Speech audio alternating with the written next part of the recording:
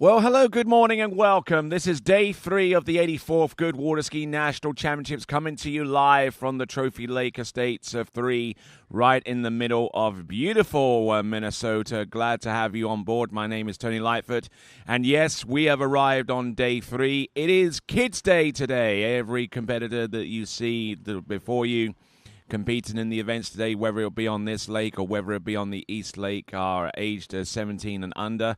And the slate of events that we have lined up for you on the West Lake is going to be absolutely fantastic. So let's have a quick look at the schedule, shall we? So we've got about 40 trickers in total, spread across those divisions that you see up on your screen. Girls 2 to 4 tricks. Then boys 3 and 2 in that order. Then we're going to go into the jump event where we have about 40 jumpers spread across 4 sections. We've got girls 4, then boys 3, then girls 5, and boys 5 jump. And yes, it is the Kids' Day today. No adults allowed, as it were. So we've got all of that to come today. Coming to you from Minnesota, the birthplace of the sport of water skiing. So we've got plenty of competitors to go. 40 trickers, 40 jumpers, and they're all being towed by the official towboats of this event. The Mastercraft, the Malibu, and the Nautique from Correct Craft. So glad to have every single one of those boat companies involved, and they have been for years and years now, and they're supported for the National Water Ski Championships, and indeed the greater tournament community in the United States is unwavering. So we've got a few moments to go before we go on to our first tricker, should be Maeva Jones, and we have 7 trickers in girls 2. 7 trickers lined up in girls 2, and then we'll have about the same number in girls 1 as we work our way down this list. Some good sounding vibes around about the start dock area for this upcoming event, which is going to be girls 2, and not only is individual bragging rights being contested here in search of the national titles, but it's also regional bragging rights as well. You'll find that most of our competitors who've qualified for the nationals have also qualified as members of their regional teams, and we'll try and keep that in mind as we work our way down this list.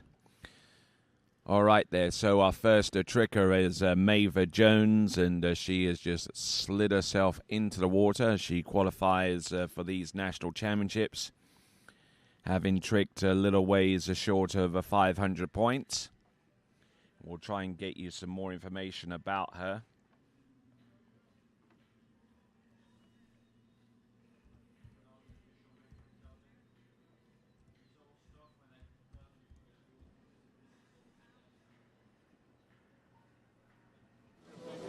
So Maeva Jones, who skis right here at the Trophy Lake Estates 3.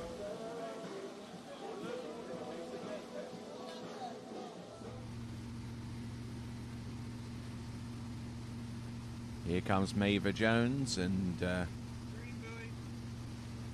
looks like she's going to do some tricks on the outside of the wake where you'll find the smoothest water away from the rooster tail.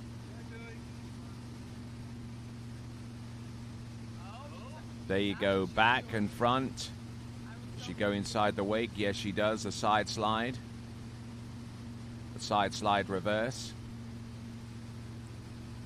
And I think that might well be it there for pass number 1. She looked like she was going to try the reverse of that trick, the reverse of the back and the front, but she put a couple of side slides after that, so she couldn't do the reverse and hope to score. Reverse tricks are almost always performed immediately after the initial trick. except in certain instances where certain tricks, by the nature of their rotation, are kind of truncated, so they have a positional trick in the middle to make sure that the reverse is performed as soon as possible. But Maeva Jones not involved in any of that shenanigans as she gets ready for pass number 2. So Maeva Jones, who tricked in the Center City record capability tournament not too long ago and scored 200 points there. And in last year's Goode Water Ski National Championships, still in Girls 2, she scored 510 points.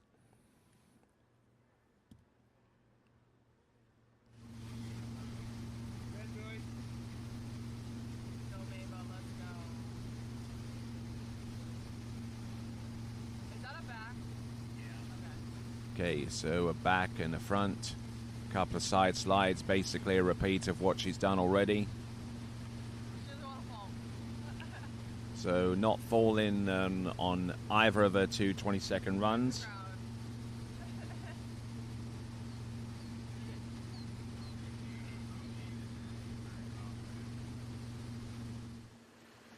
So not a bad effort there for Maeva Jones as she works her way back towards the dock.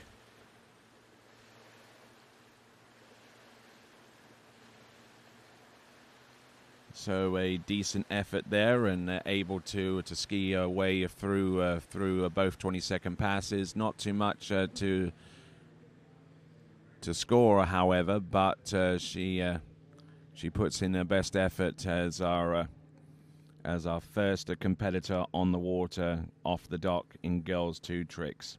So our second skier on the water this morning is Brianna Allen.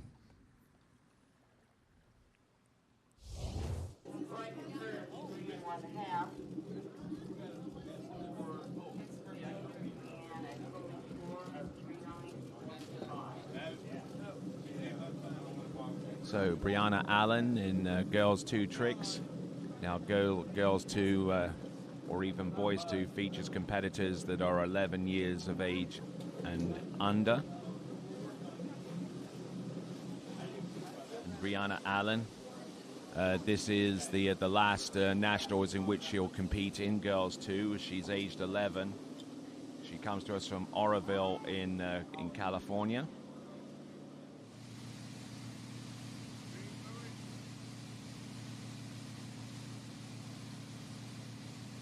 Qualified for these championships via the Western Regional Championships. There's a side slide and there's the reverse. Back and front, reverse back, reverse front. So already taken the lead, and unfortunately tries the positional to the back in anticipation of doing some surface back-to-backs.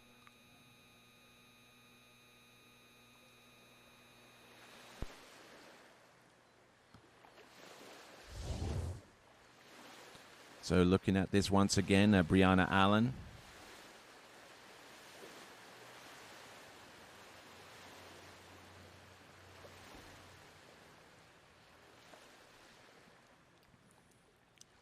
So nicely done with the first few tricks, the side slides and the back, and just didn't really fully commit to doing the reverse back again. And so she'll be getting on the back of that towboat because ski came off in the process of that fall. Or maybe not. She may be able to get the ski back on in the water.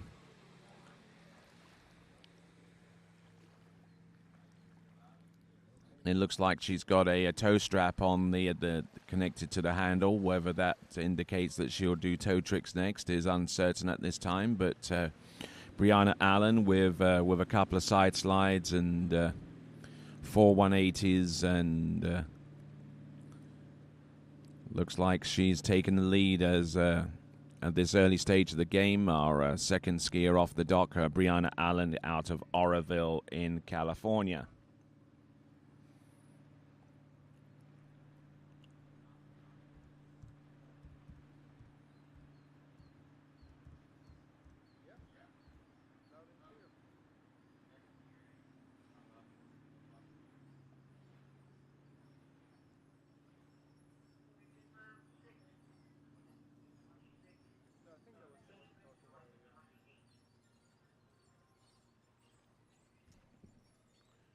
All right, here comes Brianna Allen. As I mentioned prior to her first pass, she's aged 11, which means that she ages out of this division upon the conclusion of these 84th Good Water Skiing National Championships.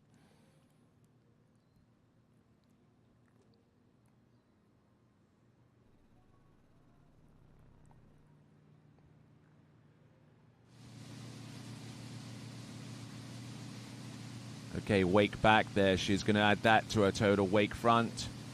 A little bit of extraneous momentum there. As she went for the wake front, and then she tried the surface O's and got caught up in the second one. She got the first one away, but it's probably fair to say that that our leader is Brianna Allen after two competitors. We'll try and get you some official point scores in just a few moments.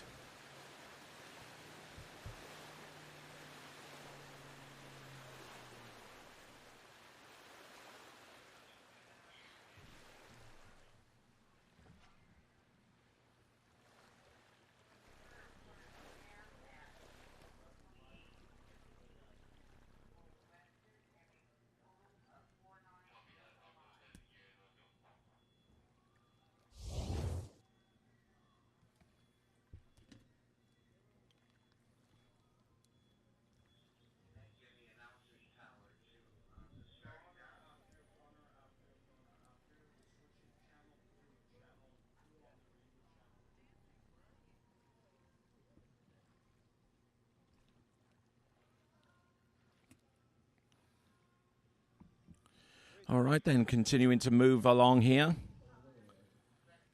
A little slow this morning for starters, granted, but it will start to pick up as we get closer towards the top seeds in this tricks event for girls too. And to that end, our next skier to take to the water, who comes to us from Hollister in California, it is going to be Reagan Horton.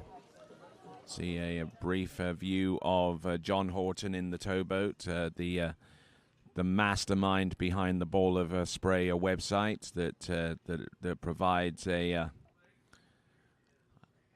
growing community of tournament water skiers, not only in the United States and around the world. Let's see what Reagan Horton has in store for us with the 2:22 passes that will be assigned to her, rocking an early model Radar Graviton trick ski. And Radar is one of our sponsors for the 84th Good Water Ski National Championships, alongside HO, D3, Malibu, Mastercraft, Masterline, Nautique, Radar, and Conley. Also, OJ Props is in the house as well, alongside Visit Central Florida Sports. So good to have each one of those on board. This competition sanctioned by the American Water Ski Association and supported by USA Water Ski. Some aggressive tricking out there for Reagan Horton. Her best trick score is just a little bit north of 1,200 points. Did that in an event in June. So has some recent form coming into these Good Water Ski National Championships, the 84th edition. And a great effort there from Reagan Horton. Some backs and fronts.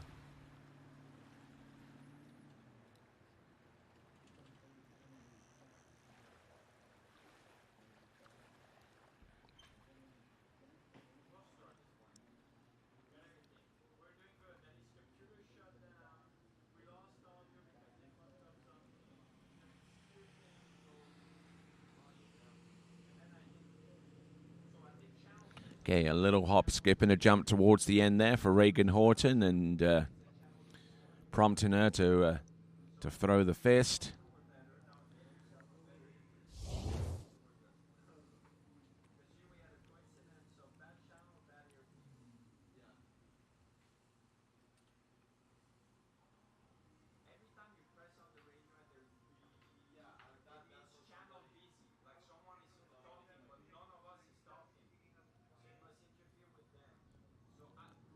All right, here we go.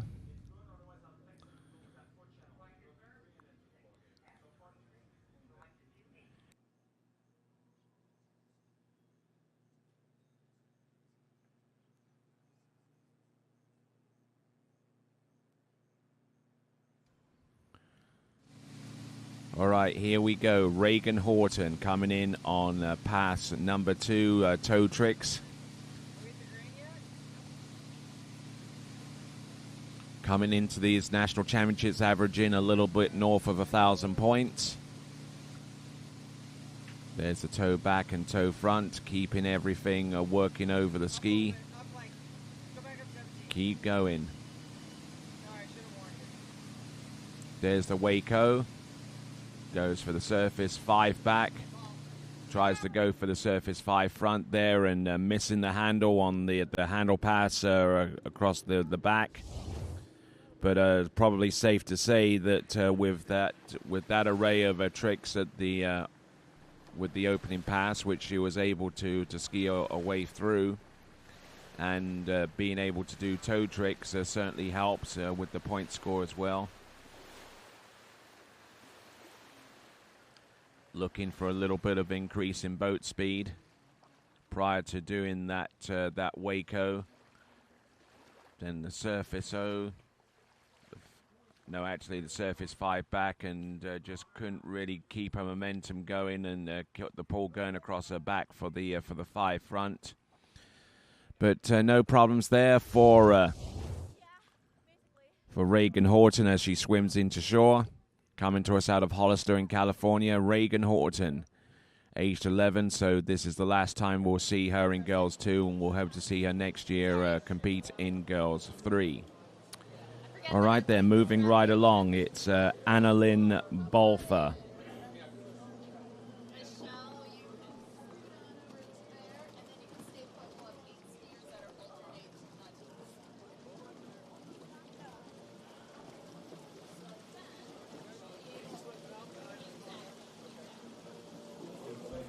So for those of you that have just joined us this morning, welcome. This is day 3 of the Goode Water Ski National Championships. This is Kids Day. All the competitors that you'll see are 17 years of age or younger, spread across the 5 divisions of youth skiing. Starting off with Boys 1, which is 9 and younger, all the way to 5, which is the division for those that are 17 and younger. And each of those divisions has about a 2-year increment in between them. But I tell you what, not looking bad there. That is Annalyn Balfer.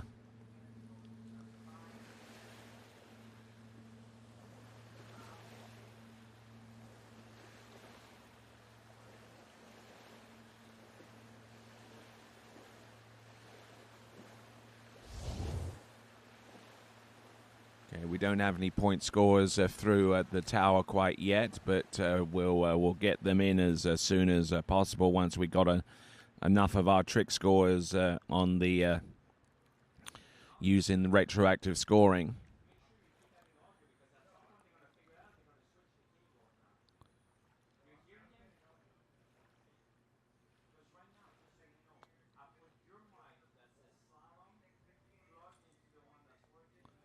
So not looking at all bad there. Keeping good knee bend, good ankle bend.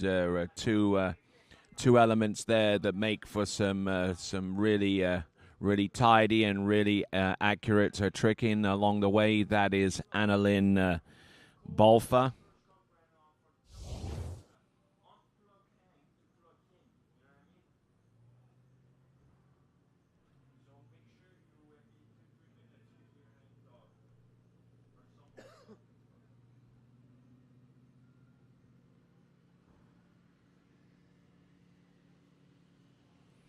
Okay, here's Annalyn Balfer. Skiing behind the Correct Craft Nautique towboat.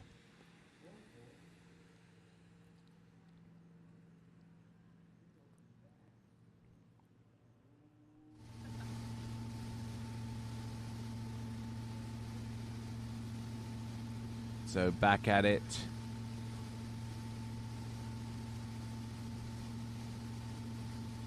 Looks like she's going to attempt toe tricks herself. Don't know if she's going to put the heel strap on. Yep. Got to admire the flexibility of some of these competitors being able to put the toe strap on without climbing up on the rope to do just that. Line back and line front. Look at this. The first time we've seen some line tricks so far this morning. But there you go. A smattering of toe tricks there. Coupled with a line back and line front. She will ski back towards the dock there. So Annalyn Bolfer.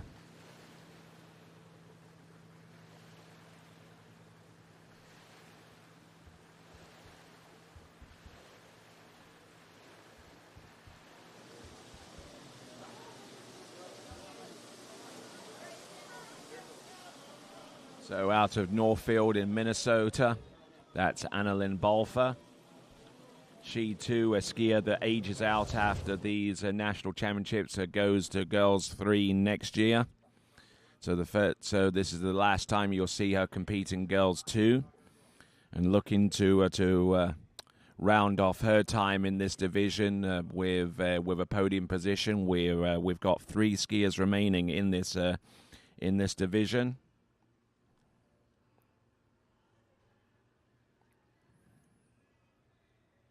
And the first of those 3 is going to be Riley Fillmore.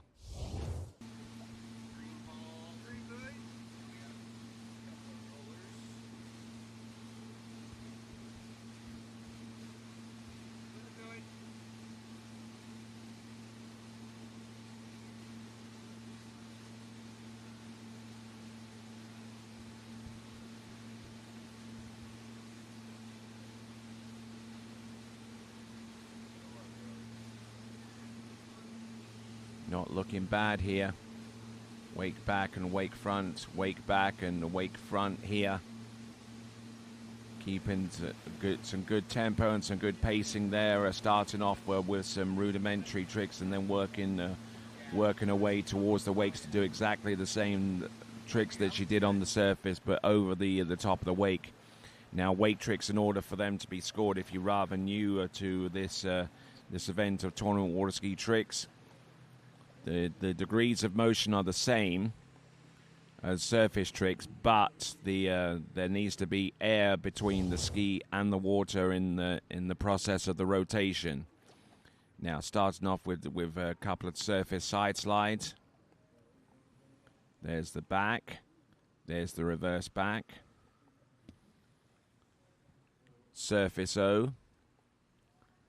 360 degrees front to front. Must be done in a constant fluid motion with no break in the middle of the spin.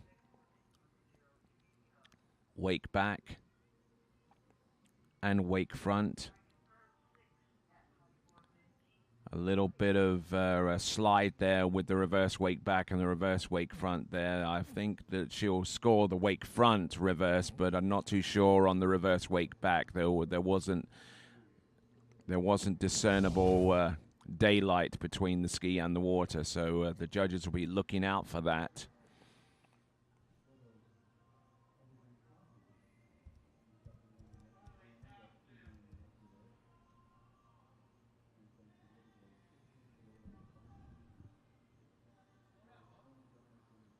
So Riley Fillmore, who actually has one more year of eligibility next year in Girls 2. She comes to us out of Maryville in Tennessee.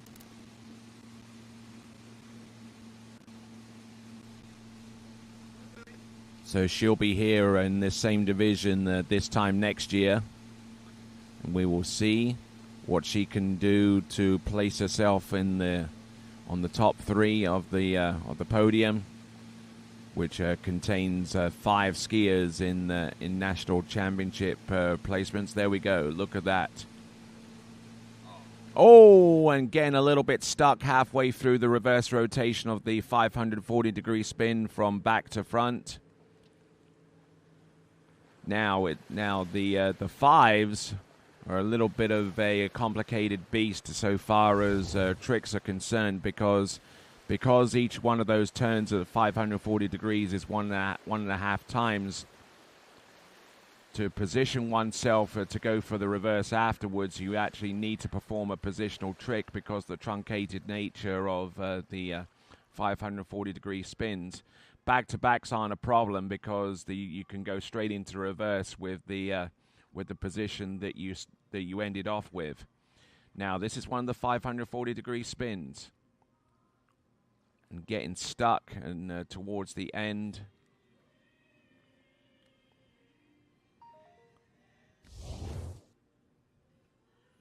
All right, there we're just seeing Riley Fillmore.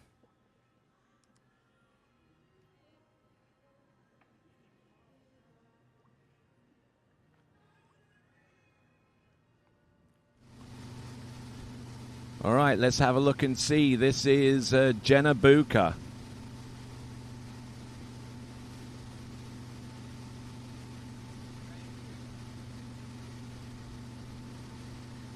Wake back and wake front. Positions herself for the remaining tricks, which includes these back-to-backs. Wake back, wake back-to-back reverse. Look at that. And she did. That was the initial one, and she throws in with the reverse. There's a surface O and tricking like a demon out there with those fives. And trying to throw in as many tricks as she can muster towards the end of the 20 seconds. You only get 20 seconds for each pass, so time was fleeting on her towards the end of that run. Position wake front.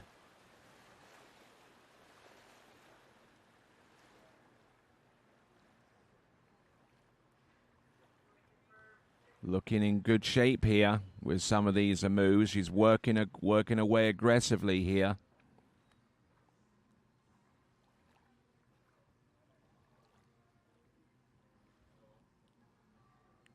There's the reverse wake back-to-back, which she started off with before she went into a regular back-to-back. You can switch. You can switch from either side if you want. There's no rule that says that you have to start with the regular before going into the reverse. You can actually swap around if you so choose. Positional to the back and tries to go for the 5 front, and unfortunately unable to pass the handle halfway through the move. So that is Jenna Buka, our penultimate skier, meaning our second to last competitor.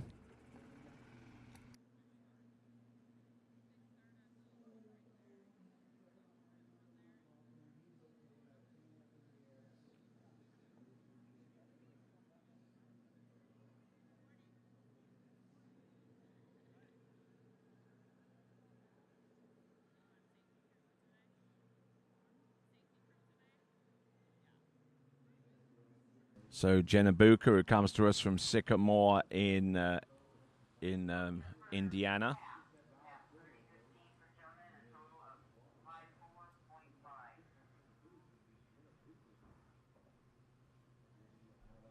So let's see what our second to last skier has in store for us with the second and final 20-second run in the Pleasant Shores tournament in Ohio.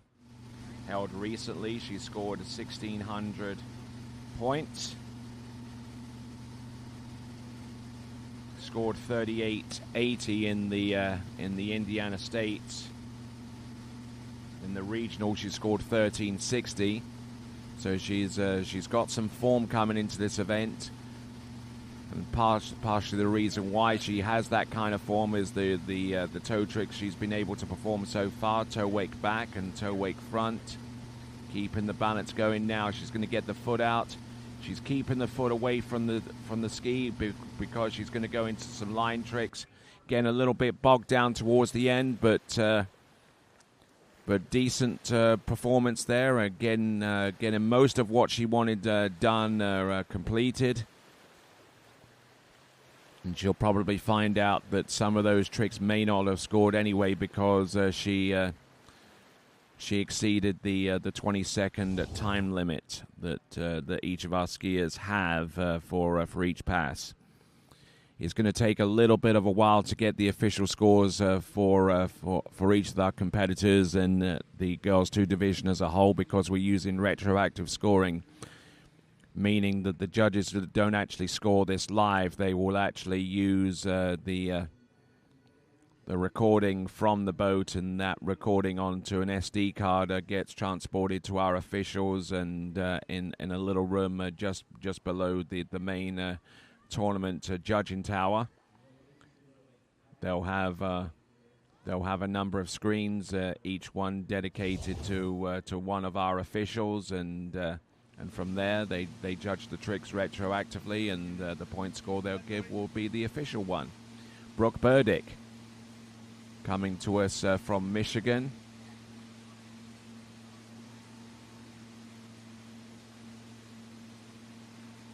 Looking good here, keeping everything going. 5 back. Couple of surface. Oh, there we go. There's another 540-degree spin. Fine. Nicely done. Looking really, really confident out there. Our number 1 seed coming into this event in Girls 2, Brooke Burdick.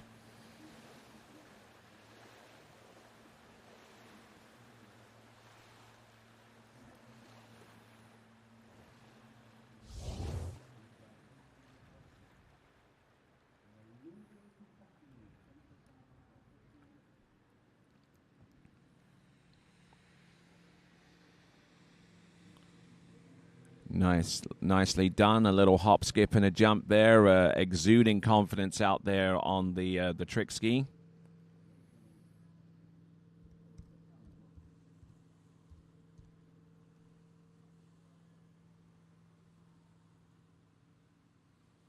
So Brooke Burdick, who ages out in Girls 2 after these national championships. So she'll be skiing in Girls 3 as of next season. Coming to us out of Brighton in Michigan. And let's have a look at some of her scores that she brought into these championships. Looked very nice there with that opening pass. And we'll make a turn around the island. We're moving through these skiers quickly. Time right now is 7:31, so in less than an hour, in less than half an hour, we've gone through how many skiers? 7 skiers.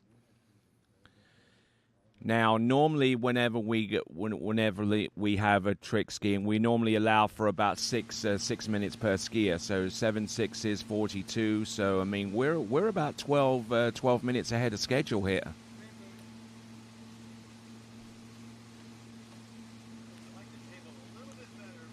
Which means that the party can start a little early for these kids at the National Junior Development Banquet that's a little bit later on. There we go. That's the toe wake back, toe wake front.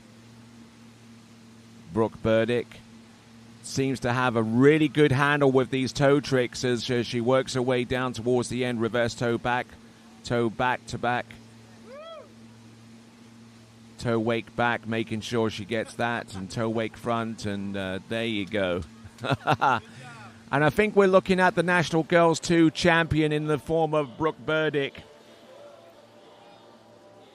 who tricked 26.60. It might be a little bit overly optimistic to expect that she will score the same here at the National Championships based upon what I'm seeing right now, but it may be enough to keep her nose in front of the rest of the competitors. So the trick run you're looking at, the second half of Brooke Burdick's performance in Girls 2 tricks. So you're looking at possibly the provisional, presumptive, however you want to call it, 84th Goode Waterski Nationals Girls 2 National Trick Champion. Brooke Burdick making her way back to the dock there, performing wonders out there on the water. And just ran out of tricks in toes towards the end, and she knows it as well. So, moving on from Girls 2, we'll go to Girls 1, the youngest division in these national championships. And Girls and Boys 1 are for kids that are 9 years of age and younger. And to that end, our next competitor up is going to be Knox Lee Fitz, who comes to us out of the South Central region.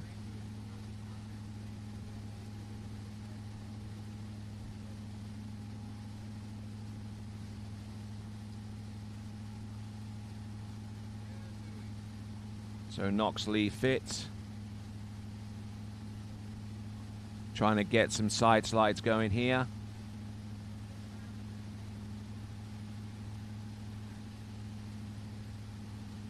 Trying to coax that ski into a back position, and unfortunately just not possessing really enough strength out there to pull enough on the line to advance herself up towards the boat to make that ski spin.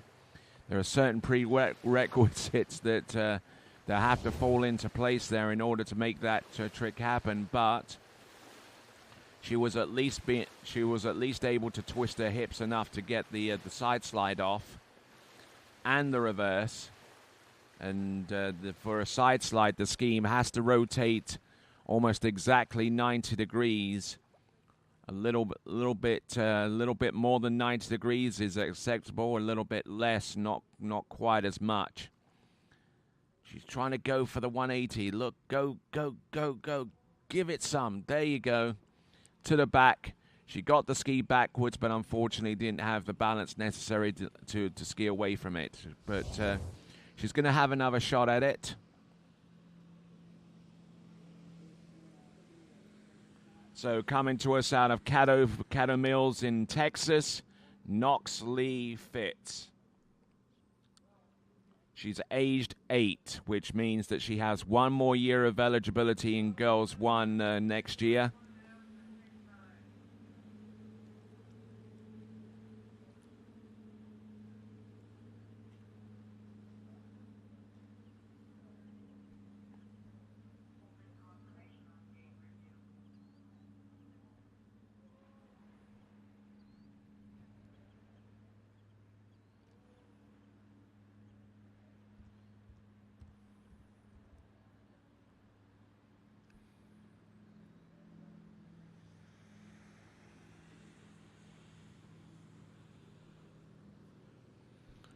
So not looking bad here at the 84th Goode Water Ski National Championships. It's brought to you courtesy of a huge array of sponsors, and they're all we appreciate them immensely for the support that they continue to give, both in the financial sense and also with material that they produce, such as Malibu, Mastercraft, and Nautique, our official towboat partners. Masterline, who supply the ropes, and we also get support from HOD3, Radar, Connolly, and of course our title sponsor of these national championships, the 84th Goode Water Ski National Championships, Goode Carbon Technologies. Goode Carbon Technologies have introduced a ski or two premiering at these national championships. More about that in just a moment. But coming in, this is Knox Lee Fitz. Now we saw Jax Fitz yesterday. I think we might see him a little bit later on the trick ski, but come on. Yeah, there you go. That's a 360. Never mind the 180. She's going for the gusto here. And they're not bothering to do anything else except fix her hair. But good girl. Fantastic effort there. She committed herself a little bit more with that one. The surface O.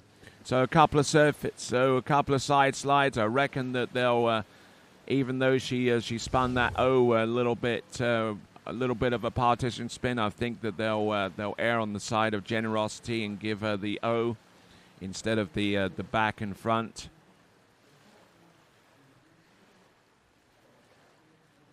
There was a side slide. She'd already done these side slides on pass number 1, so they won't be scored again.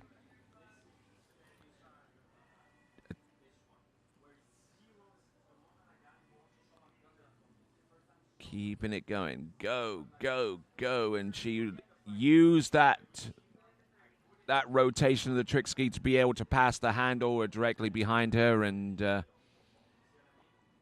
looking good. And a little bit of a smile of I don't know, of joy or embarrassment. I don't know which one of the two, but skiing into the dock then knocks Lee fits.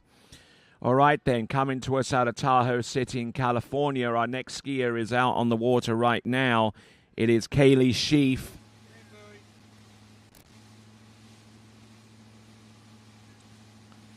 Continuing on with girls 1 tricks.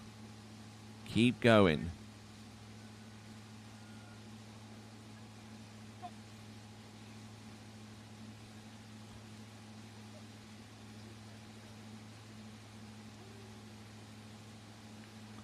Surface O, come on. The boat speed isn't particularly quick. Very rarely is with girls 1 tricks at this level. Tried the side slide, and I think she did an O afterwards, but she's taken the hand off the handle. A little bit of showmanship there, or show personship, I should say, just to be gender neutral.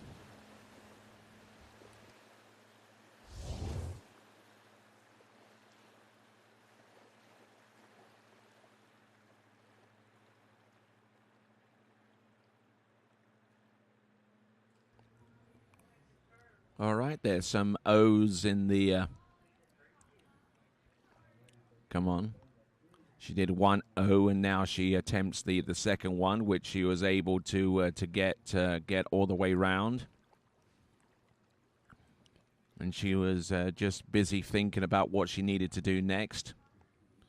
The 180s are, in comparison to the O, even though the spin is 360 degrees compared to a 180, it's somewhat easier for skiers of this level, of this age, to actually do an O, because you pick up a little bit of momentum and you use that to go with that trick. Notwithstanding the fact that the starting position is forwards and the ending position is also the same as the starting one.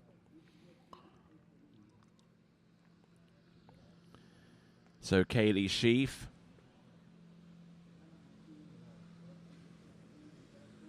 Scores coming into these national championships, I wouldn't imagine they would be terribly high.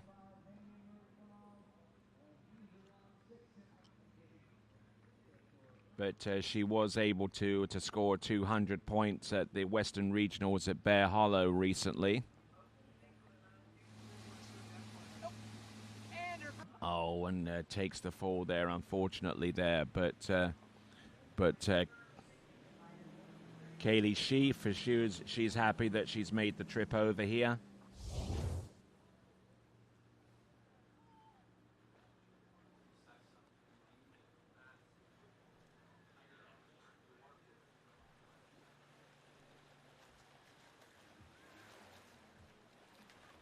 All right there, so Kaylee Sheaf, she's got a little bit of a smile on her face, but her championships is done.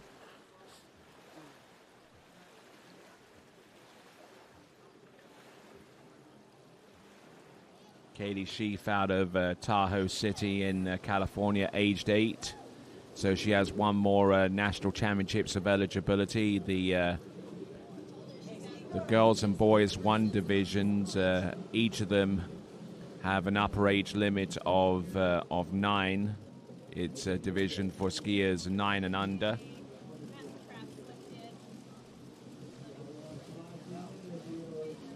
So let's have a look and see Rowan Mickelson.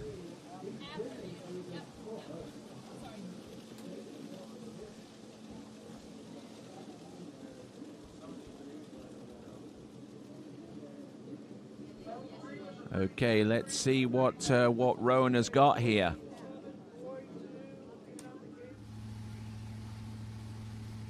Would probably start with a couple of side slides. Rowan Mickelson coming to us out of Minnesota, age 7.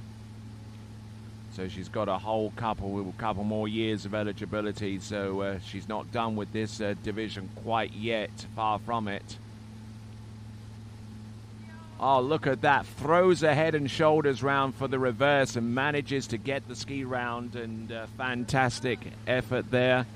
Minnetrista, Minnesota is where she hails from. Aged 7. That is Rowan Mickelson. The boat is barely out of idle at this point. Be curious to find out what her selected boat speed is, but I don't think it's I hardly think that it breaks double digits at this point. It's so light and that it's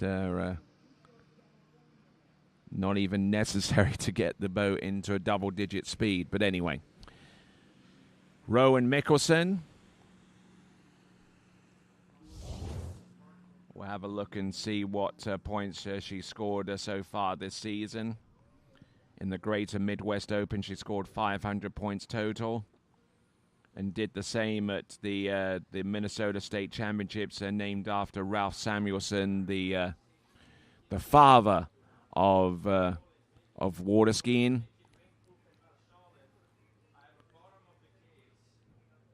First created water skis and would subsequently go on to create the sport itself on July the 22nd, 1922. And at that time, there weren't any boats powerful enough to get him out of the water, so he had to use the increased power of a seaplane to do the job.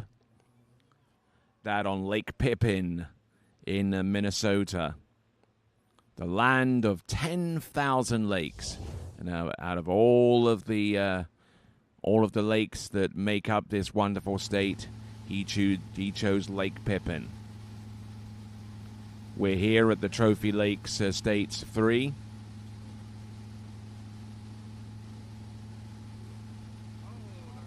Oh, and tried to go into some back-to-backs, but unfortunately weight distribution on the ski was a little bit skewed, so unable to hold on to that. But a decent run, it has to be said. Was able to get through pass number 1 and looking to try and increase a points total for pass number 2. Well, she got the first back-to-back away, so she gets the points for that. But the reverse, she fell on that trick, so she will not get the point scores for that. And I think that she'd already done the 180 on the first pass before anyway, so she'll get that scored as part of pass number 1. All right, this is Girls One Tricks here at the 84th Goode Water Skiing National Championships. I'm Tony Lightfoot, and glad to have the pleasure of your company here once again in the glorious Minnesota, the land of 10,000 lakes.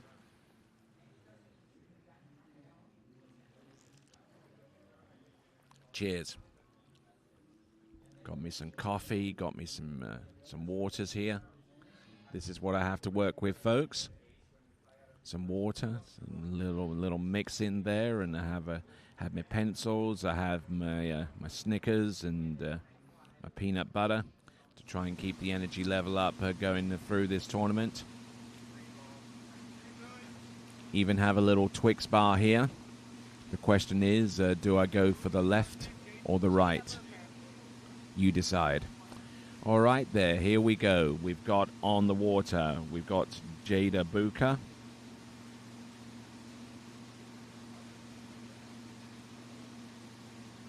Oh, look at this. Jada Buka up weighting and down weighting and keeping her position, keeping the fire going, stoking it up here. There was a surface O, and she, I'm sure that she was given some instruction from the boat. Just keep going, throw some tricks. If it doesn't score the first time, it will score the next time. And that next time is probably going to be the second 22nd pass. if it is hand tricks. I would imagine that she has some toe tricks to follow, and there is ample evidence to the latter because she has a toe strap, and we may see her perform toe tricks with the next pass. This is Jada Buka.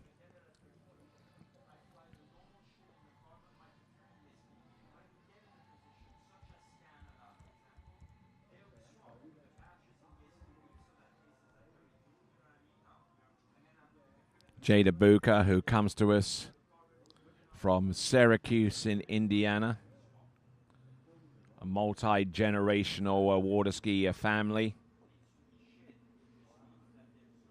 And Jada Buka, for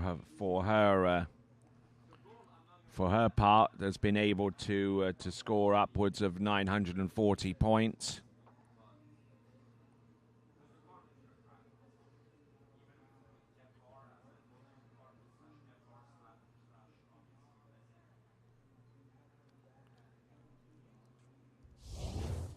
Jada Buka going round the turn island. She's age 9, which means this is her last nationals of Girls 1 eligibility. So she wants to finish off this division in style before she moves on up to Girls 2.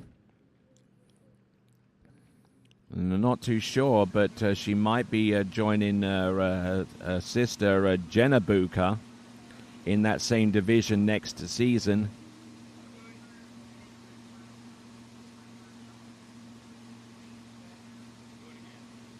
Here we go. Toe back and toe front. Not terribly stable with toe tricks. A penchant for up weighting on hand tricks may have carried over to toe tricks, which isn't always the best way to do them, mind you. Surface O's, does she have anything left? She's got a few seconds left. Time's a wasting here. Surface 7, yes! Like what I'm seeing here.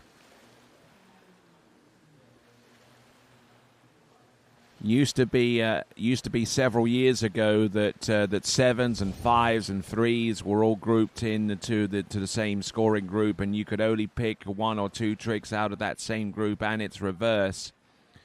So those that in the past were kind of restricted on what surface tricks that can do have a virtual free-for-all now. They can do any kind of spin at any time with the initial and the reverse. They can do 3s, they can do 5s, they can even do 7s, and if they're really, really frisky, they can try 9s if they wanted to, but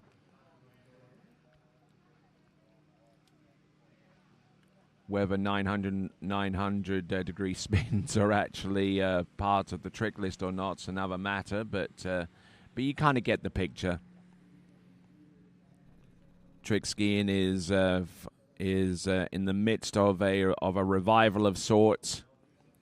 There are more and more manufacturers of trick skis now than there've ever been.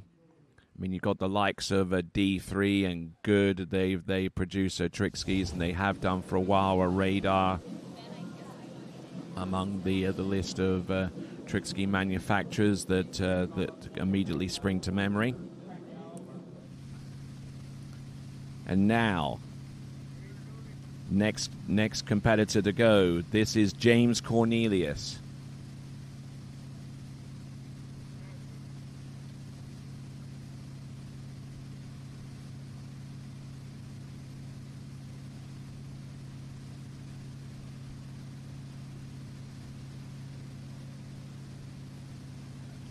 Looking good for the first few tricks here. There's a 360 degree spin. Here comes the reverse. Throws the shoulders in, but managing to catch herself at the end to prevent the fall. Does she have anything else? I don't think she does, but there is a James Cornelius.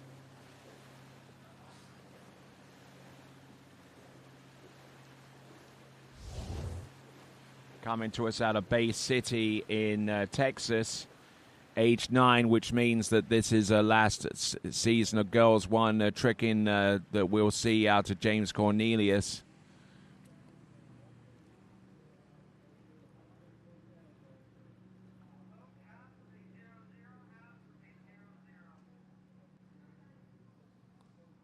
James Cornelius looks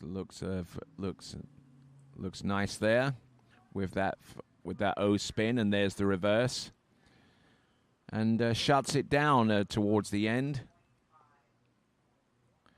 No, actually, the trick that you saw her try to recover from, she actually attempted to pull off a 540-degree spin from front to back, but didn't quite have enough momentum or enough advance up on the boat to make that happen.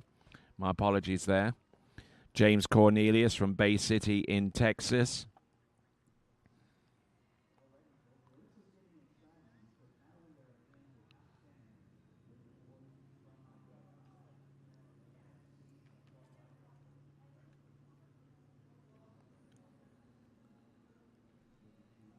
So James Cornelius, kind of a strange name for the person that is tricking right now. But if a boy can be named Sue, I guess a girl can be named James. Yeah.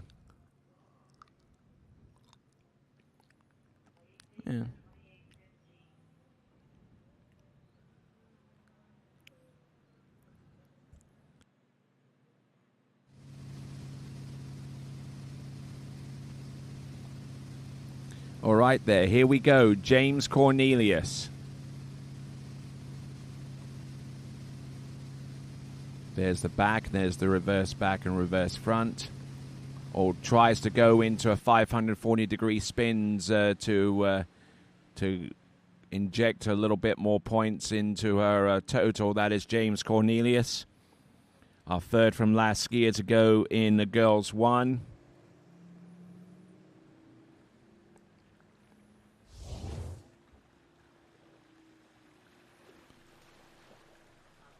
Almost getting trapped there on the first spin at the beginning of pass number 2. But able to keep the handle down and close to her body, except for that moment where the ski started to catch and she wanted to have no part of a pretty hefty fall. So she let go of the handle at that moment. So, a skier coming up next is Paxton McCullough.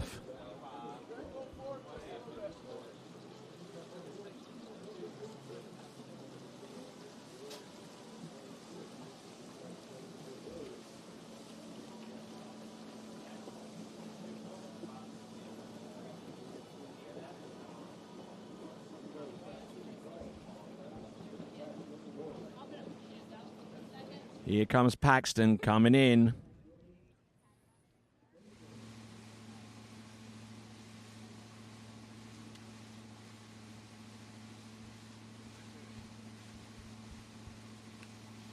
Going through the motions with the first few tricks.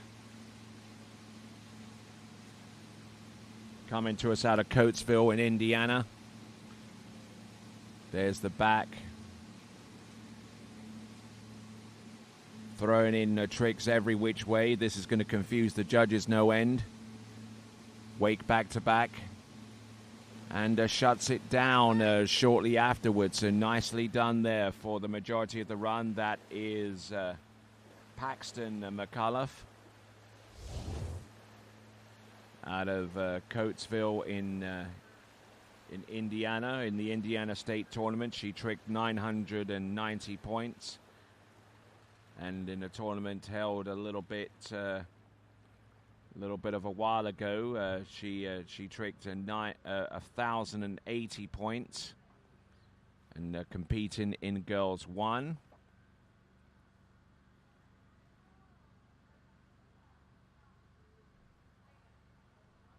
So Paxton McCullough, age 9.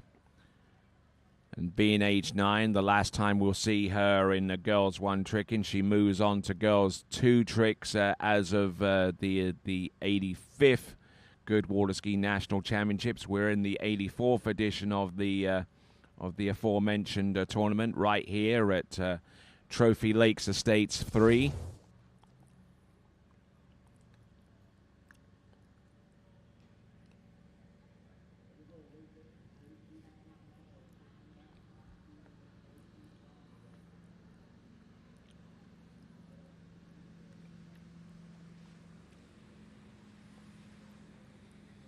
Okay, now Paxton McCullough.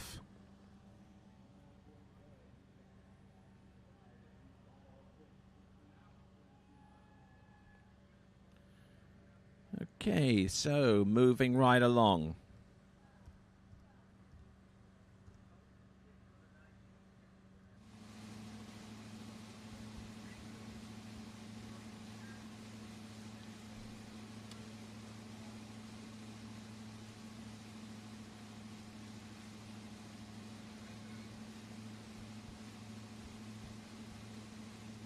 Toe back and toe front. Looking to knock down a few tricks here. Toe wake back here. Toe wake front there. Nice air. Nice elevation there. Get the foot out. Come on, come on. Go on. Get up. There you go. Keeping the foot out of the ski. Line back. Oh, and that trailing foot going beyond the front foot and spelling a little bit of disaster there for our skier, who is Paxton McCullough.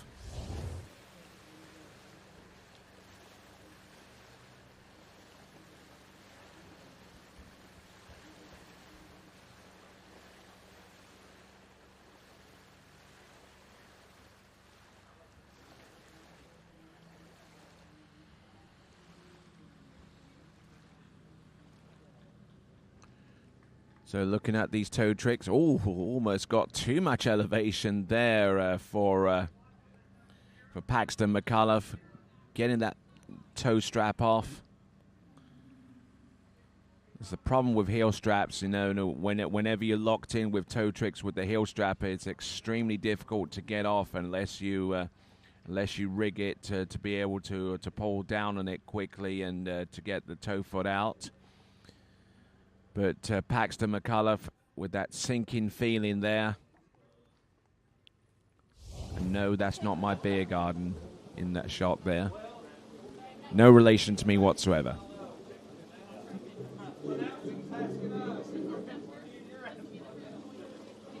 All right, we're down to our last skier. This is Reagan Mikkelsen. Another skier who ages out of this division as of the end of this tournament. She'll be girls 3. She'll be girls 2 next year. So too will Paxton McCullough, who I mentioned a little bit earlier, going to girls 3. Got the age categories a little mixed up there for a moment, but skiing in her last tournament in Girls 1 is Reagan Mikkelsen from Minnetrista in the great state of Minnesota. This is Reagan Mikkelsen. And going through her opening pass, looking very, very sweet indeed.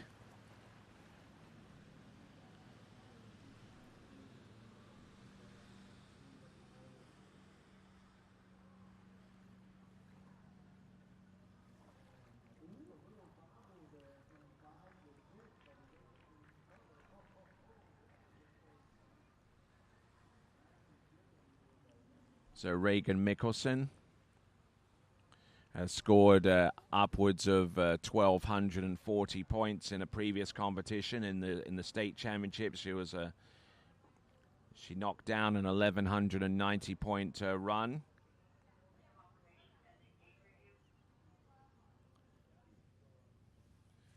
And looked good enough to end off her pass early on pass number 1. And she's got one more pass of tricks to go.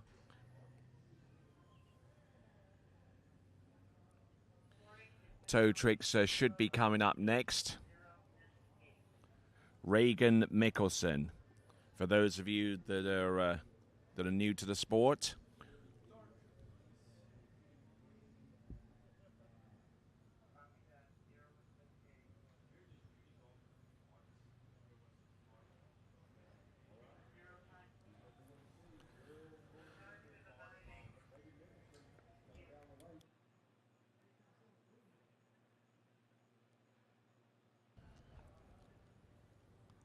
All right, so we got Reagan Mikkelsen setting the boat speed up for about 12 miles an hour. On pass number 2, about half a mile an hour difference between one and the other. The trickers have full autonomy over their boat speed, their line length, their ski choice, even their boat choice. Which is why a few skiers out there are opting to trick behind a Correct Craft or a Malibu or Mastercraft. The choice is theirs between the 3 towboat partners. And, Reagan Mikkelsen, who was shooting for the girls' one national trick title, coming up a little bit short on that surface move, and that might have just handed the victory over to Paxton McCullough. But we'll see if we can try and get some scores, furnish you with some scores from our earlier divisions in the trick competition. No official scores have been released yet for either Girls 2 or Girls 1, and we've just concluded Girls 1 tricks as we now work our way to Boys 3 tricks, and Gavin Thomas will be our lead-off skier in that division. Reagan Mikkelsen, for her part, just got a little bit caught on that surface spin, and in the water she goes. That concludes Girls 1 tricks. We now move on to Boys 3 tricks.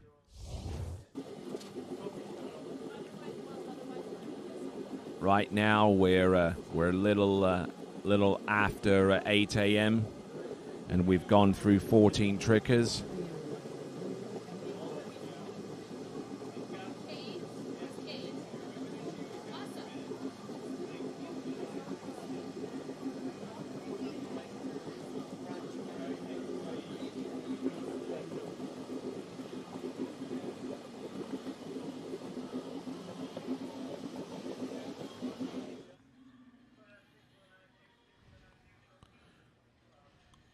So continuing right along here. Now we're tricking at a pretty hefty pace now. Gavin Thomas here, our first competitor in Boys 3 tricks, averaging just a little ways short of 500 points going into these national championships. Trying to edge there and find a little bit of clean water for the sides. There we go, that's the surface O. And goes for the back, although inexplicably tries to pull with one arm to make that happen, whereas if you pull cleanly with two arms, you double the amount of pulling strength, and you can advance up on the boat a little bit more.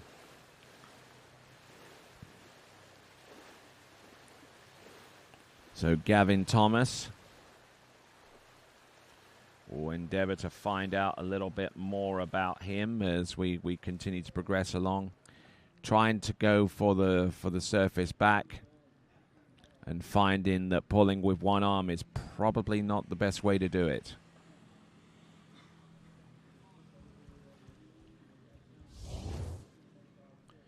All right, we're just a little past 8 o'clock in the morning here in central summertime in the middle of Minnesota, and we've gotten through 14 trick skiers in that time.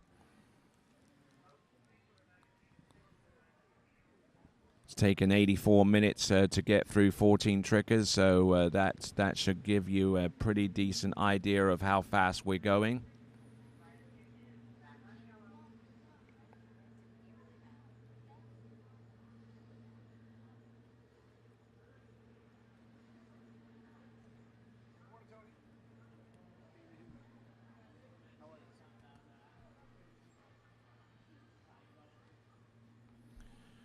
All right, as we've got a little bit of time, and why not subscribe to the TWBC YouTube channel? There you'll get instant notifications as to the next time we go live, and also be a part of the live chat. I'm sure that we have at least one or two messages out there this morning. I'll check here from time to time, so you can have your little shout out, as it were.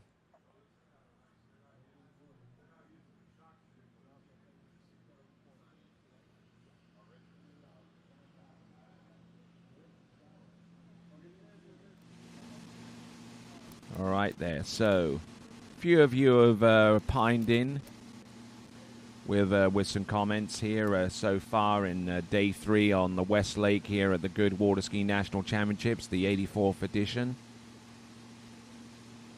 Gavin Thomas, let's see what he's got. Oh, he goes for the wake back, and he nails that one. Goes for the wake front. Oh, goes for the wake. Oh, look at him go. Losing some points there as he falls, but kind of surprised me a little bit with the wake back. He struggled to try and do a surface back, but absolutely stomps this one. Look at him go. Then he holds on, edges backwards. A little bit of wake skate styling going on here, I do have to say.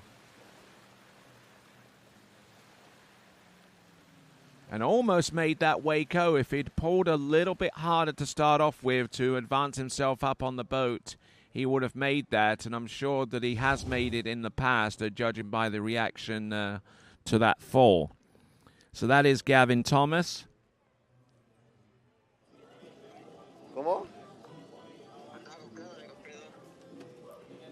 So now we're going to go to James Irvin, our next skier, skier number 2 in boys 3.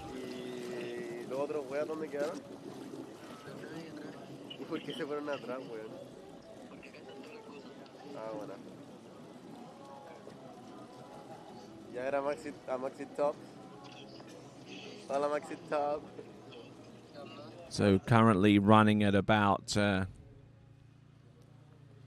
would say about almost 5 or 6 minutes per skier. If we're running at 6 minutes per skier and we've done 14 of them, then that would be 84 minutes, and we're already about 24 minutes ahead of schedule here, which means the day's going to be relatively short in that respect.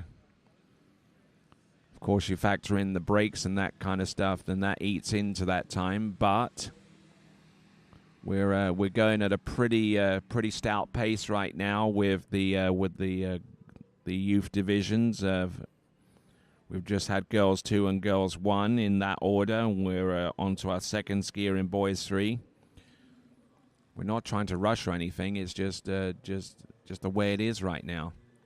I'm Tony Lightfoot, and glad to have the pleasure of your company here at the 84th Goode Water Ski National Championships. Big shout out to our sponsors, OJ Props and Visit Central Florida Sports, among our many supporters of tournament water skiing in the United States, along with Goode D3, HO Syndicate, Radar, Connolly, Masterline, Malibu, Mastercraft, and Nautique. And going down a little bit early with that opening pass is James Irvin.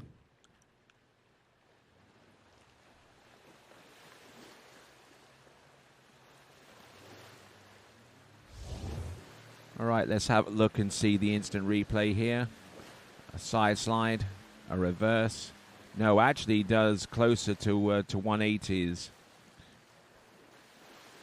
So he actually fell on the 180 coming back, the reverse 180 coming from back to front. So whatever tricks that he has in store for us have now got to be assigned to the second pass to see if he can try and boost up his point score.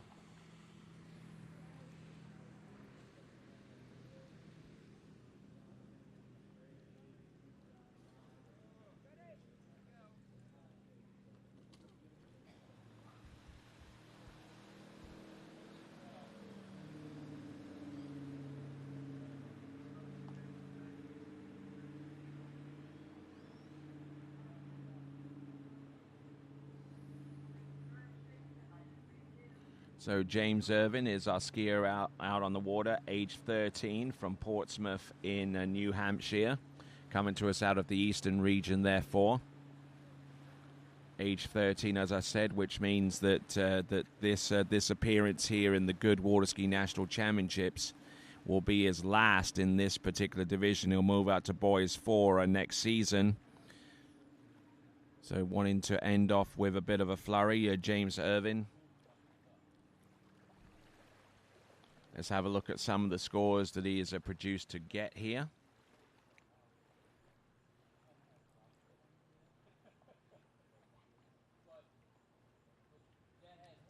Qualified out of the Eastern region with a second place finish in boys 3 with his best point score of the season of 820. But he has an opportunity right here and now to kind of redeem himself for that early 4 on pass number 1 and see what he can do beyond the scope of what he's done already. Boys 3, this is James Irvin.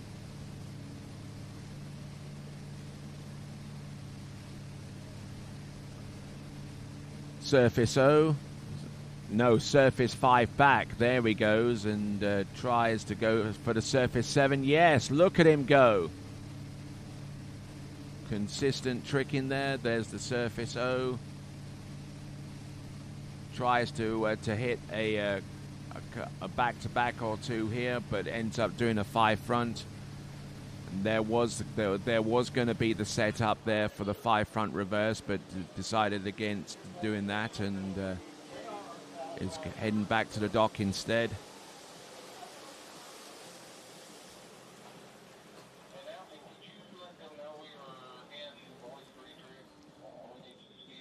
So coming to us out of the Granite State of New Hampshire, this is James Irvin.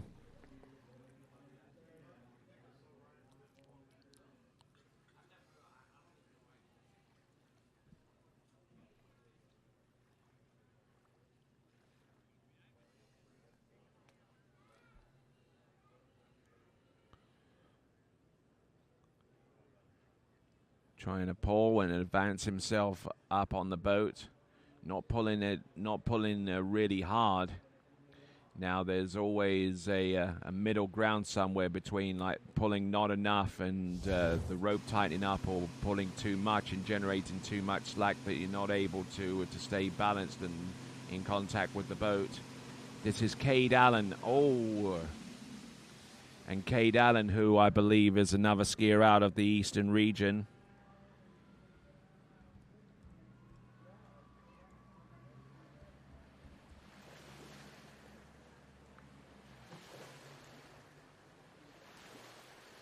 Cade Allen, who actually scrub the notion that he's from the Eastern region, comes to us actually from Oroville in California.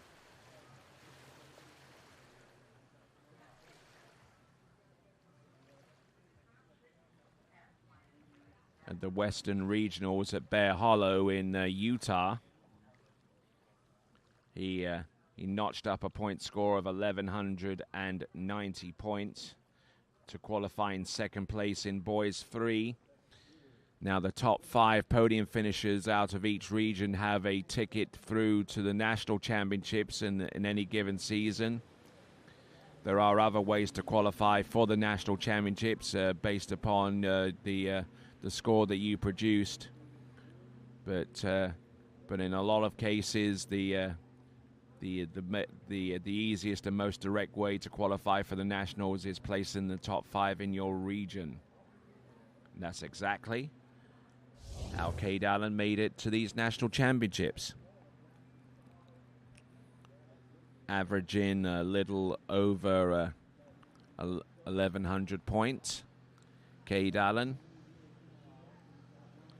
This is boys 3 tricks, and boys 3 is dedicated to those competitors that are aged 13 years of age and under.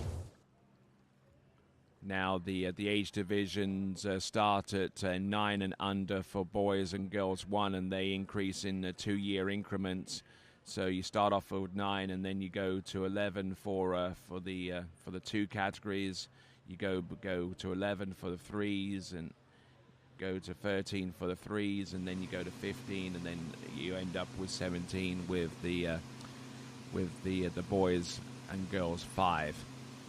Here we go. This is Cade Allen Oh, and going down and going down hard there with the Surface O, and he grimacing a little bit there with his performance there. So certainly not going to get anywhere close to the point score that he used to qualify for these national championships, which was around 1,190 points at the Western Regionals.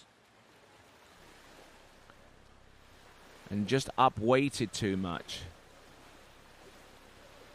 Had some knee bend coming in, which would have provided him with a little bit of more stability to allow the ski to rotate round fully, but in this instance, he decided to up-weight to try and get the ski spinning, and whenever you up-weight and bring the handle pull up high with it, the likelihood of being able to turn that ski without catching an edge is minimal at best.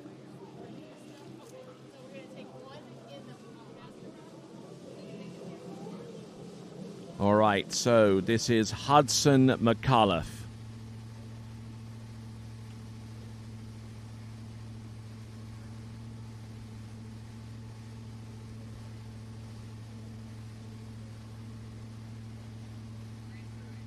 From Coatesville in Indiana, requesting a little bit more boat speed, and the zero-off system allows for the competitor to select any boat speed that they choose, and can increase the boat speed in increments of 1/10 of a mile an hour.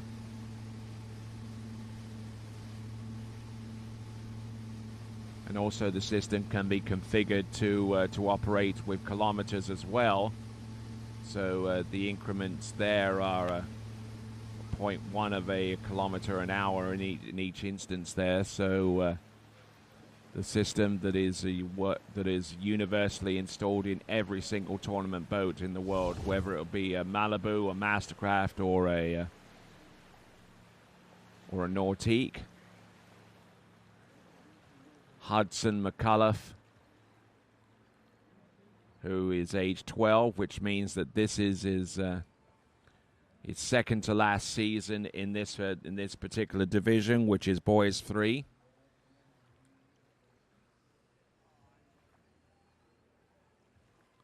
Tricking with Old Glory, both above the waist and below.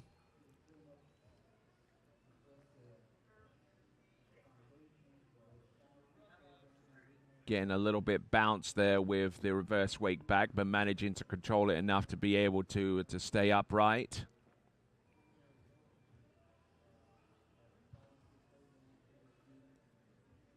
Couple of side slides at the end.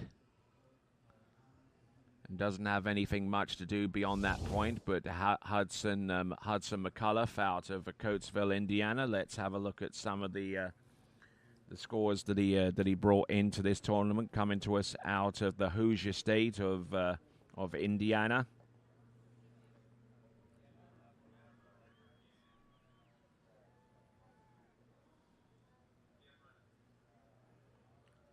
Tricked 1,470 points in one tournament, 1,350 in another. In the Indiana states, he tricked 1,330. So this is Hudson McCullough, our fourth skier off the dock in Boys 3.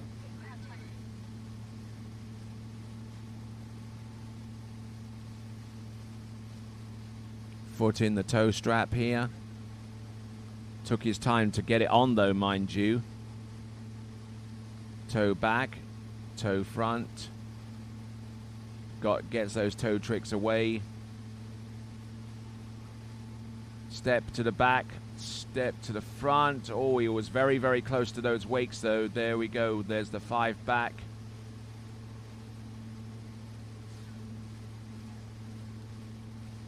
Spinning away like his life depended upon it. There you go. There's a couple of side slides at the end, and and catching the edge there. That's going to feel good. That is Hudson McCullough, our fourth skier off the dock in Boys 3.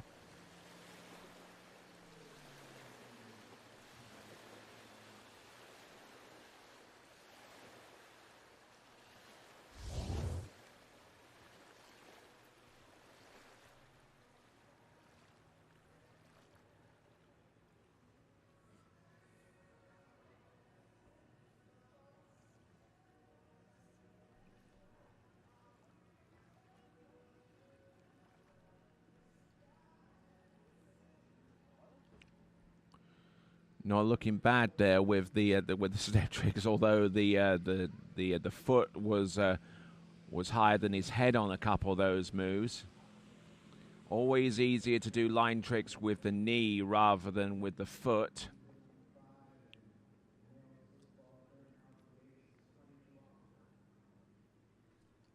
And seemingly quite well balanced on that trick ski. Nicely done there. That is Hudson McCullough.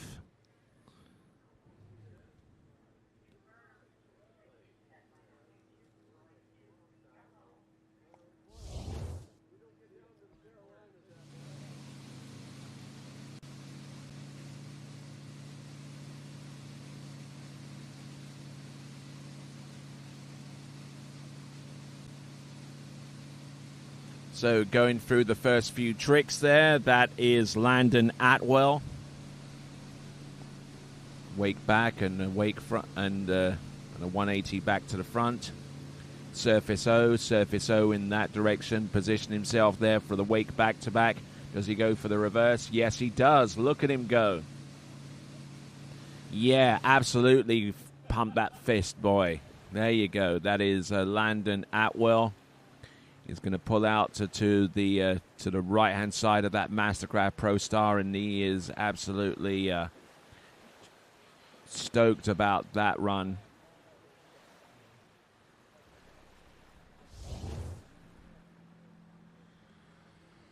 So Landon Atwell.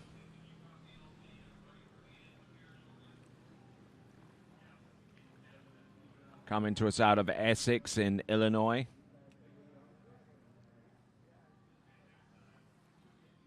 Age 13, which means this is his last nationals in this category of boys 3 before moving on to boys 4, which is 15 and under. Skiing in the division that he has the upper age limit for. Age 13, Landon Atwell.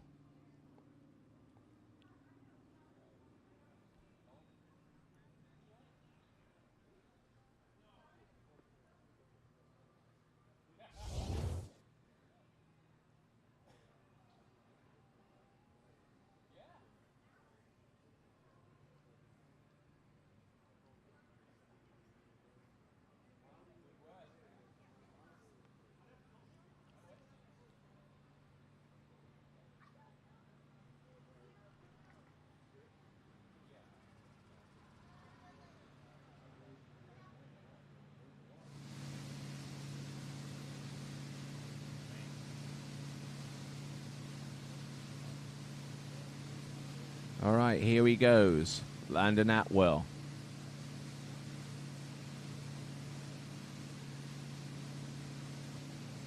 Oh, goes for the 5 front, and he was just a split second away from being able to land that and ride that trick out. That is Landon Atwell.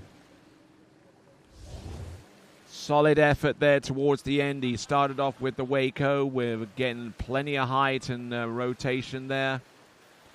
Went in for a surface 720. And I think that he complemented it with the reverse. A little bit of a break in the middle, but I don't think the judges will catch that. Surface 5 to the back. And surface 5 to the front. Now winds it on here. Picks that ski up and gets a good rotation. Now, here's the deal. He did that 5 front from back to front, but there was enough of a pause between the landing on that one and the time that he fell. So he might actually get that 5 front, starting off in the back position, spinning 1.5 times and landing forwards. But let's have a look and see what we've got here for Walker Fillmore.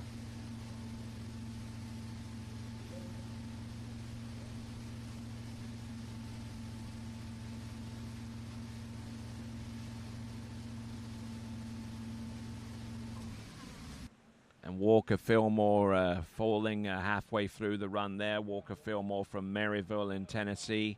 age 12, which means that that this is his second to last appearance in these national championships in boys 3. We're halfway through the list right now. We've got 13 skiers on this list for boys 3. We're on skier number 6.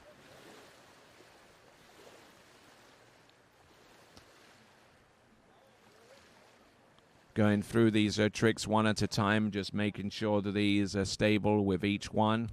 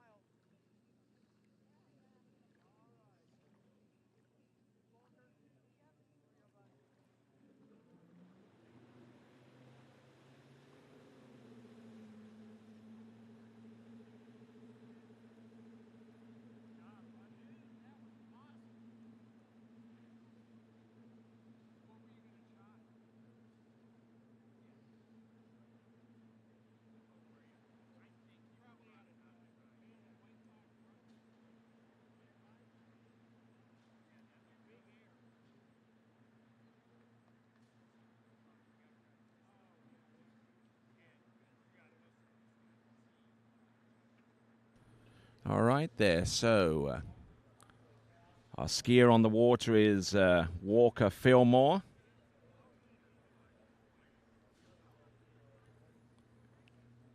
I don't know if he's ever looked at his genealogy, but the name of Fillmore is a familiar one for anyone who's studied presidents of the United States, of which Miller Fillmore was the 13th one.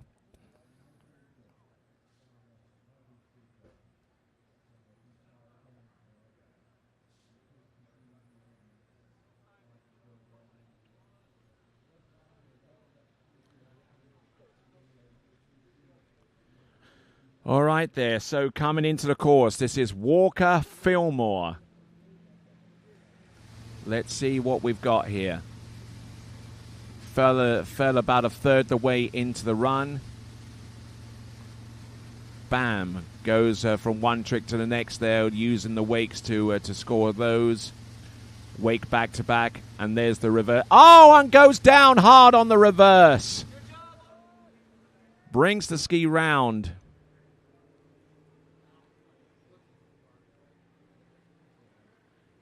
Taking a hard fall there, and I'm sure that he had some surface tricks to match out to what he'd already done. So there we go. That is Walker Fillmore.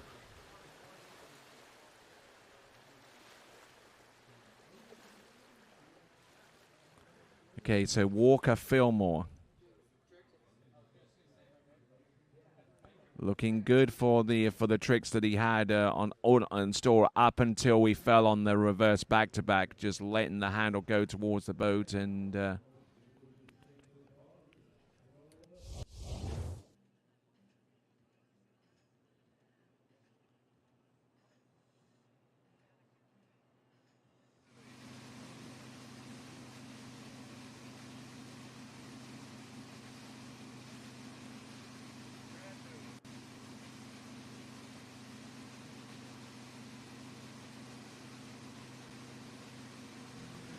All right there. So coming in, we've got Anders Gustafsson, a positively Scandinavian name, I would imagine. Oh, and Anders getting into a little bit of bother there with the first few spins here. A tall drink of water there for a boys 3 competitor. I do have to say, a little bit taller than what you would normally expect from an athlete who has an upper age limit of 13 within this category. So Walker. So we've just seen Anders Gustafsson. Looking at his instant replay, nice looking vest, I do have to say.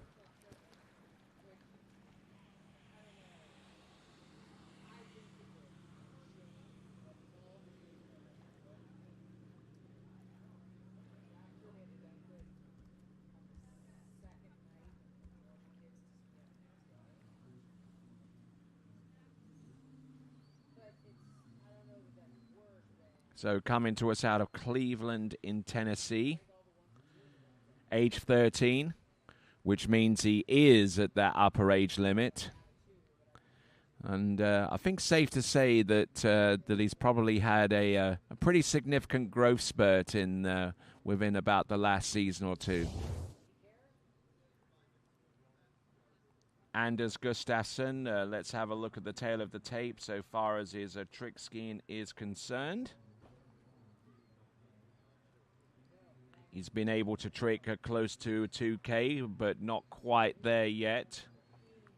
Tricked 1,800 points in one tournament. Stillwater full record 1,780, so performed that in the calendar year 2025, but within the tournament year of 2026. Here comes Anders Gustafsson. Oh, just trying to control his momentum here. Toe back, toe front. Preceded it with the toe wake tricks, reverse toe side. Does he get the foot off his toe strap? No, he goes for the reverse back toe surface back to back, trying to stay on top of the water. But Anders Gustafsson displaying some positional traits of skiers like the late great Tori Baggiano and Corey Picos from back in the day. And they were incredibly tall trick skiers as well, so having to deal with the challenges that come with being able to stay on top of the water whilst being overly tall.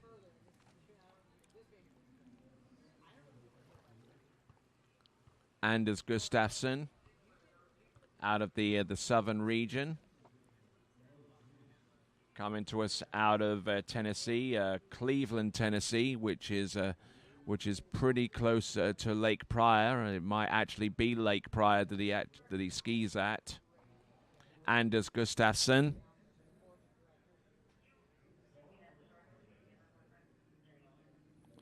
So Wyatt Cornelius is going to be coming up fairly soon. And I think that he's in the trick course around about now, judging by the boat. Judging by the noise of the boat, I should say.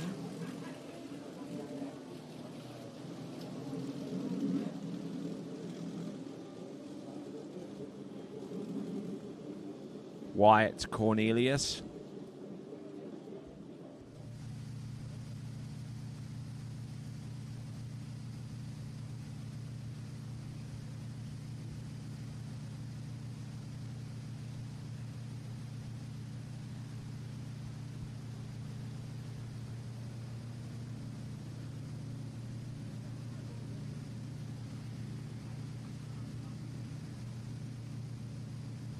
Really going in for his tricks there, staying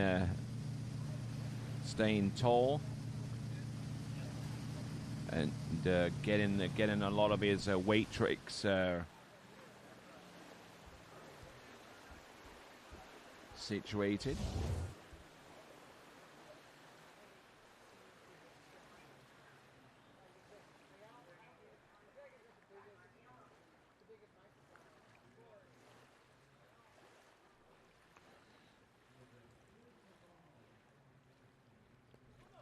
So Wyatt Cornelius going from one trick to the next.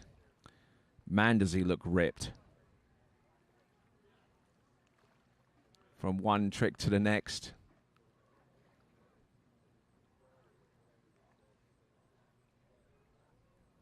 And he's using the lightness that his frame and physique affords to him to be able to pull off each of these tricks one at a time, and doing a grand job in the execution for each one.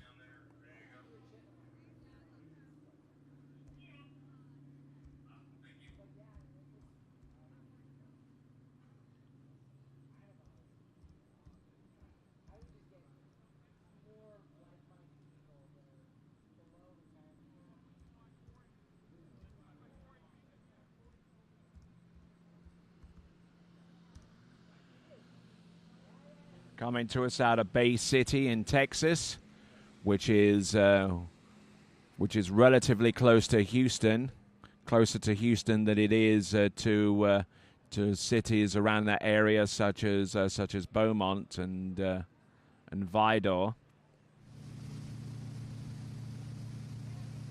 Here we go. This is Wyatt Cornelius.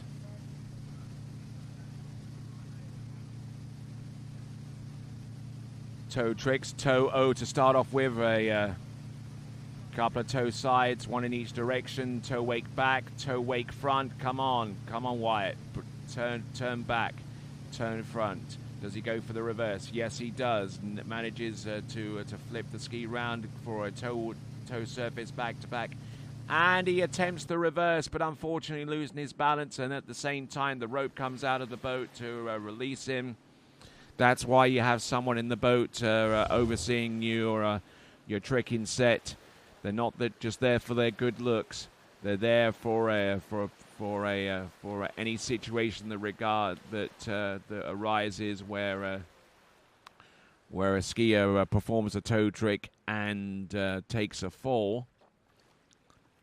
Now, because of the nature of toe tricks, the toe foot would still be locked into the handle if the line was still tight and the boat was still going. It would drag the skier significantly down the lake. So we have to have the safety measure of being able to release the rope from the boat, and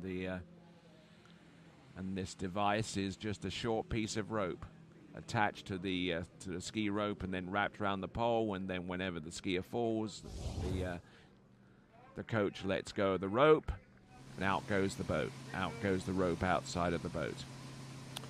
All right then, so moving right along, we have got Jacob Buka with 5 skiers from the end in boys 3.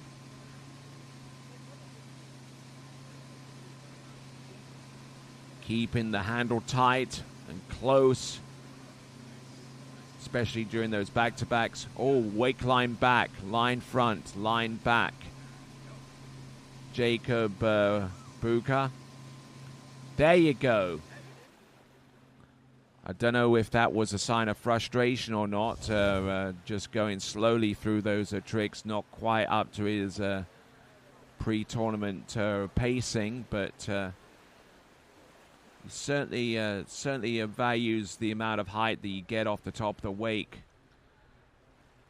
Certainly places a high premium in being able to get those wake tricks nice and clean.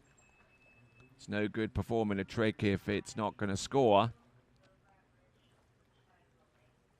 And a little bit of a delay there with the knee going over the line. And I'm not even too sure whether the knee actually made it over the line first or the foot did. But he exhibiting extraordinary balance in it, being able to do that trick and to do the remaining 3 in the step sequence.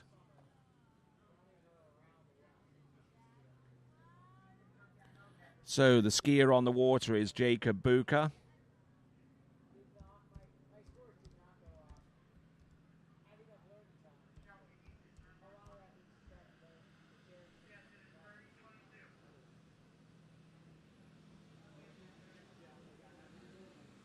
So Jacob Buka, age 13, again, last season in this division of boys 3. Always an easy way to remember for the age category of girls and boys 3. It's 3 for 13, and then you can work in either direction for the younger youth divisions and the 2 older ones as well. Jacob Buka going through toe tricks, toe back to back. There we go. There's the toe side and toe side reverse. Nicely done there for Jacob Buka from Syracuse in Indiana, the Hoosier State.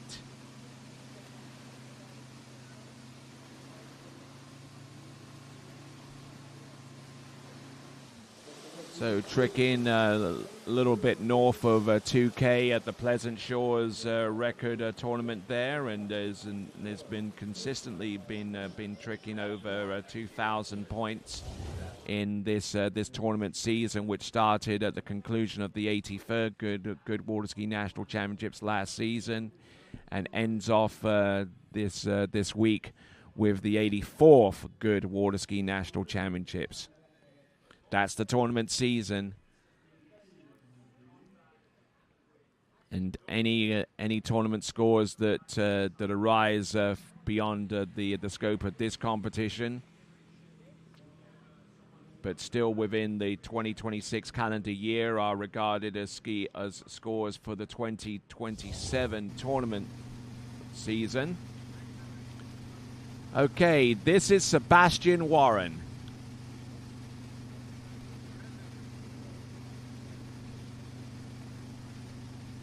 Toe tricks first. The first time that we've seen this placement of this pass.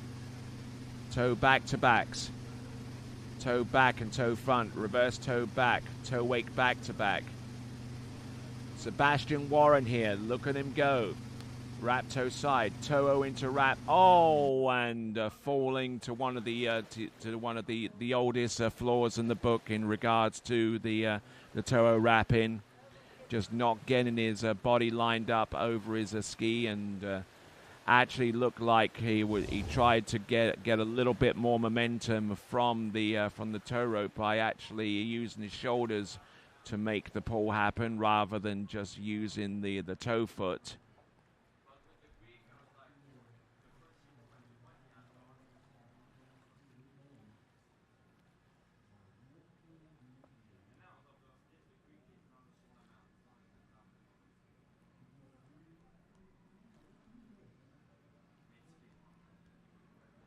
So Sebastian Warren, let's have a look and see what happens with the toe. Let's see where his shoulders were. Shoulders were directly behind the front foot. Now, there are a few trick skiers out there that have sufficient balance to be able to pull that off in that fashion, but for someone of Sebastian Warren's tricking ability, that might not be the case, and he'll probably want to practice that a little bit more in the off-season and try and keep his toe foot as close to the standing leg as possible. Many of the trickers that can actually do toe tricks at a high rate and intensity, someone like a Neely Ross or a Matty Gonzalez, for example, normally don't pull that hard on the toe rope to actually advance themselves and to make the tricks happen. They keep that toe foot as close to the standing leg as possible, and that would be something that I would highly recommend Sebastian Warren works on in the off-season to produce in order to be consistent with the toe wrapping. Now, let's see what he has in store for us with hand tricks. Sebastian Warren.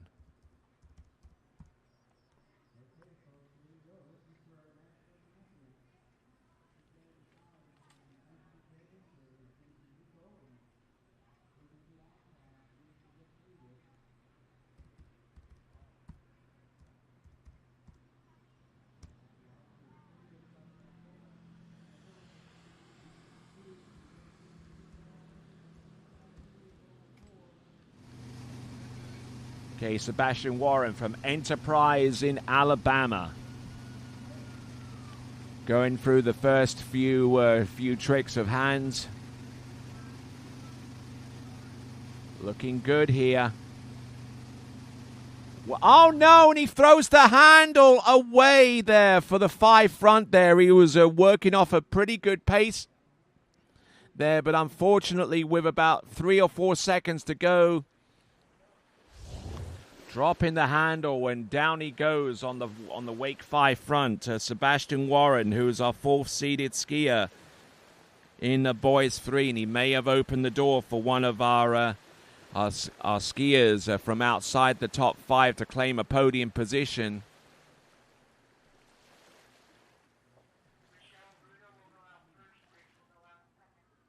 So in the Southern Regional Championships, he scored north of 4K with 4,140, and I suspect that might not be the case today, falling twice, falling on a Toho wrap-in at the towards the end of the first pass and chucking the rope away for the Toe 5 for the Wake 5 front.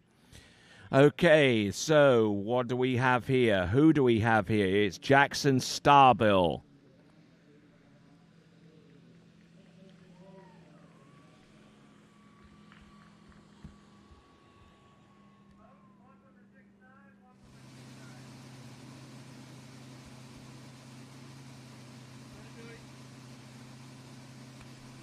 Okay, let's see. He's wrapped in. I believe this is either going to be a Waco, which... No, it goes for the 5 back. Now he's got to settle things down here. Wake back to back. Boom. Wake 5 front. Look at him go. There we go. That's line back, line front. Line back, Wake line front. And just like that, that is the first pass completed there for Jackson Starbill. Out of Chico in California.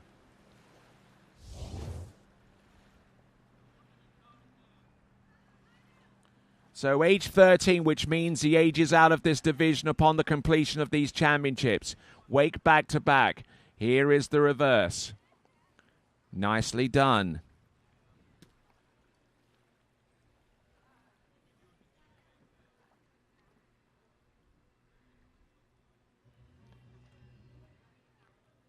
Going through each of these tricks one at a time and performing these tricks with relative ease there. That's the ski line back. The first time we've seen a ski liner being produced here today. Or indeed the entirety of this tournament, taking some of the performances yesterday into account. So that's Jackson Starbill, able to get through his first pass. Jackson Starbill from Chico in California, so Western region skier.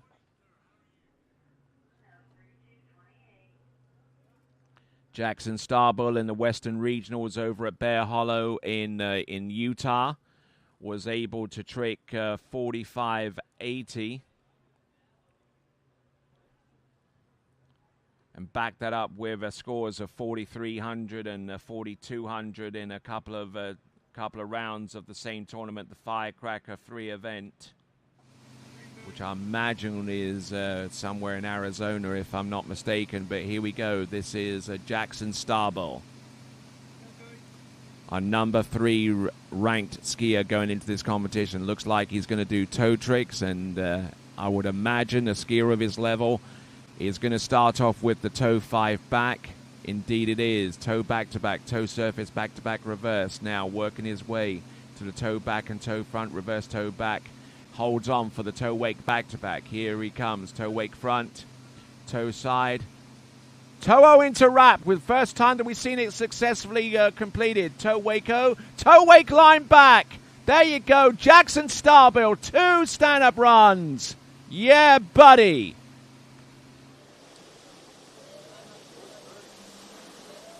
That should be north of 4K. And Jackson Starbill just sinks into the water like it's just another Wednesday. Perfect. Okay. Or another Tuesday. I'm not even too sure what day of the week it is. Is it Tuesday or Wednesday?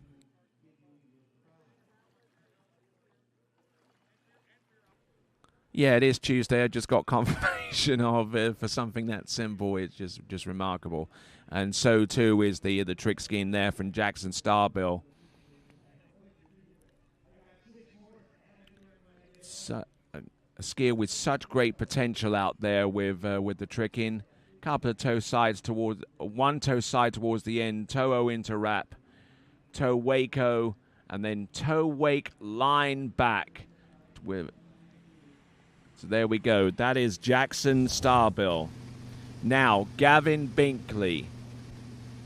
Toe 5 back, toe back to back, toe wake back to back, toe wake front, couple of toe sides.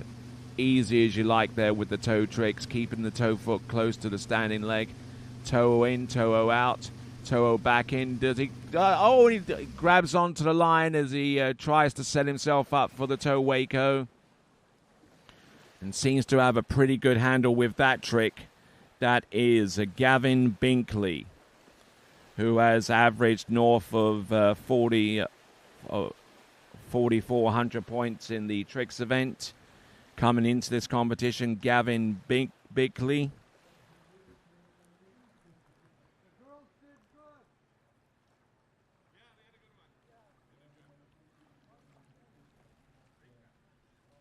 So we're waiting to pick him up, Gavin Bickley.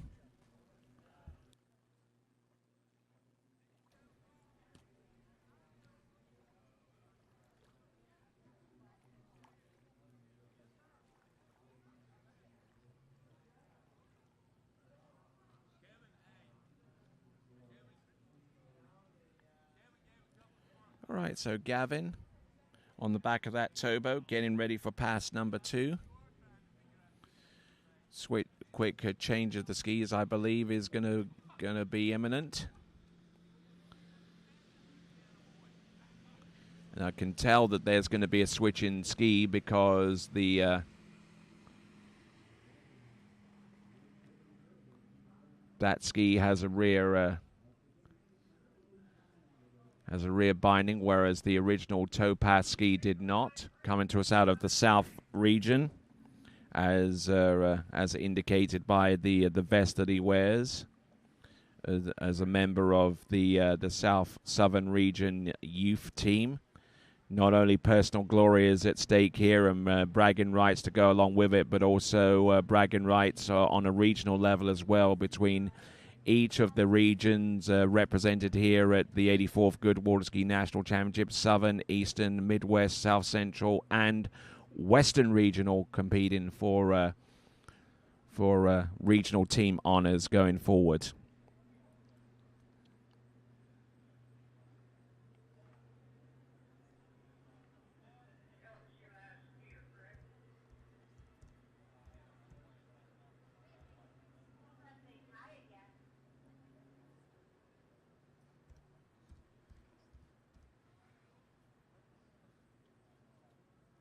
So coming to us out of Macon in Georgia, age 13.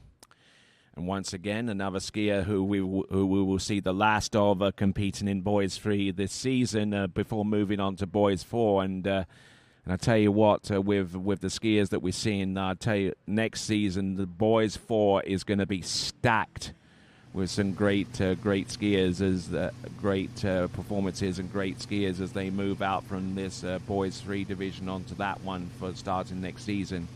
Here we go. This is Gavin Bickley. There's the Wake 5 front. Reverse coming up.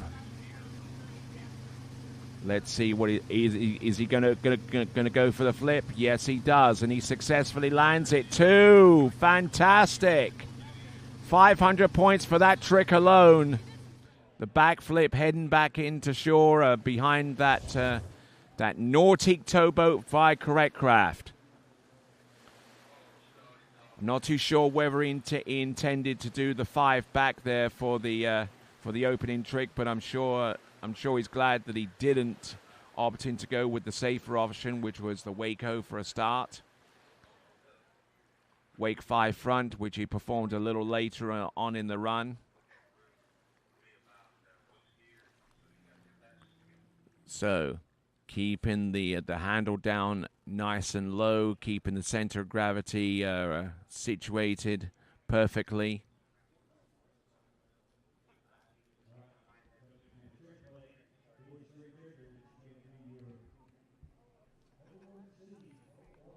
Okay, so that is a Gavin Bickley,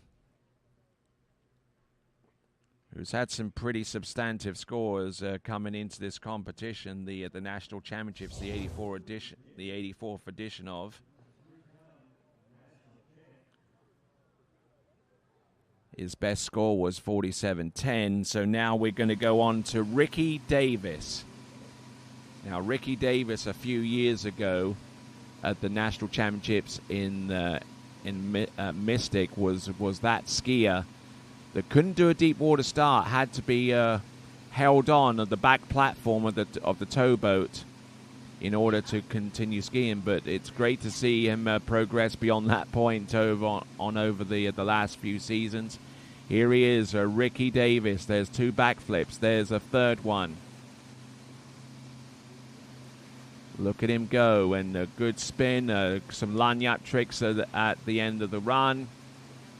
It's a nice skiing there. So a flip-laden opening pass for Ricky Davis.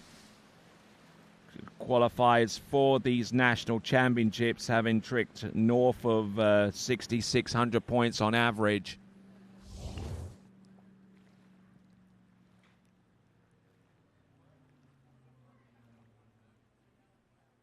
Ricky Davis, wake 5 front for one of his early moves there. Then from here on out, he can do upwards of 6 flips there. So he's going to do the first one, flip twister back to front, flip twister front to no, that's just a regular backflip, which is a 500-point maneuver, and nails the reverse on that one. And here is the flip twist to the back.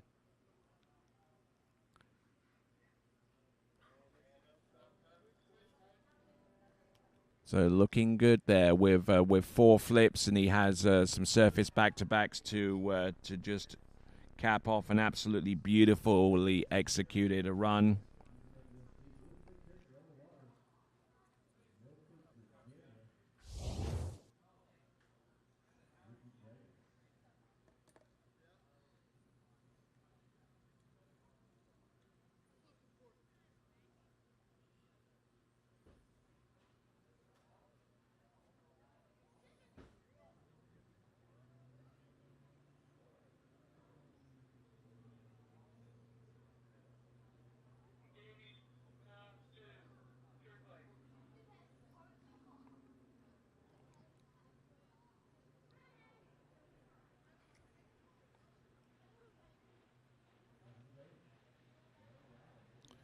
Okay, so Ricky Davis.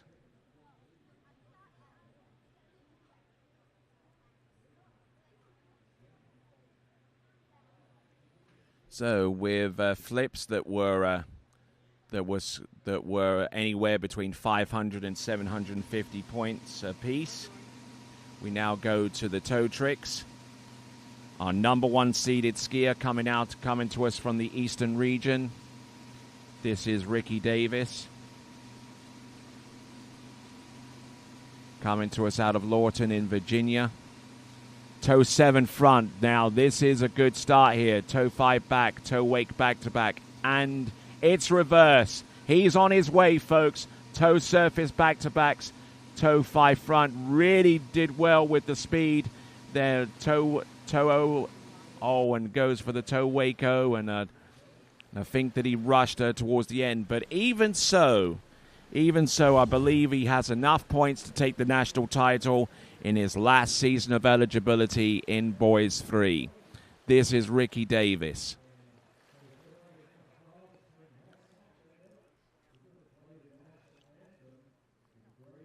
So just looking here at Ricky Davis towards the end here. Nice elevation with the toe wake back to back. Keeping the toe foot close to the standing leg. Toe into wrap there, and very, very quickly spun out of it. And not only quick with the spin out and the spin in. And tried the toe wake-o and came up a little bit short. All right, then, we're going to take the briefest of breaks. So when we come back, we'll have the continuation of the tricks event starting with Boys 2 here at the 84th Goode Water Ski Nationals. We'll be back right after this.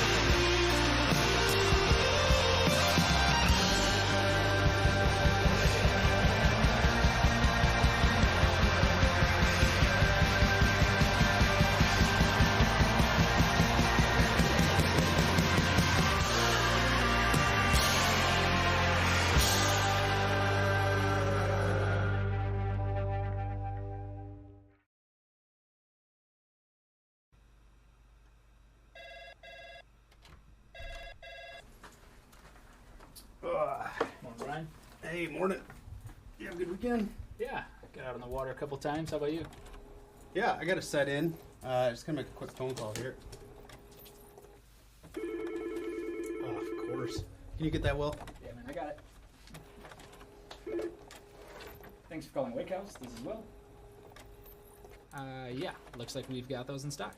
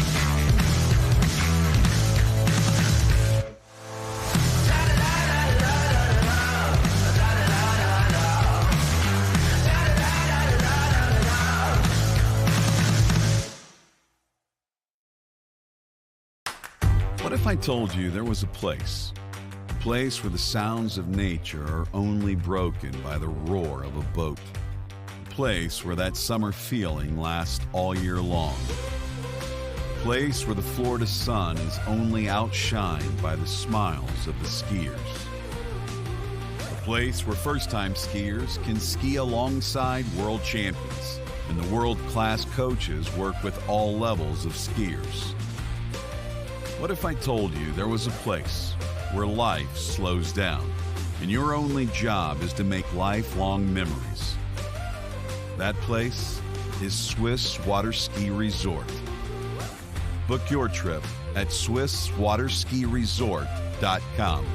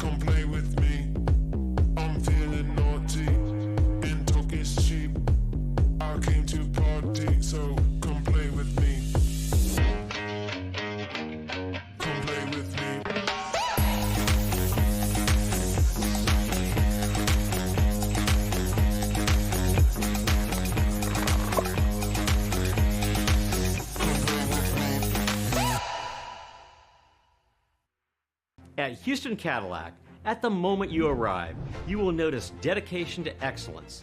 We deliver an unparalleled customer experience, and we're elevating our commitment with a new state-of-the-art facility. Explore our selection of new Cadillac cars, crossovers, and SUVs designed to meet your needs. We are redefining the luxury experience and investing in the future. Visit Houston Cadillac and begin your journey towards luxury. At Dillinger Insurance, we have over 50 different carriers to shop your home, auto, and recreational vehicle insurance needs. We would love the opportunity to save you money. We insure million-dollar mansions, condos, mobile homes, rental homes, and everything in between. We know all about wind inspections, 4-point inspections, and how to get you the right coverage for your particular home. You've got questions, we've got answers. Can you remember the last time you had a rate decrease with your auto insurance? Let's take a look and see what we can do. We know all the ins and outs of getting our customers the best rates, coverages, and discounts, so put us to the test. Don't monkey around with your insurance. Call Dillinger Insurance today. We've got tons of companies to help find you the best prices and the best coverage for your particular needs on home and auto insurance. Go Knights!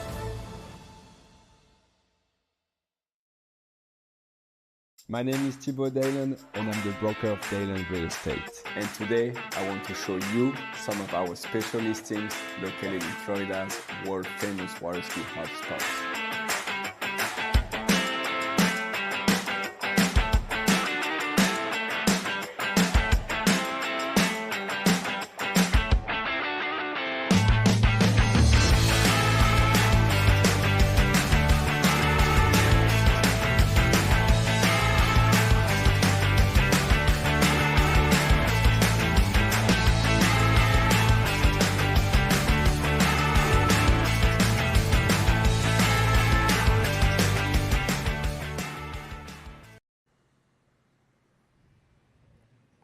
All right there, welcome back to live and continuing coverage here at the 84th Goode Water Ski National Championships. We're presenting to you coverage from the West Lake, which contains our trick skiers.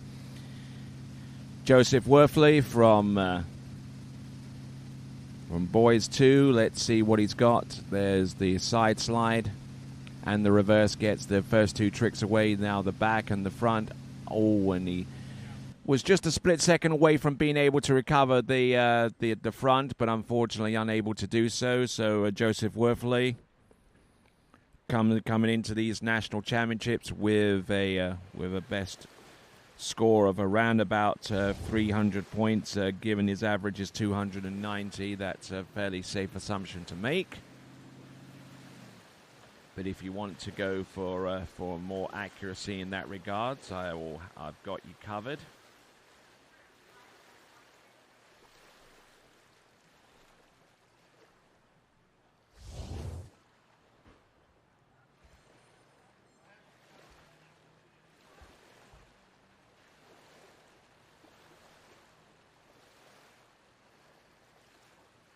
So coming to us out of Pewaukee, this is Boys 2, which the upper age limit is 11. So Joseph has one more year of eligibility next season. Our Pewaukee, Wisconsin native. And what has he done in this past season leading up to these championships here in Minnesota? The 84th Goode Water Ski National Championships. He's actually been fairly consistent at 290 points. Stillwater's Open, Wisconsin State, Midwest Regionals. So 290 points in each of those competitions. So not quite getting over 300 as I may have speculated a little bit. So just shy of 300 points. 290 on each one of the three tournaments that he brings into this event, and electing to ski behind the Mastercraft Pro Star.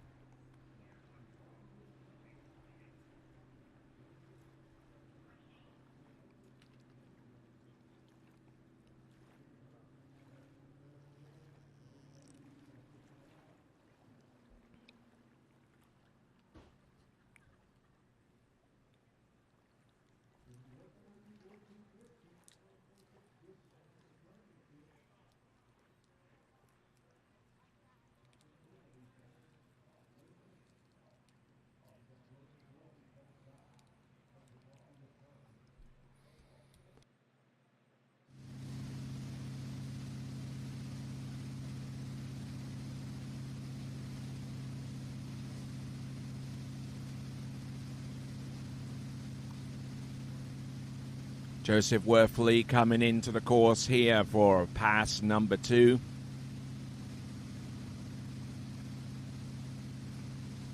And unfortunately going down rather quickly into pass number 2. He attempted the surface O and was unable to get it situated. The pull was good. The handle pass not quite as fluid there. So that's Joseph Worthley. And that is his effort there in Boys 2. Age 10, so he has one more year of eligibility as we now go on to our next competitor. It's going to be Braden Thomas.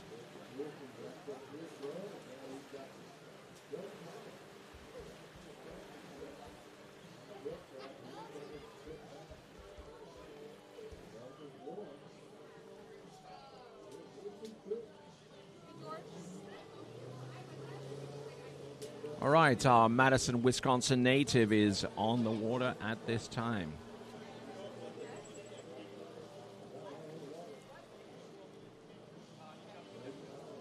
Braden Thomas, who's aged 10. Again, another skier who has one more year left in this division, which is Boys 2. For skiers aged 11 and under. The next youngest category is Boys and Girls 1. It's for competitors aged 9 and younger. But here we go.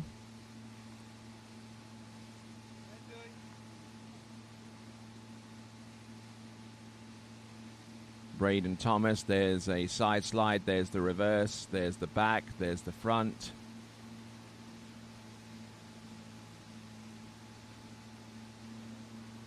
There we go, a positional to the back and a wake front. Tries the same thing again, just to make sure that he did it correct the first time, and there's the wake back from inside to out. Solid moves out there. There's a surface O. Does he go for the reverse? Yeah, he does, but that might be out of the 20 seconds of time that he had allocated to him on that pass. Each competitor has 20 seconds to produce a trick run on each run, and the highest total is from the skier is forwarded onto their score, and the highest score is the winner. Pretty simple to understand. And each of the tricks has a pre-assigned point value, which means that beyond the scope of the two side slides in the back and the front, he'll have massed up some pretty hefty points.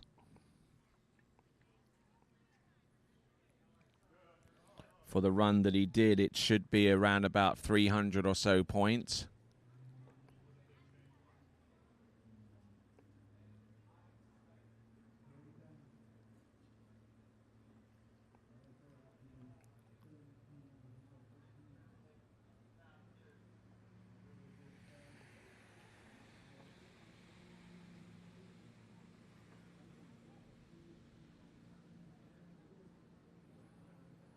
Tried to do the surface spin with the reverse, but I don't think that trick would have counted even if he had completed it. But he's making the turn around the island now and getting ready for his second and final 20-second run.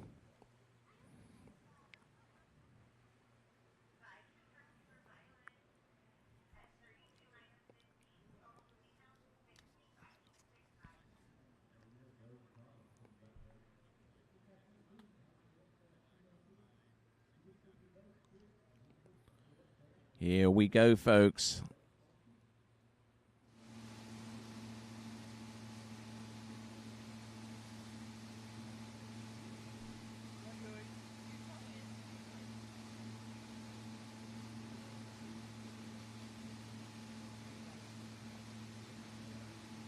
Okay, so we've got Braden Thomas now.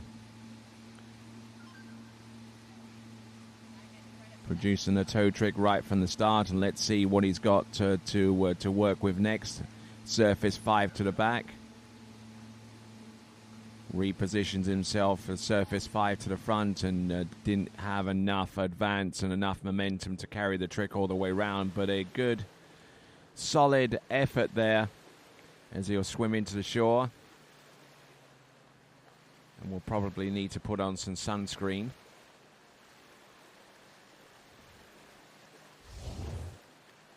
Braden Thomas from Madison, Wisconsin, who is aged 10. So he has one more year in this division, and a lot can happen in a year so far as increasing one's ability to score points on a trick ski, and hopefully he can do some of that in the off season. But for the meantime, at least, Braden Thomas swims into shore. Timothy Baker is on next.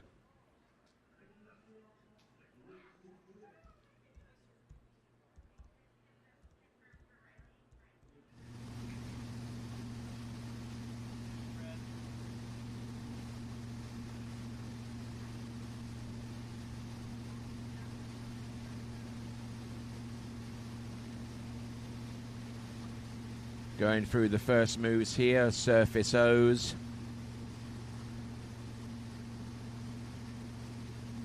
.180 back and front. See if he can hold on to the reverse here before heading out towards the wakes and maybe trying to wake back to back, but he doesn't get that far. Timothy Baker.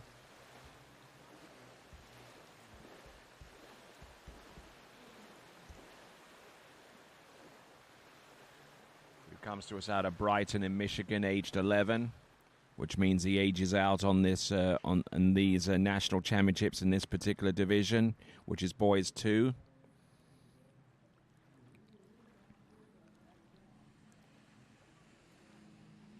So Timothy Baker. Let's have a look at this again. Advances up on the boat pretty nicely there for the side slides. Just going one at a time here.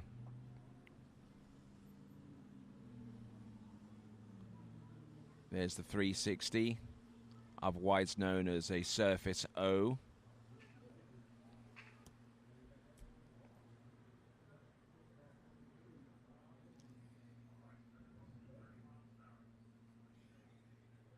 So up to the time that he finished his surface O's, he'd already gone about 260 points under his belt. And Timothy Baker,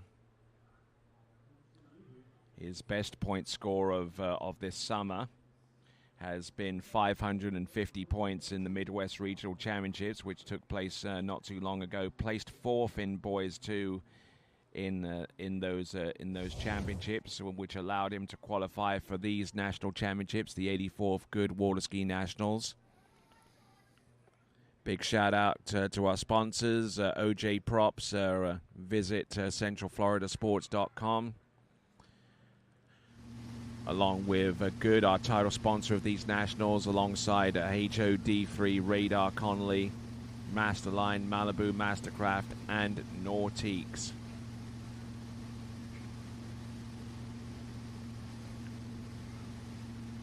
Surface O to get things up and running. No, and he goes down on the 5 back after attempting that first trick. I wasn't too sure that it was a 5 or an O. He'd already knocked down the surface O's on pass number 1, but the effort was there. Just not quite the full stand up on the run. He just didn't commit to the 5 back. It looked like he wanted to put that extra half a turn in to make that trick happen. But he went for the reverse and unfortunately got caught out with the rope. So there we go. So because he'd actually done the surface O's, any subsequent attempt to do the same trick on pass number 2 won't yield any more points. So coming up a little bit empty there on pass number 2, that was Timothy Baker. Jonah Johnson is on the water here and now.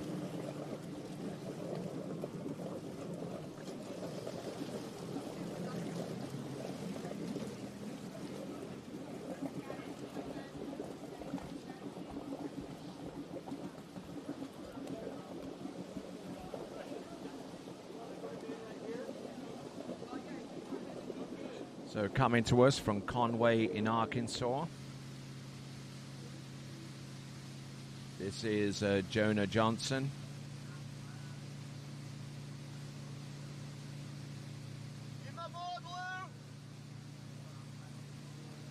Here comes Jonah.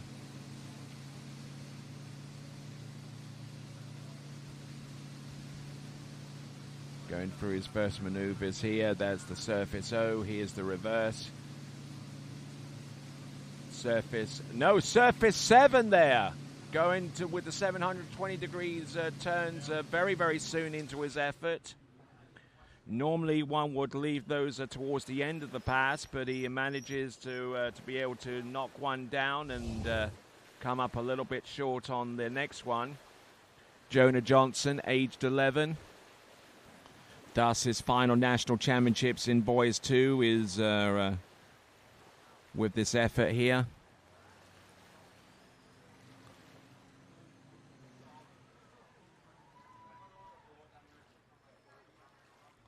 There's the second of the O's, and there is the 720, keeping the ski spinning, making sure that the rotation is consistent.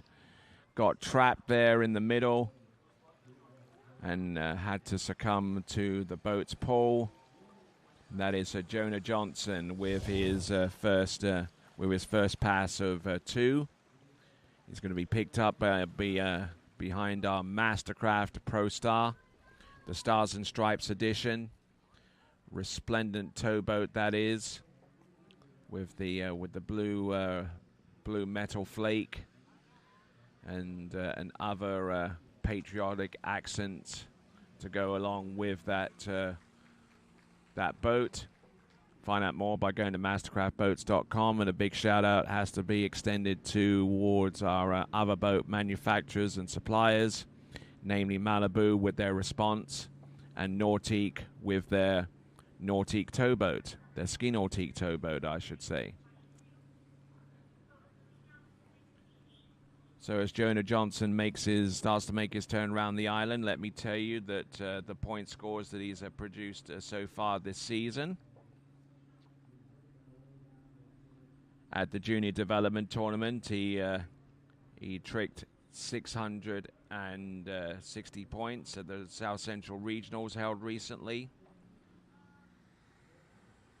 He scored 590. That was produced in his home state of Elkins in Arkansas, over at Cedar Creek facility. I'm sure for the folks over there that are watching this webcast, a big shout out goes to Roger Boscus and the other members of the family that resides at that facility, and thanking him once again for allowing the South Central region the use of that facility going forwards. Here we go. This is Jonah Johnson from Conway in Arkansas, the natural state. Oh, and trying to get aggressive there with the pull and the edge, and unfortunately it didn't result in him staying on top of the water. But our skier that has produced scores of somewhere upwards of 600 points. This is Jonah Johnson from Conway in Arkansas.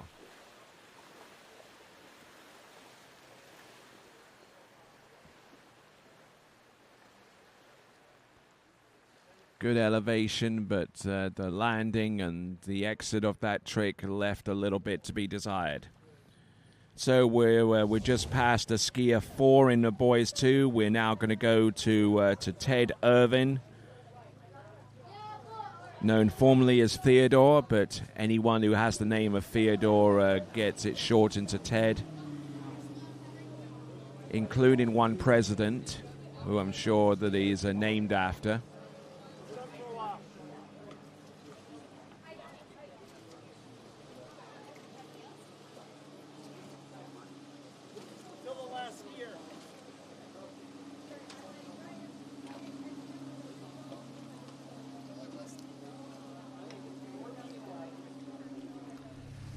All right, then, moving right along. This is Ted Irvin. No doubt named after the 26th president of the United States that came into power at the turn of the 20th century.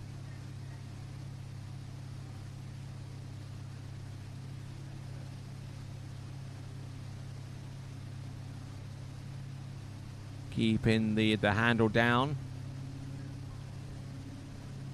Trying to go, I think he tried to go for a wake back-to-back, but now he goes for an inverted wake back. All right, keeping everything focused here. He's going to try the back-to-back now, but I think he's lost too much time for that to be credit-worthy. But that is Ted Irvin.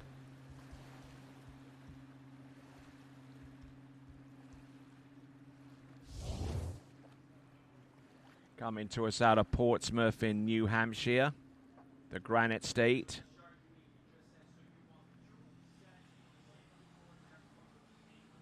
Age 10, which means he's got one more year of eligibility here in these national championships in the division that he's currently skiing in right now. But just being very slow, very deliberate with these tricks.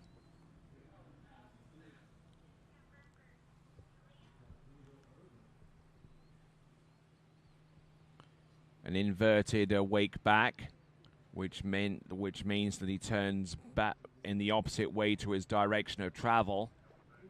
It's not really a separate trick, it's just a way of actually performing it, so he doesn't get any less or any more points for doing it inverted.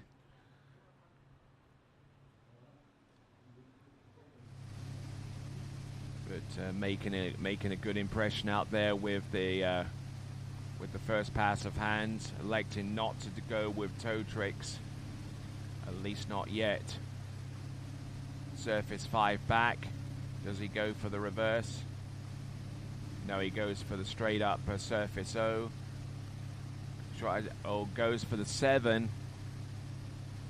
Just spinning one direction and in the other, and giving the judges quite a hefty challenge in being able to assess the points. But a good, solid effort.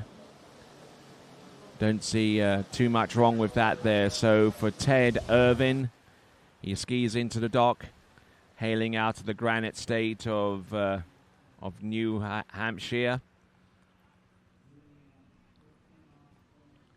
who skied 680 points in the regional championships in the KDS Lines Eastern Regional Championship, to place in 4th in that competition.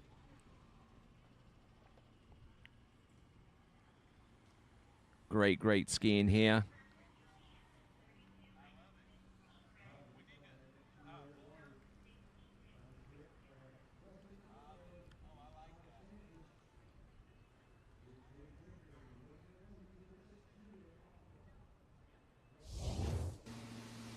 So wonderfully executed there. Now coming in, this is Weston Freikold.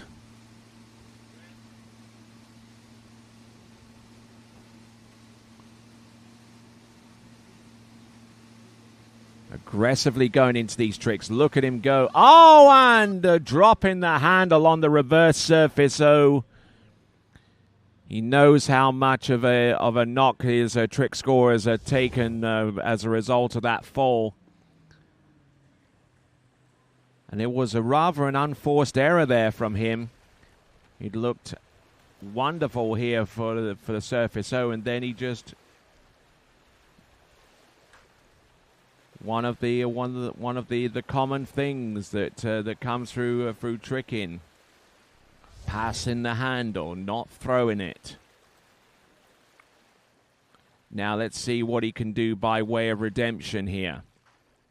Weston Freikold, who I believe comes to us out of Mays in Kansas.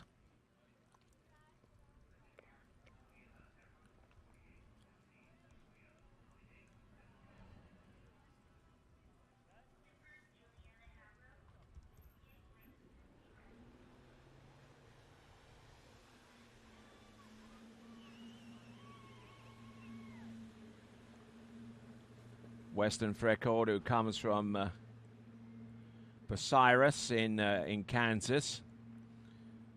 The state was right, the city was wrong. Aged 11. Ages out after this competition out of Boys 2. And as I speculated earlier in saying that the Boys 4 division is going to be stacked, I would say that next season Boys 2 is going to be quite easily stacked with some great trick skiers. And as a group moves in, a group moves out into the next highest age division.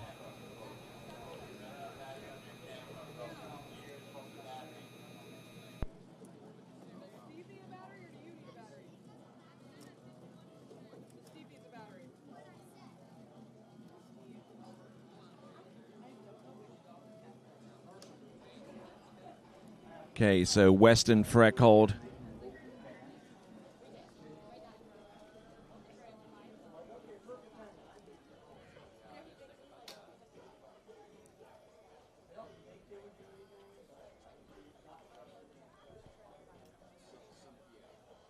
So whilst we wait for Western Freckled to work his way into the course, Wade Baker is next up to ski, and that's who you see up on your screen right now.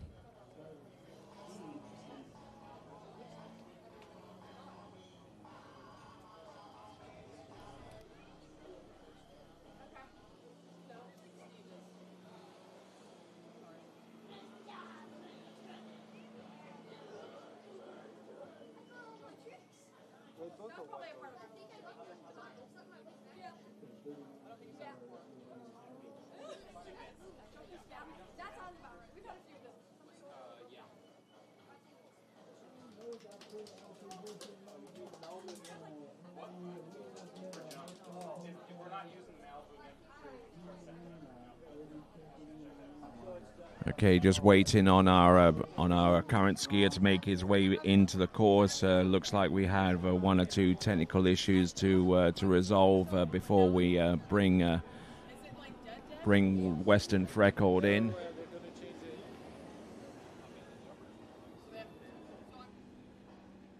All right, there. So as we continue on, this is the 84th Goode Water Skiing National Championships, coming to you live from the land of 10,000 lakes, the state of Minnesota. And it's also the home of this great sport that we enjoy, the sport of water skiing. Hard to imagine what someone like Ralph Samuelson was thinking at the time, you know, on what people what opinions people had of him at the time, where he rocked up to Lake Pippin in Minnesota in the 22nd of July 1922, and invented the sport that would come to be known as water skiing. 2 pine boards, which by today's technical standards may sound a little bit antiquated, but then again, when those pine boards came into being, they were about as long as today's elite level jump skis, over 90 inches long, and the tips of those pine boards were curved using a boiler of all things.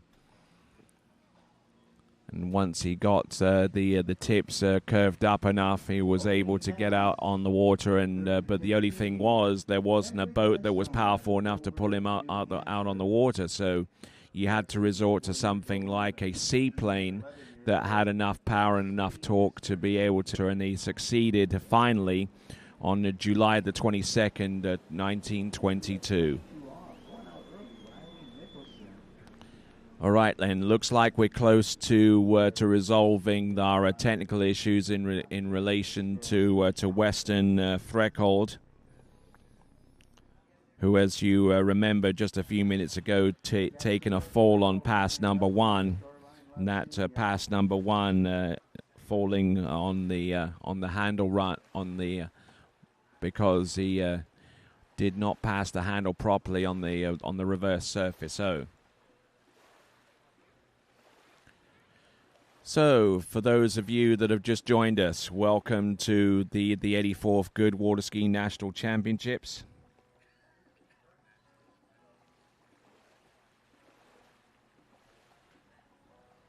So glad to have the pleasure of your company, as always, for these tournaments, as they're broadcast on the TWBC.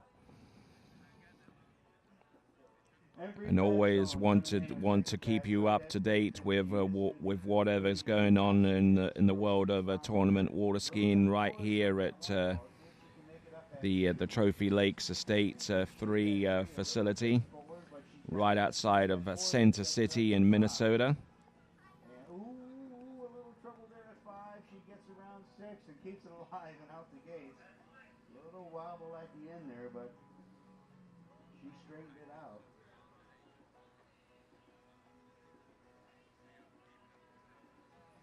All right. One of the things I can tell you about our title sponsor, Goode Carbon Technologies, is that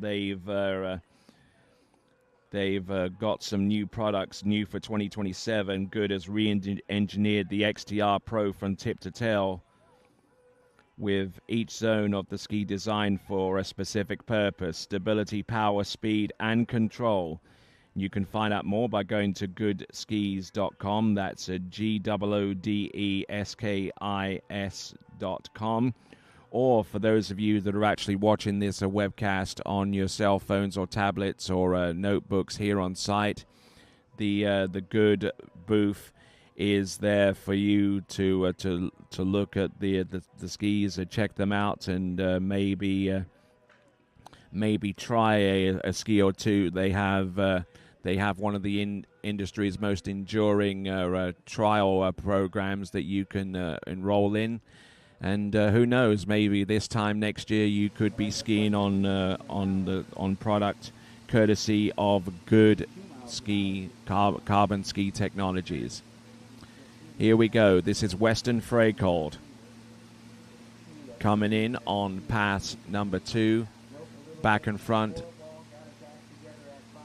There's the reverse surface O that he fell on. He goes for the surface 7, 5 back, position to the front, 5 back, reverse. Now he goes for the other 5s, 5 back. No, he doesn't pass the handle cleanly that time either, but he redeems himself to a certain extent by not dropping the handle on that reverse. He continues, he piled on some more tricks beyond the scope of what he did on pass number 1. So a lot of these tricks at the beginning are repeats of the previous pass, but he wanted to get ahead of steam early before going into these tricks, starting with that scoring trick, which is the reverse surface O. 10 o'clock. Next tricker coming out on the trick lake is Wade Baker. So looking good, looking a lot better than he did on pass number 1. So maybe that delay kind of helped him out a little bit going forwards. That is a Western Frecold out of Bucyrus in the maize state that is Kansas. All right, moving right along. We move on from Western Frecold to Wade Baker. Wade Baker on the water right now.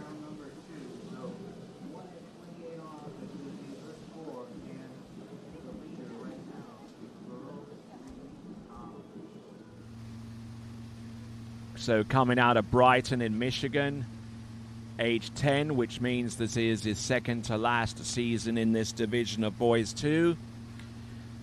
Here is Wade Baker, waiting for the red buoy to pass him by, and then he can start tricking, and here he is. There's the side slide, there's the reverse. There's the back, and there's the front. Reverse back and reverse front. Surface O, surface 5 back to the front. What does he do next? Wake back, nicely done. Very, very impressive with the height. And the wake front there. I like his hustle here. Good to go at the end there. So just getting some cues from the boat as to what to do next. So Wade Baker now pulls out to the right-hand side of that Nautique towboat. And impressively stands up all the way. From Brighton in Michigan, age 10. In the lead up into this tournament, he had some impressive scores.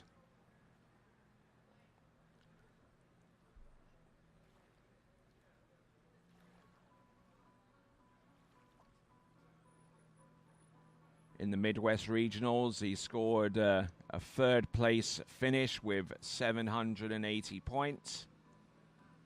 Last year in the Goode Water Ski National Championships, he scored 480 in Boys 1.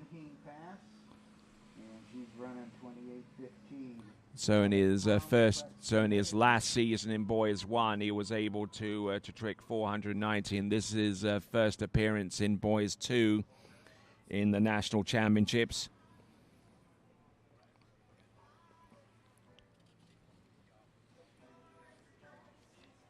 Brother Goode skiing earlier today in the boys' two-final event. He did a good job out there. Dad winning jump and overall here at this Nationals at 2026 Goode National Championship. So big family.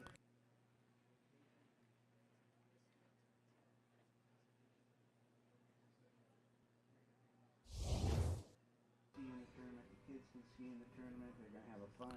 All right, then, moving right along, we've got Wade Baker, who successfully stood up his opening pass over tricks and now is transitioning from hands to toes. So Charlie Pelifet survived middle school. Sponsored by her dad.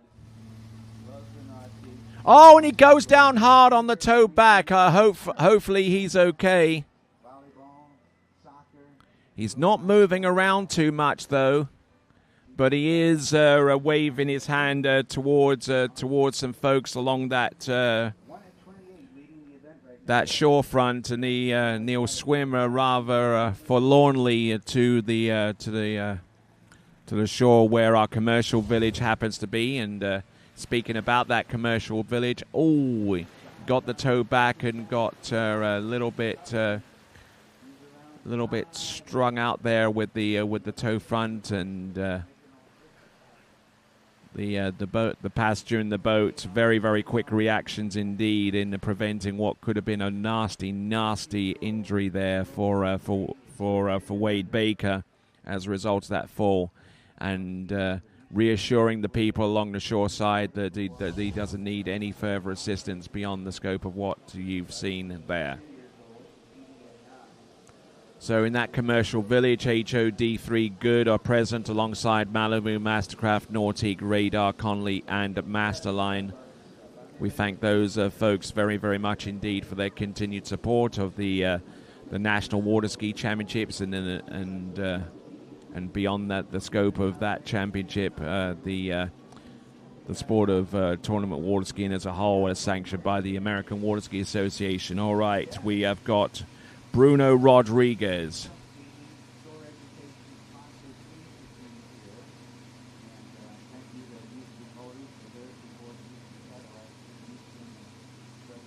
Surface O. Packs in the reverse. 5 back, returns to the front. There you go, and positions himself for the back for the 5, for the surface 5 to the front. And I'm liking what I'm seeing so far for Bruno Rodriguez. Looking good on this pass. Solid, steady, great turns. Keeping that ski rope nice and tight.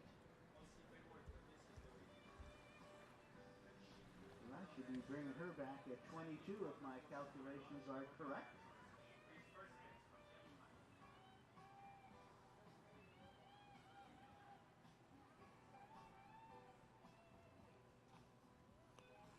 So Bruno Rodriguez.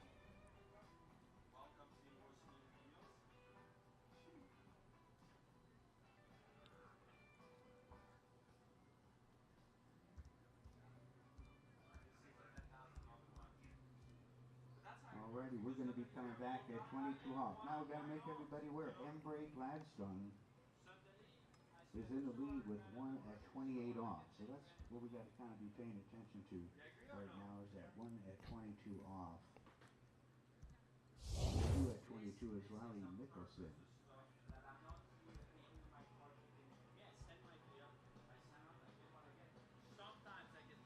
So coming to us out of Apopka in Florida. Age 10, which means he has one more year of eligibility in this division, which is Boys 2 Tricks. Bruno Rodriguez getting some decent height here. Good elevation with each of these tricks from one to the other. surface 5 back. And back-to-backs, and again a little bit stalled on one of those surface tricks.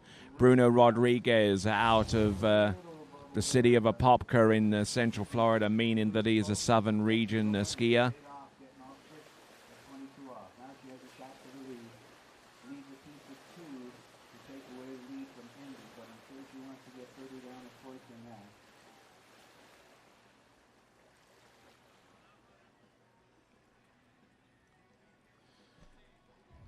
So looking at this once again, steady as she goes, steady as he goes, rather. But succumbing to the fall at about 4 or 5 seconds with that of that pass remaining. So Bruno Rodriguez takes the fall. And now we're down to about our last 6 or 7 competitors here. Still haven't had any official scores published yet, but do keep an eye on waterskiresults.com and open up a tab and make sure that that is it. Waterskiresults.com. Click on the link to the tournament right at the very top, which should be the 84th Good Waterski National Championships, and then you can select your options from there, including live scoring for whoever's on the water at this time, and official scoring for the other events that have been completed up to this time. Now, skier on the water, this is Nathan Harden, who averages 1,190 points, comes into this event with that average.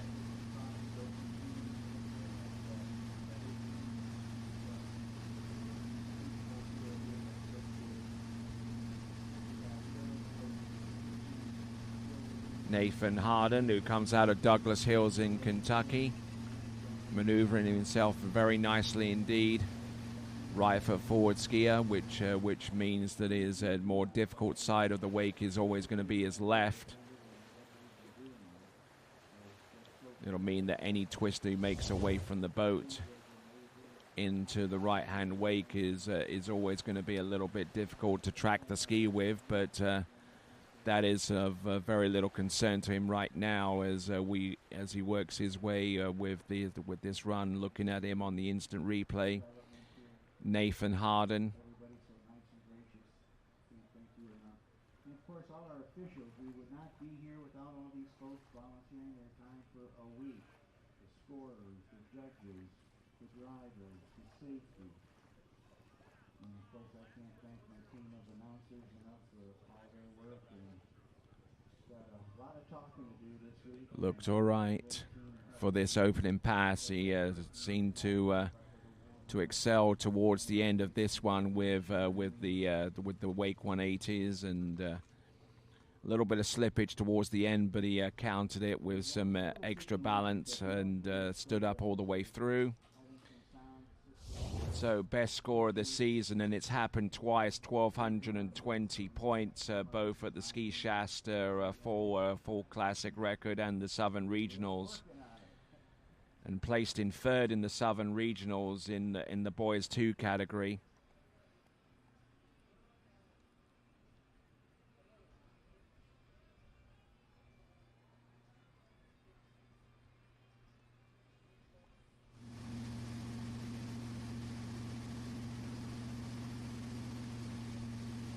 So, aged 11 out of Douglas Hills in Kentucky. The next season he'll be skiing in boys 3. Wake back and wake front, preceded that with some toe tricks. Wake back to back. I don't know whether the ski got all the way round for it to be credit. He tries it again, so just to make sure. Surface back to backs. There you go. Nathan Harden knocking down 2 22nd runs. We will see what the point score is going to be. And speaking of point scores,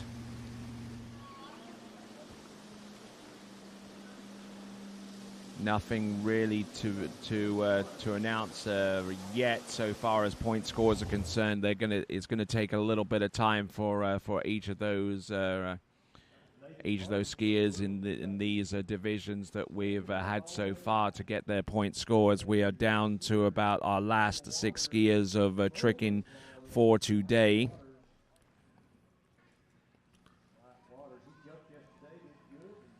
But in the meantime, you're looking at the instant replay for Nathan Harden.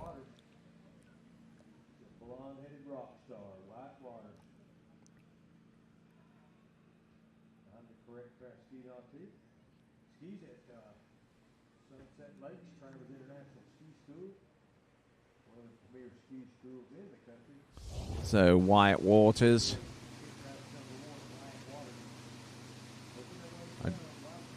Look at him go from one trick to the next there with wake backs and wake fronts and a wake back to back now, knocking that one down as he goes for the reverse. Couple of side slides at the end and a good, decent looking performance there as we all will go through these tricks one by one. If you can just bear with me, I'm using the trick app. The Trick Ski Calc app.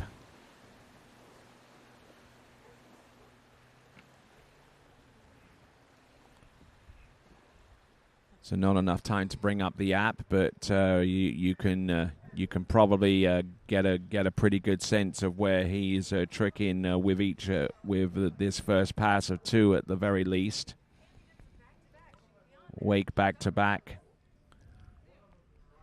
And wake back-to-back reverse. Although I suspect that with the wake back-to-back reverse, the ski might not have gotten all the way around for it to be credit. In order for a trick like a wake back-to-back to be scored, the ski has to start and end fully in the back position, the full 180 degrees from front towards the back, and the judges can be quite strict on that rule, as we see Bodie Belfley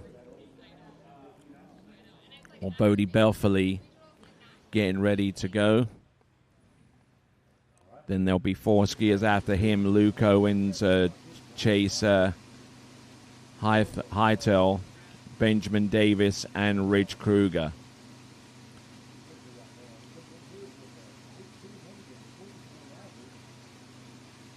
So Wyatt Waters looking good here. There's the Waco, there's the wake back and wake back to back. Yes, he stands up on both runs. Whatever he didn't produce on pass number 1, he dumped it all on pass number 2, not bothering to do toe tricks. But I'm sure he's going to work on that aspect of his tricking ability come this time next year.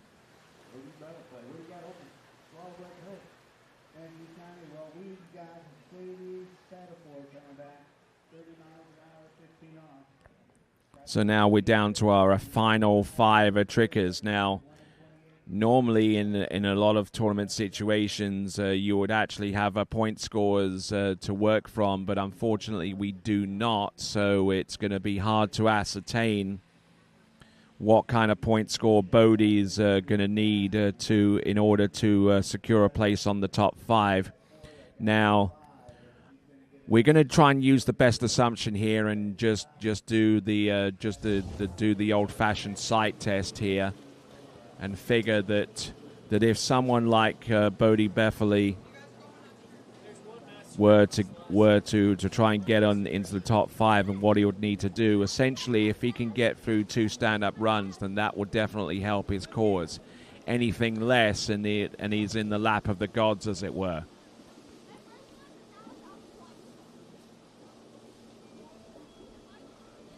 So Bodie Belfley, hopefully one of those pronunciations is right. So Bodie Belfley.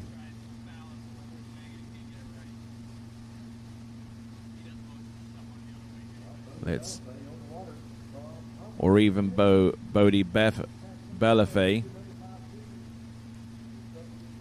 Wake front, wake back, reverse, wake front.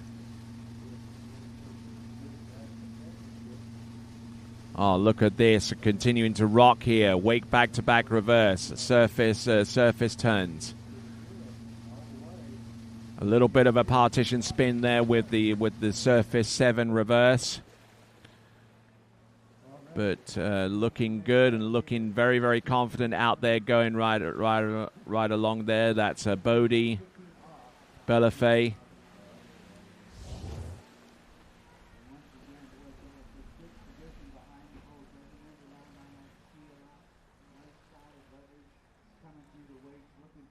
Looking in great shape here.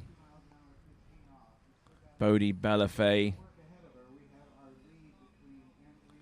As we continue to roll along here with each of these tricks, surface back to back, just building up the points here, waiting for the wake to crest before he starts his turn, which is always a good way of getting credit for wake tricks. The wake tricks are tricks that are performed almost exactly like the surface moves, but they involve the wake and they involve the ski needing to obtain air between itself and the water for credit.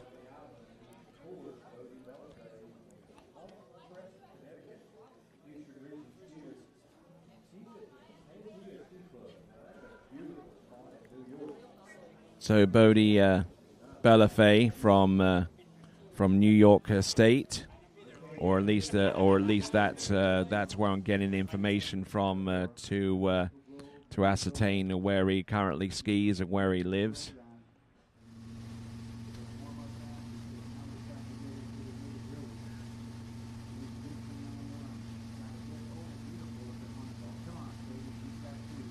Bodie Bellafay.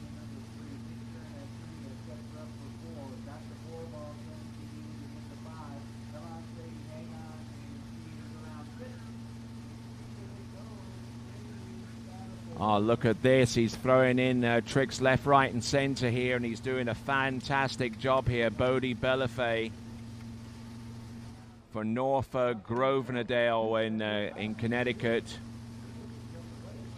There you go. He's gotten done with all of the tricks that he wanted to on pass number 2. Bodie Bellafay from North Grosvenor in Connecticut. I don't know of too many skiers that come to us from Connecticut.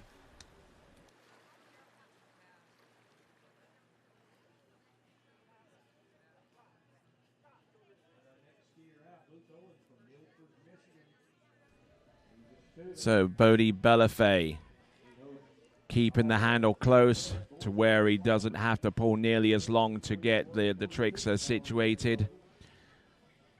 And looking good here, Bodie Bellafay, who this year averaged a score of a little bit north of 1,843 points. So Bodie Bellafay, a skier from the Constitution State, coming up big time. Skier on the water. 4 skiers to go, starting off with Luke Owens. Luke Owens starting off with a wake back-to-back, and it's reverse. Knocking these turns down. Wake front. Position to the back. Wake front reverse. Going from one trick to the next here. Building his momentum up. Building up with the points from each trick there, and ends off with a Waco reverse. Probably fair to say that with 2 stand-up runs, Bodie Bellafay has probably got himself onto the podium, but he's going to be challenged quite hard by Wyatt Waters. No confirmation or point scores available quite yet, although we do endeavor to try and get you those point scores when they are available. For those of you that are watching the the water ski results tab on your computer, on your tablet, or wherever you choose to view your skiing and results from. Water ski results should be on one of those tabs, and it's telling you that girls 1 slalom is taking place on the East Lake, and that is available on the other webcast, which you can find here on TWBC's YouTube channel. You're watching the tricks event unfold on the West Lake here on the TWBC YouTube channel. And speaking about the TWBC YouTube channel, subscribe. And after you subscribe, you'll be informed next time we will go live as early as tomorrow morning with day 4 of this grand tournament, the 84th Goode Water Ski National Championships. And you also get an opportunity to chat with fellow like-minded enthusiasts of the sport of tournament water skiing.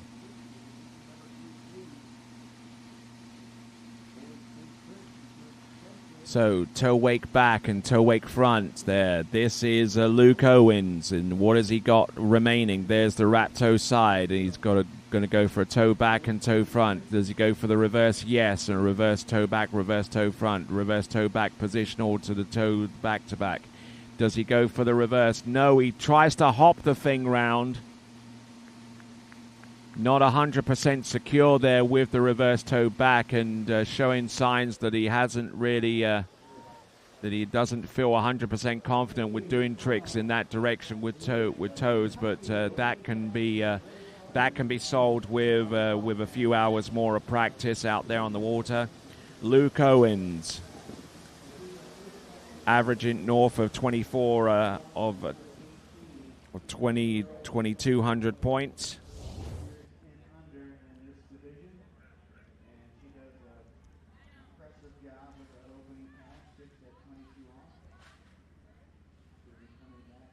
So Luke Owens out of Milford in Michigan, age 10, which means he has one more season left in this division before he moves on to boys 3.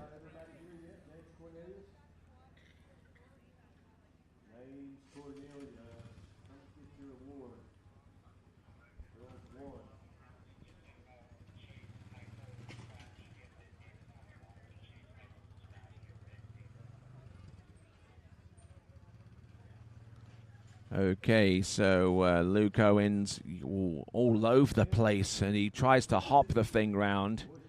And I'm sure he's gotten snagged at least 2 or 3 times whilst trying to make that toe trick in practice. Okay, this is Benjamin Davis out on the water.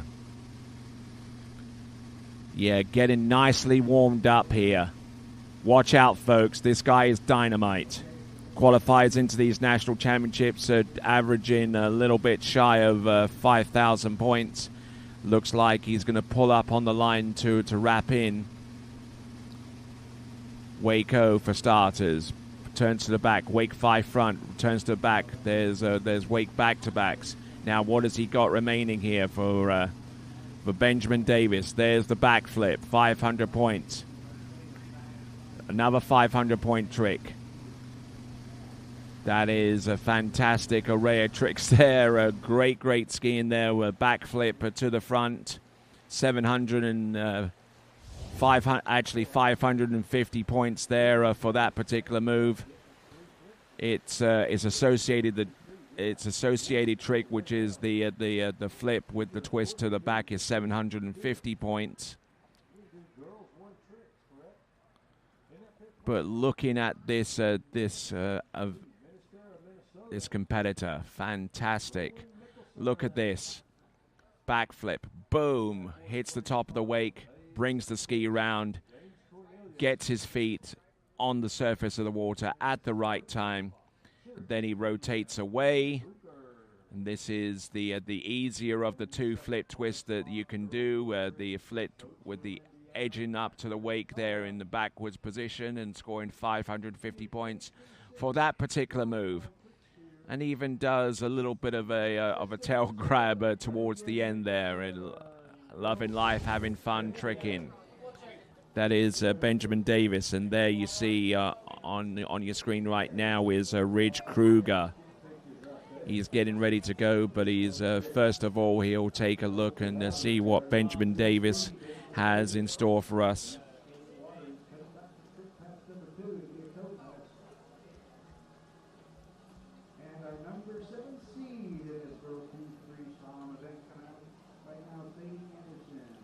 Benjamin Davis, who comes to us from Milford in Virginia. Last season in boys 2.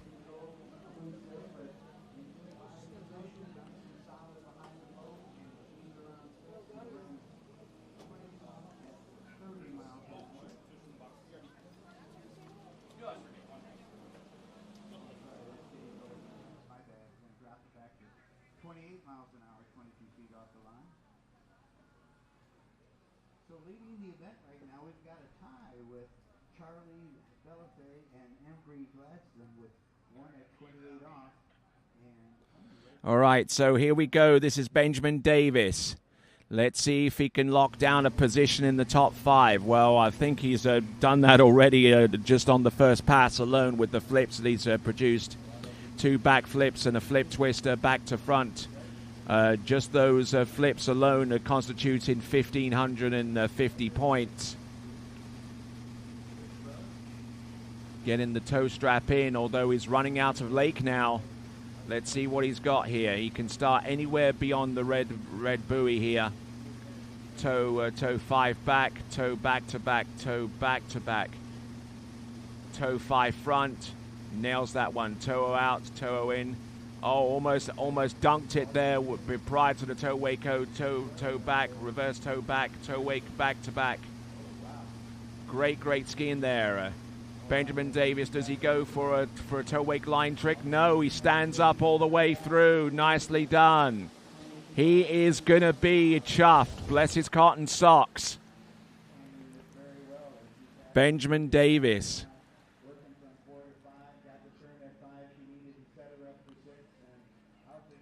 Saw members of the Davis family compete over at the national championships many years ago over in Mays in Kansas, and was amazed with the potential and the prowess and the sheer tenacity and balance from skiers in that immediate family, such as Benjamin Davis and one of the other trickers that we saw earlier, Ricky Davis. And the genetics are certainly in their favor. Their mum is Susie Davis, formerly known as Susie Law, who has won the national titles in a number of seasons ago, and now takes care of the family. A family full of highly talented water skiers in tournament, especially in the tricks event. Now, this is Rich Kruger, our last of our competitors in Boys 2 tricks.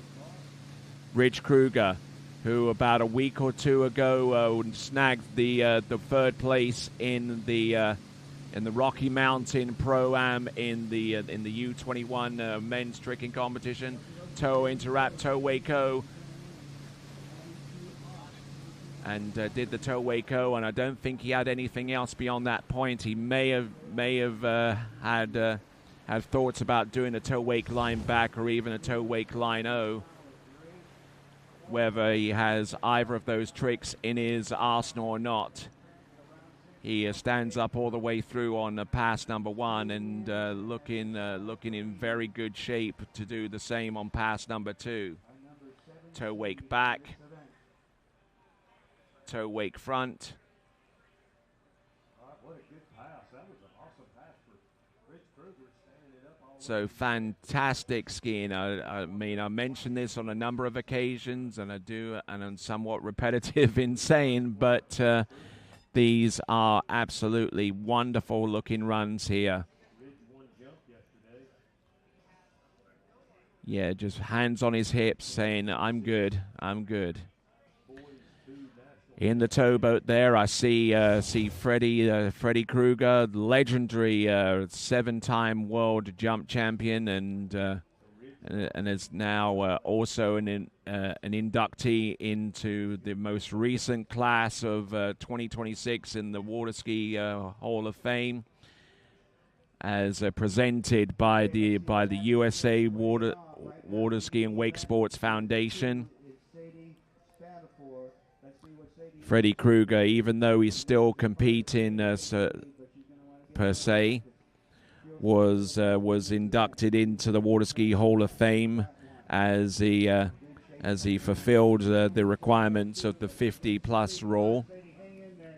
He is over 50, and he still continues to ski. Haven't seen him too much this season, or even the past season prior. Was unable to make the trip over to Rocchetto to ski in the IWWF World Water Ski Championships, but whether he harbors any desire to put his body through the rigors of training in preparation for World Championships is yet to be known. But here comes Rich Krueger, his youngest of two boys. There we go. There's the backflip. There's the backflip reverse. Here he goes. Flip twist to the back, 750 right there. Flip twist to the front, 550. Front flip, 800. Front flip reverse, another 800, and he goes down on that one. But does he open the door for someone like Benjamin Davis to come through and maybe steal the title from under the nose of Rich Krueger? Certainly has a great array of flips towards the end here, including the initial front flip. And Rich Krueger, a highly competitive skier in both actions and attitude. Just looking at this, good, solid extension there with the back flip there, with the half twist landing. 750 for the first one, 550 for the second, 800 for that one, taking a really, really hard impact there, and that might have done some damage to his chances of landing the reverse 800 points. But there you go. That is Rich Krueger, and that is the tricks event done for the day. We're going to go into the jump event in just a short while, but you are watching live coverage of the Tricks and Jumping Lake, the West Lake here at Trophy Lakes 3. This is the 84th Goode Water Ski National Championships, coming to you live from the land of 10,000 lakes, Minnesota. And when we come back, we will have the first of our youth jump division, starting off with girls 4 and moving on to boys 3. All that and more to come right after this. For over 20 years, because times are always changing, the men and women of DNCA have been invested in future-oriented solutions through active and flexible conviction management. Times change, values remain. Entrust your savings to an asset management firm to meet your long-term financial goals. DNCA, Maison d'épargne de valeur. Speak with your financial advisor. It's always summer at Shuswap Ski and Board isn't just a slogan. It's been a way of doing business for 30 years. Shuswap Ski and Board keeps more summer gear on hand than any other shop in Canada. More wake surfers, water skis and wakeboards, more wetsuits, ski and board vests, water toys, and tons of pickleball gear too. Not only Canada's best selection, but the guaranteed lowest prices as well. To discover more about one of the world's top pro shops, visit Shuswap Ski and Board online at shuswapsnb.com. The perfect holiday isn't a destination. It's a feeling. That's why we don't sell packages. We listen. We design. We create journeys as individual as you are.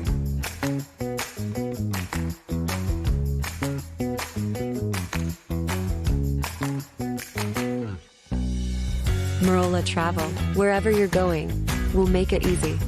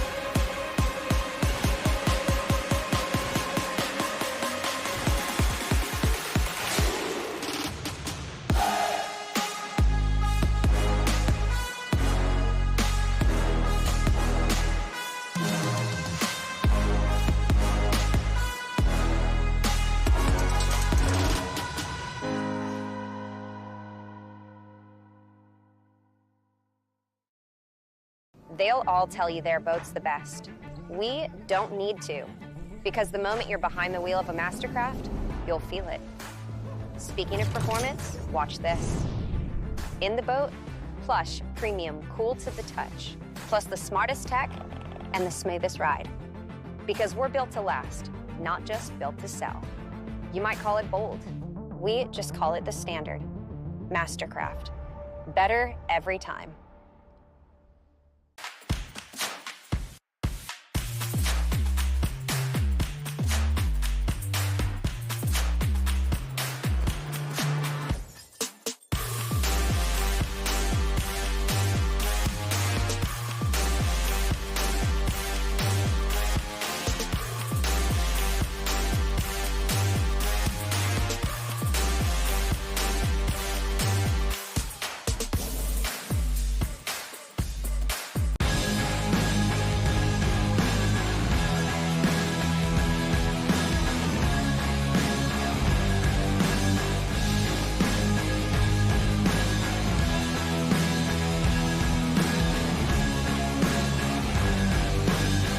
World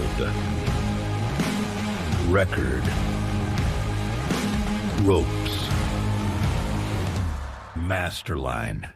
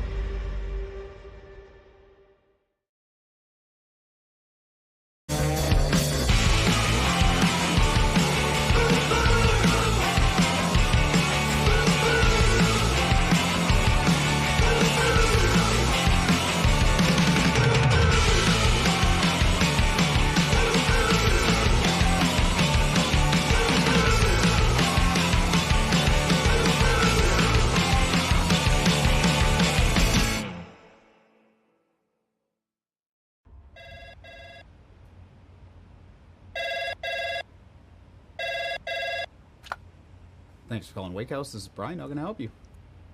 Yeah, Will. Can I let him know who's calling? All right, just a second. Will, I got a fill for you. Perfect. Give me just 1 second. All right, hit it. Thanks for holding. This is Will. Hey, how's it going? Good.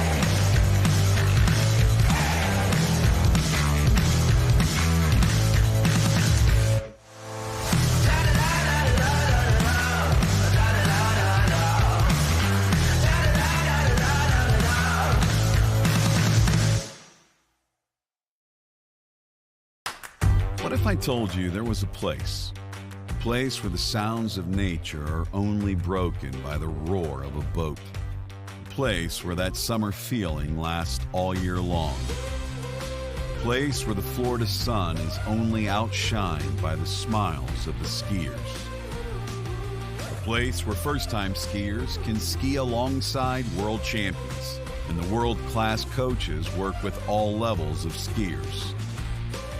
What if I told you there was a place where life slows down and your only job is to make lifelong memories? That place is Swiss Water Ski Resort. Book your trip at SwissWaterSkiResort.com.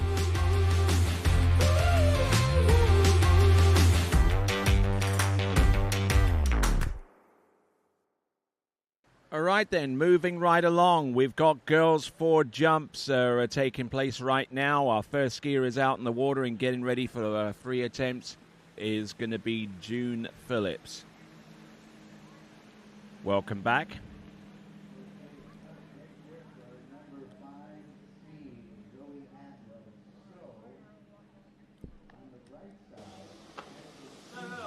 Zoe Eust is apparently our first competitor out on the water.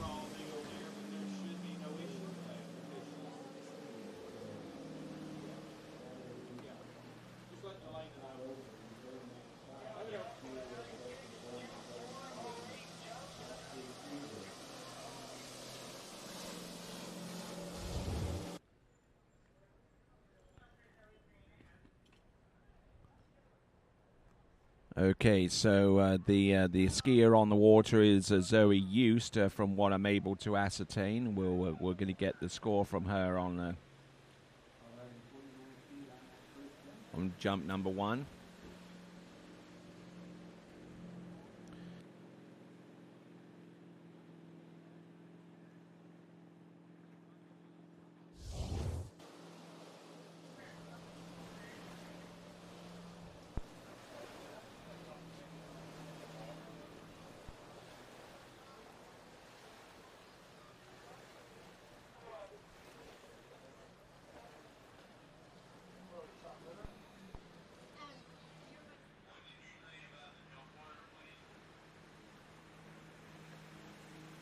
All right, then. So opening jump, we speculate to be about 49 feet. We'll try and get you the distance in metric on that particular effort, as well as feet and inches.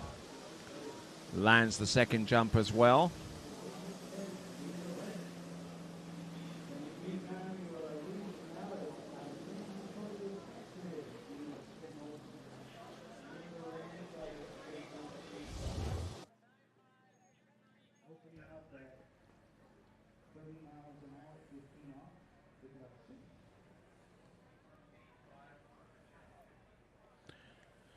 Okay, so it looks like whoever is jumping, we're trying to get confirmation of. It is 15.1 meters on jump number 1, and follows up with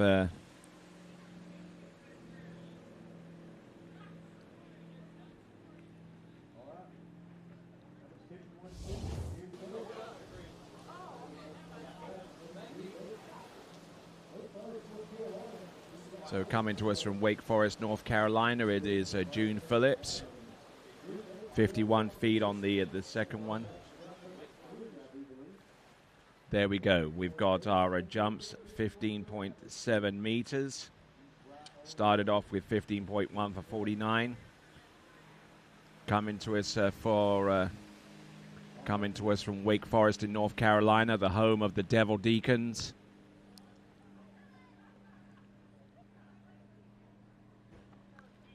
Up and over and lands that one. So 3 jumps, 3 landings, 3 scores, and her best one is the one that should carry. And I suspect that much of the reason why she was able to get more distance between the first and second is that she upped the boat speed. That is June Phillips.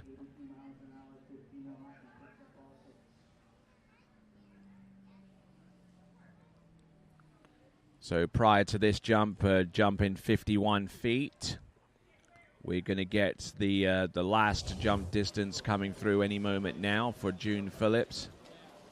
It'll be displayed up on your screen momentarily as Lucy Spatafor gets ready to jump.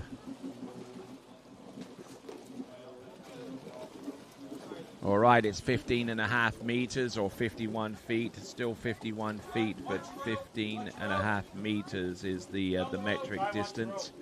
So a best jump is 15.7, which is still within the realm of 51 feet, so 15.7 meters.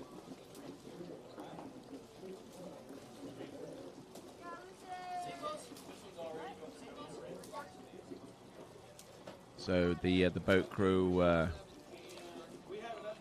wanted to find out what her intentions are in regards to how she's going to go about her jump set, whether it'll be exclusively single cuts or she will go with 3/4 or doubles, although hopefully there's not a knot in the line. Okay, the line appears to be clear, and we've got Lucy Spatafor. Now, the reason why they asked that is obviously as a time-saving mechanism to get through each of these competitors efficiently and with plenty of time to spare for all the other events that will take place.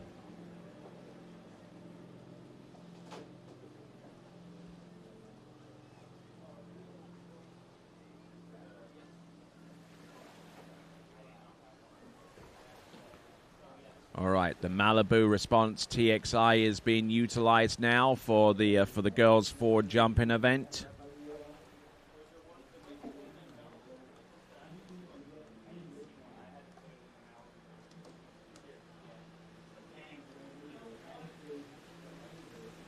All right, the boat appears to be going at a fairly high clip here.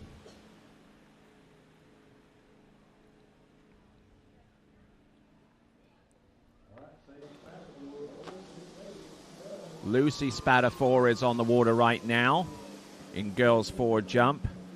And I believe her sister, Sadie Spatafor, is slaloming right now.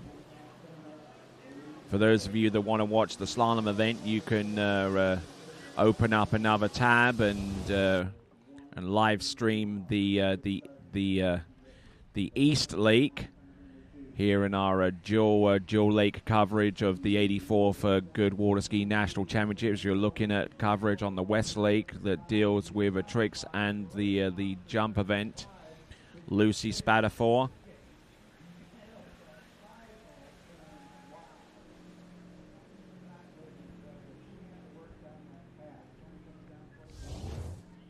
Lucy Spatafor, it's 19.5 meters, 19.5. for a distance of 64 feet.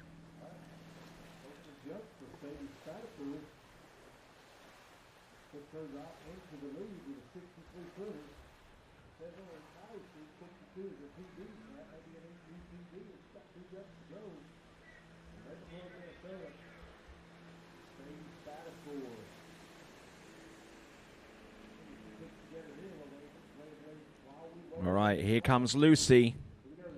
Maple Grove, Minnesota is where she's from. Oh, edging a little bit more aggressively on that jump there. That could well be over 20 meters, given how far she was to it with the previous jump of 19.5 meters. Age 15, which means that this is the last time that we will see Lucy Spatafor competing under the guise of a girls 4 competitor, because 15 is the upper age limit for that particular division, both boys 4 and girls 4.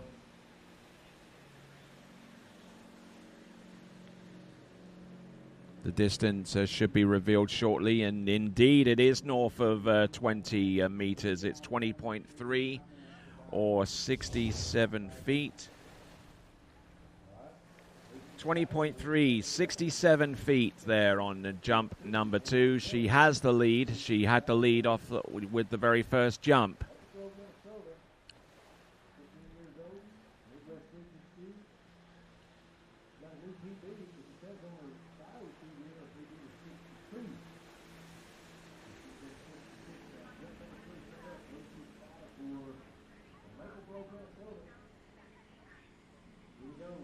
Okay, here comes Lucy Spatafor, up and over, and will land and ride that jump out. So 3 jumps, 3 landings.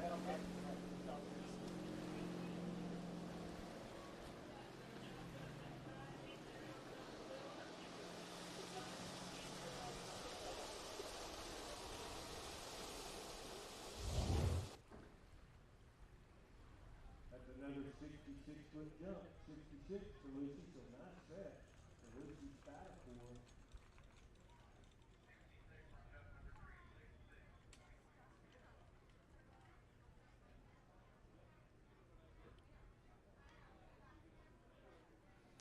Okay, so Lucy Spatafor, 20.4 meters or 67 feet. 20.4 meters, 67 feet. She has the lead, and we've got about 8 more jumpers to come in girls 4 before we round off this event.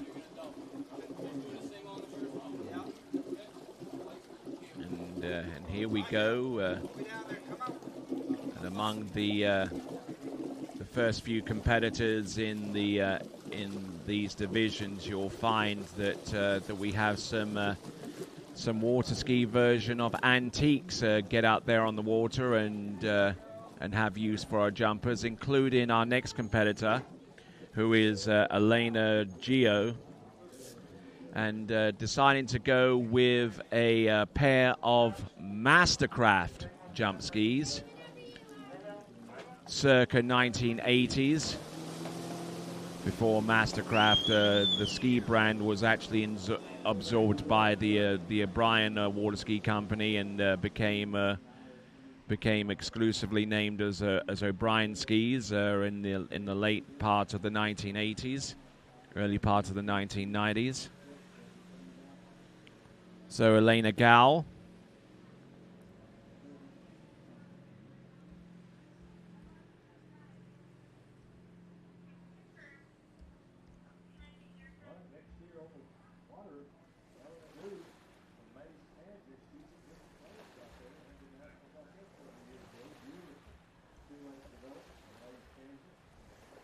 So coming to us from Mays in Kansas, Elena Gall,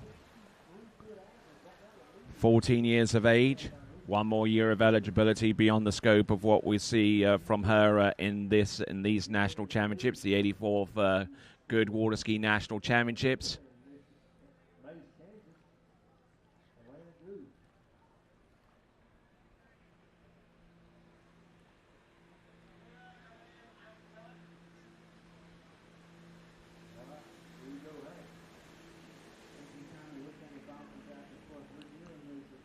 Here she comes, full face helmet, driving it on home on those Mastercraft jumpers, up.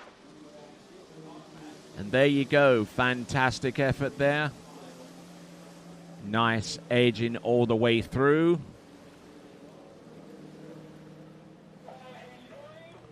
And certainly found plenty of speed and plenty of push to get onto the ramp.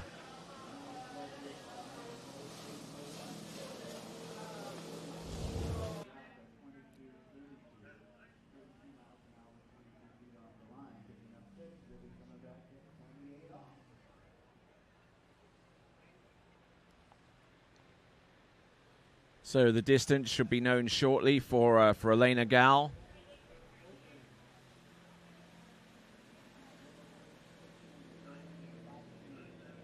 Opens up for the landing and nails that one too, and it's one-handed landing to boot.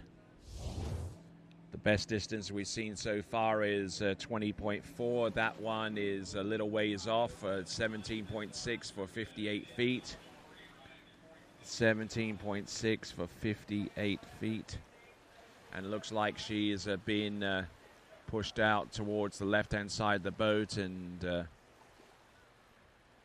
looks like she's gonna have some options read out to her in respect to accepting that jump or continuing to jump to the third and to the second and third attempts.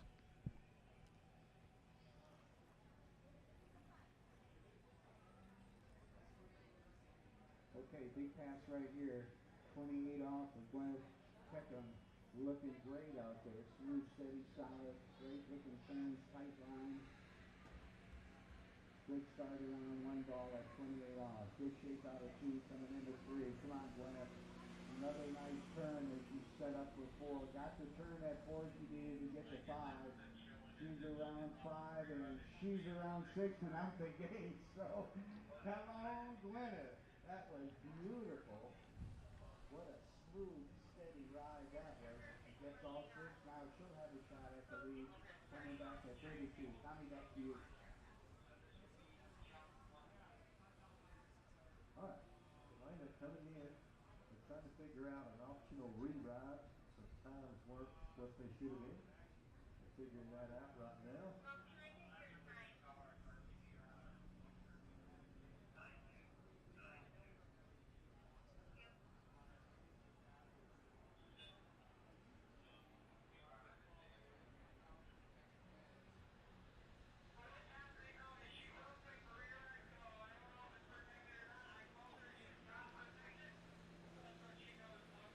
All right, then here we go, Elena Gal. Re-ride on jump number one.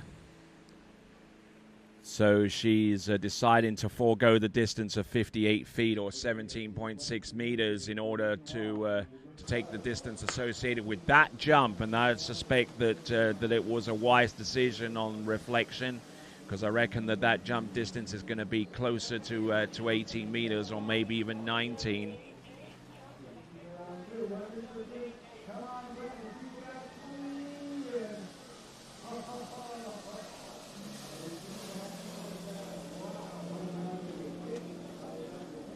So we're in girls' four jumps right now, and we're looking at the instant replay.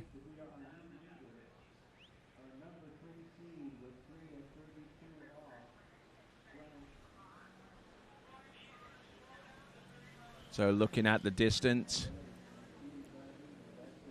well, it's 50 feet or 15.2 meters. So upon reflection, maybe not such a wise decision after all. 15.2 meters. She originally opened up with about 17, but forwent that jump there with the distance that she opted to produce on the second attempt of the first jump.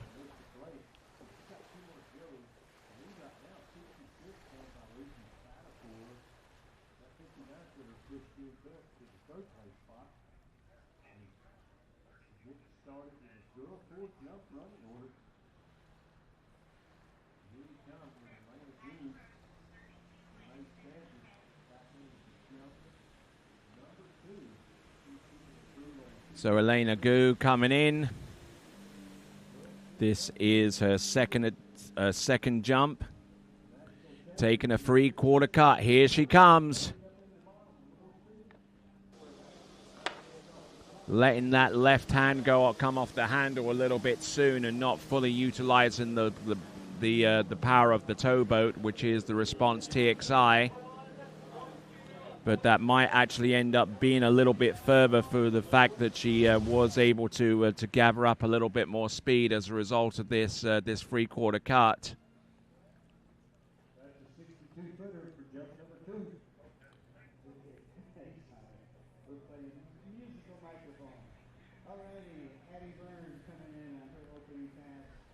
32 miles an hour. So looking good there for a jump, I believe, to be over 60 feet, and it is going to be 19.1 meters, 19.1 or 63 feet.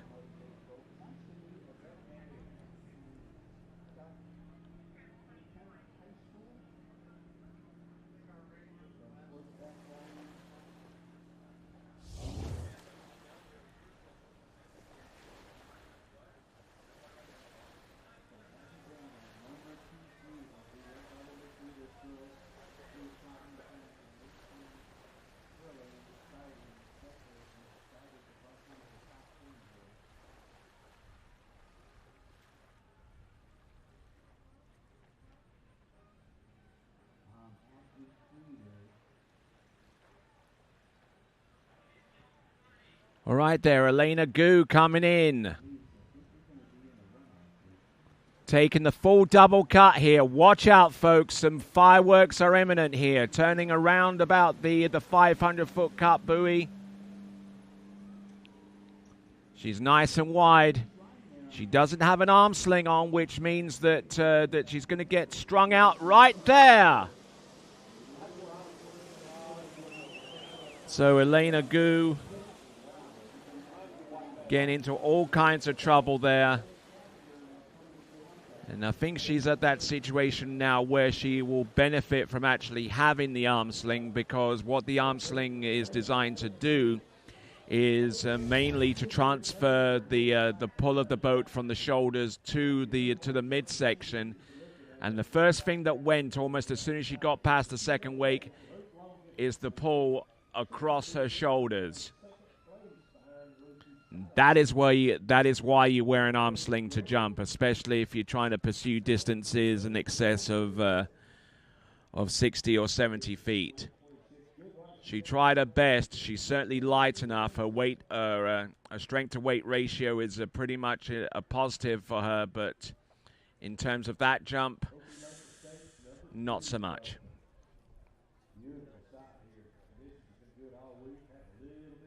So Josephine Snape is our next competitor.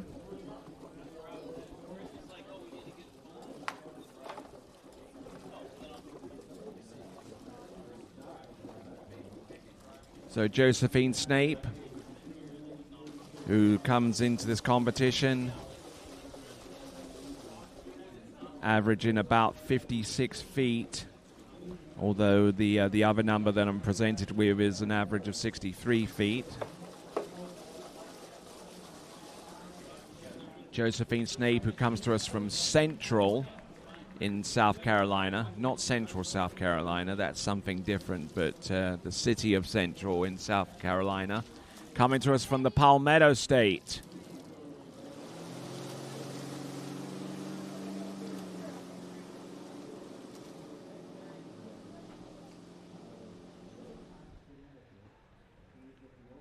So Josephine, who's had jumps of 64 feet in the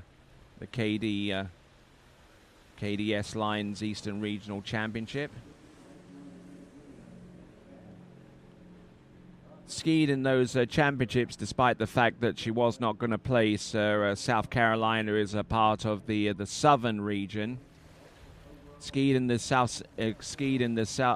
South Carolina State Championships, where she flew for a 62-footer, and in the U.S. Junior Open, she went 60 feet.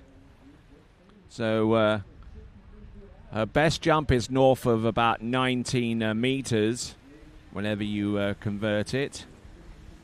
or that's the distance you convert from, because we primarily measure jumps using the metric system and convert to feet and inches for a better understanding of what has been achieved. So here we go, Josephine Snape. Oh, and wow. Taking a big old hit there upon the landing, and I'll tell you what, we made up a lot of time there with the tricks event, but it looks like a lot of the time there that we picked up maybe it's going to be expended with the jumps, at least at this early stage of the game. Clipped the bottom right-hand corner, and that sent her careening into that fall there.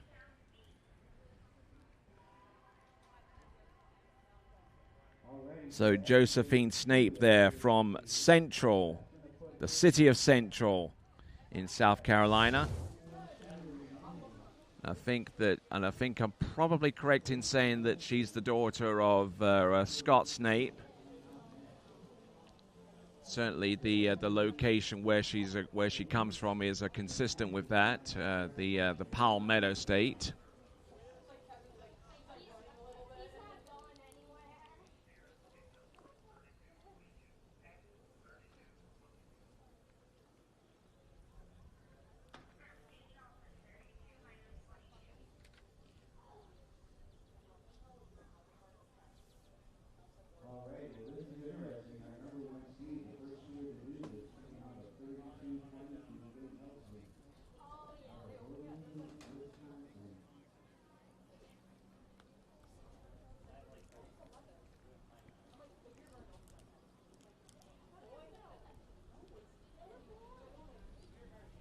Okay, so Josephine Snape.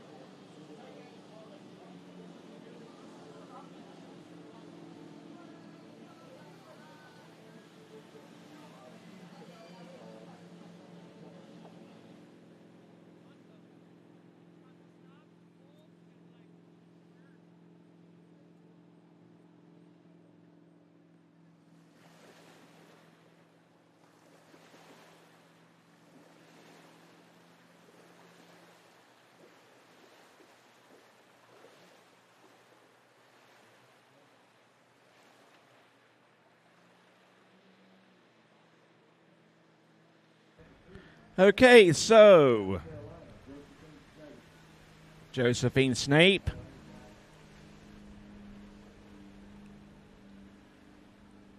Let's see what she's got coming in on jump number 2. And quite close to the bottom right-hand corner again.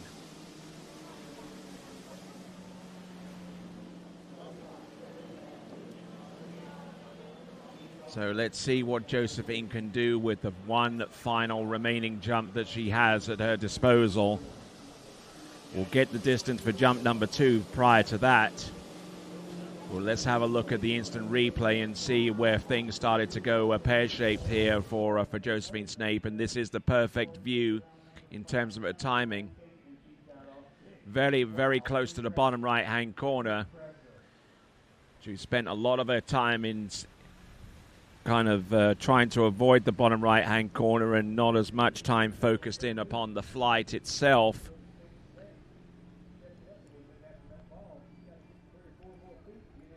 So 64 feet, but still a little ways behind our current leader, who is Lucy Spatafor, with 20.4 meters or 67 feet.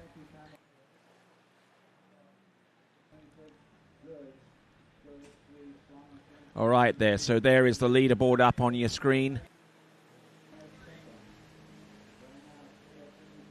Josephine Snape currently in second spot with 64 feet.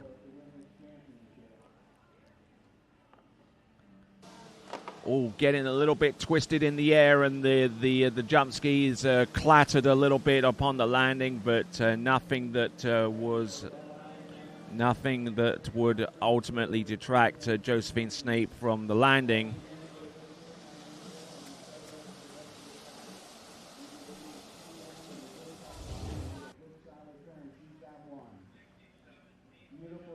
So still relatively close to the bottom right-hand corner, but I mean, she just seemed to be afraid to land that jump there more than anything else, just getting really twisted. And however, having said all that, it is 20.6 meters, 20.6 meters or 69 feet.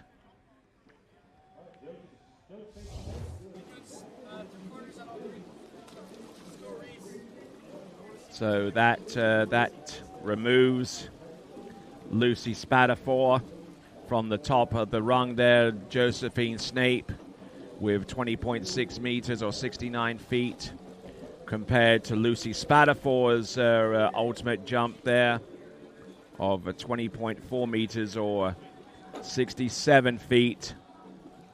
No, just don't even do it. Do not even try doing it at this moment.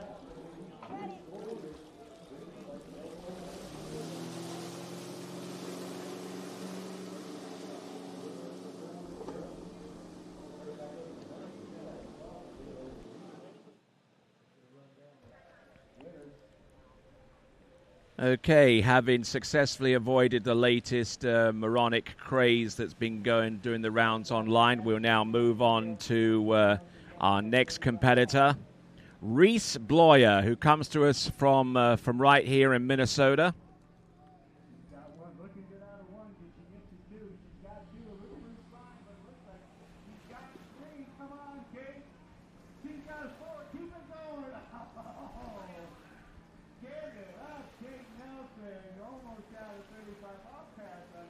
All right, so Reese Bloyer, who comes to us from Lake Elmo in Minnesota in the regionals, which was held here not too long ago. She jumped 67 feet or 20.4 meters, and something of around about that range is going to be required now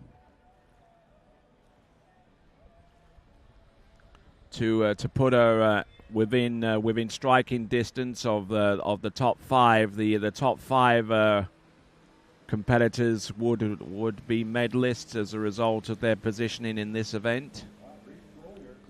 Here comes Reese Bloyer. Turns in, drives in hard, maintains her position across the ramp.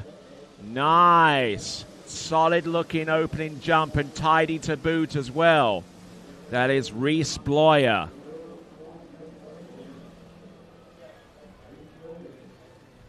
So Reese Bloyer, who jumped 59 feet at the Ralph Samuelson Midwest Minnesota State Championship.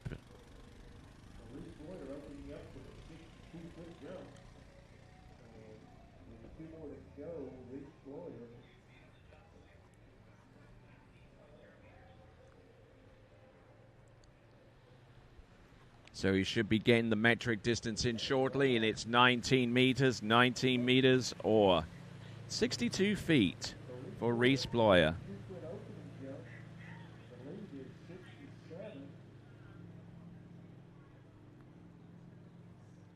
Okay, we got the runoff. We have one at 32 between Ashley and Elise. Coming in first. So Reese Bloyer, looking at the instant replay, looking very, very tidy indeed now. Now avoiding the mistakes that were made by Elena Gao a couple of skiers ago, where she was highly aggressive coming across the second week into the jump almost too much, because you get to a certain point where you are edging towards the jump, and if you don't have the arm sling on, then any pull that you exert upon the boat is transferred immediately to the shoulders, and whenever that happens, then you're in a really, really compromised position going forward. Here comes Reese Bloyer.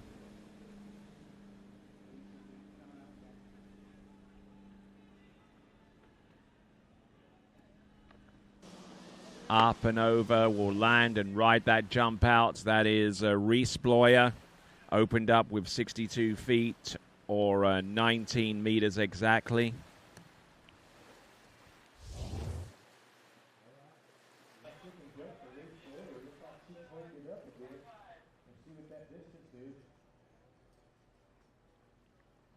Well, she had more speed, but it turned out to be a 60-foot jump. So losing a bit of distance on that jump, apparently, from what I'm hearing. But Reese Bloyer, her technique continues to be consistent. Maybe not taking as late of an approach and yielding 18.4 meters as a result. 18.4 meters or 60 feet. A skier hailing out of Lake Elmo.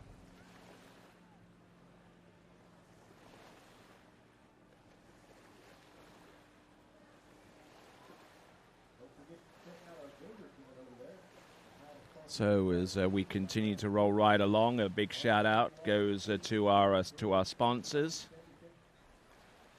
especially those that populate the commercial village. Especially Goode, the title sponsor for these national championships. Then we've got Goode, D3, Radar, Connolly, our boat suppliers, Malibu, Mastercraft, and Nautique, and our official tow line comes to you courtesy of Masterline. Here we go. This is Reese Bloyer with 62 feet or 19 meters on the first jump. Here she comes, coming in on the jump number 3, stepping up a little over the wakes and forced to abandon any major edge that she was proposing to exert upon the ramp off the second wake with.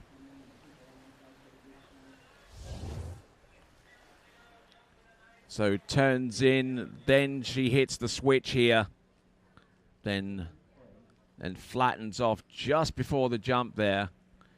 Is able to keep everything together, and the landing is as safe as houses as it has been all the way from the start through to the finish.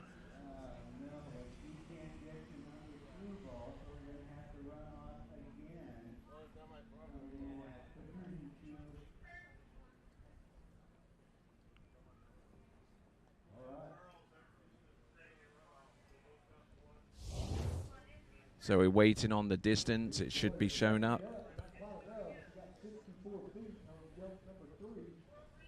So 19.6 meters on the final jump. We got the distance 19.6, which I believe is 63 feet, and with that jump distance, that puts her currently in third spot, 19.6 or 64 feet. That is the final jump for Reese Bloyer. Still out in the lead, however, is Josephine Snape with 20.6 meters or 69 feet. In the meantime, we have now gone in towards the top 5. Kayla Mika.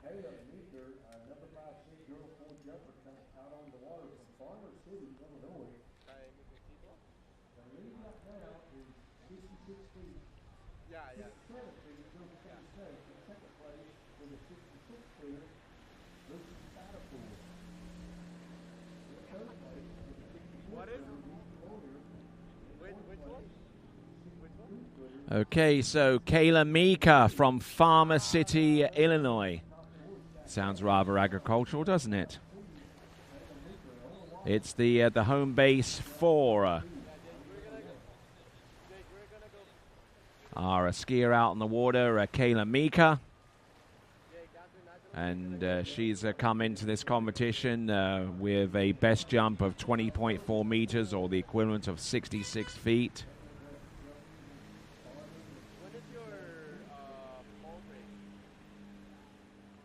Well over the tips of her skis here, almost to a fault here. Oh, lays an egg with that jump, unfortunately, there, Kayla Mika. Yeah, she's fine. But, I mean, she had a body position well over the tips of those skis before she started edging in and had to back off a little ways to affect that jump, and couldn't really get her legs underneath her after that point, and unfortunately came into the landing and not in the best of shapes, unfortunately. So that is Kayla Mika with a score of 0 on jump number 1. 0 score on jump number 1 for Kayla Mika.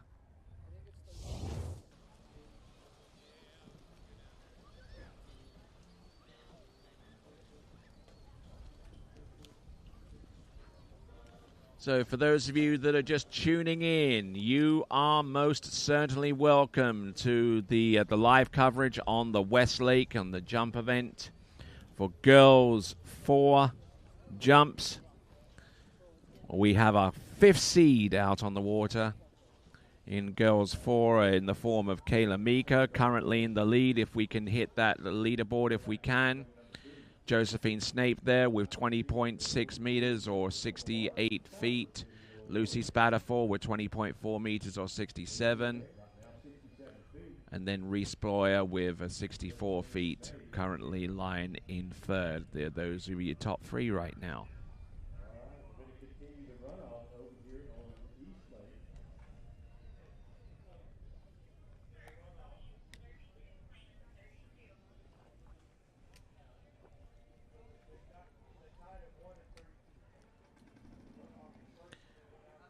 So looks like, or rather it sounds like, there is a runoff situation going on right now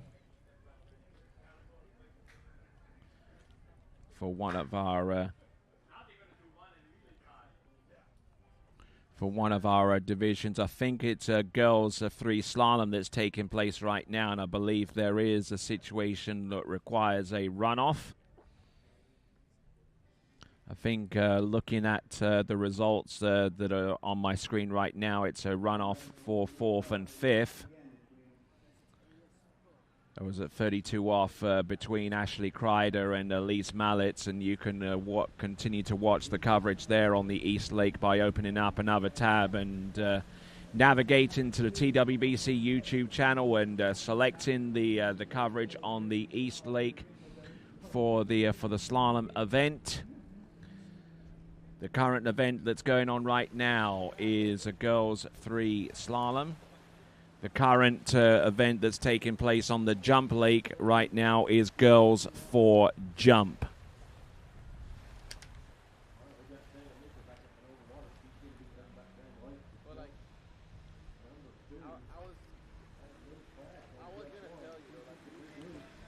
So Kayla Mika, who took a bit of a hit on jump number 1. Now that is way too far over the tips of your skis, especially if you want to put an edge on here. There you go, and was just a fraction away from riding that out.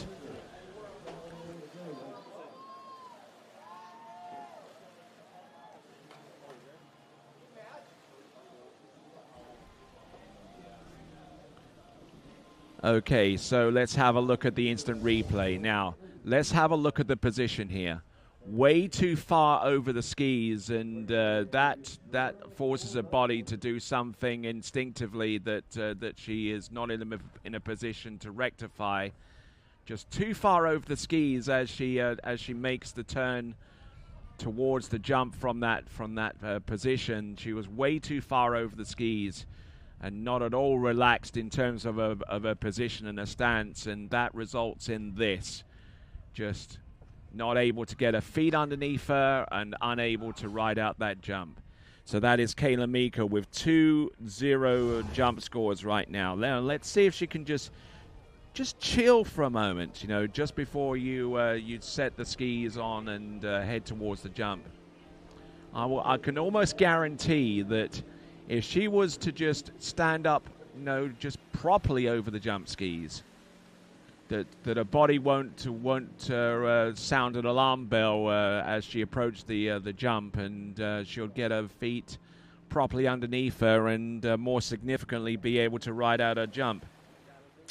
Because right now, unless Kayla Mika puts out a score of more than 20.6 meters or 69 feet, she would not be guaranteed a spot on the top 5. We have 4 competitors remaining, granted, but Kayla Mika needs to take the lead at this juncture in order to be guaranteed a spot in the top 5. Now let's have a look at her position. Now that position is good. Right there. Hold that. Now watch her feet get underneath her.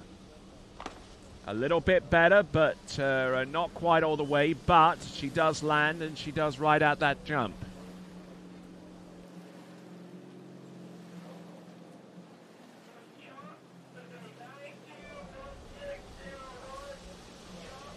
So Kayla Mika lands that jump. It's probably not going to take the lead, and that lead is probably going to still be in the possession of Josephine Snape with 20.6 meters. She does get a little bit more lift, though. She at least gets her feet underneath her in time for the landing, and it is 19.1 meters, 19.1 meters or 63 feet. 63 feet.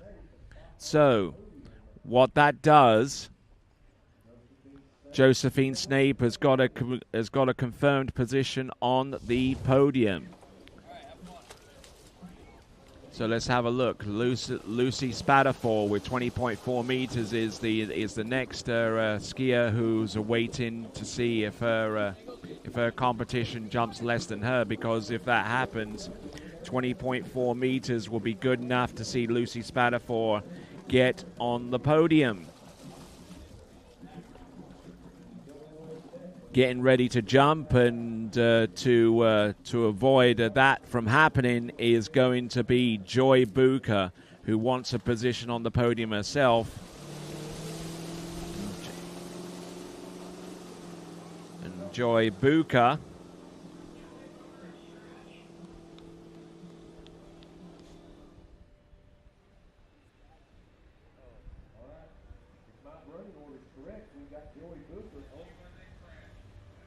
Okay, so Joy Bucher, apparently from what I'm hearing, is a scratch, which means that by default, Lucy Spatafor now has a spot on the podium.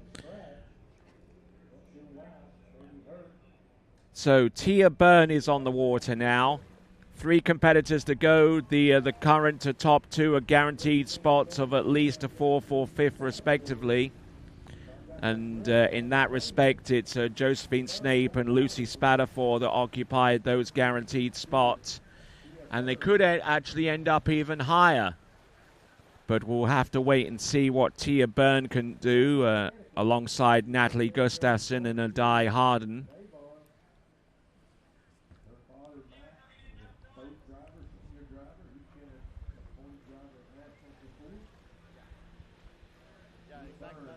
Okay, so Tia Byrne now, girls 4 jump. 78 feet is her best score that she brings into this competition. From Walcott in Connecticut. Oh, flat as you like coming into the jump, and not feeling it so far as the timing is concerned. Using the arm sling, which is a critical element to any jumper that aspires to attain this kind of level of competency. Once again, the arm sling safely transfers the pull that could end up going across your shoulders if left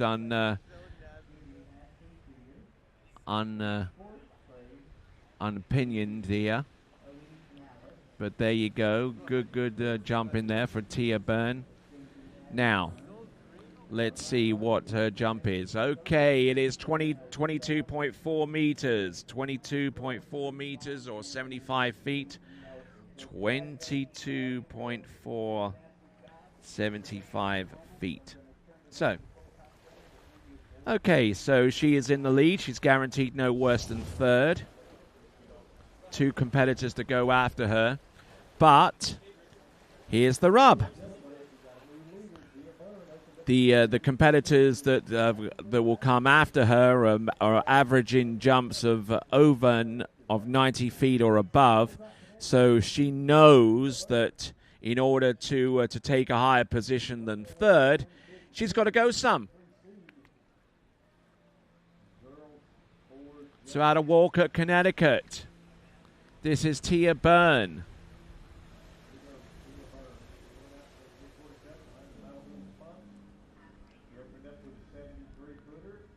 A little bit on the backs of the skis, having to make a transition here to get the weight over the tips of the skis. But the effort is there. Certainly the timing was a little bit better, a little closer towards the bottom right-hand corner. She didn't flatten off at all.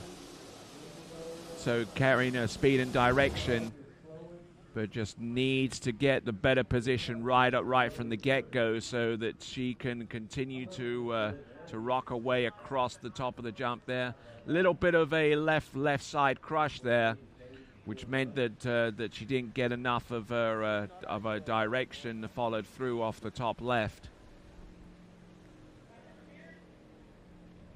So Tia Byrne with 23.2 for 76 feet, 23.2, 76 feet.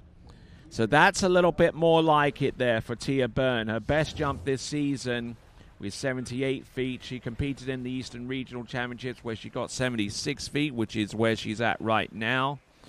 Even right down to the metric of 23.1 in those championships. She's got 23.2 here in these 84 for Goode Water Skiing National Championships.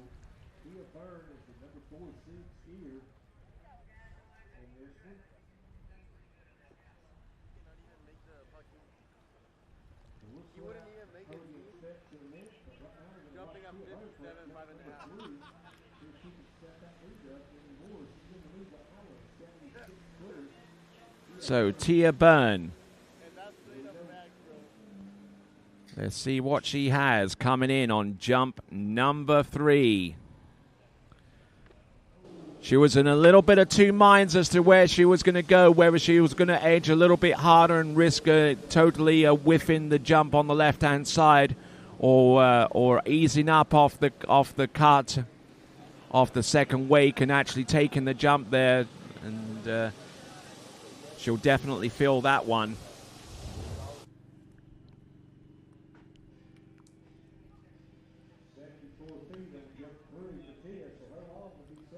So 74 feet, eases up off her edge, comes back on again, and the jump that I'm hearing is a 74-footer. As confirmed by the jump distance itself, 22.6 meters, But if the sole simplistic aim was to get in the top 3, I'd say that she's done it. Her best jump is 76 feet, or 23.2 meters for Tia Byrne. We're going to get ready for our next competitor, our penultimate competitor, as we have a look at the leaderboard once again. 23.2 meters for Tia Byrne takes the lead away from Josephine Snape. And Lucy Spatafor currently in the third spot. Only the top 3 right now as it stands are guaranteed spots on the podium. Lucy Spatafor, Josephine Snape, and indeed Tia Byrne have all gone a guaranteed spot in the top 5. Now to fill the rest of the spots, we'll look towards the next 2 competitors. Adai Harden will be our last competitor to jump, but before her is going to be Natalie Gustafsson.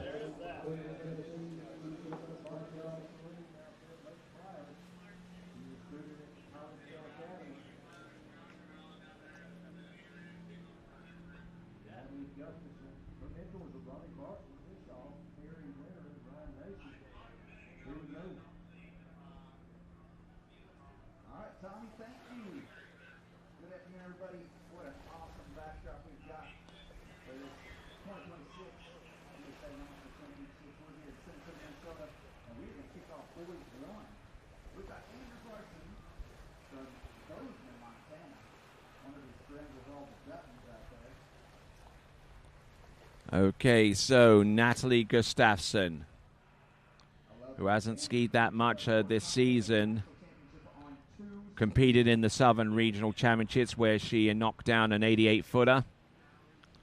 Her best jump of this tournament season was at last season's Goode Water Ski National Championships, the 83rd edition, where she flew 92 feet. Let's see what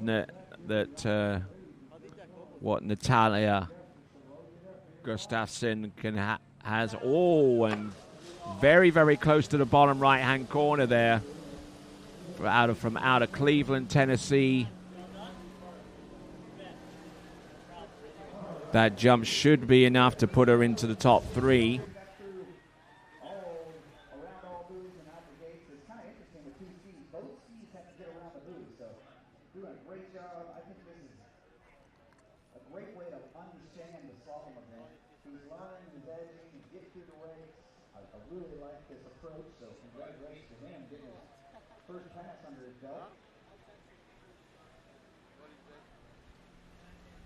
All right, here we go. 26.2 meters or 86 feet there on jump number 1. 26.2, 86 feet. It is good enough for the lead.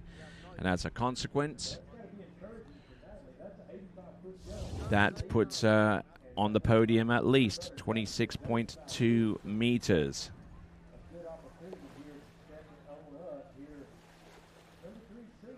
All right, so now it's time for her to dig deep and come up with a distance that will be enough to fend off a potential challenge courtesy of a Die Harden. We've got Anders on the lake, and he has completed his first pass. He's coming back in at 17 miles an hour. So 26.2 or 86 feet under her belt. Natalie Gustafsson. Second of 3 attempts. Let's see if she's got the minerals here to extend the distance out a little bit further. Coming in, jump number 2. Yeah, a little bit better, but the jump skis did kind of kick up a little bit towards her face and wasn't able to press down upon the tips coming off the top of the jump to extend that distance. But I do suspect that she brought in a little bit more speed, and maybe it spooked her a little bit, or it may have actually contributed to a greater distance. Either way, she's got a third and last jump to come.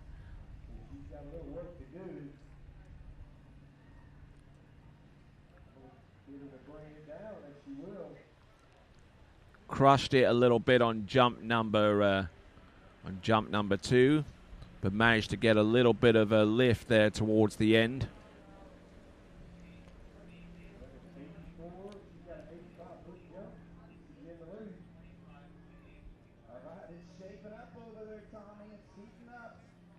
All right, then. So we've got Natalie Gustafsson, 25.8 for 85. 25.8 for 85 feet. So that still means that that she has the lead with an 86-footer on the previous jump for 26.2.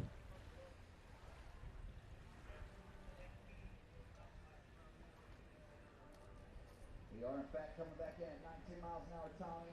Anders is tearing it up on the water. Love to see it. Learning. So Natalie Gustafsson, third and final attempt.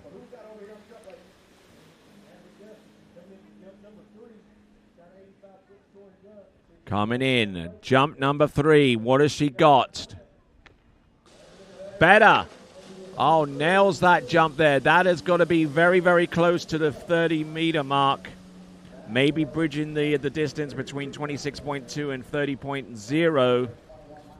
Let's see if she can add at least a couple of meters to what she's already jumped to maybe, just maybe, put the jump title out of a Die Harden's reach in girls 4.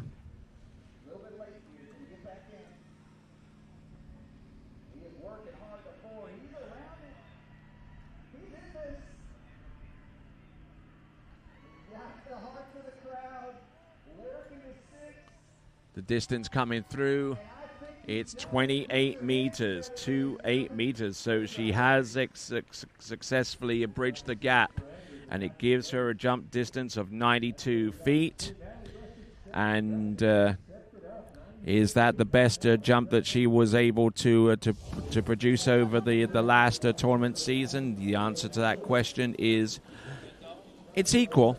28 meters exactly, 28.0 meters for a 92-foot last jump. And that means she has the lead and can finish no worse than second. Now, let's see what a Die Harden can do.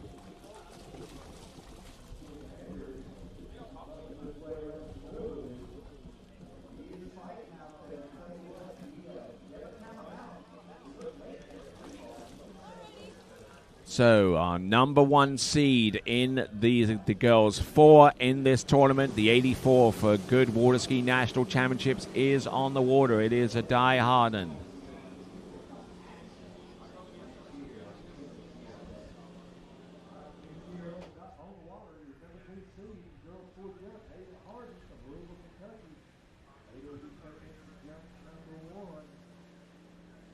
So from Douglas Hills, which is just a little ways outside Louisville in Kentucky, this is a Die Harden.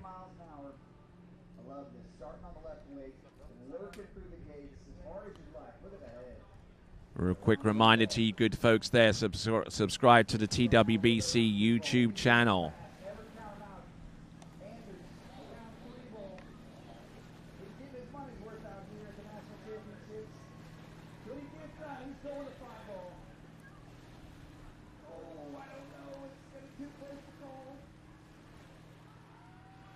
Here we go, a Die Harden now. The national championship is within her grasp.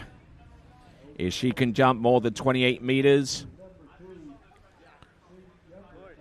or jump anywhere close to 93 or 94 feet, then she'll snag the national jump title. But here she comes, girls 4. The last 3 jumps in this division. Let's see what she's got right here and now. Good dig there on the first jump and failing to ride it out. So it's going to come down to a final 2 jumps there to determine the destiny of the national jump title in girls 4. A little early to panic yet, but certainly the elements of creating it have started to be seeded at this juncture.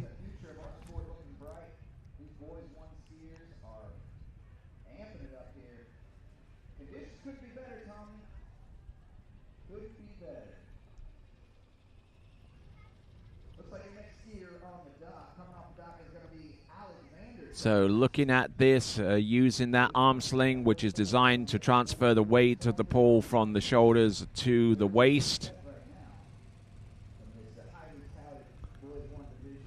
Unfortunately, she came off the ramp a little bit on her heels and especially on her left ski. That destabilized her into the flight and was unable to land and ride it out, but that is a Die Harden.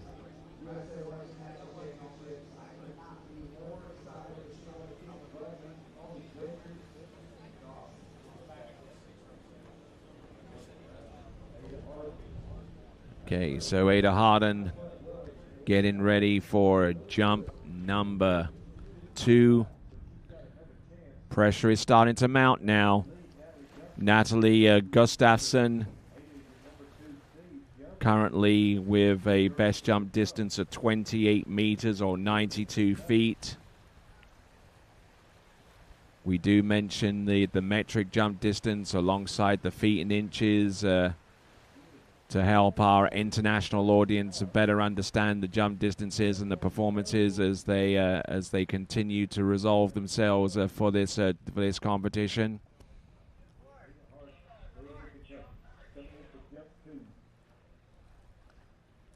And it becomes especially apparent and especially important to mention the metric distances because that is what is used to break any potential ties. In the first instance, here she comes. This is a Die Harden. Up and over. Does she land and ride it out? Yes, she does. She gets the score in the books, but is it going to be far enough? She might have taken a safety approach on jump number on that second jump to ensure that she at least gets a score in the books. Because not only is the jump title at stake, but also any overall aspirations that she may harbor.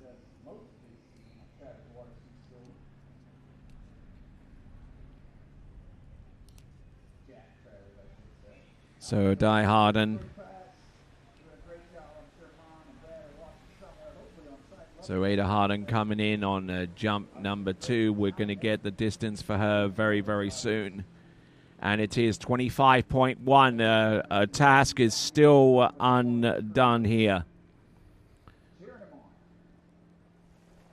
So 25.1 meters.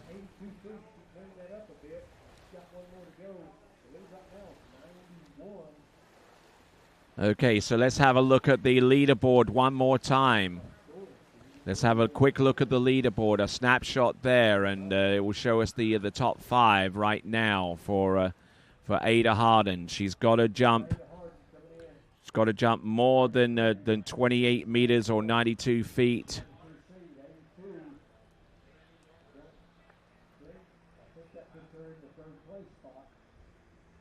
So currently with 25.1, which is good enough for third. Ada Harden coming in for the third and last jump. It's got to be now or never.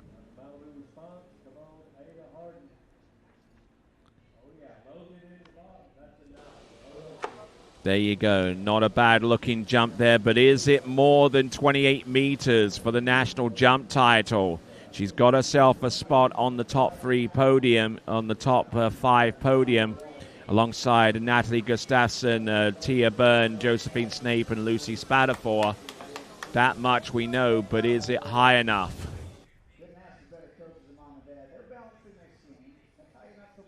So the distance coming through, this, from what I understand, it's going to be around about 92 feet. Wow. By 20 centimeters, she secures the national jump title for a distance of 92 feet or 93 feet.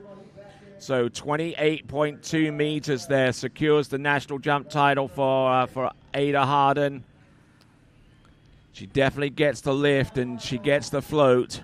So there is your national jump champion in girls for Ada Harden. So let's have a quick look at that leaderboard one more time. There we go. Ada Harden with 28.2. Natalie Gustafsson with 28 meters exactly. Tia Byrne with 23.2. Josephine Snape with a little over 20 meters. So congratulations to those competitors. And if you want to see the results in full, then go to waterskiresults.com. Waterski Results, click on the link that's at the top of the page for the Goode Waterski National Championships, and there you'll get your results feed for the competitive action here at the Trophy Lakes Estate, number 3. So now we move on from the girls to the boys. Boys free jump. Walker Fillmore.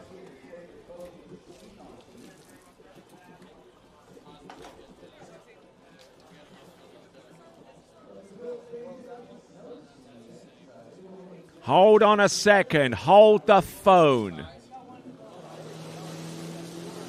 Hold the phone, folks, because making a late appearance coming into this event is the national number 1 seed coming into this event. You thought that the national jump title would go to Ada Harden, but no. Not yet, because our next competitor on the water, she is on the water, is Lexi Abelson.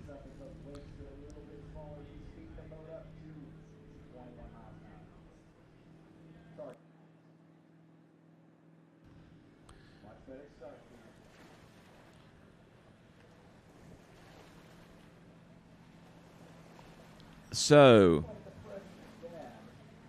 Lucy Spatafor, who believed that she might have done enough to get a top 5 placement, could well be on the outside looking in, knowing what we know about Lexi Abelson and her ability to jump huge distances going forward.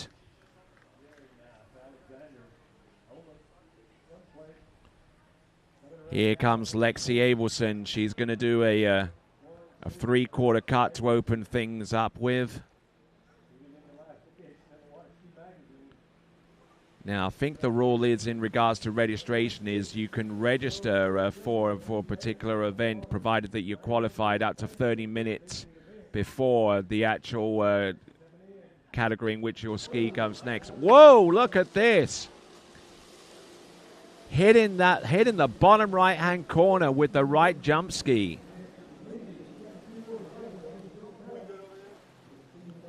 Taking a huge drive in towards the jump there. Hopefully her right ski fin is intact. There's nothing to suggest that it's broken in any way, shape, or form.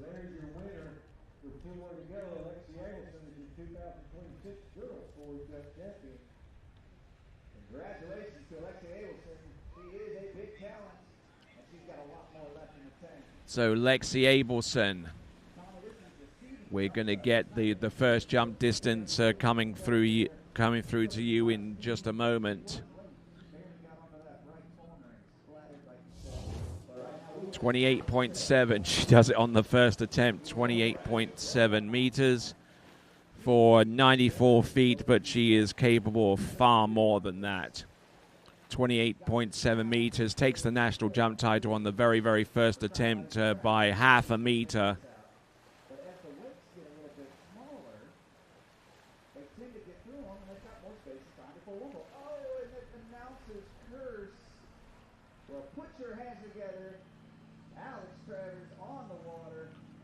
So let's see what Lexi Abelson can do for us here.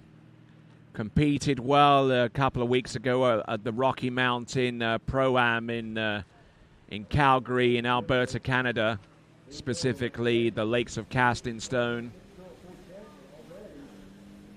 And will no doubt be very much in the frame for a potential run at the U21 World Championships coming up in January of next season. And just to mention that those U21 World Water Ski Championships sanctioned by the IWWF coming to you from Bayamolacus in Peru in January of next year will be brought to you live courtesy of TWBC. So there's that to look forward to for those long winter nights. There'll still be live water ski action taking place somewhere in the world, and the TWBC will be there.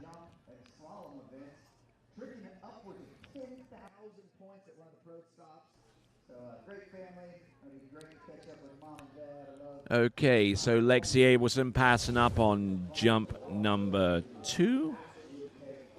She's already won the national jump title, so she's now purely jumping to try and peg some more points for the overall competition.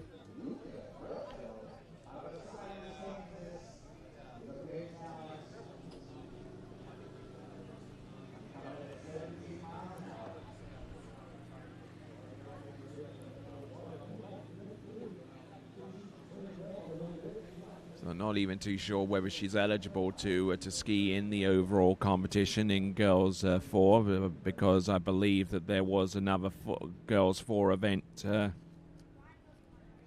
There was either the Girls 4 Tricks or the Girls 4 Slalom taking place that took place yesterday. This is the youth division day where all of the remaining youth events take place. A few of them actually took place yesterday.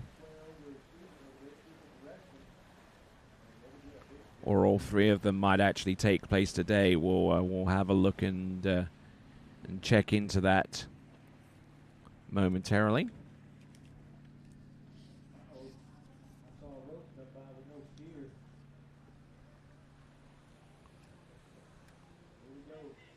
Lexi Abelson, third and last jump. Now, she's already jumped 28.7 meters, which is enough for the national title, but she is capable of a lot more than that, as I've mentioned before. Here she comes, Lexi Abelson. Oh, again, a little bit twisted in the air, and just wondering where the heck was her timing on that one. So Lexi Abelson competed well in the U17 World Championships, which took place earlier on this season, and that was in March and early part of April, and that was brought to you exclusively live on TWBC once again. But just the timing just was a little bit skewed there. She came across the first wake and across the second, had no time to bail out or refuse, or even had the ability to do so with that kind of late approach. So she took the jump and was struggling to make it on. So 28.5 meters, just a skosh less than what she jumped there on the first attempt, 28.5 for 93 feet.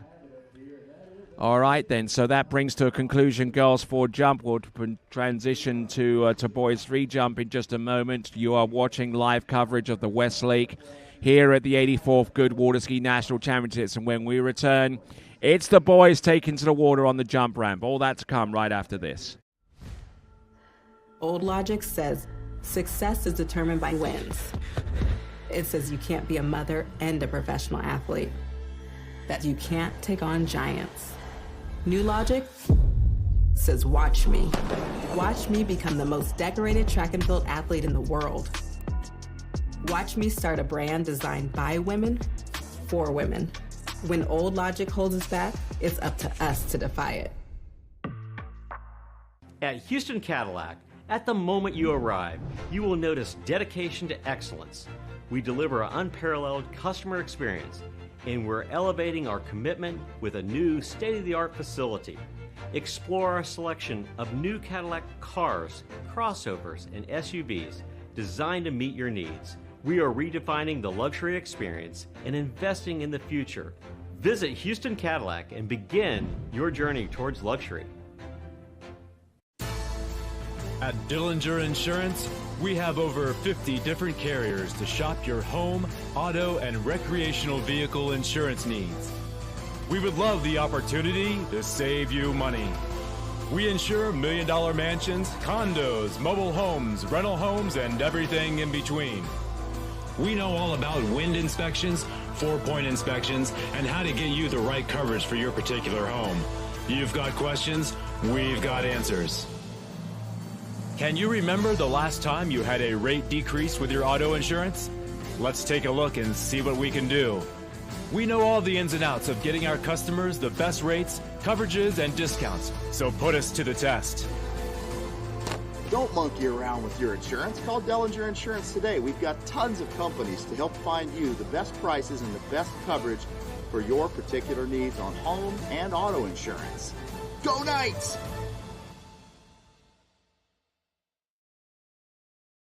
My name is Thibaut Dalen and I'm the broker of Dalen Real Estate. And today I want to show you some of our special listings located in Florida's world famous water ski hotspots.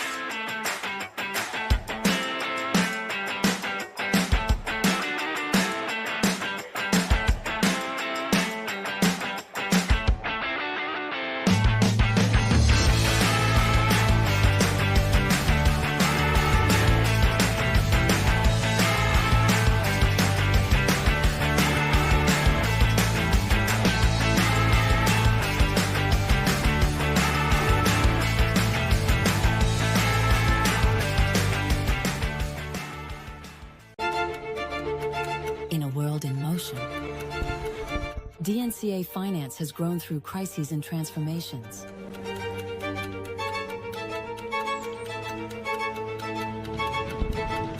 Times change, values remain. For more than 25 years, DNCA has been by your side for active and flexible management of your wealth. DNCA, Maison d'épargne de valeur. Speak with your financial advisor.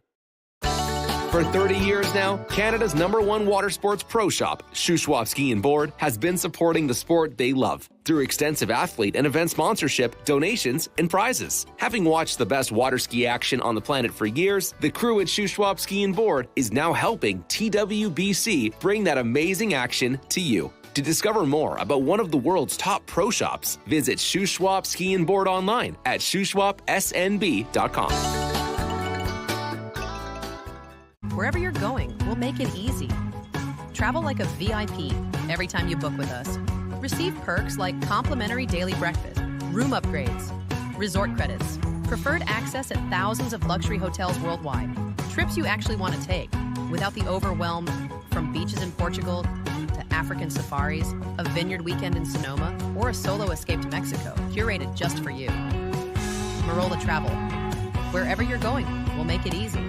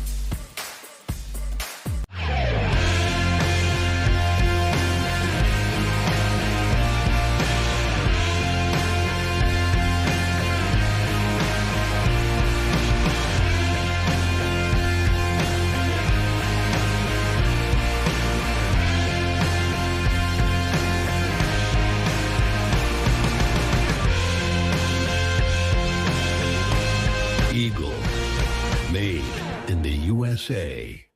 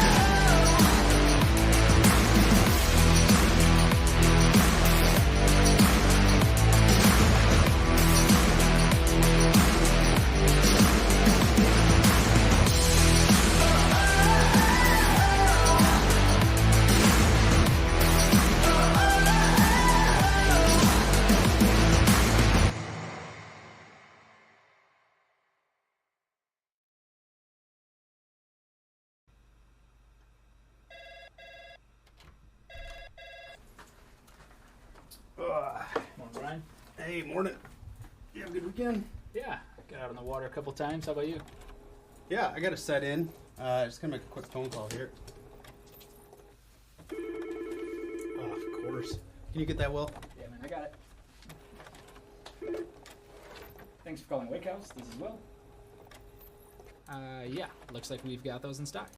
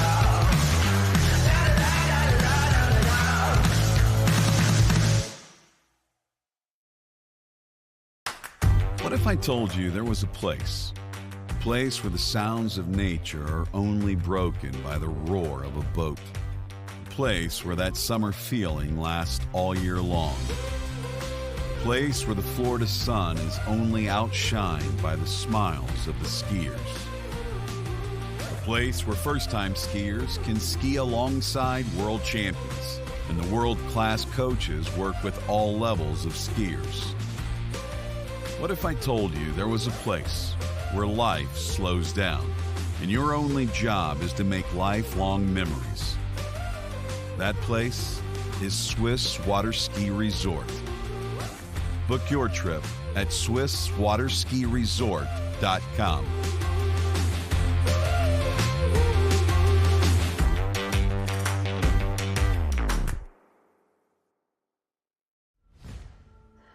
Old logic says success is determined by wins.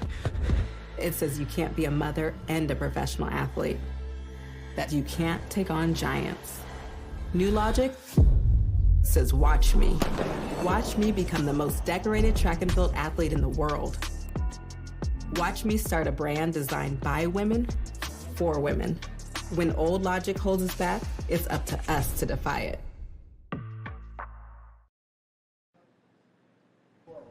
All right, then, welcome back to continuing live coverage of this, the Goode Water Ski National Championships, the 84th edition. And whilst one member of the Fillmore family takes the water at the slalom lake, his elder brother, Walker Fillmore, is on the jump lake and nails the first jump and thus qualifies a score onto the final standings. 28.5 feet is his best average. Fortunately, it looks like Mr. Red might have not gotten out. He's gotten his gates there. So that's not going to be a performance that he writes home about. But you know what? Again, these are character building moments. And he's going to take it in stride. And I know his parents are going to make sure that he understands. So we're waiting on the distance. It should be flashed up on the screen very, very soon. Walker Fillmore using those EP jumpers with the relatively loose bindings, which is always a good, safe way to learn how to jump. 10.3 meters, or 34 feet. So already exceeding his average.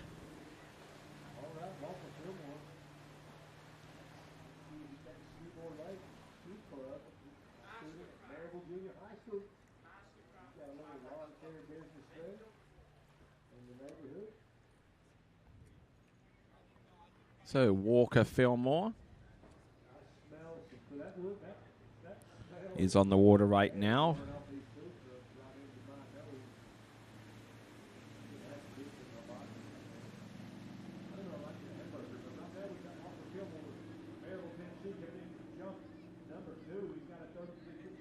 So Walker Fillmore from Maryville in Tennessee, up and over. Oh, and a little bit of weight skewing off towards the right ski, but while that would work if he was cutting across the ramp, doesn't work so well if he's getting pulled across the jump from bottom left to top right. So he'll get a little bit of advice here, and he'll find out what his options are. You can say that again. This is the best part of the tournament. We've got our living legends, and we've got the youth, the future of our sport. Right now we got boys 3 on the jump leg. We got boys 1 on the solid leg. It does not get So looking at this once again. Coming off the ramp there, sitting down a little bit as he came off the top and was unable to set his jump skis directly below his body mass, as he was a little bit too far back for him to do that.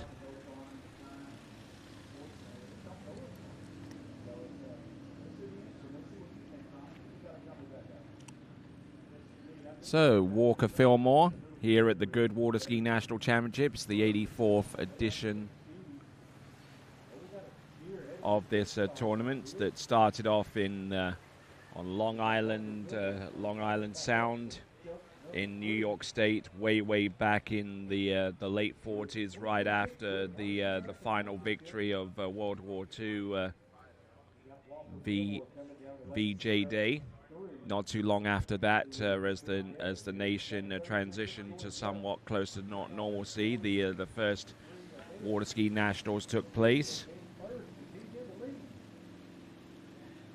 And has now become this behemoth of a tournament with over 500 skiers and multiple lakes, multiple boats, multiple everything. And up and over. Oh, and getting a little bit twisted on the landing, but thankfully he's flexible enough to be able to counter that. So 0 score on the remaining 2 jumps, but he has 10.3 meters or 34 feet to help him along so far as his final score is concerned.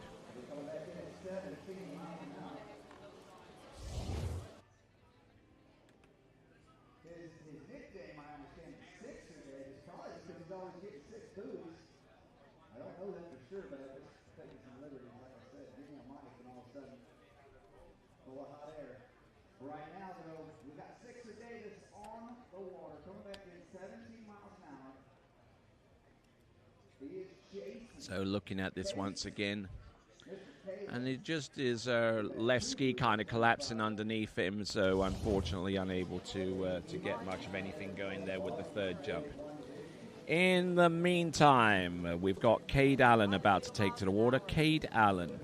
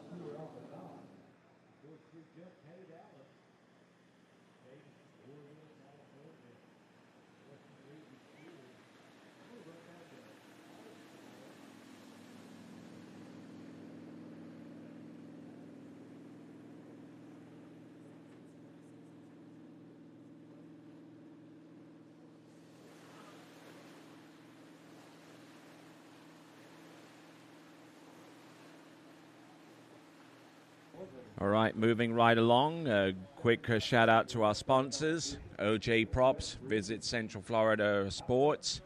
Among the sponsors present here, along with HO Syndicate, D3, Conley, Radar Skis, Masterline Ropes, and accessories, of course, the boat manufacturers Malibu, Mastercraft, and Nautiques. And, of course, our title sponsor, who is Goode Carbon Technologies. Let's have a look and see what Cade Allen has in store for us.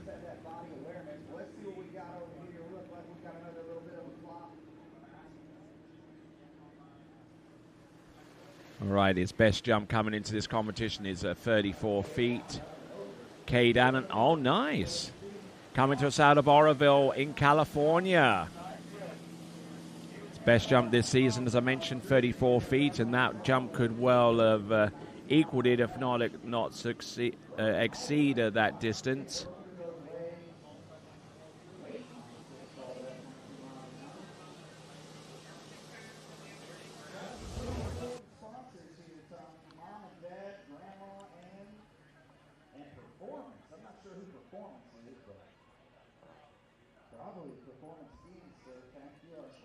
Okay, so 9.1 or 30 feet, 9.1.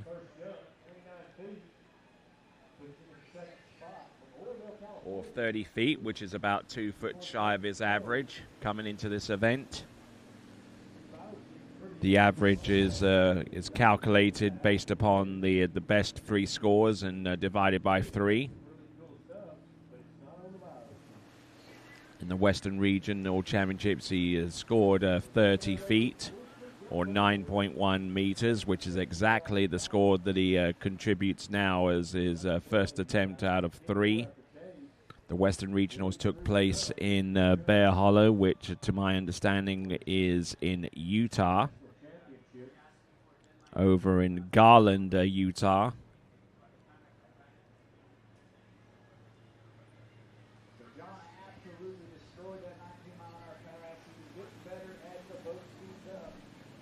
So here we go now. This is Cade Allen.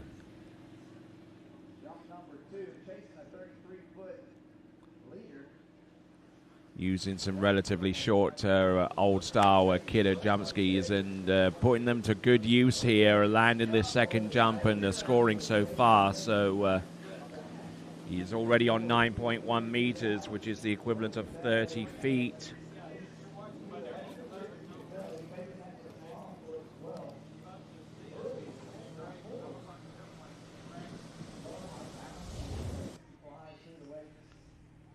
So let's have a look. Leaving that right ski behind a little bit, though. But still managing to put a little bit of speed into the jump and maybe fly out for a little bit more in terms of distance. If it's anything above 9.1, he would have just done that. Cade Allen. Oh, 11.4. 11.4 or 37 feet. 11.4. 37 feet. So nicely done there, and that outstrips his average, a score of 34 feet. So he'll come away a happy camper from the 84th Goode Water Ski National Championships. May not be enough to put him on the podium, mind you. That's reserved for the top 5 jumpers by the end of this round of jumps in these national championships. But he'll be happy with a drastic uptick in distance all the same. And he still has one more jump to come, which is this one. And seems to have found a sweet spot so far as his landings are concerned, and a nice set of 3 jumps there coming to you out of Oroville in California. That is Cade Allen.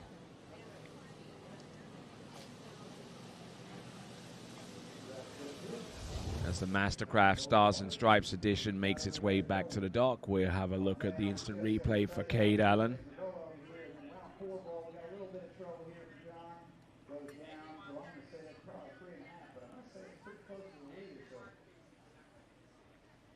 Once again, Cade Allen knocks down an 11.9 meter jump, 11.9 meters, and that increases his metric jump distance as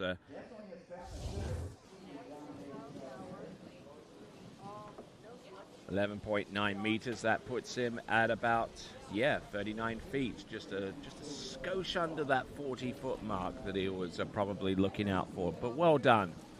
There we go. That's Cade Allen. James Irvin comes up next.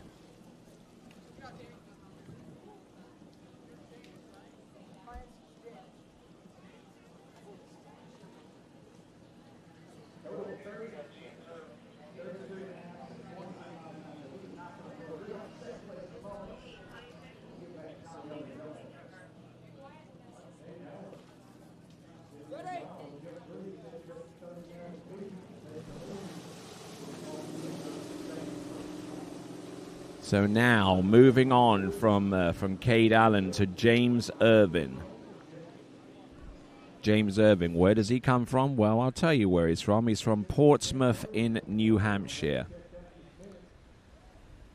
Over there in the Granite State. And they recently held the Granite Cup over in Wolfsboro in New Hampshire as part of the World Water Skiers overall tour.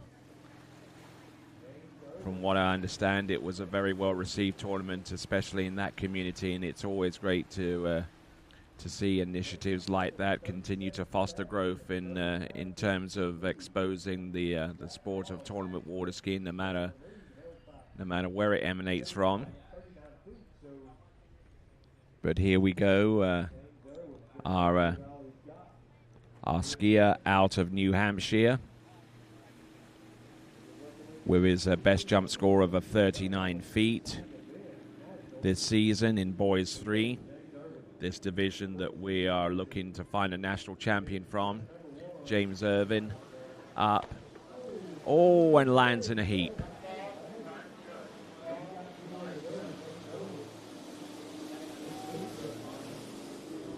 Just got back on the jump skis and just couldn't transform his stance towards the front in time to land that jump. But that is a 0-0 scoring jump number 1. Little soon to panic, though. He's got 2 more attempts to go, and we'll see if he can land either one or both of his next 2 jumps.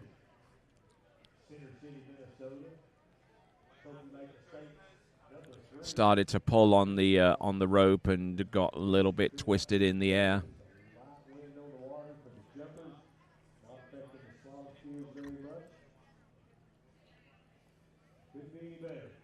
Yeah, a little twisted in the air. Almost seems to flinch away from the landing. And maybe he's had 1 or 2 jumps that have not ended particularly well from an injury standpoint. Or may actually been trying to shield some part of his body from getting hurt anymore.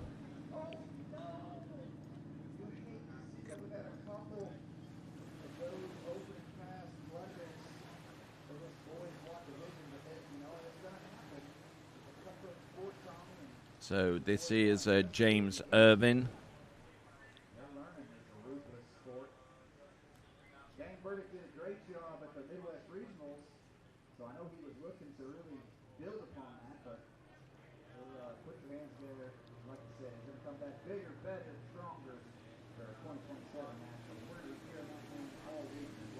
All right, here we go. This is James Irvin. Here's his second jump.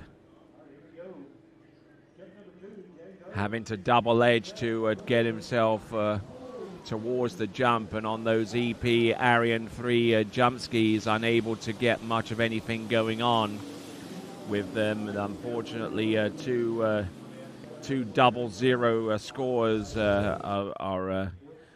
are heading in his direction, and he's got 1 more attempt to come. The current lead distance is 11.9 meters from Cade Allen, but that couldn't be the furthest from James Irvin's mind right now, as he attempts to try and redeem himself. Just lands and just doesn't have any way of riding out that jump.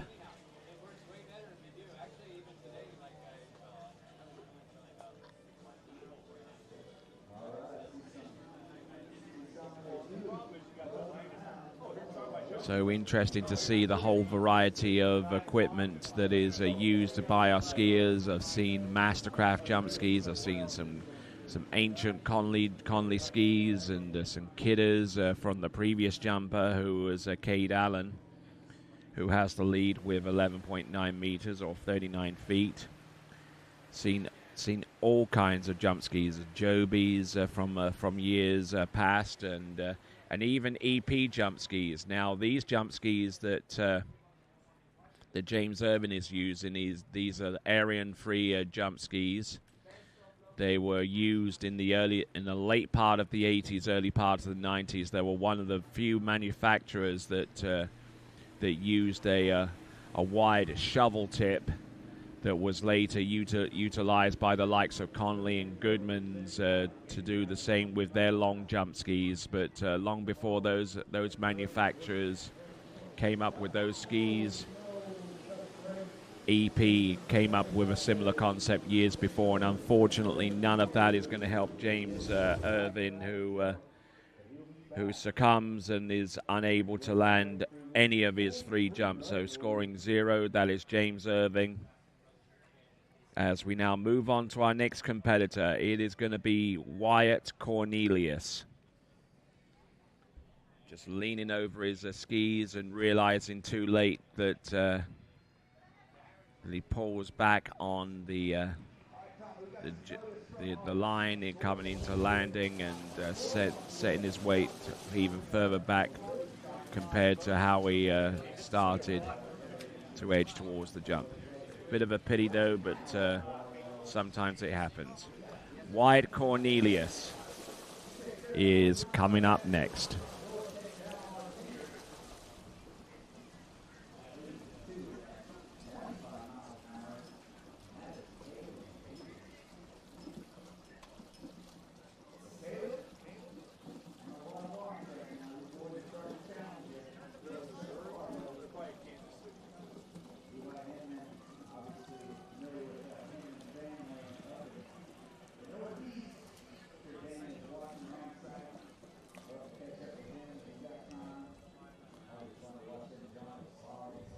Okay, Wyatt Cornelius.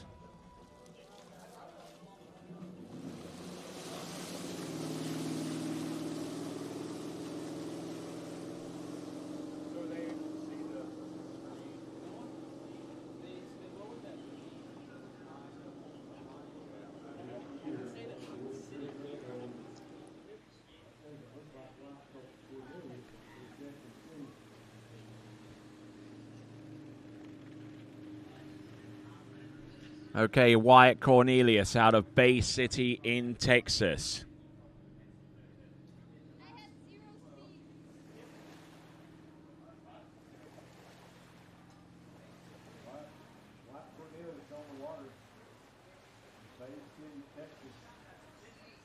Coming to you out of Bay City in Texas, this is Wyatt Cornelius. Now, Bay City is located just a little ways shy of Houston, the greater Houston area. If you're traveling in from Louisiana, you'll pass Lake Charles and then Beaumont and a whole bunch of other communities, and then you'll end up in Bay City just before you hit those major concrete highways that surround one of the largest cities in the United States. There you will find Wyatt Cornelius, and where we find him now is right here at the National Water Ski Championships, the Goode Water Ski Nationals. But it is a 59 feet as his best jump distance this season at the South Central Regionals. So Wyatt Cornelius.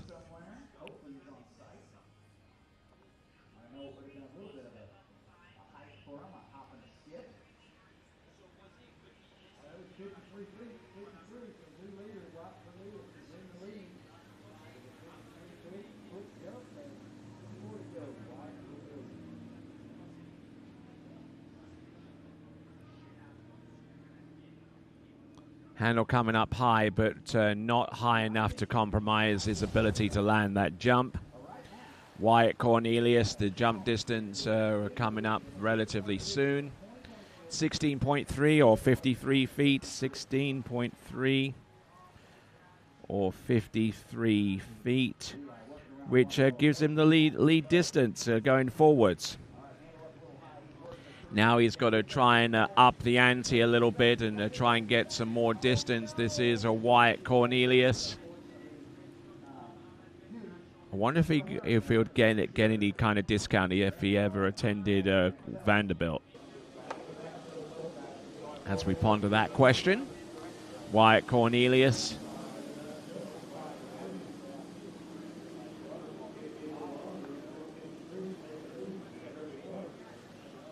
So, stout landing, good position.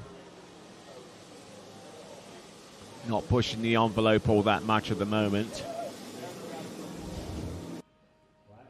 Jumping on the 5-foot high ramp height.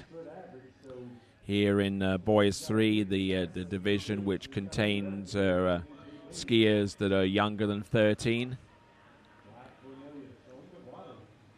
15.7 or 52 feet.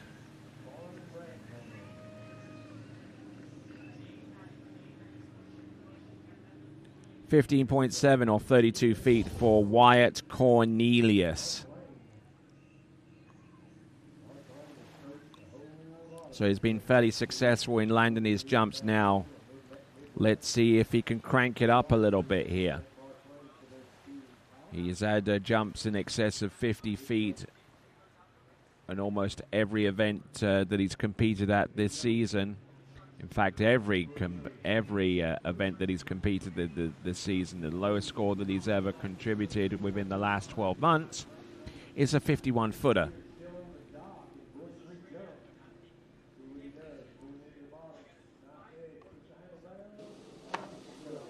Oh, nicely done. The landing looks super peachy. He's got that element of his jump skiing down pat.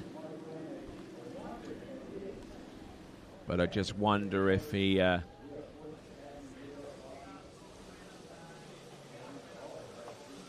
just wonder about his loss of direction across the top of the jump, which may have compromised his jump distance. And another company that we're looking at so far as jump skis are concerned, those were Carbon Works jumpers, and they were around in the late part of the 90s, early part of the 2Ks.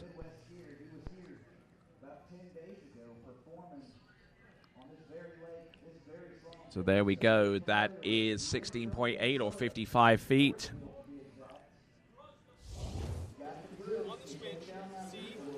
So 16.8, 55 feet. And be curious to see how that stacks up against the earlier jumpers, 16.8 meters or 55 feet.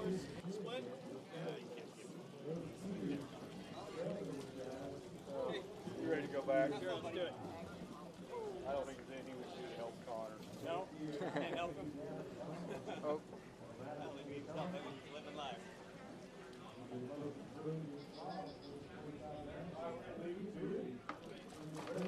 So next skier about to take to the water is going to be Gavin Thomas.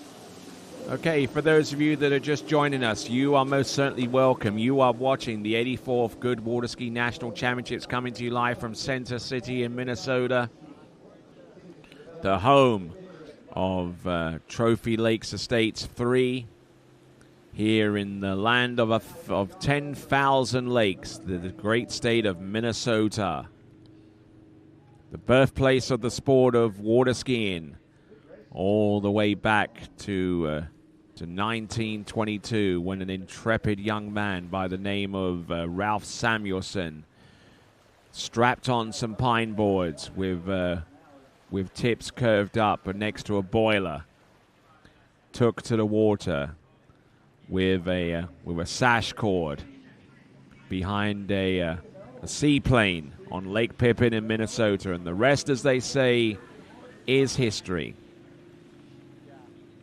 Gavin Thomas, competitor on the water right now. Gavin Thomas on the water as it stands. Oh, no, and dragging that left ski. And the bindings were loose enough to where he could probably ride out that jump on one ski. But gaining some instruction along the shore side and asking if he needs to go wider prior to hitting the jump.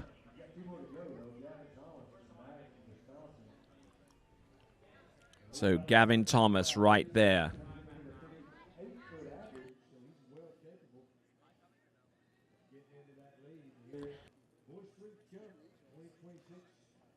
National Championship. Center City, Minnesota. I think that was good enough to take the lead if you would have written that away. That's all right. You get three jumps. We're jumping for a reason. We've got to start off going to get together. Right now, we are over in Boys Down Salon. John Bolter is going to challenge our leader. He's looking at me, 2.5 saying, I can do that. He's pulling out wide on the beautiful match strap rope. He's coming in.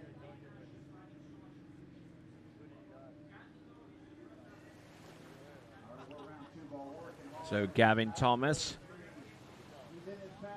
who comes into this competition with an average score of about 58 feet. Here he comes, Gavin Thomas, jump number 2. Edging across the ramp, I should say, and lands and rides that one out. So he has a scorer under his belt. And if it's anything more than 16.8 meters or 55 feet, it will be enough to take the lead.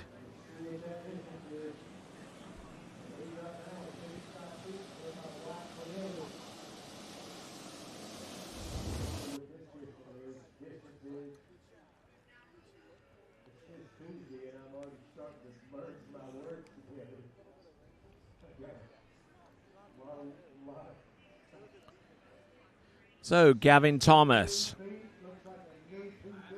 we're just about to grab the distance for his second jump there, having fallen on the first, 19.4 meters, 19.4 for 64, 19.4 for 64. And indeed, he takes the lead with that jump there of 19.4 meters.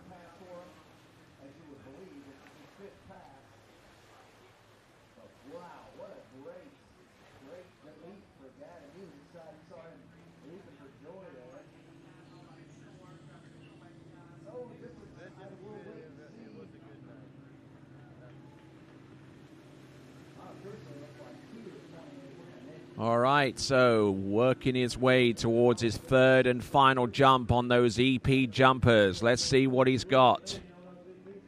Oh, lays an egg there with that third and last effort there. He crushed the heck out of that jump. Just couldn't get his legs underneath him, and that was very close to being hung on the bottom right-hand corner there. Started to edge, then edge harder, then had to edge even more, and whenever that even more came into play, it forced his weight on the back of the jump skis, and he just couldn't keep his direction or his feet underneath him. 65 feet for a nice set for Gavin Thomas. Our next skier out. So 20.1 meters. It still ends up being his best jump out of the three, mind you, but it could have been a heck of a lot worse had that jump gone severely sideways. But 20.1, 65 feet. Next competitor up with 7 competitors to go before we round off a boys 3. It'll be Anders Gustafsson.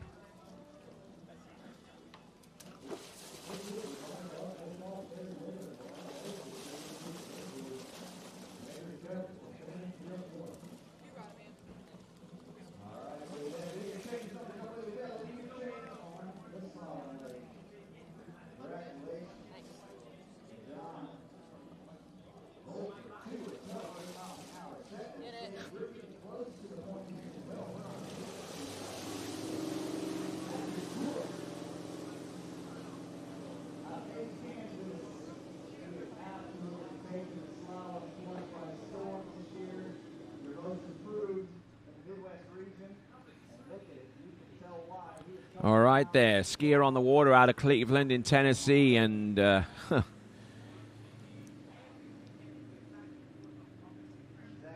Boys 3 competitor and a living, breathing example of what Miracle-Gro can do for you. There is Anders Gustafsson. And if they haven't already tried to recruit him at high school for their basketball team, I don't know what the heck they're waiting on. Maybe for the instance where he actually gets to go to high school. We're in Boys 3, which means that that the upper age limit for this division is 13 years of age, and this guy is, I think, is over 6 feet tall now at age 13. I wonder how tall he's going to get by the time he's 15 or even 17, where the only remaining youth divisions are in Boys 4 and in Boys 5. But all talking about basketball aside, here comes Anders Gustafsson. Up. Oh, nicely landed. His technique is flawless. Coming off the turn through to the jump there. Got his feet underneath him. Executed a fine landing. And that is Anders Gustafsson, who scored a 73-foot jump in Boys 3 to place in second in the Southern Regional Championships, thus punching his ticket for these 84th Goode Water Ski Nationals.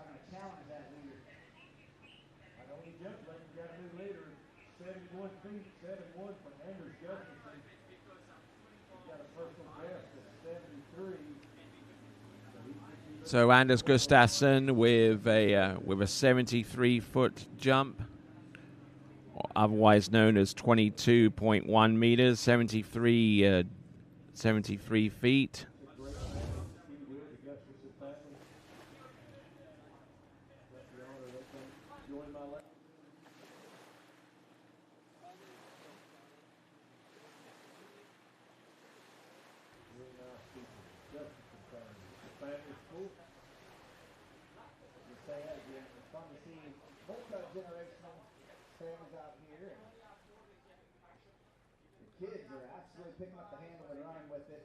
Vince.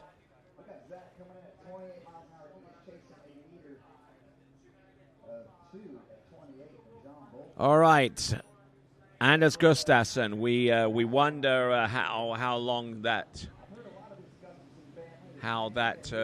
jump stacks against our leaderboard. We'll try and get that up on the screen for you in just a moment. But here we go. This is Anders Gustafsson, who we believe is in the lead with 22.1 meters and taking a pass on jump number 2.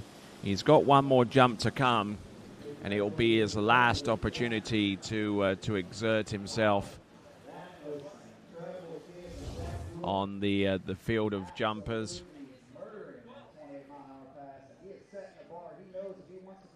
So 0 count on jump number 2. He's already in the lead with 22.1 or 73 feet.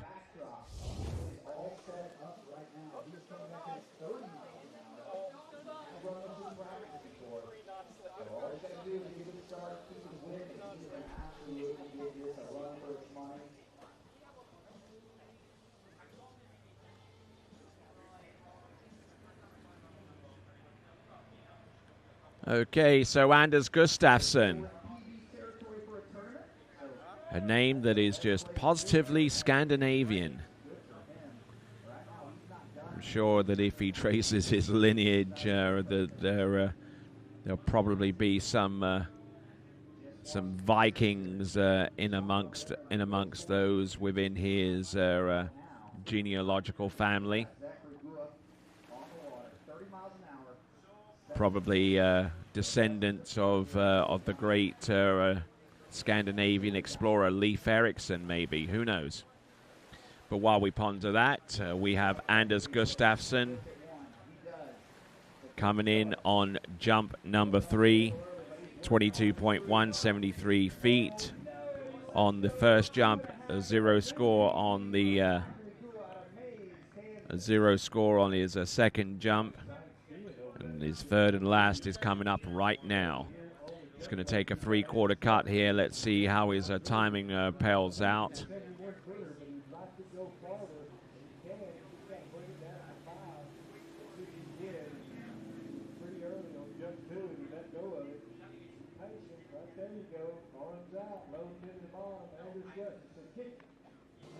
Up and over, will land and stomps the landing.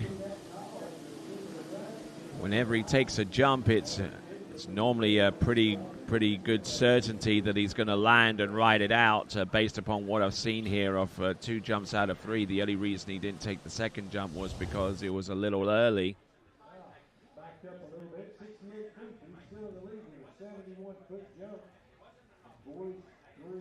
So we await the jump distance. It should be known to us in just a moment. We're here in 68 feet from other sources along the shore side.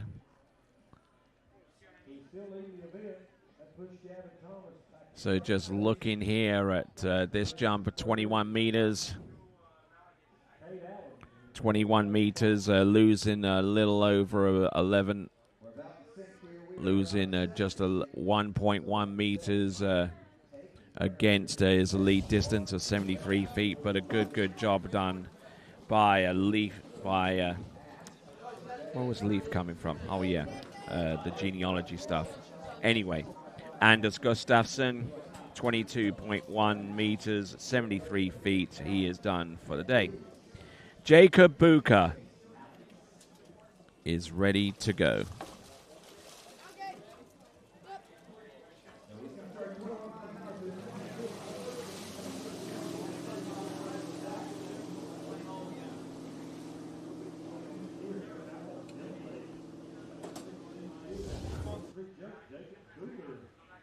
So Jacob Bucher.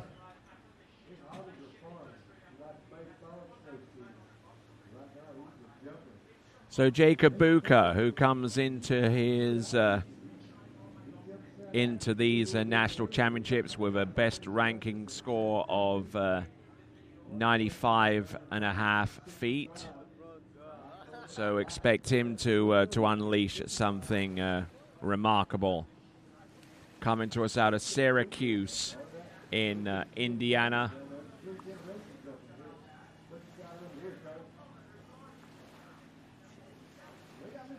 And there, a quick reminder for you to subscribe to the TWBC YouTube channel. Live notifications as to the next time we'll go on air, of which most of you got notifications about this morning starting at 7 a.m. right here.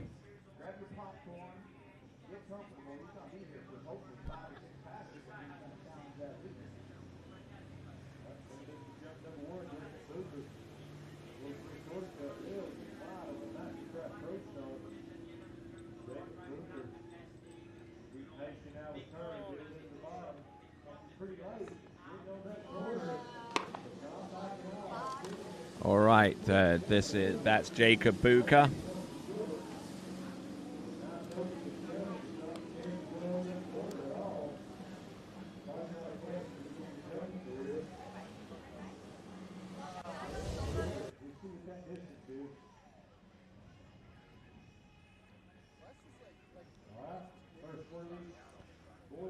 So we're on Jacob Bucher right now with his opening jump, and a wonderful flight off there, keeping his direction for the most part and able to ride that one out.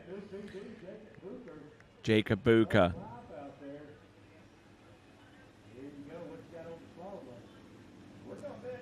So this jump over here is going to be our first instance of jumping over 100 feet among the boys' free competitors so far in this competition. From what I understand, it's going to be a jump distance a skosh over 100 feet, and what that and how that resolves itself in meters, it's probably going to be into the 30-meter range. Indeed it is 31.1 meters or 102 feet there for Jacob Bucher. And from what I understand with other sources around this facility, it is about a 4-foot personal best. The equivalent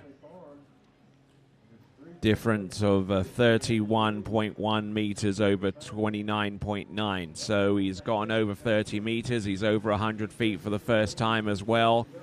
So 2 major milestones were created on that one jump. He's getting a little bit out of shape there off the first wake, deciding that the best course of action was to drop the handle and ski around the bottom left, and that's exactly what he did. Jacob Bucher, your new leader, with 102 feet. 102 feet. Wow, we got a leader walking down the peninsula, Zachary Goode. New PB, 2.5 at 30 miles an hour. Let's see, the rest of the field, they don't like that. They're going to go after that. So keep your gear close, buddy. Never know. Always gonna run. No. All right. So if you don't, you'll cut down the race. No.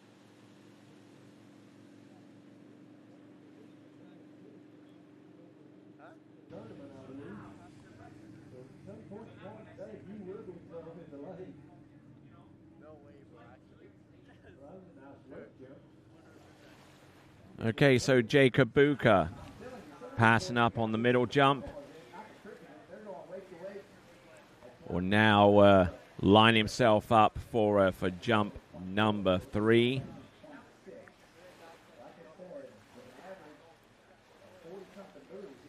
He's already set up the provisional target for any of our remaining 5 competitors needing or at least wanting to get on the podium.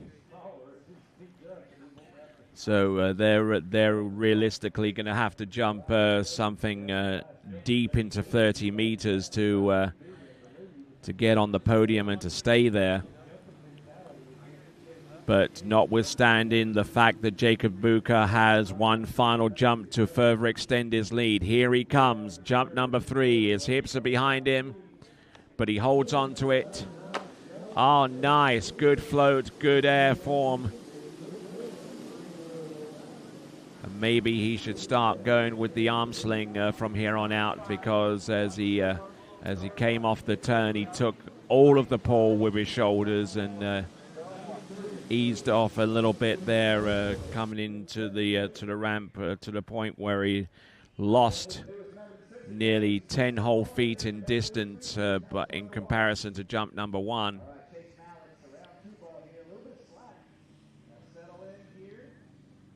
So 28.1, 28.1 on the last jump, but his best jump distance is 31.1 or 102 feet.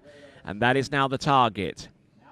Anyone who aspires to have a guaranteed spot in the top 5 has to jump further than 31.1 meters or 102 feet. Now that target could be lower, but that would insinuate that one of the remaining 5 skiers comes up short.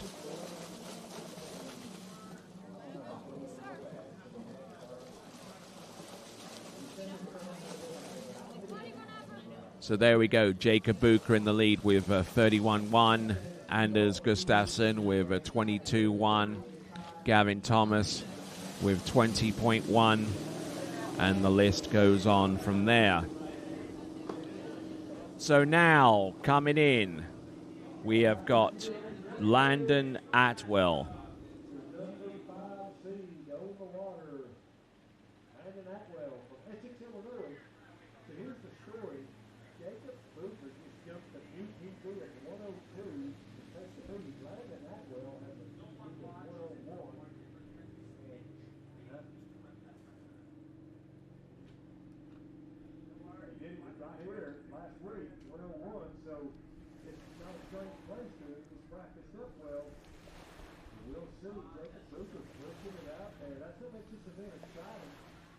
All right, so Landon Atwell now on the water from Essex in Illinois. Illinois, the land of Lincoln. Or so they say on their license plates.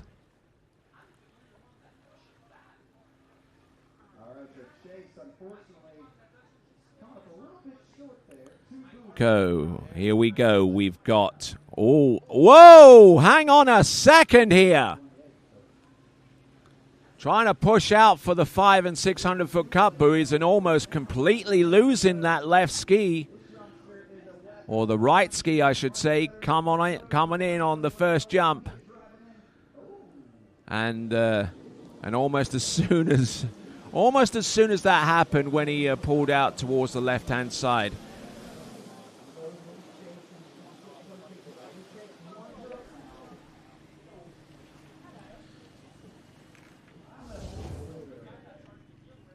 So looking at this with the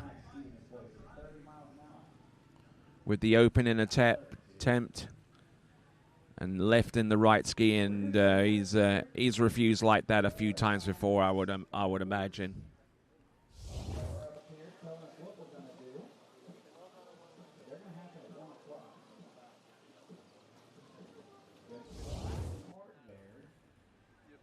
So let's have a look at this moment again as he pulls out. Wow. That's when you know when you've got too much weight on your left ski. Thankfully, that happened when he was pulling out for the jump timing buoys rather than hitting the ramp. Because you know that if that happened going into the ramp, what would follow would not be pleasant. So Landon Atwell, 0 score on first jump, and we will see what he can do with the remaining 2 attempts.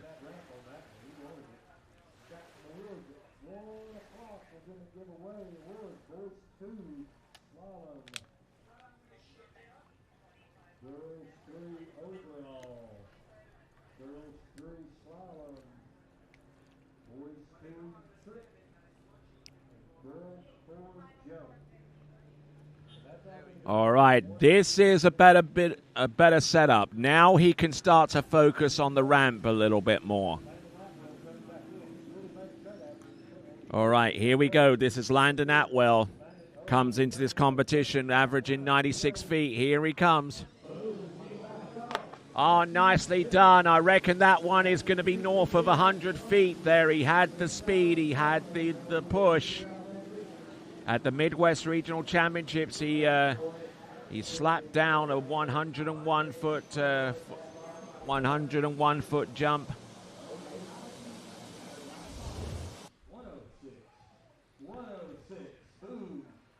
So Landon Atwell, his best score coming into this competition, 101. He may have actually jumped better than that since then, but I tell you what, it's 107 feet. He takes the lead, 107 for 32.6 meters.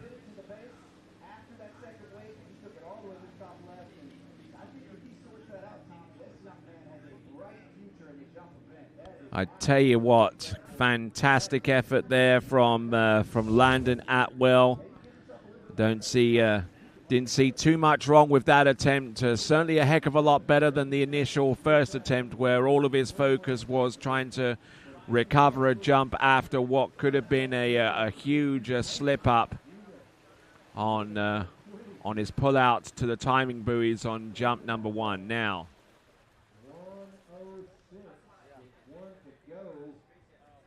so 32.6 meters. That might actually be a personal best. Comes into these national championships with a 30.8 meter best jump out of this season. So he's probably in PB land right now. But he wants to try and secure his spot on the podium, which he's already done. Here he comes, coming in on jump number 3.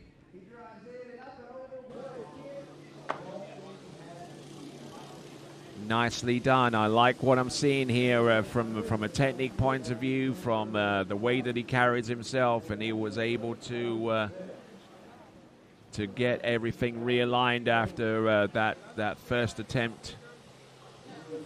So 107 on the second jump. We backed up a little. That was 95, but what an amazing set for Landon. So like I said, 95 feet just needs to find a little bit of a common ground. So 29 meters, 95 feet there for Landon Atwell. He's punched his ticket into the top 5, and now we've got 4 more skiers remaining, and still anything more than 31.1 meters will secure whoever jumps further than that beyond the scope of what we've seen from Landon Atwell. Anything more than 31.1 meters will put them on the top 5 podium. Starting off with Hudson McAuliffe.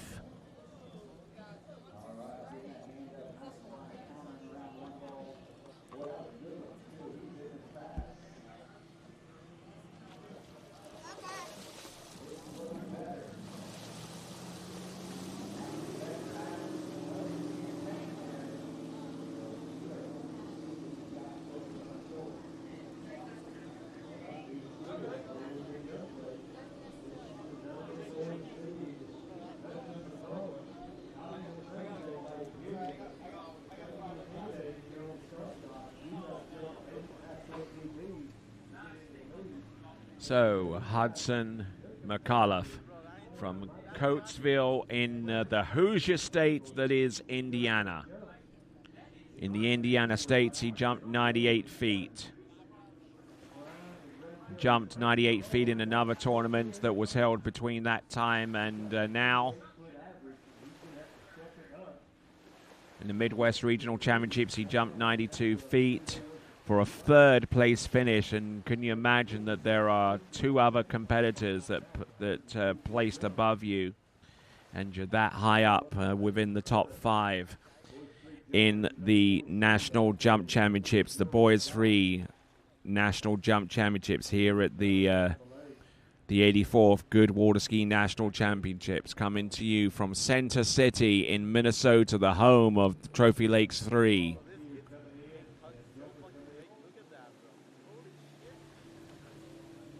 Here he comes. This is Hudson McAuliffe. Little bit of slack off the turn. Whoa, speedballs that one. Skiing on some D3 jumpers, I suspect. But had quite a good dose of speed coming off the turn, but the control wasn't 100% there, and whenever you have something like this towards the end, where you got that ping from the boat, you know that the end result may not be all that great, and he decided to ski around the bottom left-hand corner of the ramp.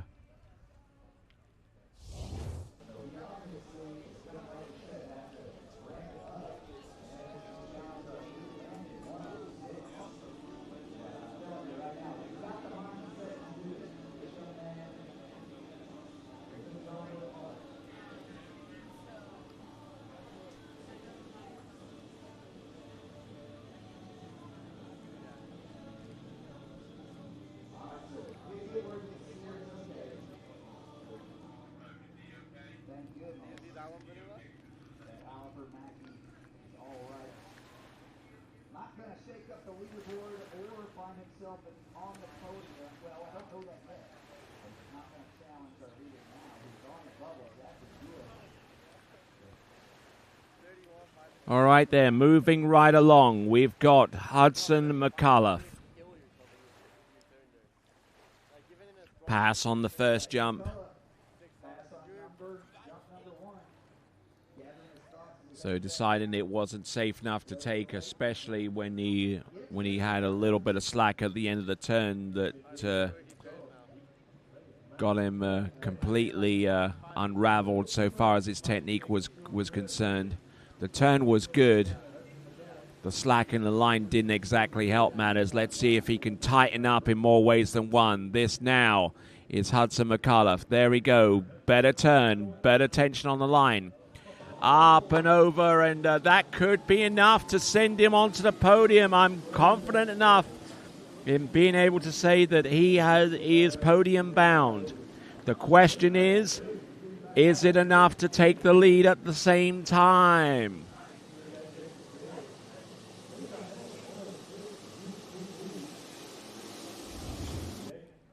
So Hudson McAuliffe.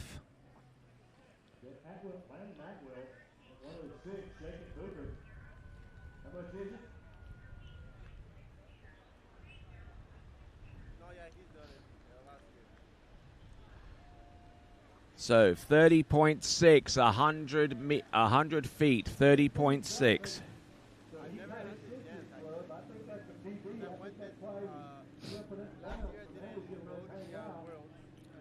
So 2 milestones were achieved on that jump, much like one of our competitors, Jacob Booker, did a...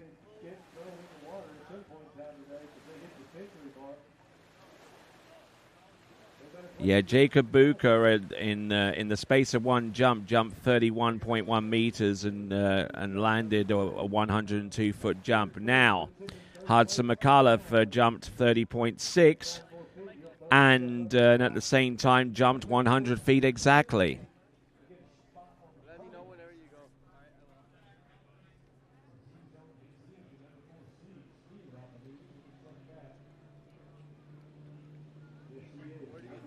All right, here he comes.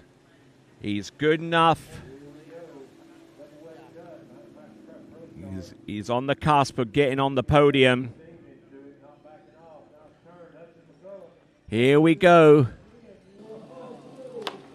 Oh, look at that. Pounding the jump there. Good speed, but is that going to help him?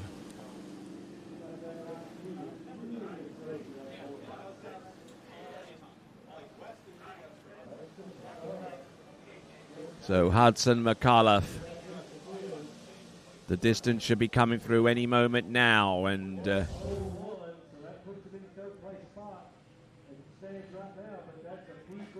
101 I'm hearing from our on-site. The distance coming through in the metric, which is going to matter more now, it is going to be 30.8 meters. So 30.8.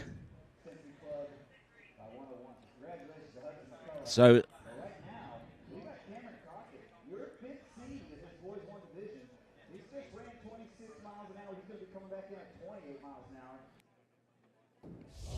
okay, so that jump there, 30.8 meters, that is just 0.3 of a meter shy of the promised land for him. He will be his target score. His score will now be the target for anyone who aspires to be in the top 5. Now, as a result of that jump, that means that Jacob Booker is now in the top 5. He is currently in the second spot and will finish no worse than 5th. Landon Atwell is currently in the lead with 107 or 32.6 and can finish no worse than 4th. Hudson McAuliffe waiting to see if his distance will be able to yield him a medal in the top 5, but he is going to have to wait because Jackson Starbull is on the water at this time.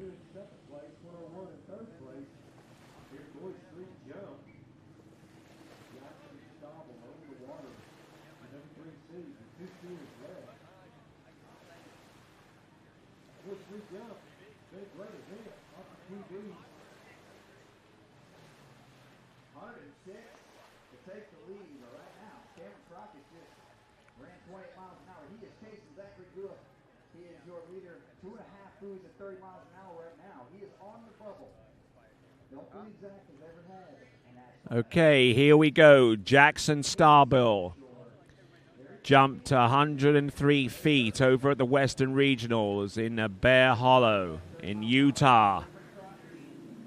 Can he conjure up some magic here off the first attempt?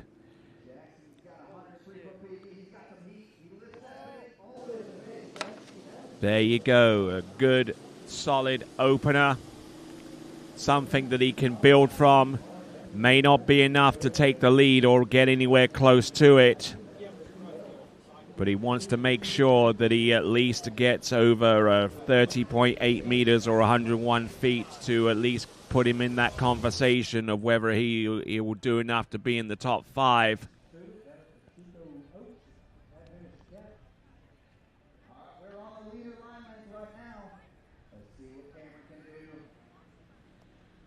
The landing looked sweet as you like there. Very secure.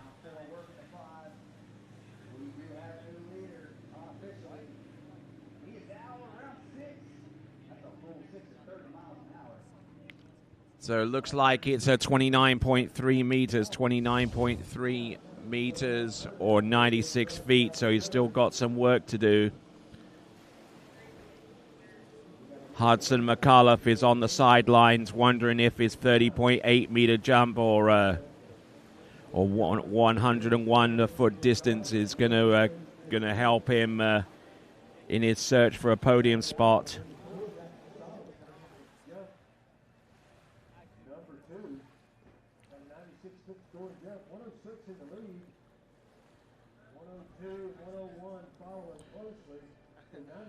So here we go, 2 more attempts, the first of which is coming to you right now. You are currently watching the coverage of the 84th Goode Water Ski Nationals from the West Lake where we will crown champions in the tricks and the jumps competition and on the water at this time. Here we go, Jackson Starball passing up on jump number 2. What did he see off that turn? What prompted him to drop the handle? The answer to those questions we'll explore in just a moment here with the instant replay. The position. Whoa, that's what caused him to come off the turn a little bit later. He just buried the right ski and didn't want any part of hitting that jump whenever you lose your position, and it's sending alarm bells to your self-preservation system. Just drop the handle, ski around the left, and get ready for the third and last jump, which now has to be the one that carries in terms of making it into the top 5. If he can get over 30.3 meters, that 30.8 meters, I beg your pardon, it will do the trick. If it's anything less, then Hudson McAuliffe will take a spot on the podium.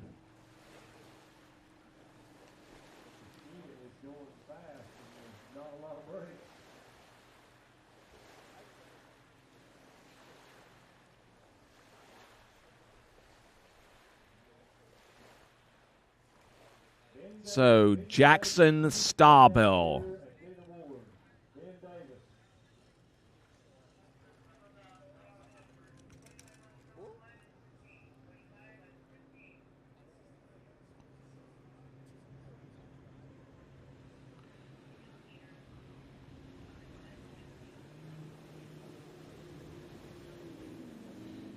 All right, let's see what she's got.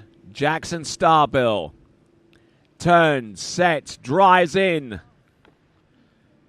Up and over, will land that jump there. Stomps the landing. Beautifully executed jump. Jackson Starball. But is it going to be far enough? Is it more than 30.8 meters or 101 feet? Those are questions which we'll attempt to answer in just a few seconds. I suspect it may be a little bit less than those targets. What is the distance going to be for Jackson Starball?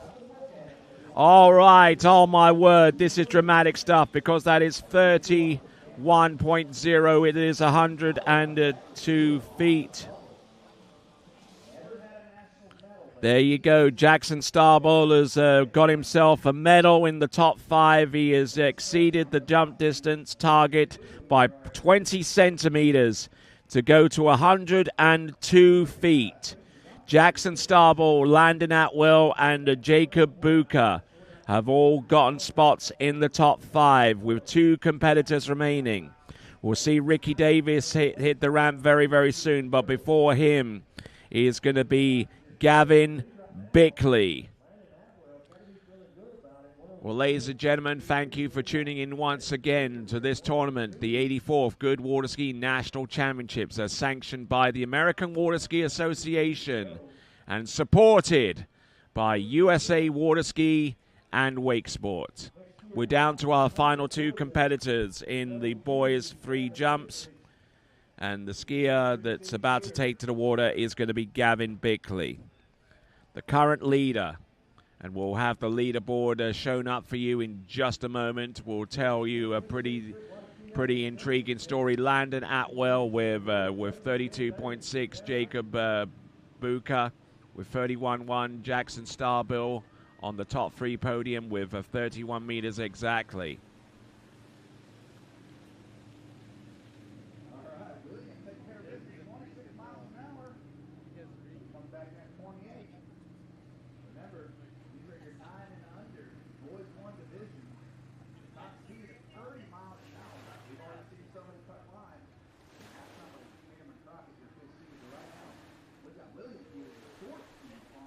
So Gavin Bickley, his best average is 109 feet, which by itself would be enough to take the lead and guarantee him no worse than second.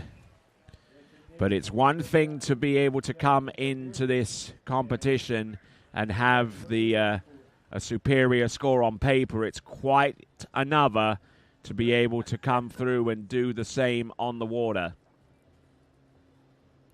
Eyeing up the timing buoy is now going about 700 feet away from the jump. Now about 600 feet. Now about turning at about 550 feet away from the jump there to set himself up for. Oh, he's gone in too deep off the turn. Does he hold on to it? Yes, he does. But he may not have gotten the distance necessary on that first jump, but he took a bold turn and a bold holding on here. Handle up high. Then he got on the gas again. Still had enough room to work with.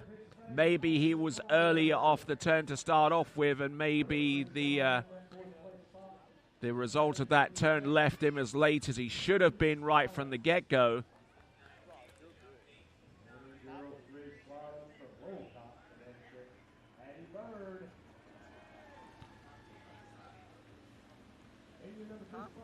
So 27.3 meters, 27.3 meters.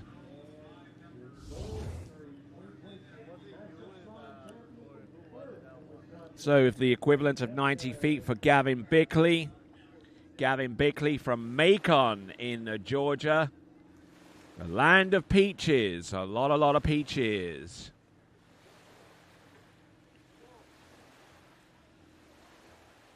Always like that song from the presidents of the United States. You know the one. Yeah, I'm sure some of you do. But anyway.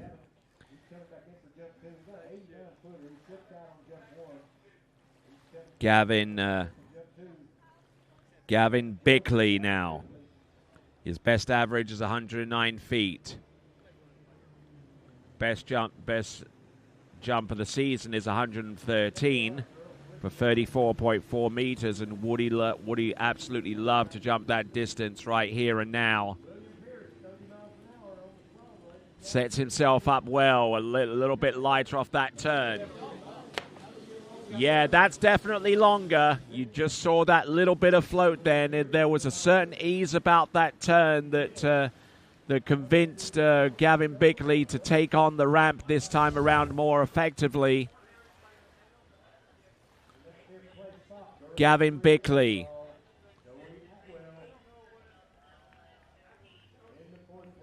Again, a little bit twisted in the air, just needed to hold on a little tighter with that left arm.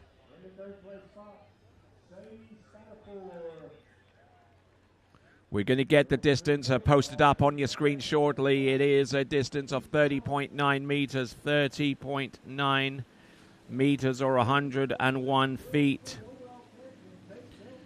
So 101 feet. Let's have a look at that leaderboard one more time as we've got Gavin Bickley.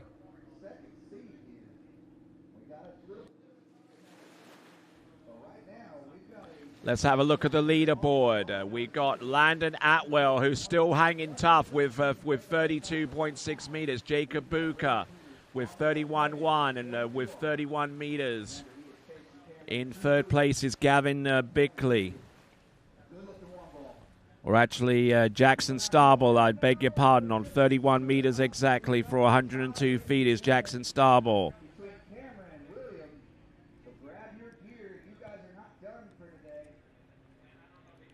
So I understand that Gavin Bickley is with 30.9 meters, which is 10 centimeters shy of the next person above in Jackson Starball, has got himself a position on the podium. He wants to climb higher now. In order for him to take the lead, though, he's going to have to go another 2 meters on top of this jump. Here he comes. This is Gavin Bickley.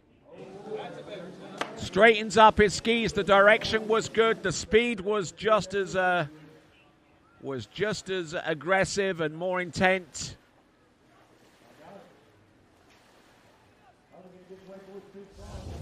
So now, is that jump from Gavin Bickley enough? He needs to get more than 32.6 meters for 107 feet.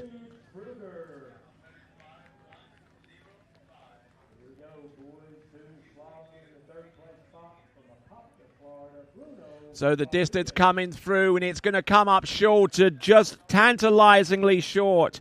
32.2 meters, 32.2 meters. Half a meter behind where he would like to be. He is on the podium.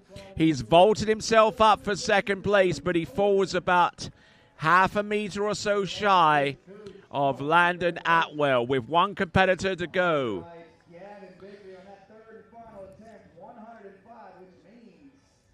So which means that Landon Atwell, with his jump of 107 feet or 32.6 meters is good enough for second place at worst.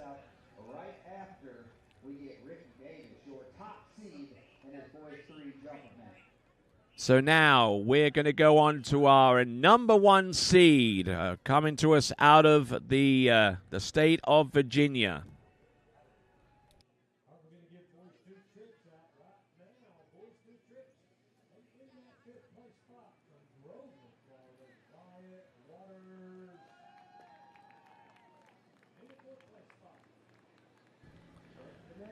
All right there, coming in.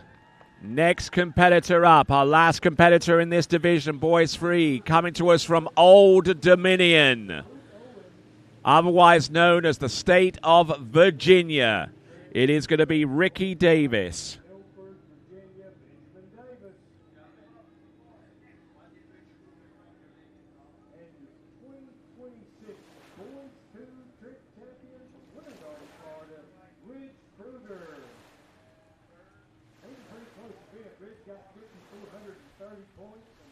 So, boys 2 tricking champion being awarded his medal, Ridge Kruger.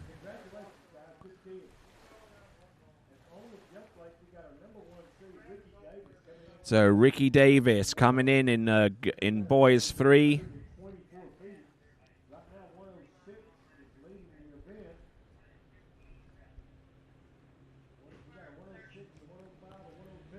All right, let's see what he's got now. This is Ricky Davis, whose average is just a little ways shy of 125 feet.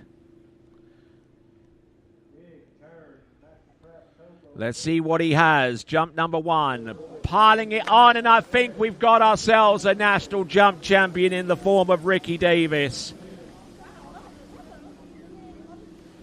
He is just that good, folks. Ricky Davis, who comes to us from Milford in the old Dominion state that is Virginia. Ricky Davis. The direction, the flight, the landing, and everything leading up to it was on point. The distance coming through, it is 35.2 meters. 35.2 meters or 115 feet. All right, 35.2, 115 feet. Now, I'm sure some of you are asking, let's talk about record, shall we? Well, I mean, if this guy is far enough in front, then the only other target that he can potentially aim for, having just won the event, is the national record. So, some of you have asked, and I shall attempt to deliver the answer to you. So, we're in boys 3, aren't we? All right. Okay, if he has designs upon the boys' 3 national jump record, he's going to have to go some, because Will Roberts currently has it as 144 feet or 43.8 meters off a 5-foot high ramp at 28 miles an hour. And that was produced as far back as 2016. Does he aspire for that? We'll find out within about the next few seconds. Here we go. This is Ricky Davis. Coming in. Jump number 2. Oh, look at this. Fantastic jump in there. Just the flight and everything. Came in with a whole bunch more of speed. We've already seen 2 national jump records forward during the course of the first 3 or 4 days of these 84th Goode Water Ski National Championships. And while some of those records may have been exceeded in the days leading up to this competition, it is worth pointing out that each of those performances that I've alluded to did break the existing jump record as previously published. Okay, it is 36.7 meters, 36.7 or 120 feet. 36.7, 120.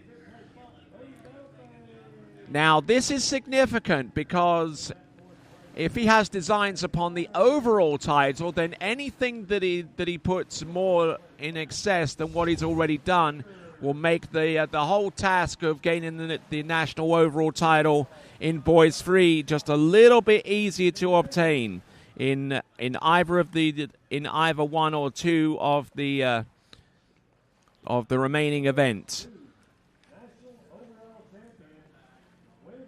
Ricky Davis, previously tricked earlier on this morning, so the only event that he's waiting to get a score for, unless he's already done so, of course, is the boys 3 slalom. Here he comes. This is Ricky Davis. One last stab at this ramp. What can he do?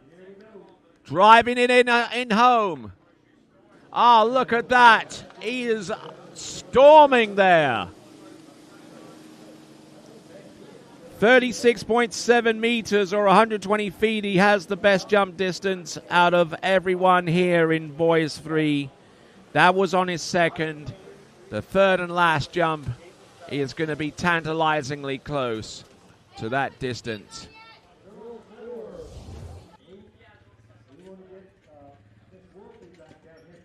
We await the jump distance to come on through. Up and over. We await the jump distance to be published. Then we'll put that up on your screen. But I tell you what, Ricky Davis, 38 meters or 125, 38 meters or 125 feet to round off the competitive action in boys 3 in the jump event.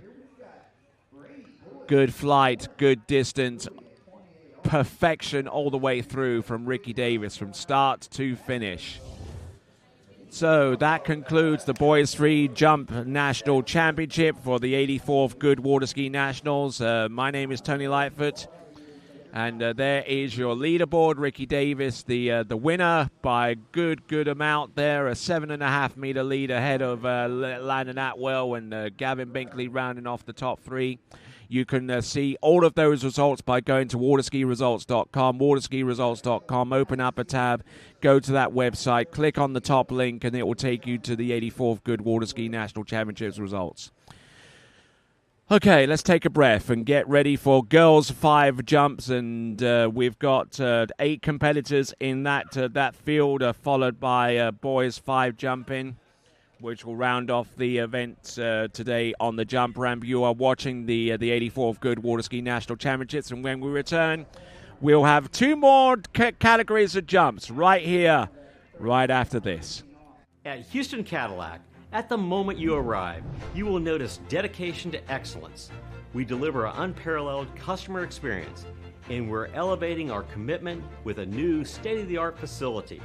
Explore our selection of new Cadillac cars, crossovers, and SUVs designed to meet your needs. We are redefining the luxury experience and investing in the future.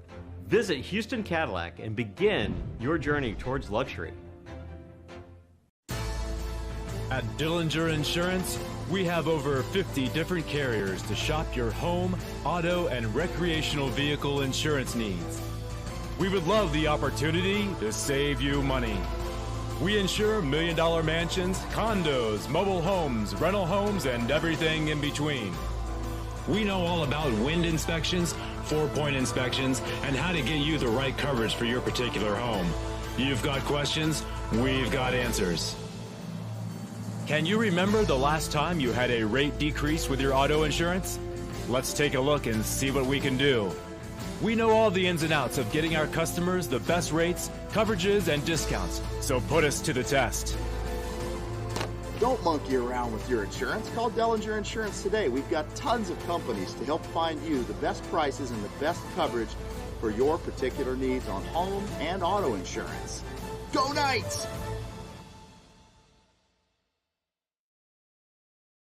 My name is Thibaut Dalen, and I'm the broker of Dalen Real Estate. And today, I want to show you some of our special listings located in Florida's world-famous water ski hotspots.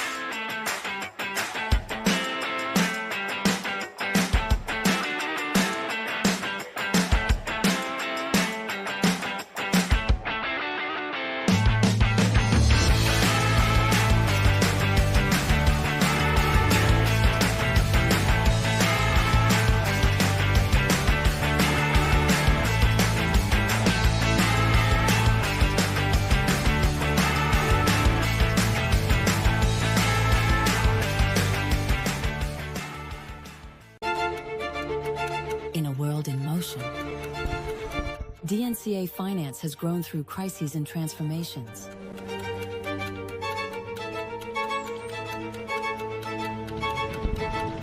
Times change, values remain.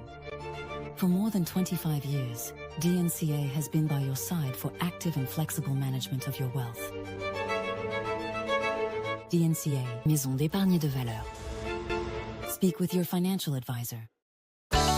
It's well known that Canada has produced many of the best skiers the world has ever seen. Well, more and more skiers are coming to realize Canada's Shuswap Ski and Board is one of the world's best pro shops. They stock D3, Radar, HO, Connolly, Reflex, Masterline, Syndicate, Stokes, Camaro, S-Lines, Eagle, KD, Stealth, Pegosky, O'Neill, and back them with Shuswap Ski and Board's performance and fit guarantee. Check them out online at shuswapsnb.com.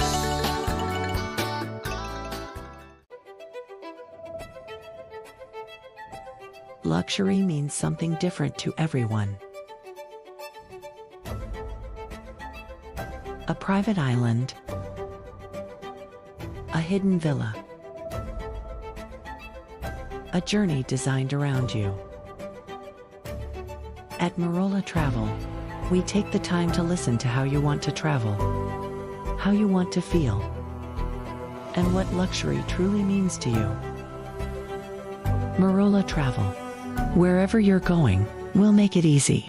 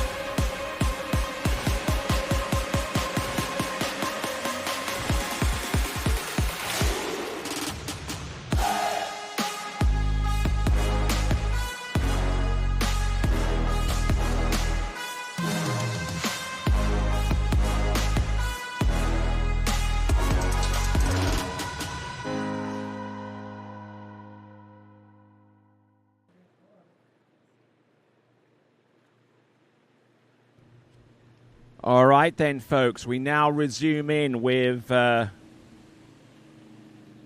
Eliza Deniger, or Deniger, I should say. Eliza Deniger coming in on jump number 1. Ooh, and getting in a little bit of difficulty with the landing there.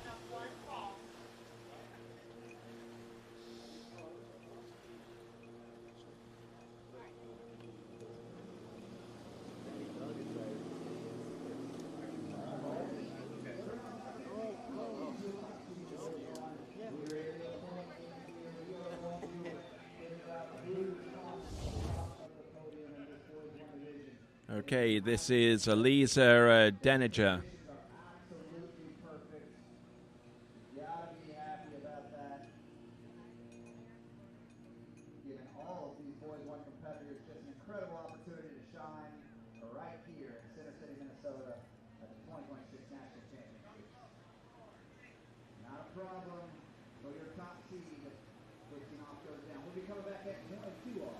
Okay, we're in girls 5 jump right now. For those of you that are just joining us with the live action here at Trophy Lakes Estates 3.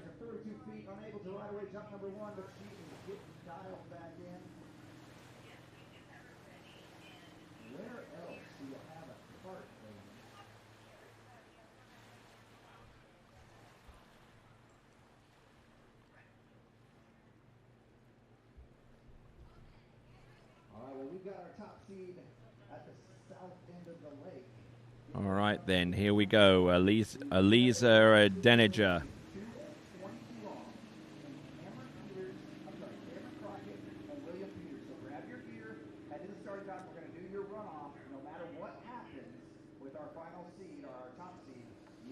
Up and over. Or land and ride that one out, so she has a score in the books. And Eliza Deniger, who's I think is actually wearing some goggles underneath that helmet for some strange reason.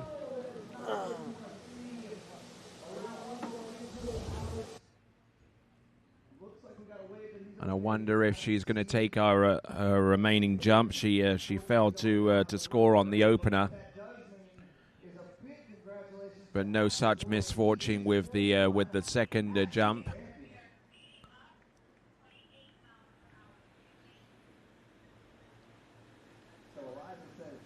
So 13.1 meters.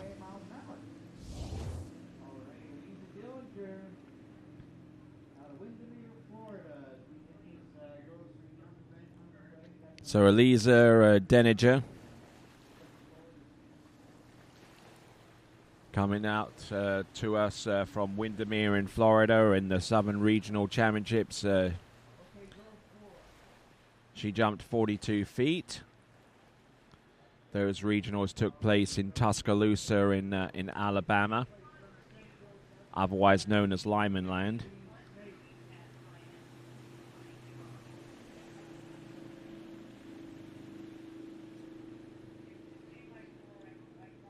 Here we go, Eliza Deniger.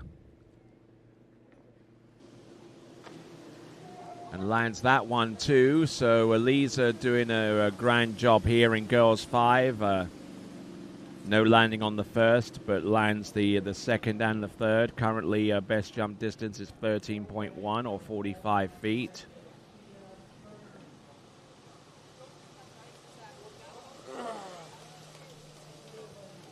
And I think that jump distance may end up being a little bit more stout, a little further here.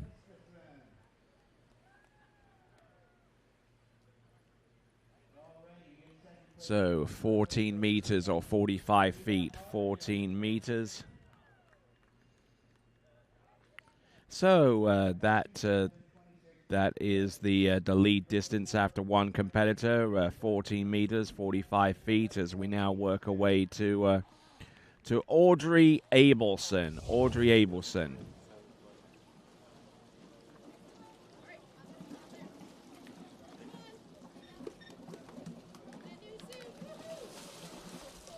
Do you know where they see this thing?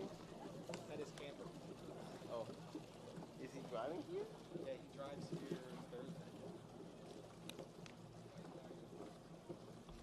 Bro, these Americans love their fucking camping, bro.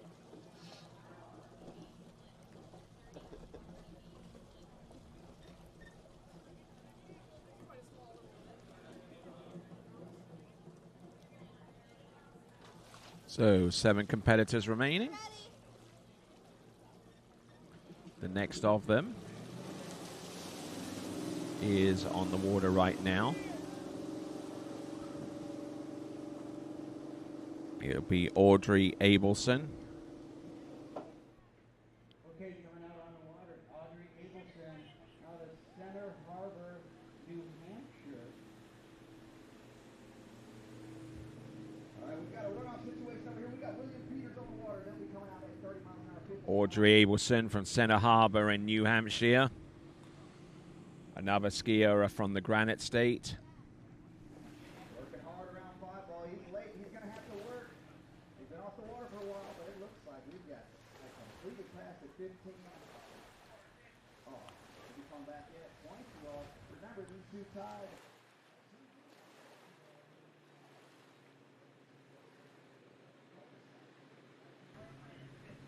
Okay, so Audrey Abelson. Her best jump this season in girls 5 is a 57-footer. In last year's Goode Water Ski Nationals, landed in a jump of 50, and unfortunately doesn't land anything similar to that this time around on the first jump.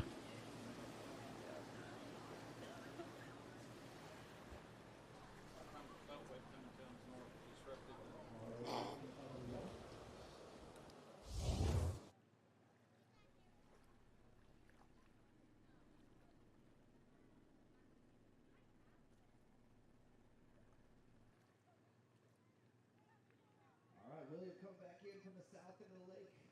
This is 22 off. We are looking to crown our second place, I believe, actually. No, third. We're giving away a third place medal here. Around one ball looking good. Can he get to 2? This is better. Better do it with 3. Yeah, time on that ball. Nice. Great success. 911603 on the fall. We're going to move the boat into a fleeted split. Okay, on the fall, confirming moving into fleeted split.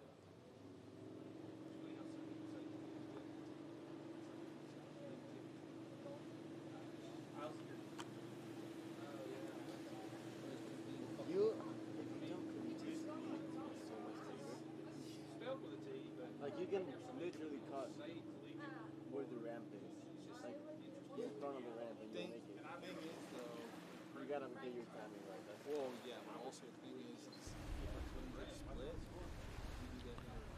split. Okay, so Audrey Abelson on jump number 1, less than satisfactory or secure on jump number 1. Okay, let's see if a wider stance on the jump skis will help.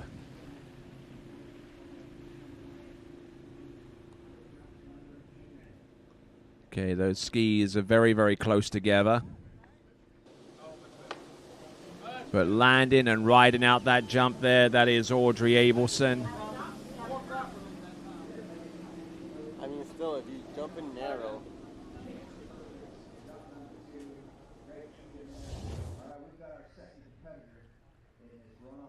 So just looking here.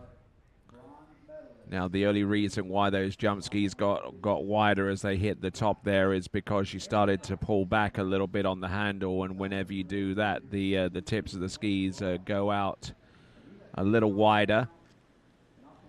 Now, she realized she was going back, so she arrested that backward movement just before she hit the top of the ramp, and that put her into a fairly decent position going forwards. 13.8 meters. 13.8 meters.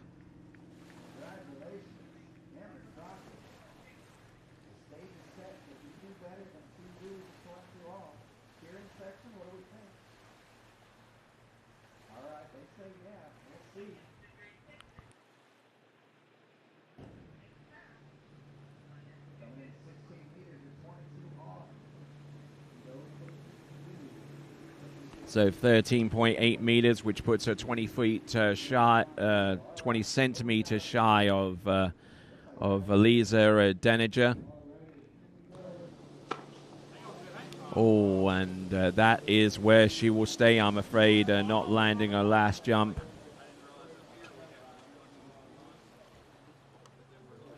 So Audrey Abelson with 13.8 meters or 45 feet.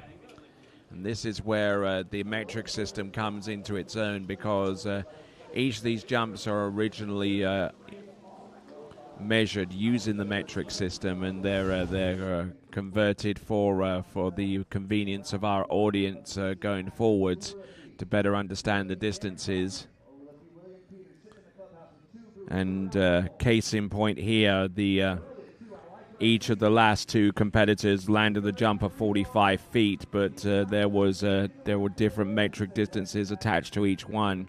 So Elisa Deniger is in the lead with 14 meters, whereas Audrey Abelson is in second right now with 13.8.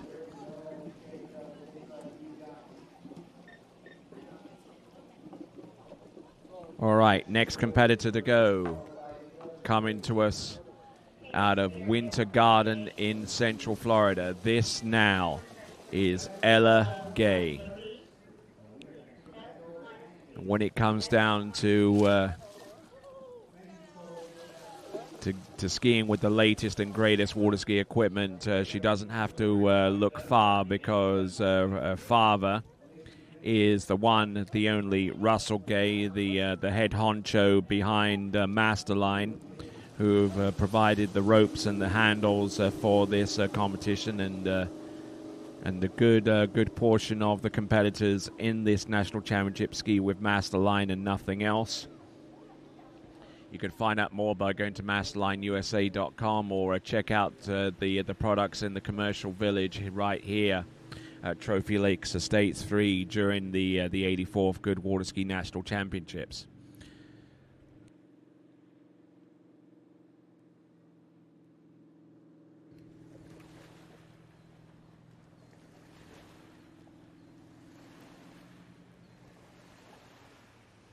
All right, now getting ready. This is Ella Gay.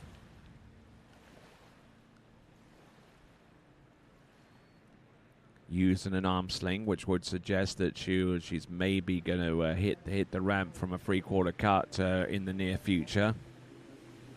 But for the time being, let's see what she has in store for us.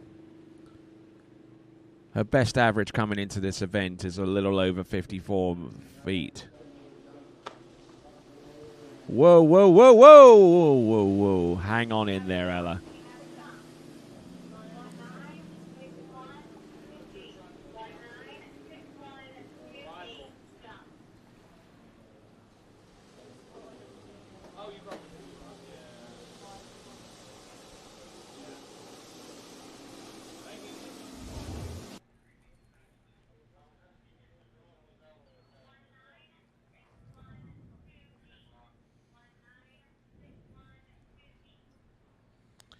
So in the Southern Regional Championships, she jumped 57 feet.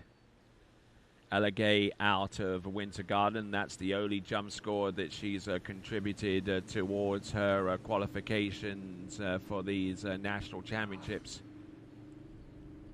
Southern Regional Championships, which recently took place at Lyman Land in Tuscaloosa, Alabama.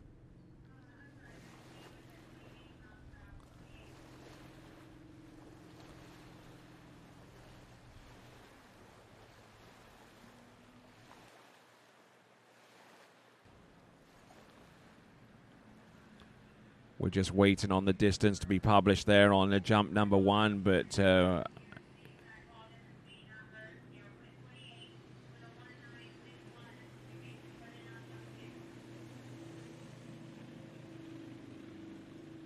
okay, we'll catch up with that first jump distance momentarily, but here she comes in for a second jump. Looking a little bit tidier this time around. And the jump distance that she jumped may be a little bit further.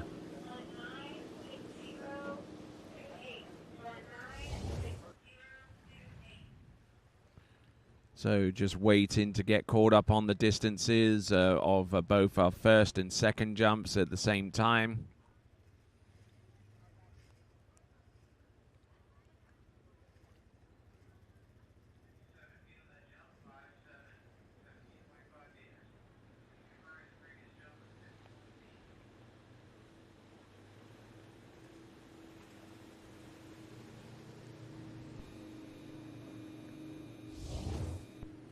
So the distances are coming up on the screen, coming up just a little over 50 feet from what I'm able to ascertain.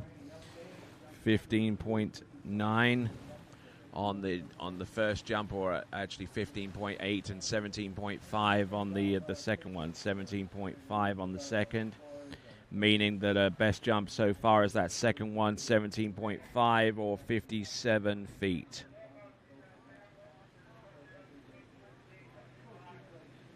So now, coming in on jump number 1, she's taken the lead in this jump competition, and that is going to be the bubble score for anyone who aspires to climb higher than Ella Gay, and unfortunately unable to get more distance out of this jump set, which could open the door for any of our remaining competitors to storm through and take a top 5 position. But Ella Gay, her best jump is 57 feet, and it is about the same distance that she used to qualify for these championships. In the Southern Regionals, she jumped 17.6 meters, whereas today she jumped 17.5, but both of those jumps equate to 57 feet.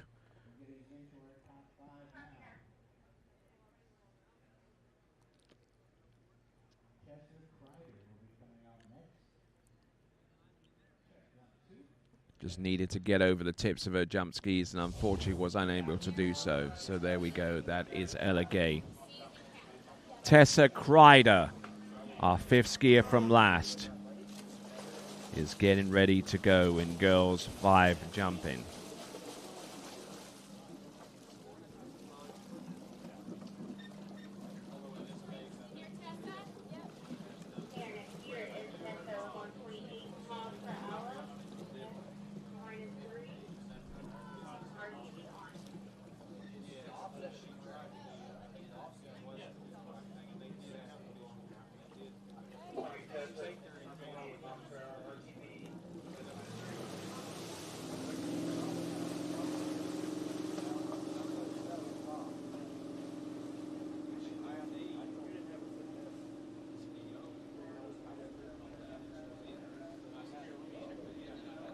All right there, Tessa Kreider's on the water right now.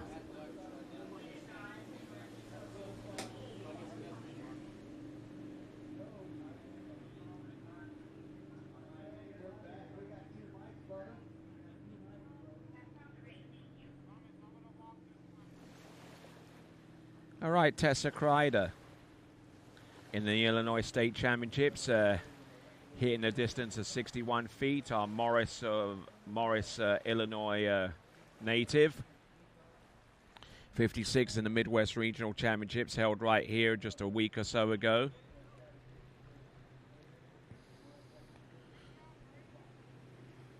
So, let's bring it on for Tessa Kreider.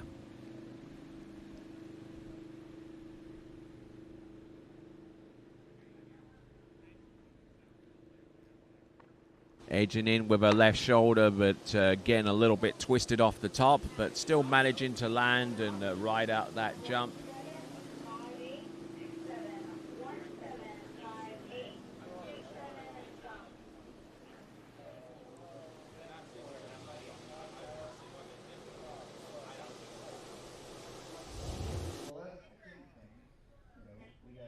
Okay, Tess Kreider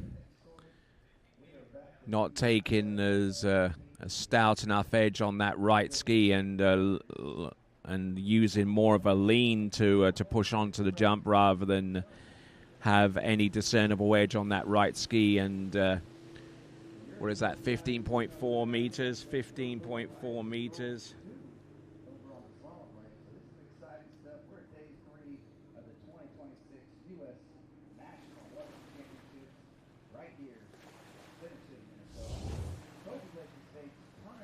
So Tessa Kreider with that opening jump of 50 feet.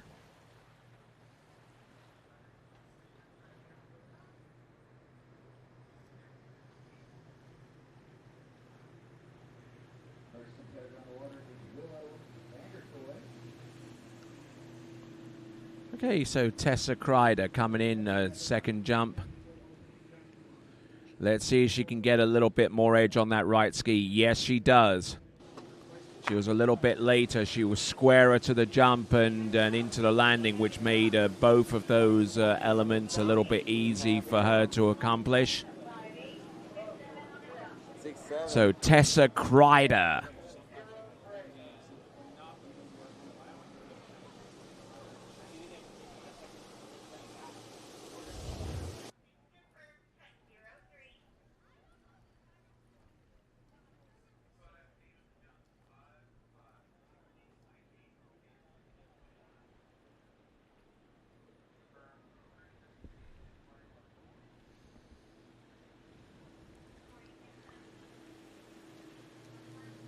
So 16.8 or 55 feet, 16.8 or 55 feet there for Tessa Kreider.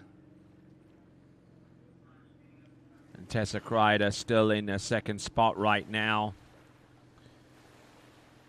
with that jump distance of 16.8 meters or 55 feet. Now we've got 4 competitors to go, and if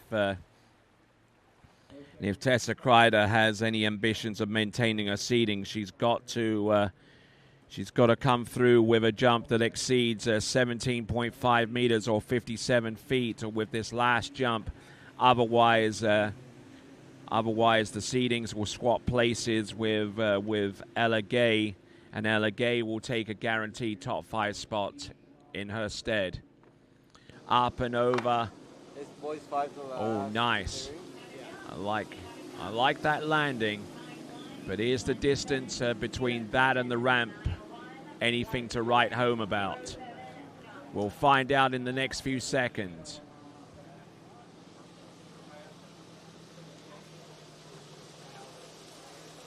Now, Tessa Kreider, to stay in the top 5, has to take the lead with that distance.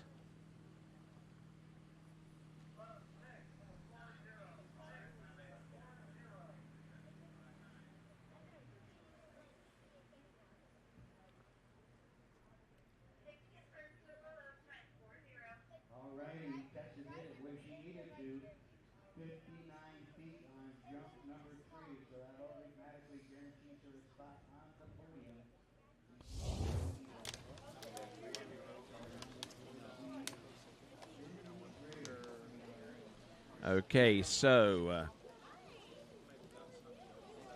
it's at 18.2 meters.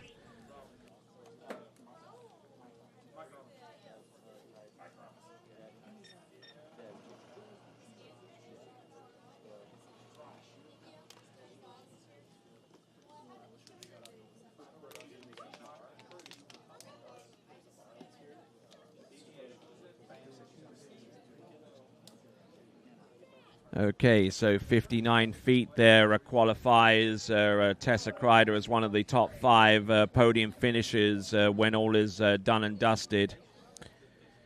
So now we're going down to our final 4 competitors, and we've got Mackenzie Budman, Cameron Schumann, and Jessica Withrow ready to go. But before them, we'll have a Finley Briggs.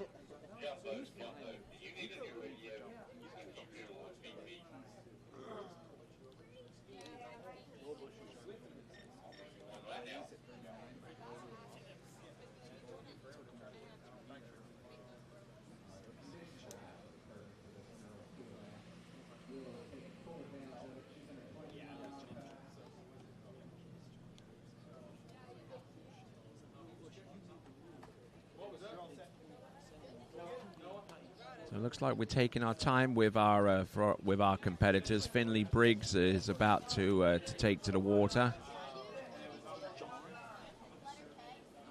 or it may be someone else, and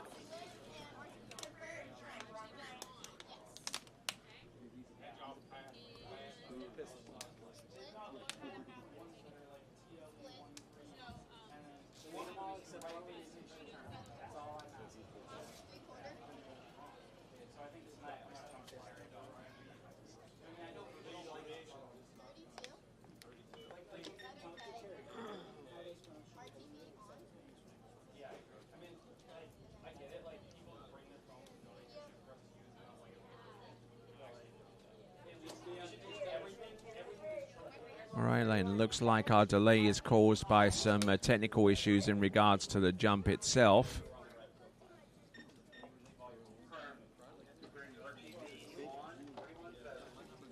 No way. It's refreshing. He's going to refreshing.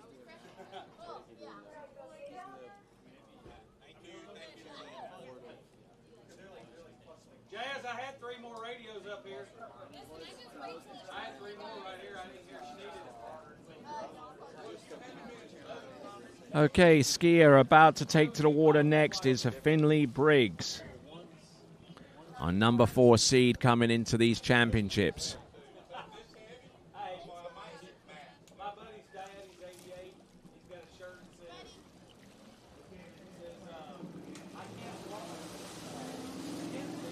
Why doesn't he do AWSA anymore? He's still on the board. He just doesn't. He's just not president or chairman of the board. So Finley Briggs out there on the water, getting ready for a 3 jump. She comes to us from Ocala in Central Florida, or a little ways north of Central Florida, depending upon your perspective.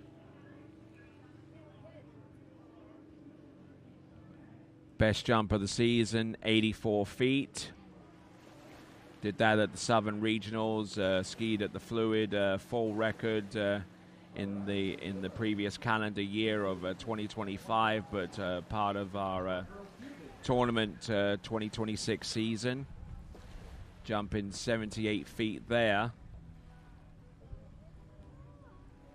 which is the equivalent of 23.8 meters, but would seriously need an uptick in both of those distances in order to place herself in a position where she could end up on the top 5 podium. She's a number 4 coming into this event by way of seeding. And Finley Briggs pushing out wide and doing it way too early.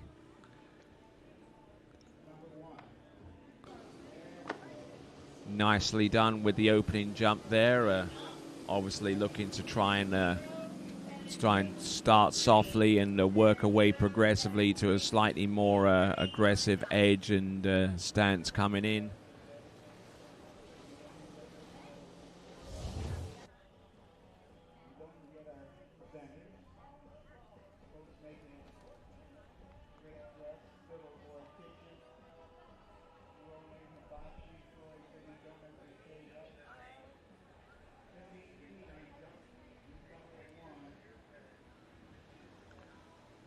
Okay, looking through the replay, and here is the distance coming up. 23.8. for 78 feet. 23.8 or 78 feet.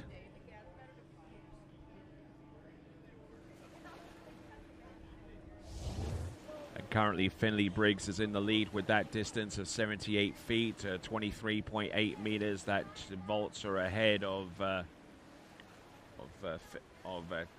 Tessa Kreider, and therefore confirms her spot in the top 5.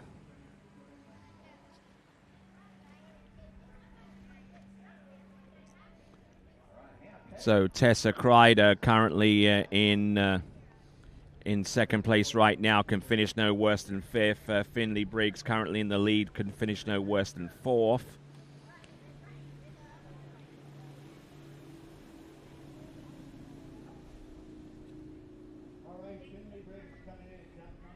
Finley Briggs, oh, look at this. This is a later approach. She's gunning for it here.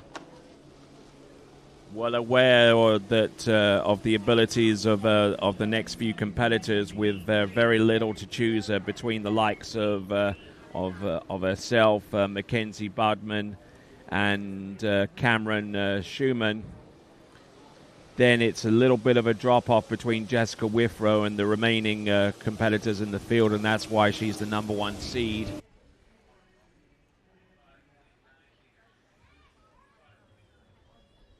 Setting her edges, driving off the second wake, setting up for the jump there, an 85-footer.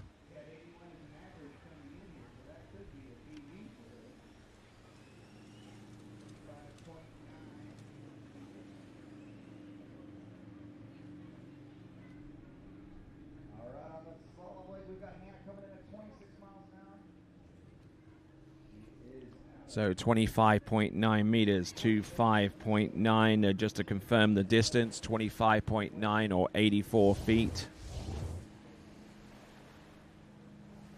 There is your current lead distances. Finley Briggs with 25.9 meters, Tessa Kreider on 18.2.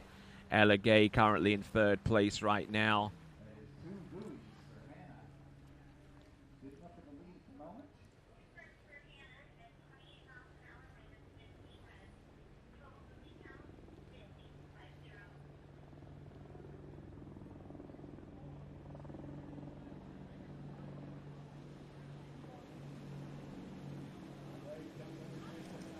All right, working her way through to jump number 3. Well aware of what she needs to do to put some breathing space between herself and the next 2 or 3 competitors. There we go. That is Finley Briggs.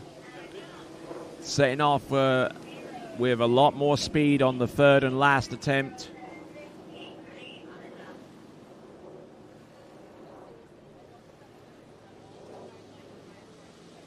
So Finley Briggs returns to shore, and I suspect that jump could well be her best out of the 3. We'll wait and see.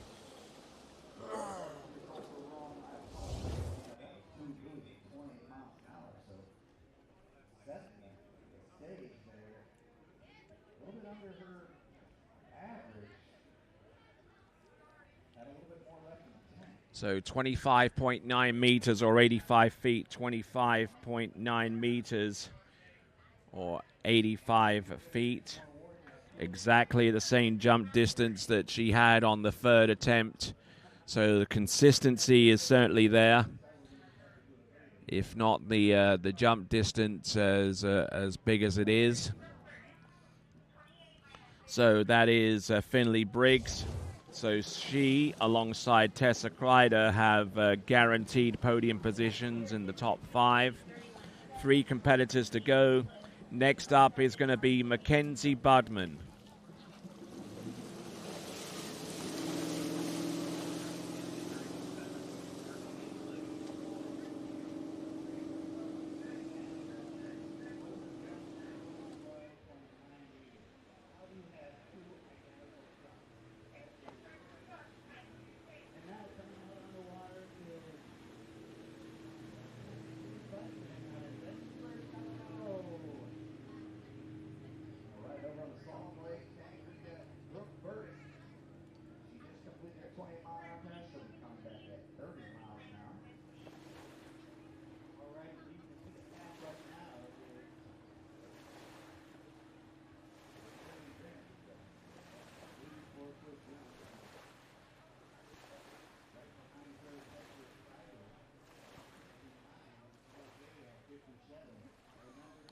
All right, moving on up. Next competitor on the water, we've got Mackenzie Budman out of Denver in Colorado, the Mile High State.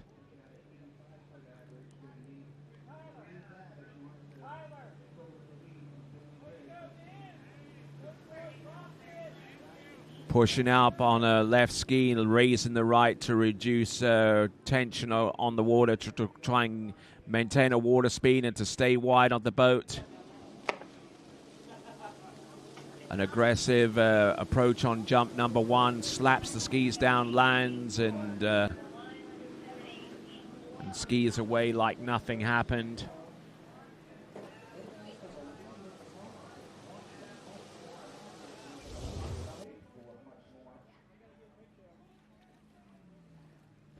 Almost losing the right ski coming off the turn. And got squatted into the jump there and not getting much in terms of upward lift and therefore distance carrying along with the speed. And we're looking at this instant replay from the front side angle, and it is 21.6 meters. 21.6 or 71 feet. So not quite enough to take the lead at this point in the proceedings.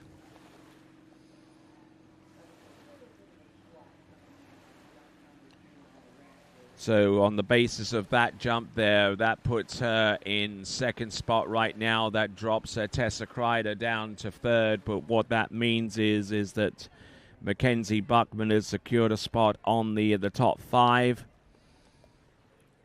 averaging about 86 feet coming into these nationals. And at the Western Regional Championships at Bear Hollow, wasn't able to land a jump or have any kind of scoring there. But her best jump in this tournament season has been 93 feet, so she is definitely a highly capable athlete. Boom. Mackenzie Budman.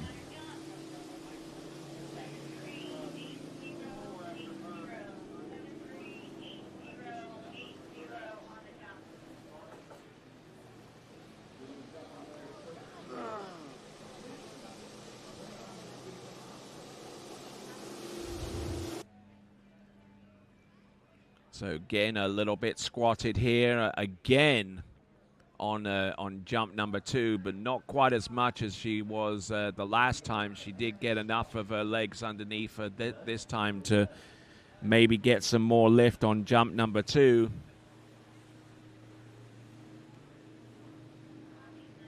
Mackenzie Budman with 27.6 meters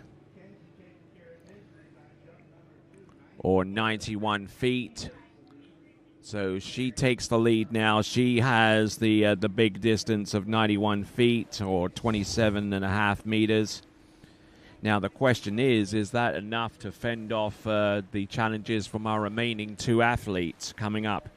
Cameron Schumann and Jessica Withrow.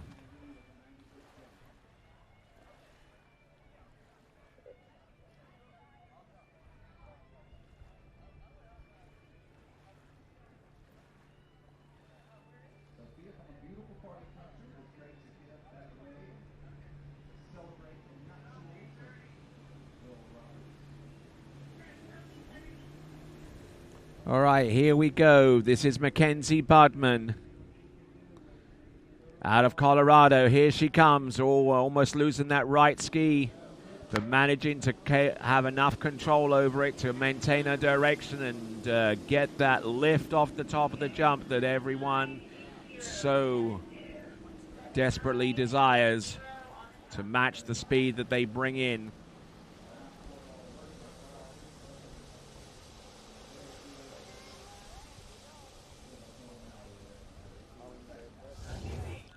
So is that going to be anywhere close to 91 feet? I doubt very much whether it'll be the case.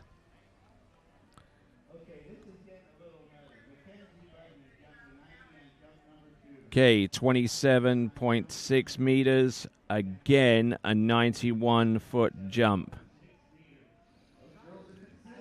27.6 meters.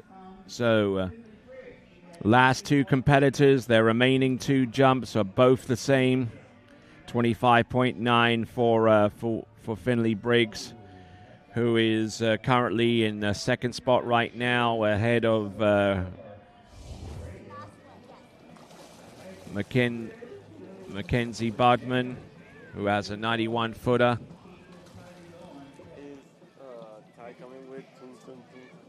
All right there, so there you see the leaderboard. Mackenzie Budman with 27.6. Finley Briggs with 25.9 and Tessa Kreider with 18.2 meters. Think about it a little bit. And it is those three competitors that so far have a guaranteed spot on the podium. Where they will end up is anyone's guess right now, but let's see if we can determine the order of those skiers and then the remaining two if they are able to supersede any of the jumps that precede them. Cameron Schumann is our next athlete on the water.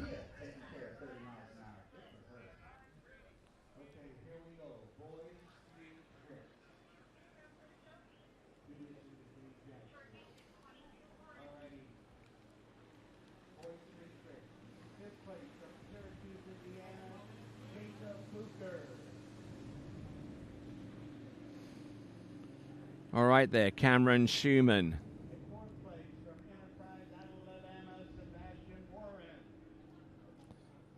Cameron Schumann coming to us out of Columbia in Missouri.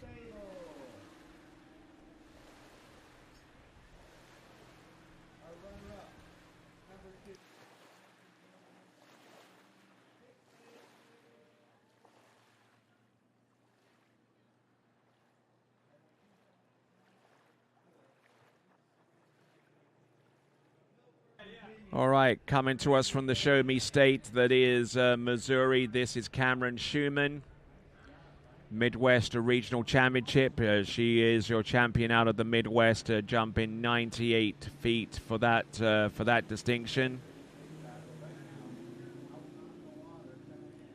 Cameron Schumann.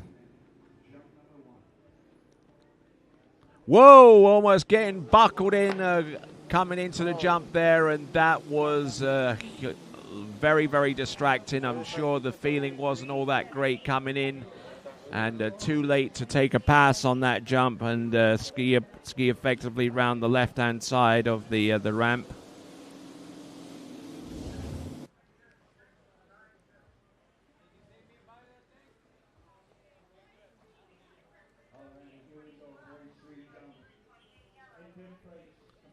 Just squatting down and not getting much lift on that one, so zero score on the first jump, having dropped the handle upon the landing. Now brought the handle down and got a little bit twisted as in the process of that happening, and was just thankful that she was able to make it onto the jump and still be able to get on the flip side of that surface.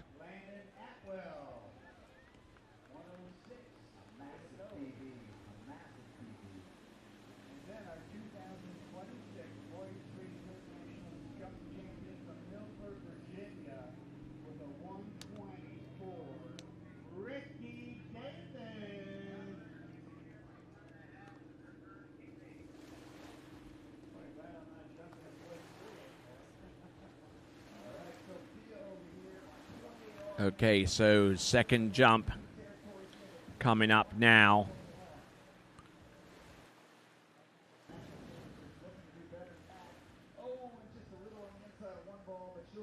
Here's your current leaderboard. Mackenzie Budman still in the lead with 27.6. Finley Briggs with 25.9. Tessa Kreider with 18.2.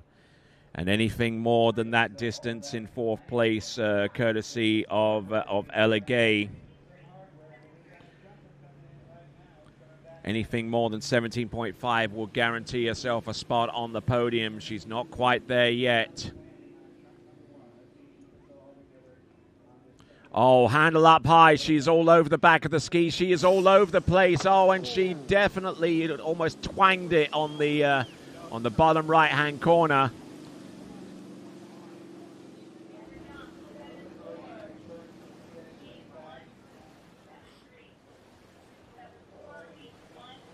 So not exactly the tidiest set of jumps that we've seen so far by a long shot.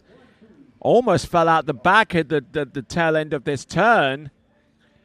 And almost fell out the front going into the ramp off the second wake. It's I hate to say it, it's terrible. 25.6 or 87 feet.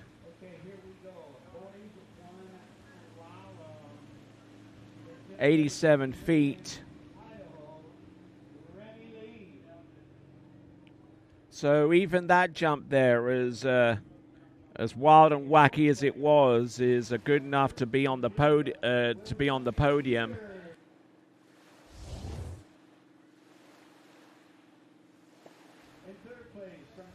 All right there. So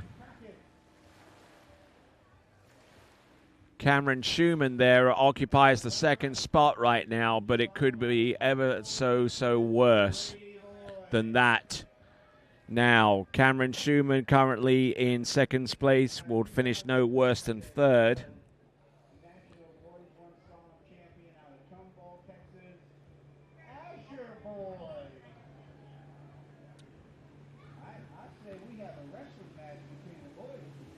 Here we go, coming on in on jump number 3. Let's see if she can tidy up this turn at the very least. Handle up high, slack line, driving on in.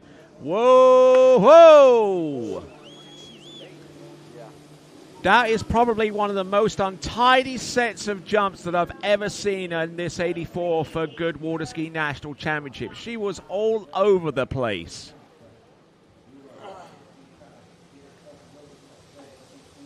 That was not a tidy set. That was not a composed set at all. The distances might say something a little bit different, but she's in dire need of some coaching to avoid something like that again. Is in the lead, though, with 29.6, and her head was bobbing around all over the show. 29.6 or 97 feet. 29.6.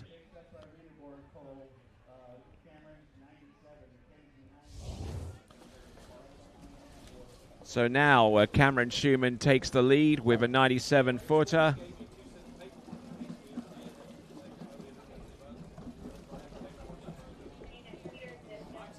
So now it comes down to our final jumper. It's Jessica Withrow, who comes to us from Scott in Arkansas.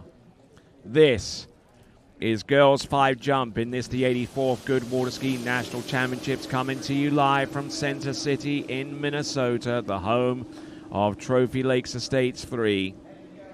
We are in the land of 10,000 lakes, Minnesota, and the birthplace of water skiing way back in 1922, in the early part of the 20th century.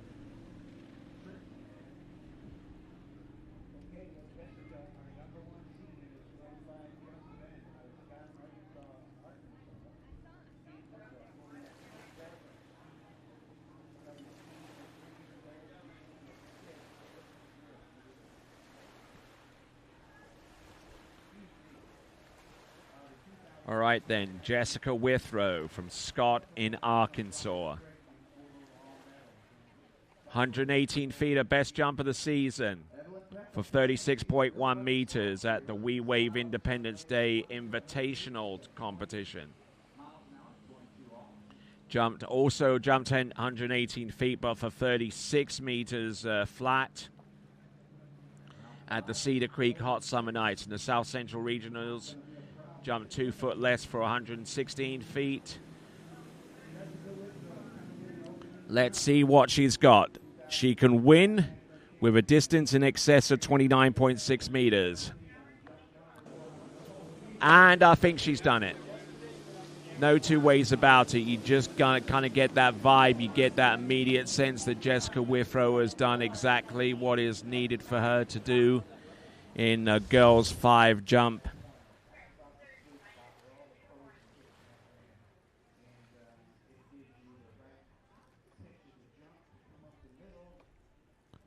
There you go. Good distance. Great direction as well.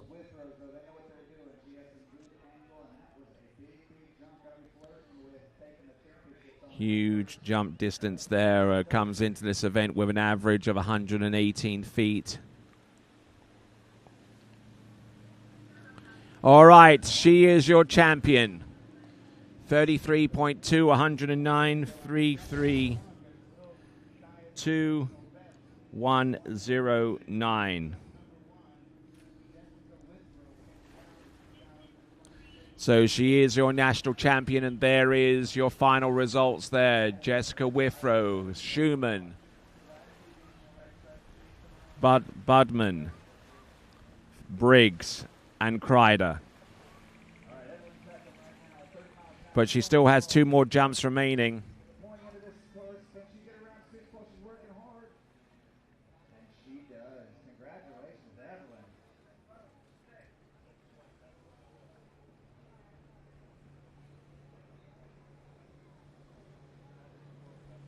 All right, here we go. Jessica Withrow coming in now.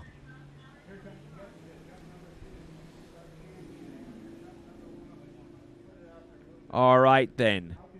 Let's have a look and see. Coming in on jump number 2. Oh, look at this, and she's really busting through her distance. And here is the reason why. This is girls 5. We're looking at the potential jump record here. Laura Morgan currently has the national jump record at 31.7 mile an hour with girls 5's jumps.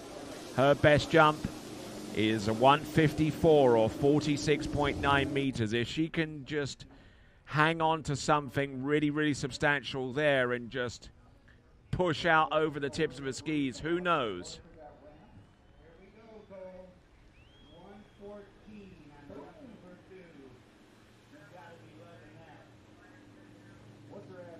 So there we go, 34.9, 34.9.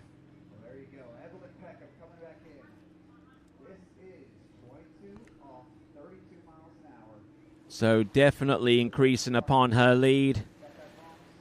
Maybe that jump distance of 154 feet that's currently held by Laura Morgan as the National Girls 5 record may be a little bit optimistic, but we can all dream, can't we? That jump distance of 154 or 46.9 was done at the International Cup tournament some 16 years ago in Cessna in Florida.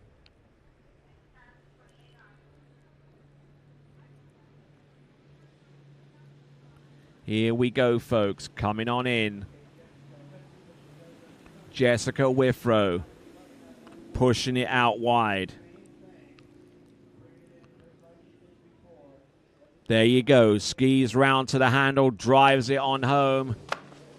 Oh, beautifully executed jump there. And there is your national champion once again for Girls 5. Coming to you out of Scott in Arkansas. It is Jessica Withrow. Putting herself ahead of Cameron Schumann, ahead of Mackenzie Budman, ahead of Finley Briggs, and ahead of Tessa Kreider. So well done to each one of those competitors for finishing up in the top 5. Are you ready for this? 118 feet. That is some great jumping from all of our competitors. So 36.1 meters, 118 feet. 118 feet there for 36.1 meters to round off the girls' jumping divisions for today. We're going to go on to the boys' 5 jumping competition as soon as we've taken a final look at this winning jump from Jessica Withrow. almost made the Freudian slip of mentioning her mum, but I'm sure her mum has had a lot of influence about her performances. So it's Withrow, Schumann, Budman, Briggs, and Kreider to conclude the girls' jump-in right here on this lake for the day. This is the 84th Good Water Ski National Championship. So glad that you've decided to spend some time during your day to tune in to the Westlake Tricks and Jumping event. Right, we've got one more event to go, boys 5 jump. We got 13 skiers, so why don't you take a refill of your drink, puff up your pillow and your chair, and get ready for boys 5 jumps. All that to come right after this.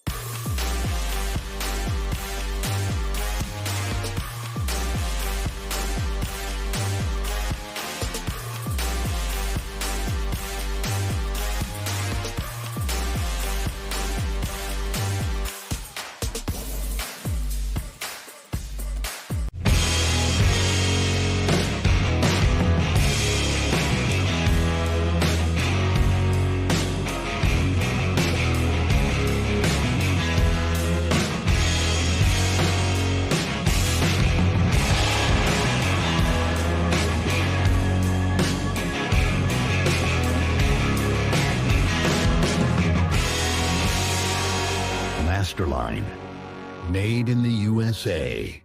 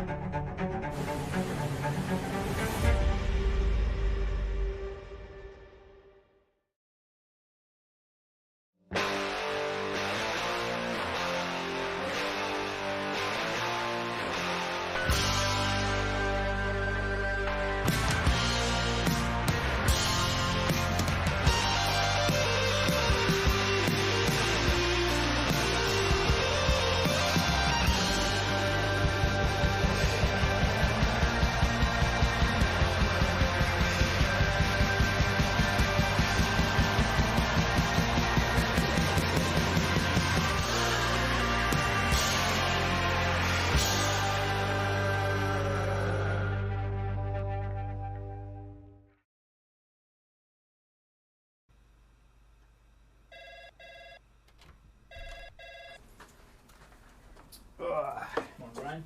Hey, morning. You have a good weekend? Yeah, got out on the water a couple times. How about you? Yeah, I got to set in. Just gonna make a quick phone call here. Oh, of course. Can you get that, Will? Yeah, man, I got it. Thanks for calling Wake House. This is Will. Yeah, looks like we've got those in stock. All right, then, turning our attention to our last jump event of the day. It is going to be boys 5 jump.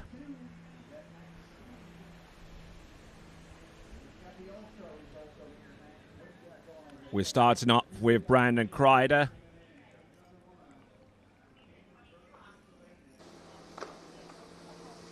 Up and over, we'll land and ride that one out.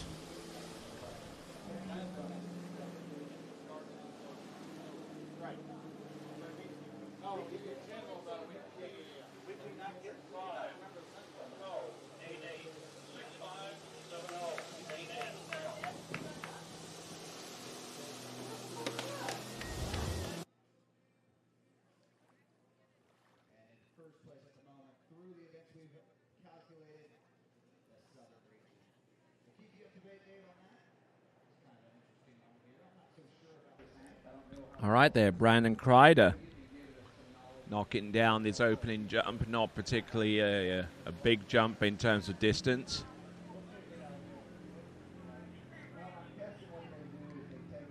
From Chambersburg, Pennsylvania. Skis out of the Eastern region where he produced a 58-footer in the regional championships. Gave 13.9 for 46.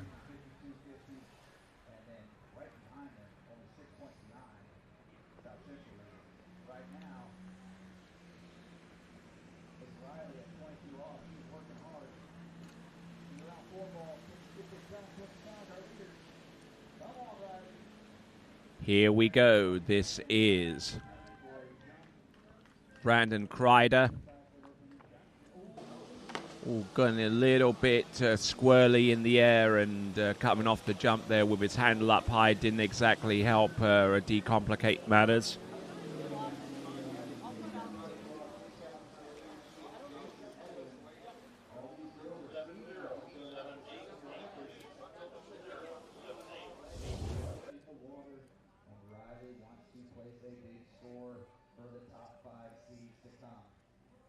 Was all over the place coming in, and it didn't exactly improve coming off the ramp there for Brandon Kreider. Has it?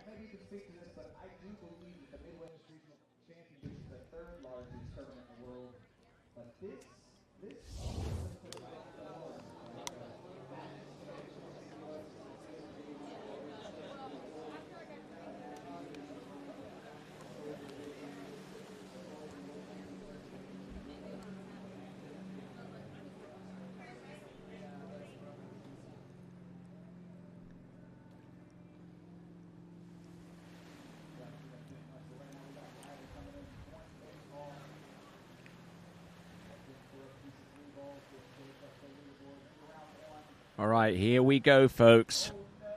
Brandon Kreider, a 0 score on the middle jump distance, but already has 13.9 meters to his credit for a 46-foot jump.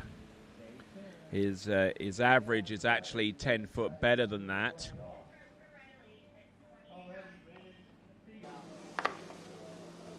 Oh, they're not at all tidy coming into the jump or off it, but still managing to land and to ride it out for for a decent score.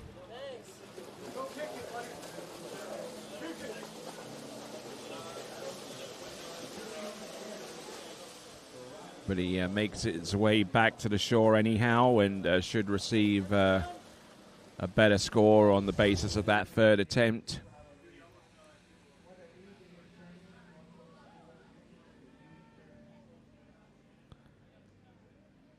Just seeming to be a little bit non-committal on that jump or the jump before, but it is 17 meters or 56 feet.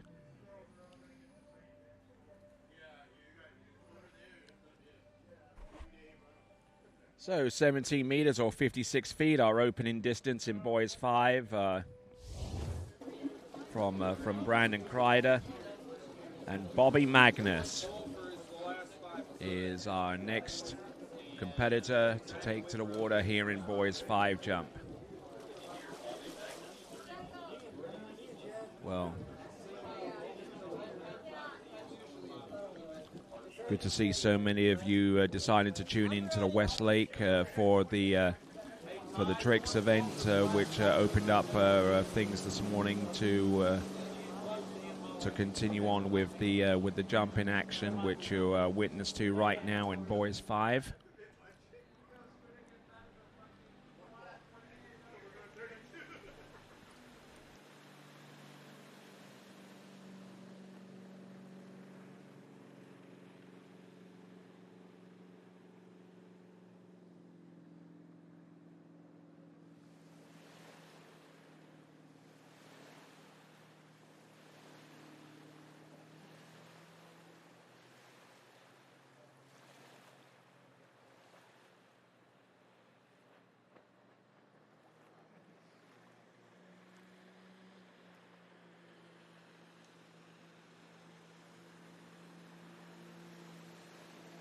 All right, moving on, Bobby Magnus.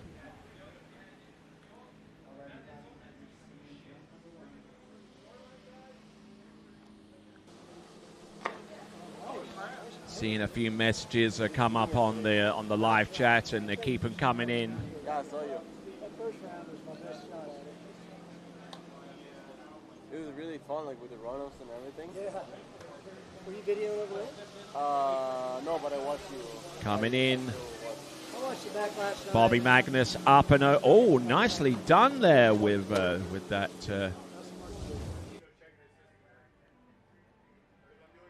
jump there.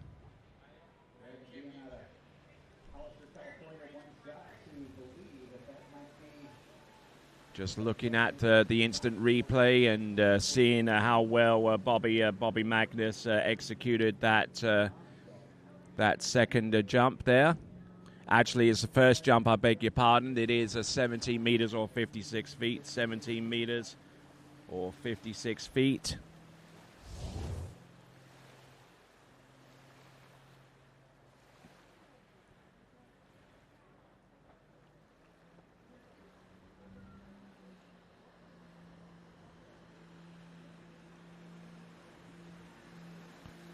So now let's have a look and see what we've got here for Bobby Magnus.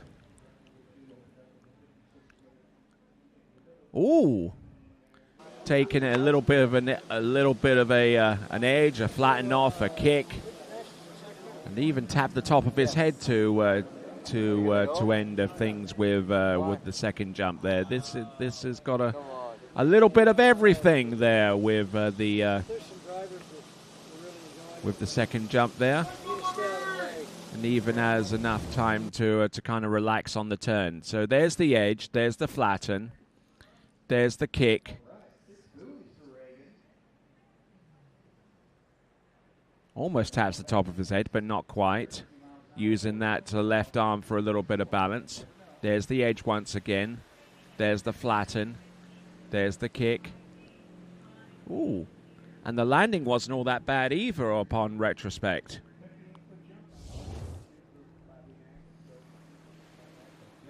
So 58 feet or 17.7 meters, 17.7 meters or 58 feet.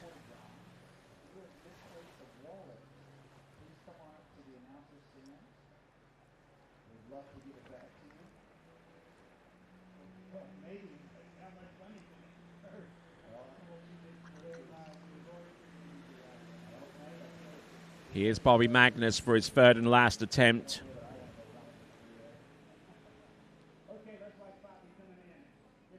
Coming in. Oh, flattens off again. Oh, and weighs that left arm again. This is some remarkable stuff. May not be yield too much in terms of distance. I'll grant him that. But so far as showmanship is concerned, this is definitely on a whole nother level here. So Bobby Magnus doing a fine job there. But here he is, Bobby Magnus. Tried to get a little bit of speed. Thought against it, and then he kicked and got a decent jump as a result. 19.7 meters or 65 feet. 19.7 meters or 65 feet, which I think is good enough for the lead. Indeed it is. How long will that lead stay intact for? We'll find out. But Bobby Magnus is right there with 19.7, and Brandon Kreider with 17 meters, currently in second place after two competitors. Skier number 3 is Wyatt Booker.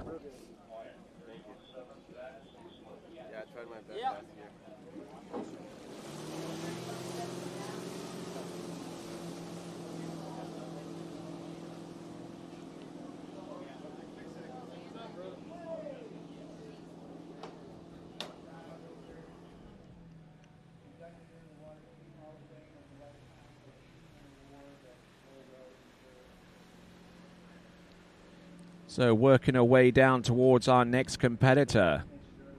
The next competitor being Wyatt Booker.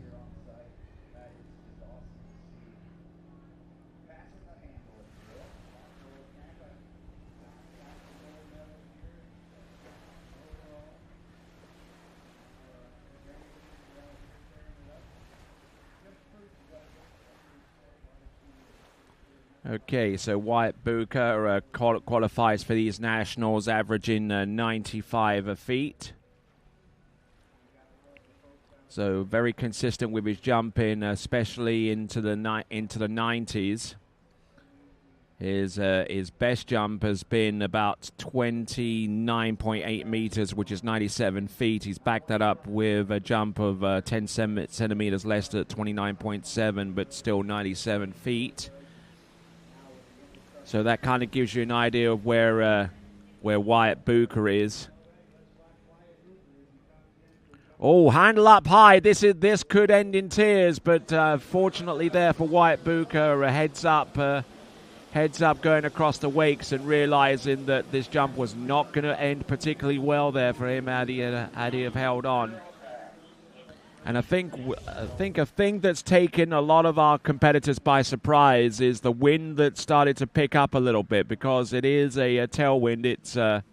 It's blowing the jumpers faster towards the ramp and generating slack line in the process. So they're going to have to revise their tactics a little bit going forwards and try their best to actually keep the line tight, and it could be facilitated by an early cut out wide. That would probably help in most instances of that. But Wyatt Booker, whilst all that is going on, has scored a 0 count on jump number 1. And the wind is starting to gust a little bit too, so that's not exactly going to help matters either.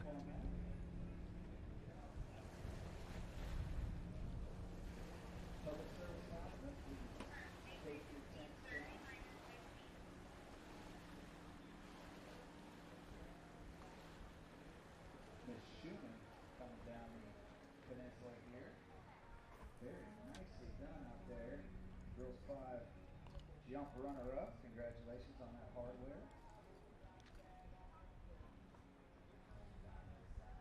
Bring some hardware back to Missouri, my home state. Love it. All right, now, so this is Wyatt Booker approaching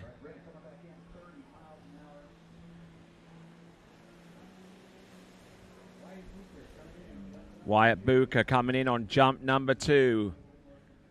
Tighter line there, not as much slack on the turn. He now drives in and, launches one out there. Oh, yeah, that is more like it from Wyatt Bucher from Milford in Indiana, the Hoosier State.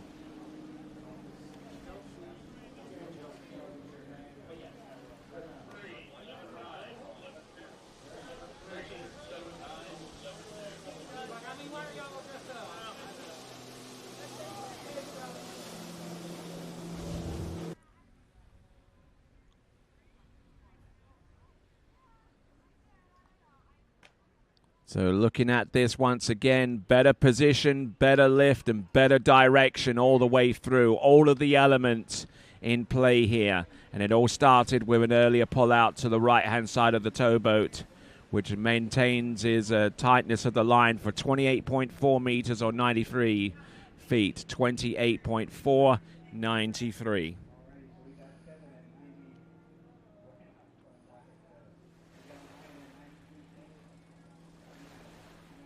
So 28.4 for 93 feet, and that's better, and it is the lead. And it could stay the lead for a good while yet, considering some of the distances, some of the distance averages that I'm seeing for the next few competitors.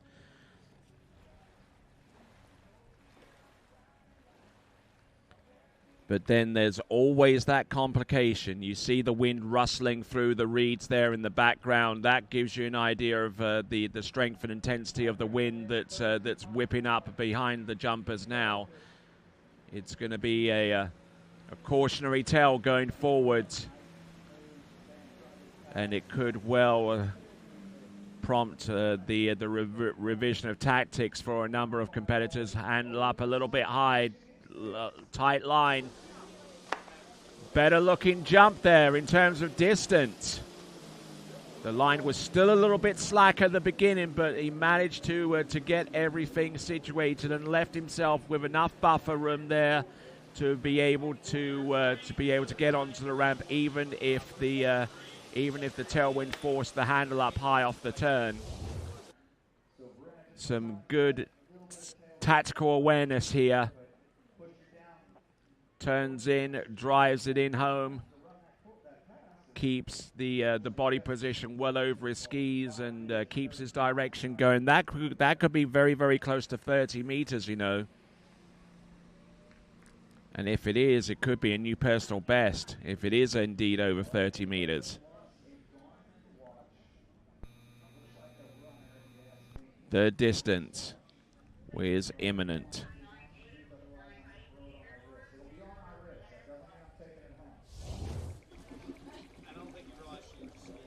The distance there for Wyatt. Oh, look at this, 30.1 meters, 30.1 meters. Or excruciatingly close to triple digits there in feet. It's 99 feet or 30.1.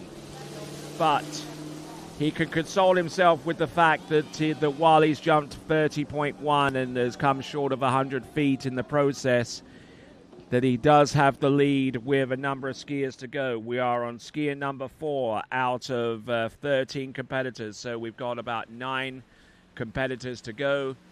Skier on the water right now is Daniel Powell.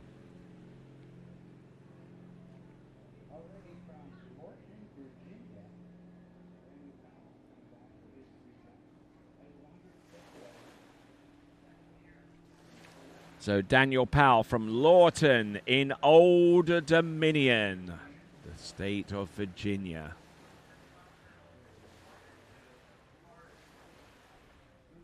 In the most recent KDS Lines Eastern Region Championship, he notched up a distance of 110 feet for 33.6 meters.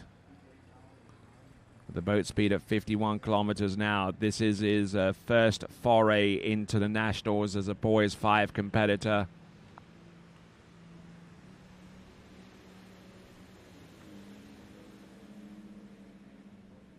Coming in, Daniel Powell. Good tight line off the turn. This is going to help. Oh, and just absolutely launches one off the top of the jump there. Getting a good dose of speed there. And then you could see that he was going to launch off that jump. Just tightened up everything, coiled like a spring.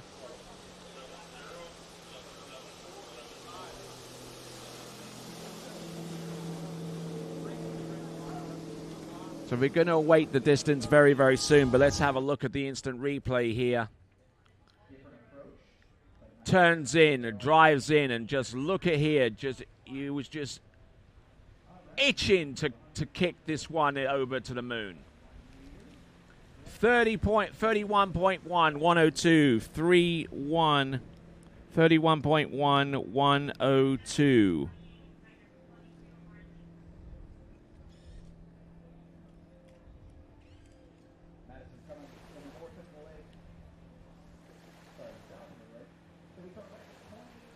So now he has taken the lead.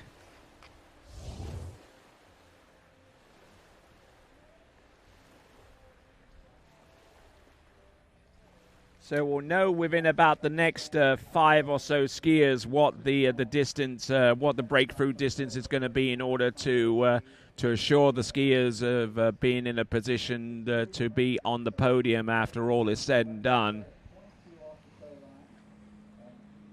So 31.1 meters there for Daniel Powell. He's about 2 meters short of his PB, however. But let's see if he can do it here with a blustery and gusty tailwind. Here he comes.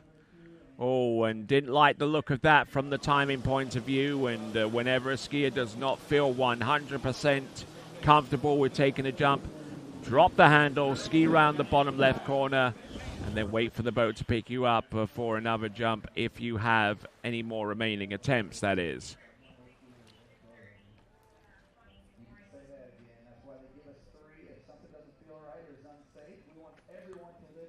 So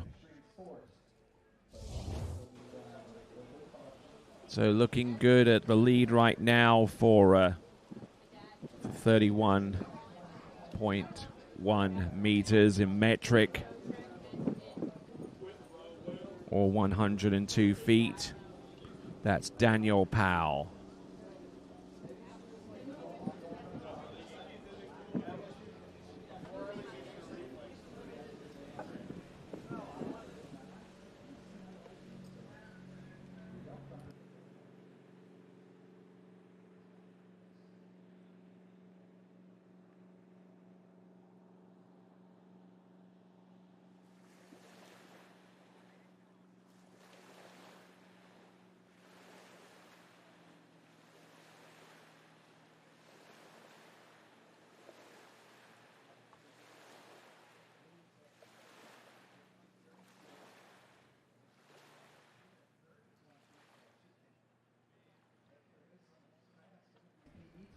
All right, then. So coming in on jump number 3, and whenever the name of Lawton, Virginia gets raised, I thought to myself, have I recognized that name before? Well, yes, it is the northern terminus of Amtrak's Auto Train, which transports cars to and from that part of the world to the south over towards Sanford in Florida.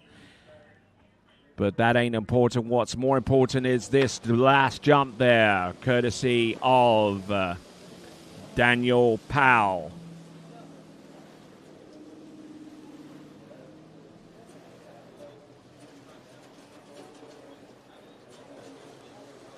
So had plenty of speed, but the control was lacking there throughout the ramp work on that jump there.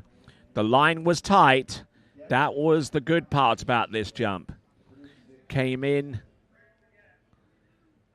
and just didn't hold much of his direction over the tips of his skis. It should be a credit-worthy distance, though, but whether it's anything more than 31.1 meters is going to be debatable. You could see his weight distribution on his skis, though. He had more weight on his left than he did on his right. So 28.3 for 93, 28.3 for 93, 28.3. 93 feet. So losing a bit of distance there, but he still has the lead. He still has the lead in his back pocket of 31.1 meters, 102. You see the leaderboard, Daniel Powell, right there with that lead jump distance of 31.1 meters. Now, Colton Hoops. Colton Hoops, our next combatant.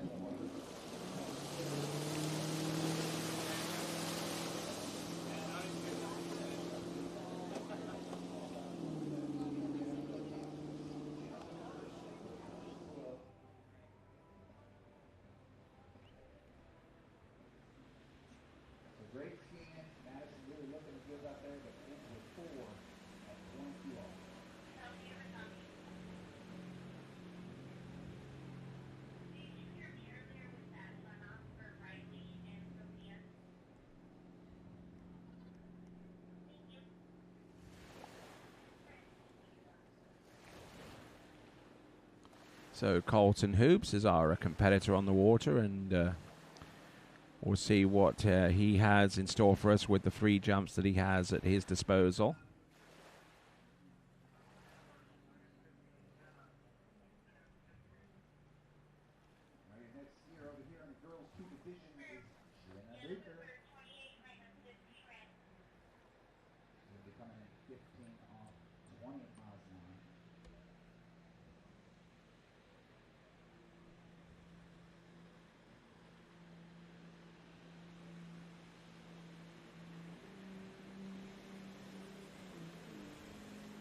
Okay, coming to us from Coatesville in Indiana. Colton Hoops there, getting a good turn there with a very, very tight line and with the less of the slack rope.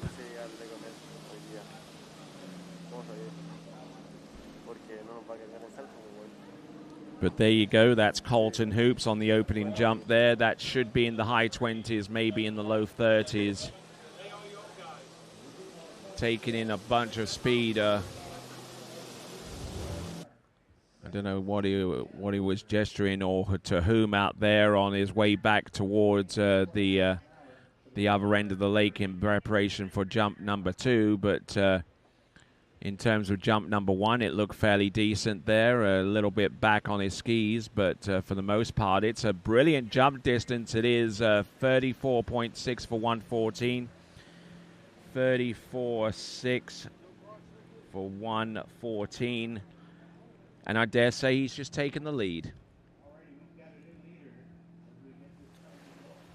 34.6, 114 feet. We have a new leader on the water.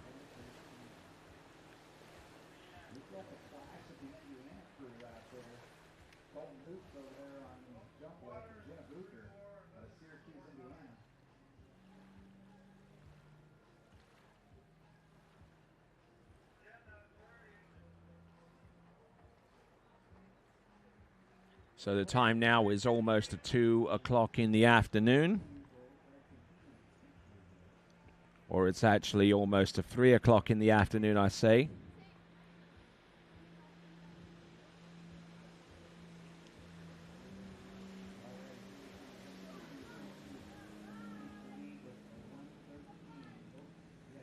Here comes Colton. Oh, the water is gone a little bit flatter again, and the wind seems to change strength and presence. And Colton Hoops taking full advantage of that situation, that change in the wind. Taking in a little bit more speed into the turn and keeping and retaining more speed off the turn, approaching the ramp.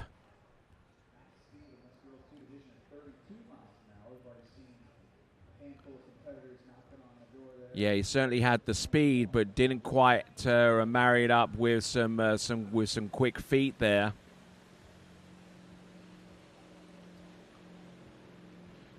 Looking at this, 35.2 for 115 feet. 115 feet is now the lead distance. But one can only imagine how much further that jump might have been had he have gotten more lift off the end of that 5-foot high ramp.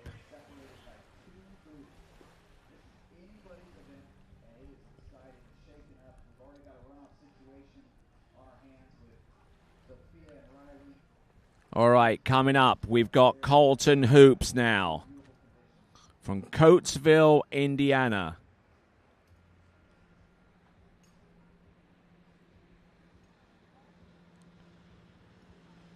He has the lead, but he's well aware of what the other jumpers in this division are capable of in terms of distance. So if he wants to keep his lead, he's got to come up with a little bit more in terms of distance, and I don't think that is going to be it there. He certainly had the desire, he certainly had the cut and the timing, but unfortunately there for Colton Hoops, coming up a little bit short of the complete package. But there you go. But he is in the lead with a 35.2. He has that coming away from this competitive environment. Here at the 84th Goode Water Ski National Championships, you are watching the webcast from the West Lake, which has the tricks and the jump events. 34.5 meters. 34.5 meters or 113 feet. So we've taken the first 5 competitors. Now we've got about another 8 or so competitors to go before we round off today's action. So let's see if this young competitor in Boys 5 can shake up the leaderboard here. Coming to us from the land of 10,000 lakes, the great state of Minnesota, and this is going to be Giovanni Bloia.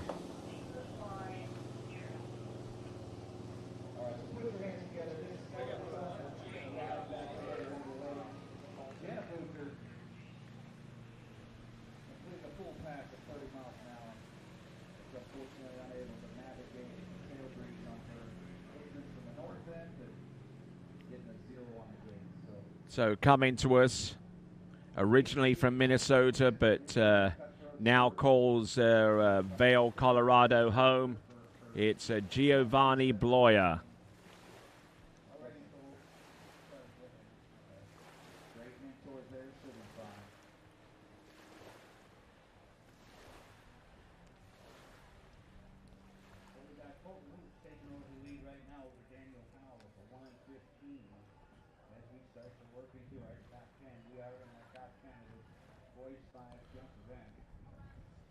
So here comes Giovanni. Best jump distance coming into this event, 40.4 meters. Produced at the Polk City Open in the first round of that competition earlier on this season, 133 feet. The wind going up and down a little bit, but I tell you what, the person that's going up right now is Gio with 133 feet to carry into this competition by weight and distance. I suspect that jump from Giovanni Bloia might have taken the lead.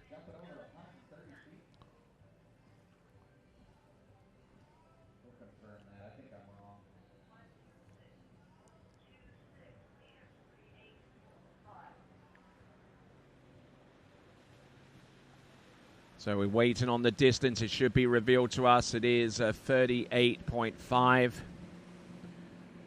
38.5 or 126, 38.5 or 126 feet. And I dare say that with that jump distance of 38.5 meters, it takes the lead by a substantial amount, about 4 meters of separation now between himself and Colton Hoops.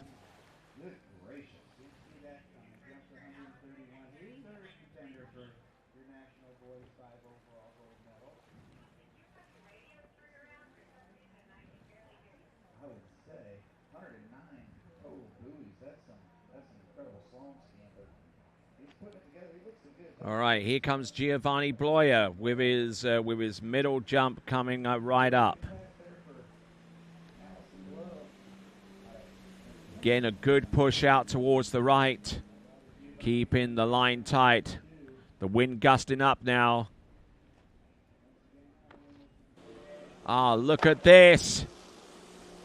Taking in a little bit more speed, a dose more speed coming in.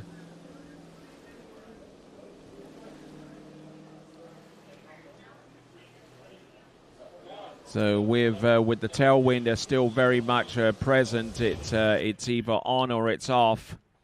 There's no consistency about it right now. The jumpers still have to adapt to it as and when. Getting a good solid lift there on the jump number 2, and that jump could actually turn out to be a little bit further. If it's anything over 40 meters, it will be further.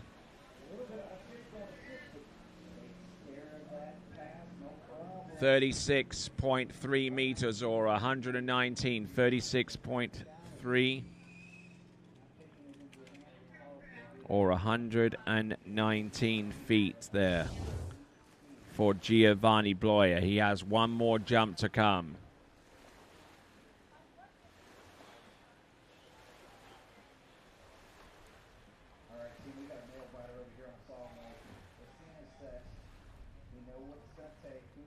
Okay, behind that Malibu towboat, one of the official towboats here at the 84th Goode Water Ski National Championships, alongside Mastercraft and Nautique. We certainly appreciate their material support, alongside the good folks of Masterline with their official ropes, and our other sponsors such as HOD3, Connolly, and Radar. And also a title sponsor, Goode.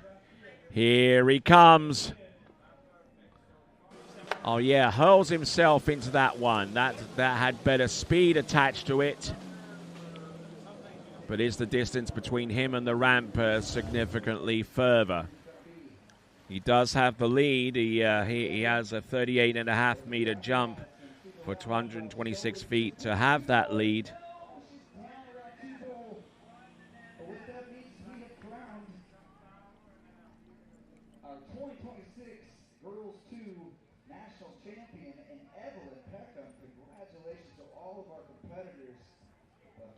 Just looking at this one more time, this is Giovanni Bloyer trying to coax himself into achieving more lift on that jump there.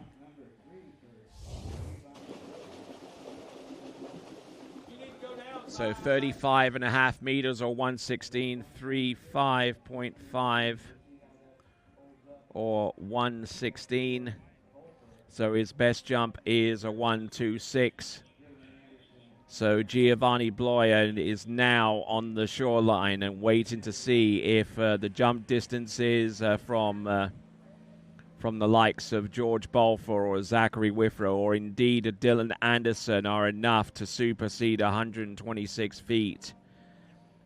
They're all around about the same foot average, give or take about anywhere between 5 and 10 feet here or there. Now, from what I'm looking at so far as the averages are concerned, George Balfour, his best average is 143, but the next skier after him is got an average of 129.5, which suggests one thing, that the ramp is going to go up after George Balfour. So you're looking possibly at the last jumper to jump on the 5-foot ramp height before we switch the ramp up to 1.65 meters high or 5.5 feet for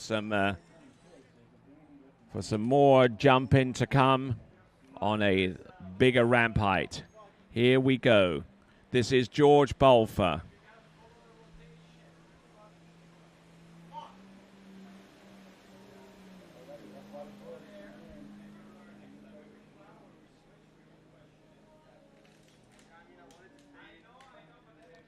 Here we go. Whoa, and George Balfour taking in a lot of speed there, but the control was lacking towards the end there.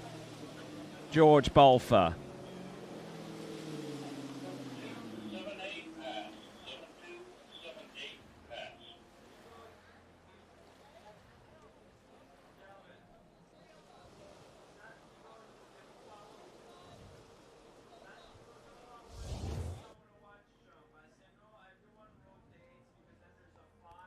So George Balfour passing up on jump number 1. Didn't like the look of that timing. The wind has almost completely died down here now, which is going to make life a little bit safer for our competitors in the jump event. But the wind can come back up, and it could be blowing a tailwind in a split second, and the jumpers and the competitors and their coaches along the shore side have got to be aware of that when it happens, so they can give the right signals and suggest the right remedies for what is going on the water. I'm Tony Lyford, and I'm glad to have the pleasure of your company during the coverage of the jump event, the youth jump event, the final youth jump event for the time being in this, the 84th Goode Water Skiing National Championship. So let's have a look at George Balfour passing up on jump number 1. Let's see what he's got by way of an encore with jump number 2. His best jump of this season, a 1:45 for 44.1 meters. No one has gotten past the 40 meters so far, and he's dropped the handle again, and he skis round the bottom left-hand corner, and George Balfour, our number 1 seeded jumper with the ramp at 5 foot, is in some serious trouble now. Now it's going to all come down to his final jump to post up a distance that's going to get anywhere close to the lead, which is currently held by Giovanni Bloia.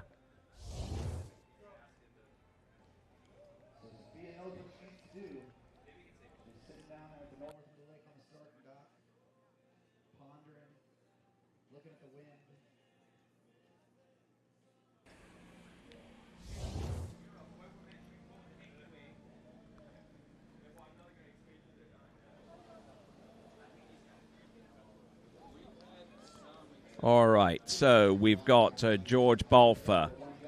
He is in some serious trouble right now, as I alluded to a few moments ago, but because he has been unable to record a distance in the jump event on the first 2 attempts, and is now dependent upon whatever he can produce on his third and final to not only put a score in, but also have that score big enough to maybe take the lead with a number of jumpers to come, with 6 more jumpers to come. The remaining 6 jumpers earmarked for this section of the competition all jump at 5.5 foot high.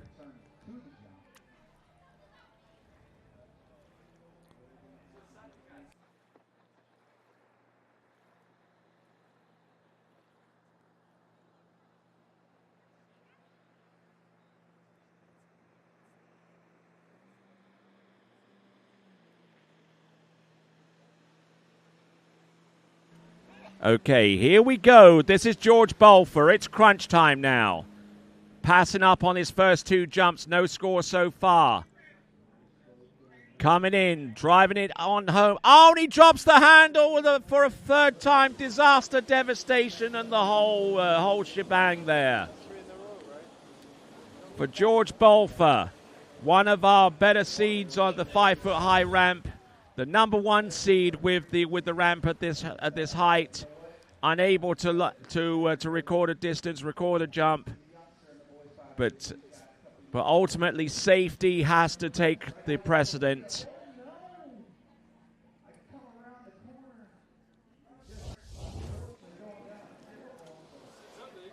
So there you go. So now the ramp is going to be raised to 5.5 feet high, 1.65 meters.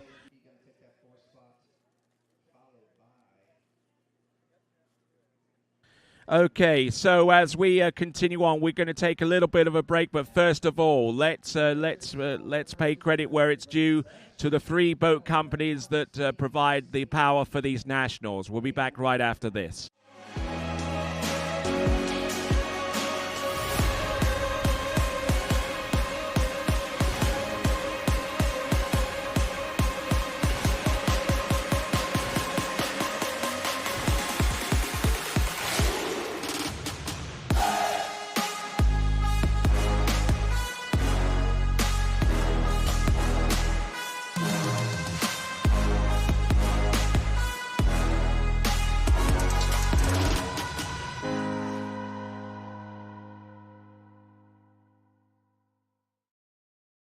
They'll all tell you their boat's the best. We don't need to, because the moment you're behind the wheel of a Mastercraft, you'll feel it. Speaking of performance, watch this. In the boat, plush, premium, cool to the touch, plus the smartest tech and the smoothest ride. Because we're built to last, not just built to sell. You might call it bold. We just call it the standard. Mastercraft. Better every time.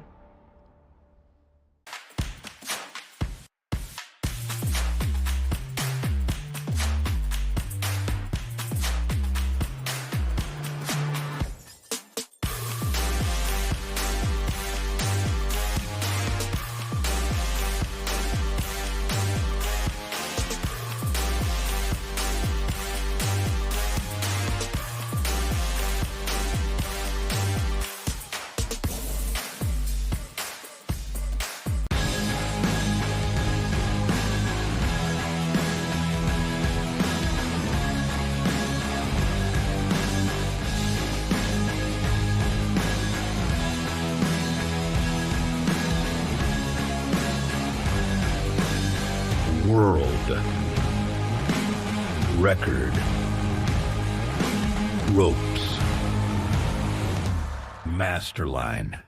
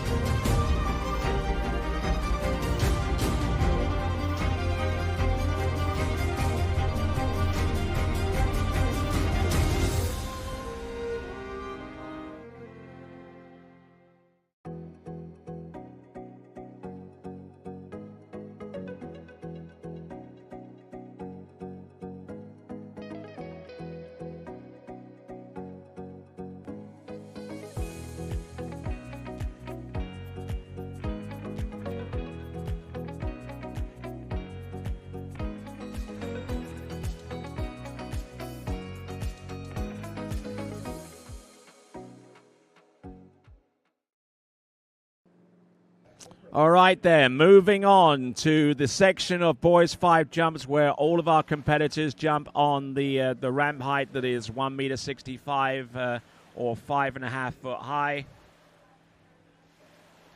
Skier on the water is Zach Withrow.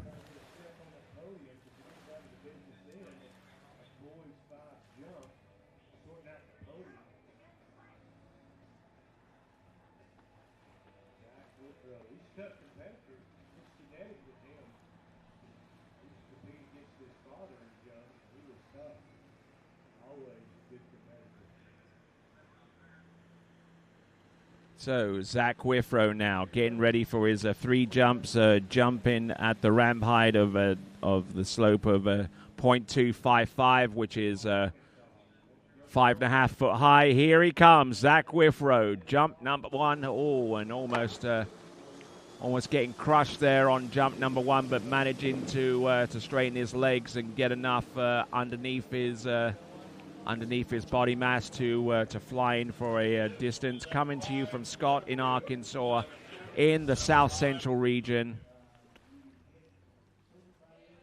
It is Zach Withrow. Looking at jump number 1.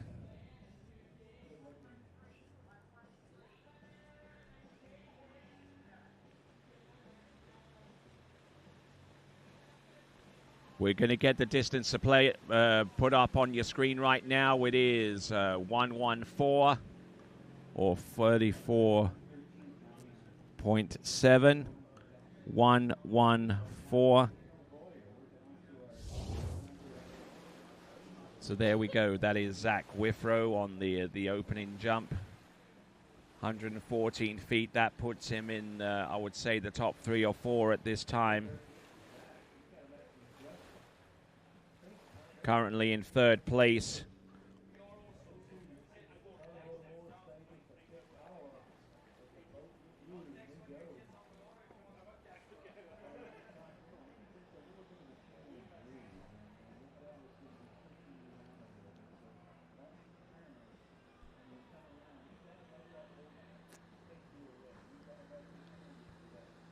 So here we go, Zach Withrow with 113 feet to his credit.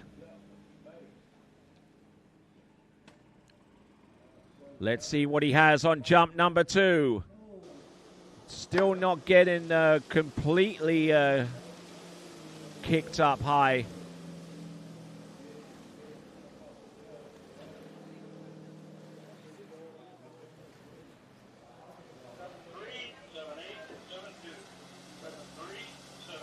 So Zach Withrow on 34.7 meters or 113 feet, currently in 3rd place right now.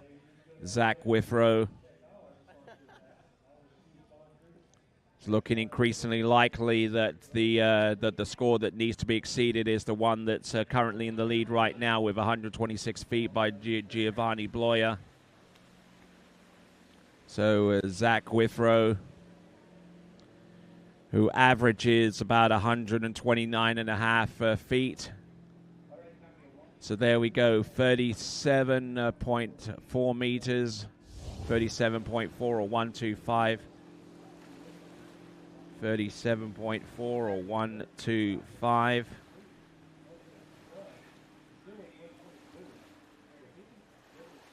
So 125 feet, that moves him up 1 spot into 2nd. And just 0.9 of a meter away from the promised land of getting to equal terms with Giovanni Bloia. If he was to get a whole meter on top, then it'll be a different picture as well.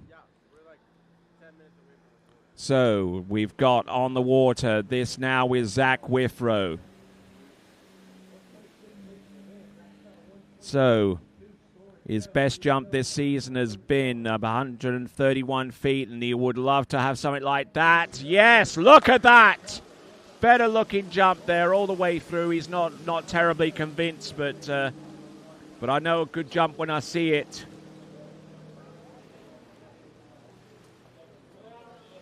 Driving in with some speed, some conviction, and some gaining some height as well.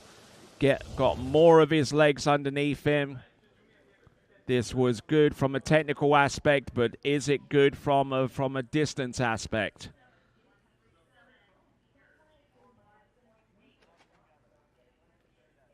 The distance coming through any moment now. 41.8 meters. It is 137 feet. That might actually be a personal best for Zach Withrow. 137, 41.8 meters. Looking at comparing that to some of his other distances, yes, it's the first time he's been over 40 meters this season. and now takes the lead away from Giovanni Bloyer.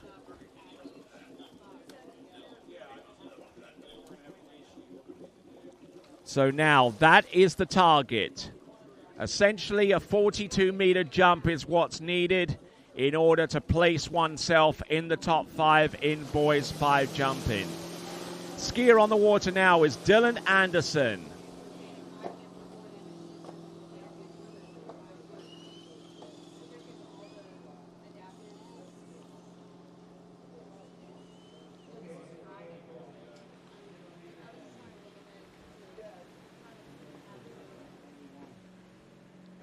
So Dylan Anderson getting ready to go. At the last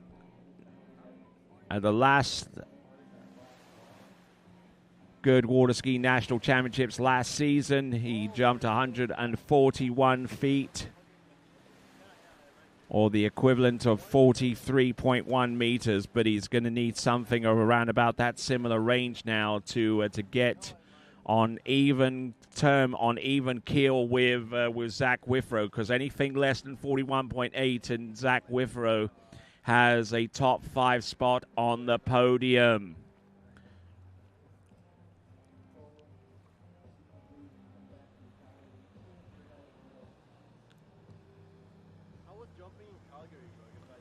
Coming in. Nice out wide of the towboat. Setting up late here on jump number 1. Little flat coming off the second wake in, but he maintains a little bit of his direction going forwards.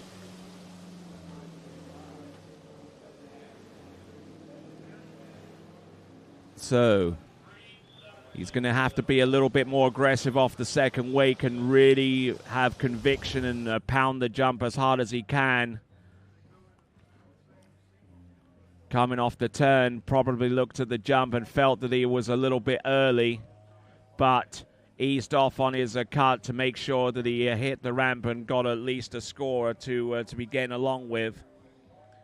But could that score be enough to put him in the top 5 as it stands right now? We'll wait and see. This is Dylan Anderson.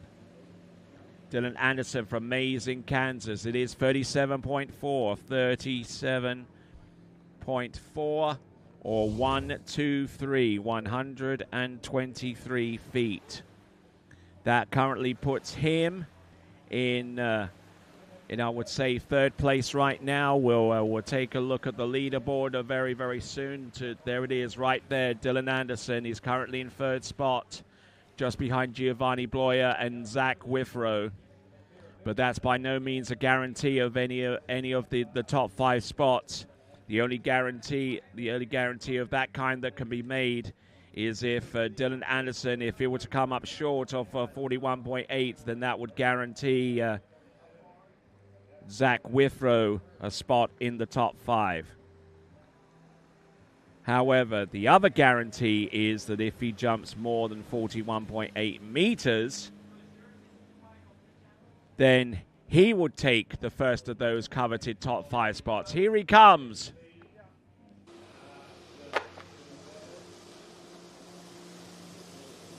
Better constructed jump there, but is the distance going to reflect the better work that he had off the turn?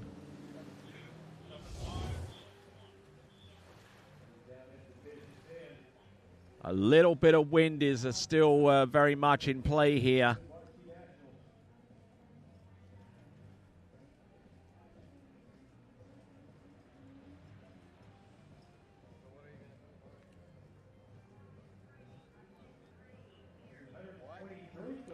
So 123-foot jump on jump number 2, from what I understand.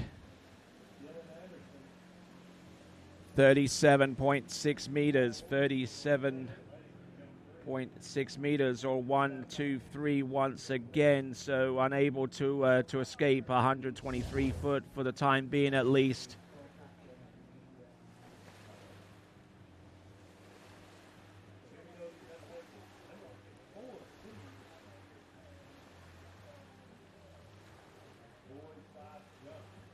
So boys 5 jump coming coming down to a potential climax here.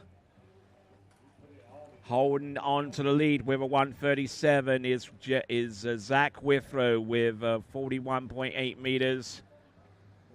But what does Dylan Anderson have by way of a last jump? He is certainly capable of it, no mistake in there. He's jumped over 141 feet in the past for a jump of 43.1. Let's see if he can do it here and now. Coming on in, Dylan Anderson. Hug in the bottom left-hand corner. It's a tidier jump. But does tidy equate to long, though?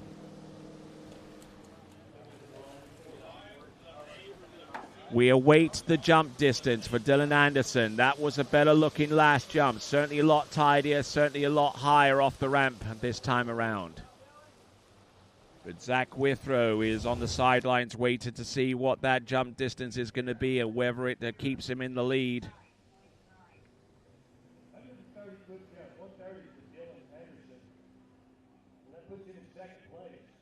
So the jump distance, 39.9 or 130 feet. So that means that Zach Withrow is in the top 5, guaranteed, with 4 competitors remaining.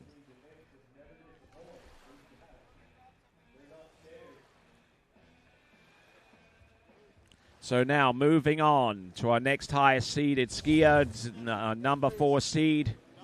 This is going to be Aaron Bartlett.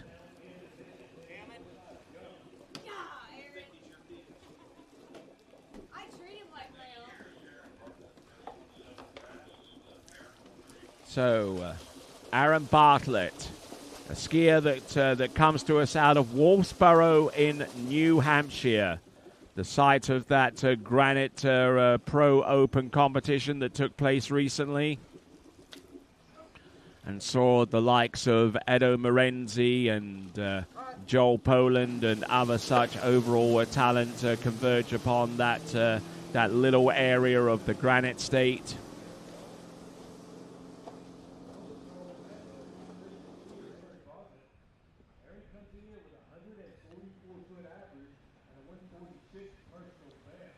So in Boys 4, where the division of Boys 4 in which he last competed in the 2025 Goode Water Ski National Championships, the 83rd edition, he achieved a personal best of 146, but that was on the ramp height of 5.5 feet high.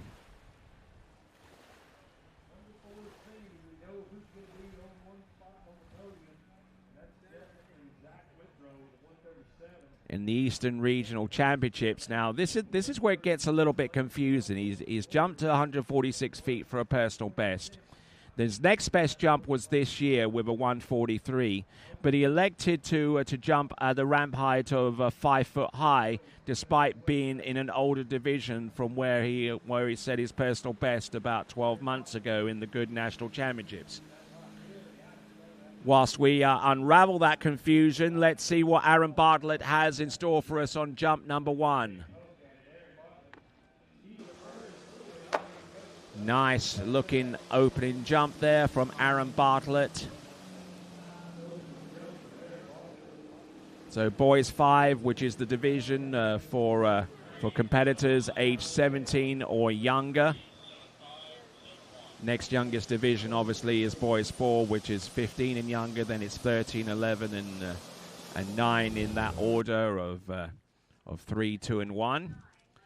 Just in case you want a sense of where we are so far as the boys' age divisions are concerned.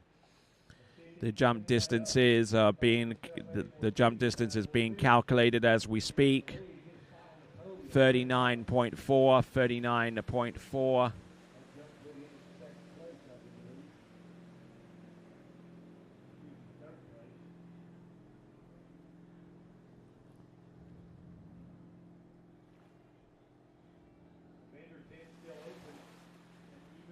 So Aaron Bartlett 39.4, 129 feet.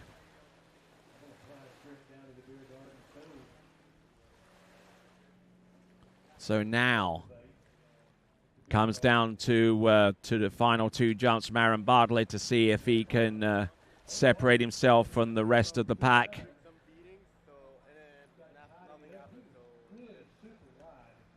If he can supersede the second place jump, the second placed effort, which is Dylan Anderson with 130 feet or 39.9, then he'll climb up into second and take the second guaranteed spot on the podium. Here we go. Here comes Aaron Bartlett. Turns. Oh, hugging the bottom right-hand corner. Came in with a lot of speed, but he lost his direction as soon as the jump switch hits. And for those of you that do not know what the jump switch is, it's a mechanical device which is connected to the zero-off speed control system, which basically activates an algorithm which provides more power to the skier based upon their predetermined settings. When you hit the jump switch, the boat's going. It's on constant acceleration and won't abate until the skier is well into the landing phase. So there we go. That is 39.9 meters. 39.9 meters.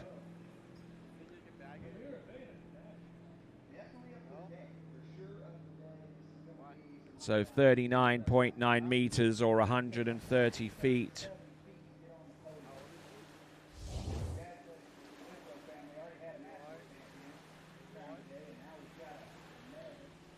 So Aaron Bartlett, he's still got some work to do, folks. 39.9 meters. He is in a two-way tie for second place right now between himself and Dylan Anderson. There could be the potential of a two-ski jump-off if that situation does not resolve itself with this final jump here from Aaron Bartlett. Dylan Anderson and Aaron Bartlett both in a two-way tie for second place with that distance of 130 feet. However, that could all get unraveled with the distance on this third and last jump. This is Aaron Bartlett coming to us from Wolfsboro in New Hampshire. Let's see what he's got. And I don't think that's enough to resolve the tie somehow. I might be wrong. But he needed a jump distance of 40 meters at the very least to vault himself up into second spot. But let's have a look. We wait the distance. We have a look at the instant replay. Handle up a little bit high off the turn, but managing to drop his hips onto the inside edge of his jumpers.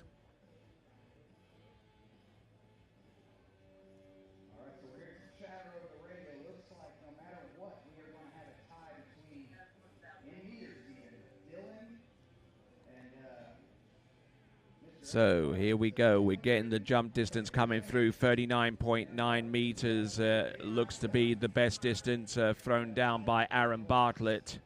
Slapping his knee in disgust, knowing that he had an opportunity to put himself on the podium.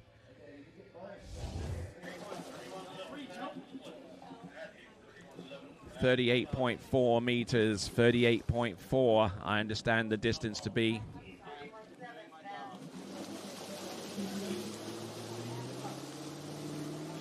Okay, so Dylan Anderson with a 131. Dylan Anderson with a 1, or actually a 130. So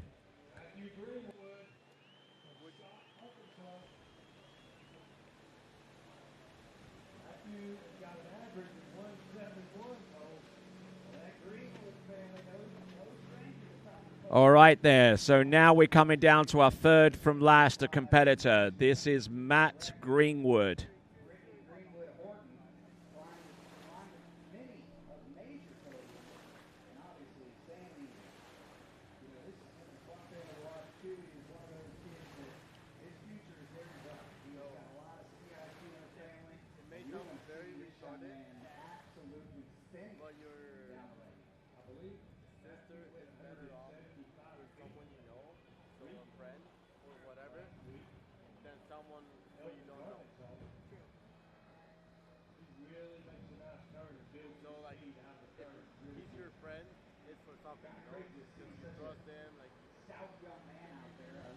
All right, here we go now. This is Matthew Greenwood.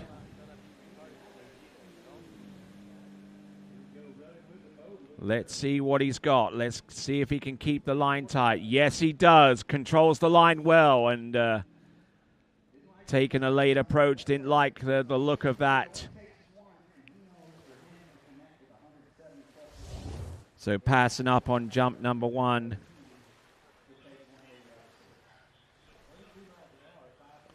So the only competitor that we know for certain that has a position in the top 5 is Zach Withrow, who is our current leader right now. There is a two-way tie for second place between Dylan Anderson and Aaron Bartlett, and with 3 competitors to go, the only guarantee that we can make in respect to those two is whoever puts his nose in front via the runoff between them in a runoff situation would have a guaranteed spot on the podium. If all goes to plan so far as the seedings would dictate. So, Matt Greenwood from Scott in Arkansas. Younger brother of Brittany Greenwood Wharton. And I'm sure that she's watching this coverage as she is resting at home. Just getting prepared for the entrance of her first child. And if you are watching there, Brittany, kudos to you, and send a message across to the live chat, and we'll see if we can read it out. So Matthew Greenwood passing up on jump number 1.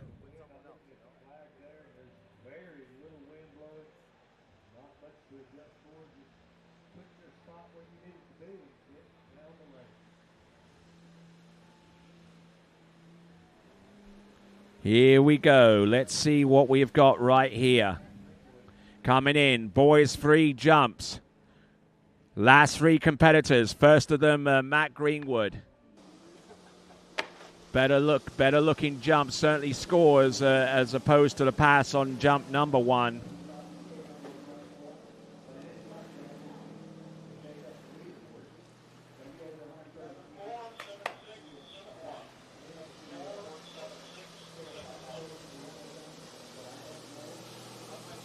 So the boat making its way around the island scheme behind the Malibu Response, one of our towboat partners alongside Mastercraft and Nautique.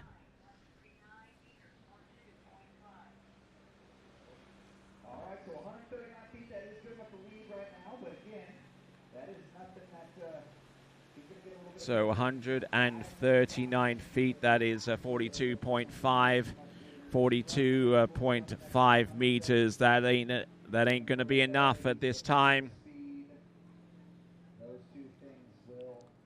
At least not from the perspective of the distances we can expect from the final 2 competitors about to jump, the likes of Dash Kruger or BG Bickley. Be sure to subscribe to the TWBC YouTube channel. We're on currently 16,000 subscribers and would like to get it closer to 17,000 before we leave this site. So there we go. There is Matt Greenwood with 42.5 meters. Yes, he does have the lead, and with 2 competitors to go, that means that he has a spot on the podium and can finish no worse than 3rd.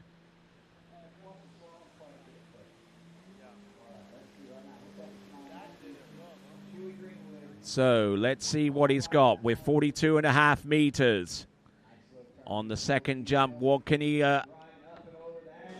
produce there? There you go. That is more like it for the Scott, Arkansas native. The pride of the South Central region. That is Matthew Greenwood.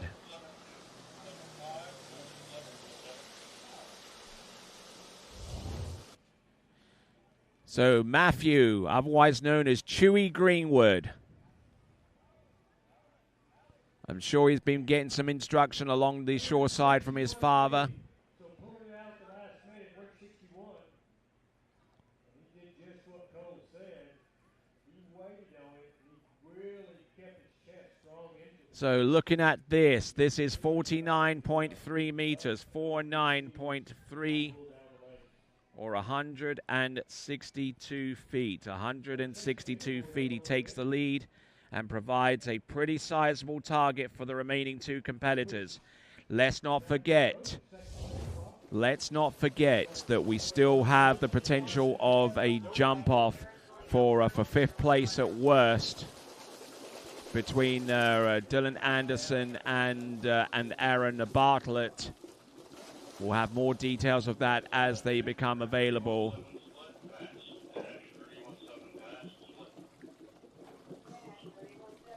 All right, so now we're moving on to our penultimate jumper, coming to us out of Windermere or Winter Garden in Central Florida.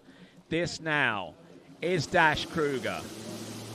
Now, we saw his younger brother, Ridge Kruger, yesterday set what appeared to be a pending national jump record until he informed me that between the time of the publication of the record sheet and now, that he had actually jumped over the distance, the record distance, at least a couple of times in the ensuing time. But you go with the information that you have at your disposal, and Ridge Kruger certainly produced a jump distance yesterday that would have potentially have gotten him a national record had he have not already done so between the publication of those records and now.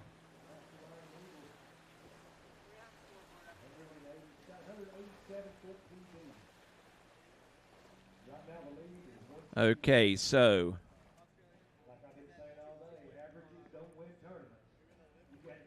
Dash Kruger on the water right now, getting ready to go. That's right. He's giving him a number to chase.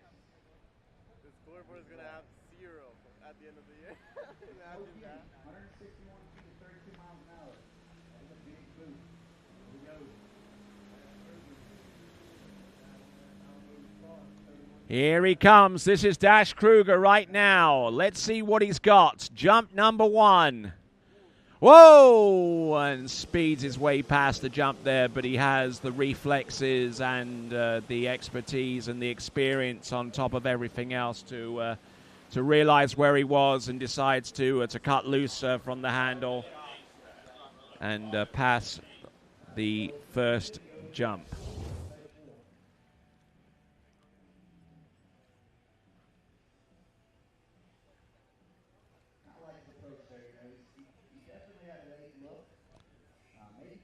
Had a whole dose of speed right off the turn. But unfortunately, the timing kind of deserts him a little bit there, and he was incredibly late and probably safe. Discretion being the better part of valor, deciding to drop the handle and getting round the bottom left-hand corner. So, Dash Kruger, whose average coming into this competition is just a little ways shy of 180 feet.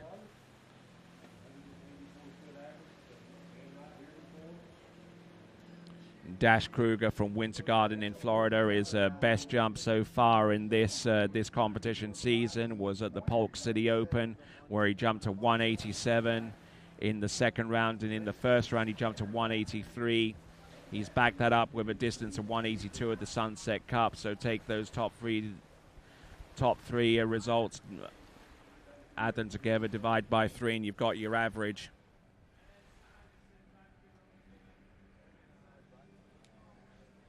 So Dash Kruger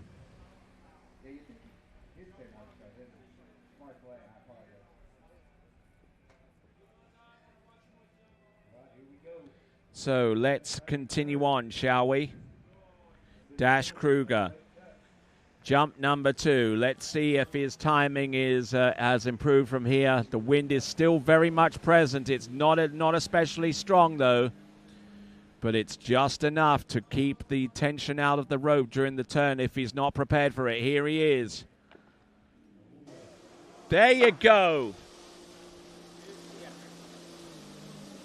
Nicely done there.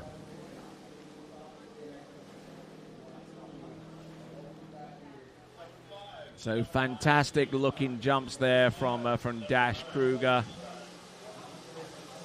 I'm sure he's going to get plenty of advice as he goes past the dock. Plenty of advice will be offered in his direction, courtesy of Freddie the Nightmare Kruger, recent inductee into the Water Ski Hall of Fame.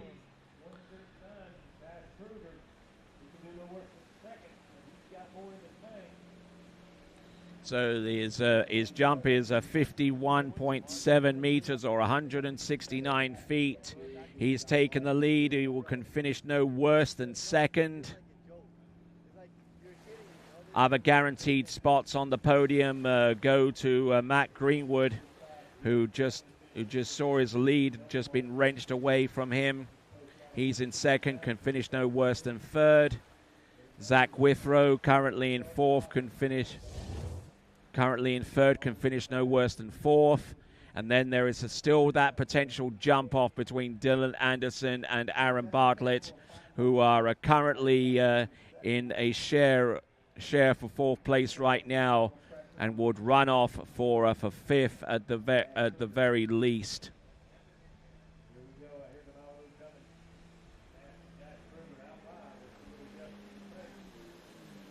Here we go, Dash Kruger, one last roll of the dice. Here he comes. Turns in, handle up high, coming off the turn. Whoa, whoa, whoa, whoa!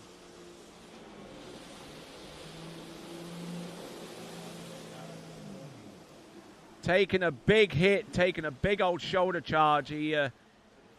Hopefully he's okay.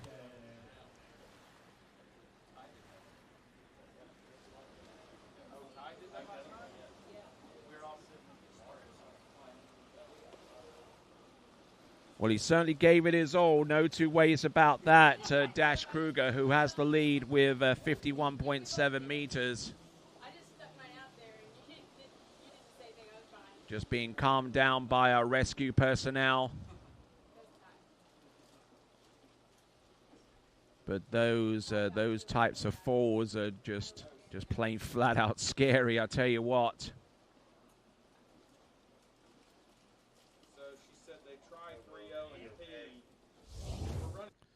So let's have a look at this jump again, like we need to. Here we go. Keeps the line tight, coming across the wakes, and then shoulder charges the ramp there and gets lifted in towards the shore.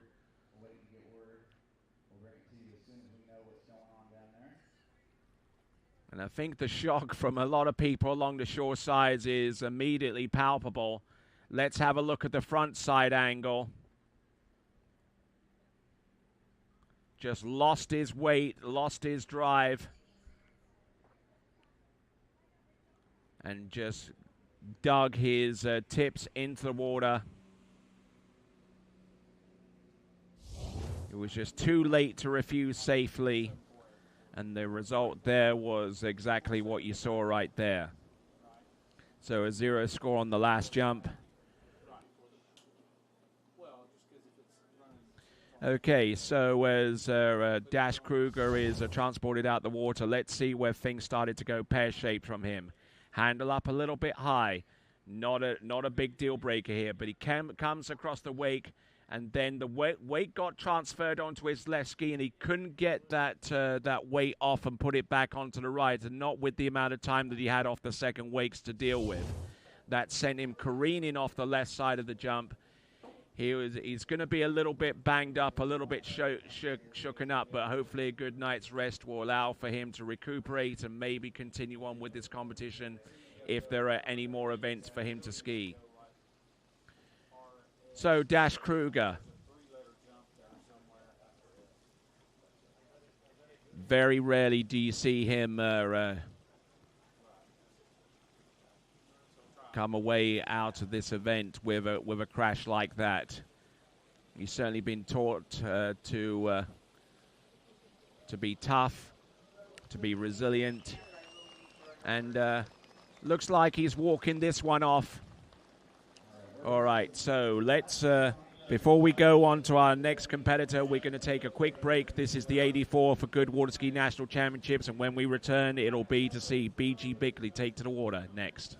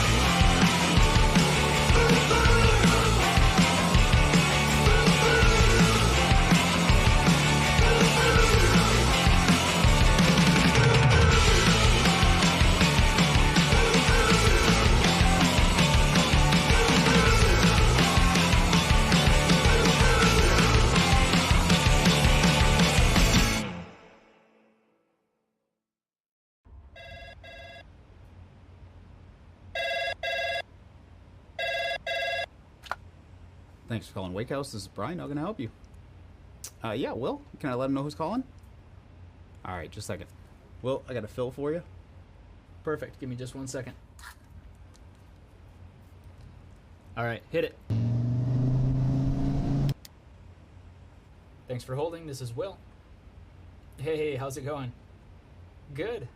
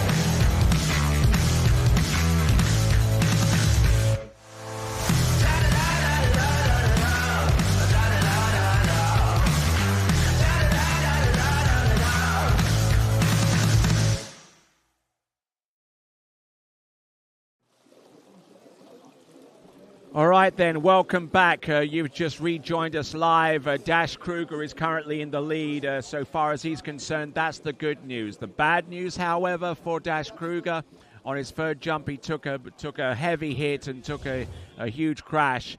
And this is this is what happened just before we hit the brake. Comes off the second wake and just losing his coordination and balance. And just landed in a heap there in Boy's 5 jump. And the third attempt, he'd already jumped 51.7 meters or 161 feet to currently take the lead with one competitor left to go. So the worst that he can finish is in second. So not the most pleasant of feelings, unfortunately, there for Dash Kruger.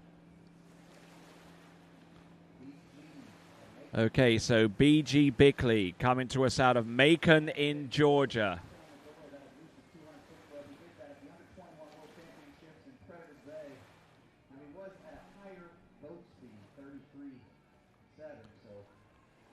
So BG Bickley, who's had some adventures with the jump event. He has jumped over 200 feet before at a higher boat speed and in another division. That was at the U21 Worlds around about this time last year over at the Lakes of Cast in Stone. But he's at a slower boat speed. Same ramp height, however, 1.65 meters high or 5.5 feet. Here he comes, B.G. Bickley, up and over. And does that get on level terms with Dash Kruger? We'll find out in a moment.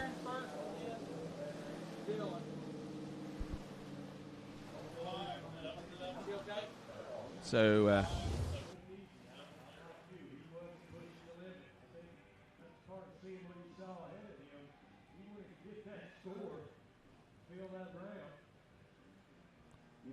so wonderful looking first jump there for B.G. Bickley. Is it going to be enough to take the title though?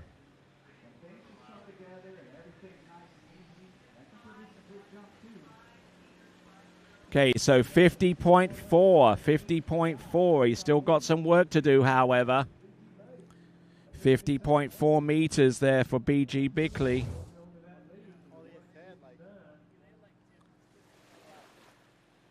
So 50.4 meters or 165 feet. So about 3 feet shy of what he needs to usurp Dash Kruger for the title.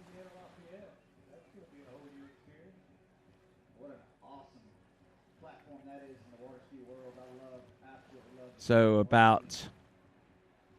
there's about 4 foot difference, as a matter of fact, between Dash Kruger and B.G. Bickley.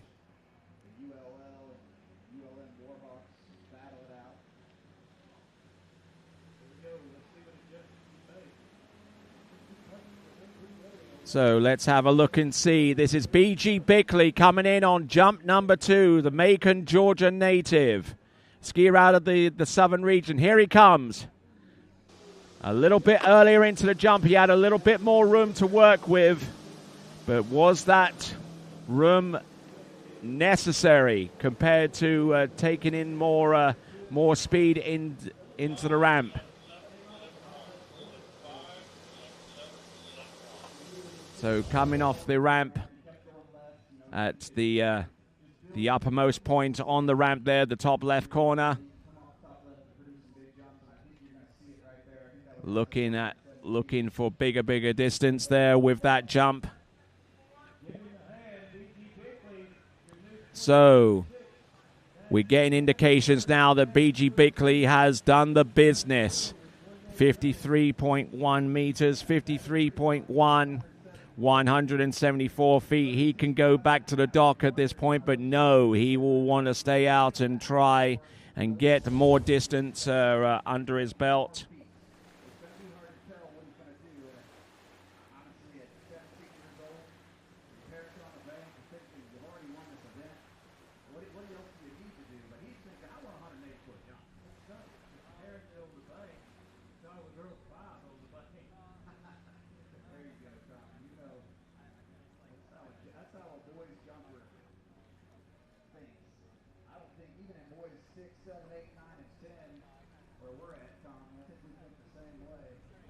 Okay, so continuing on, this is B.G. Bickley wanting some more distance.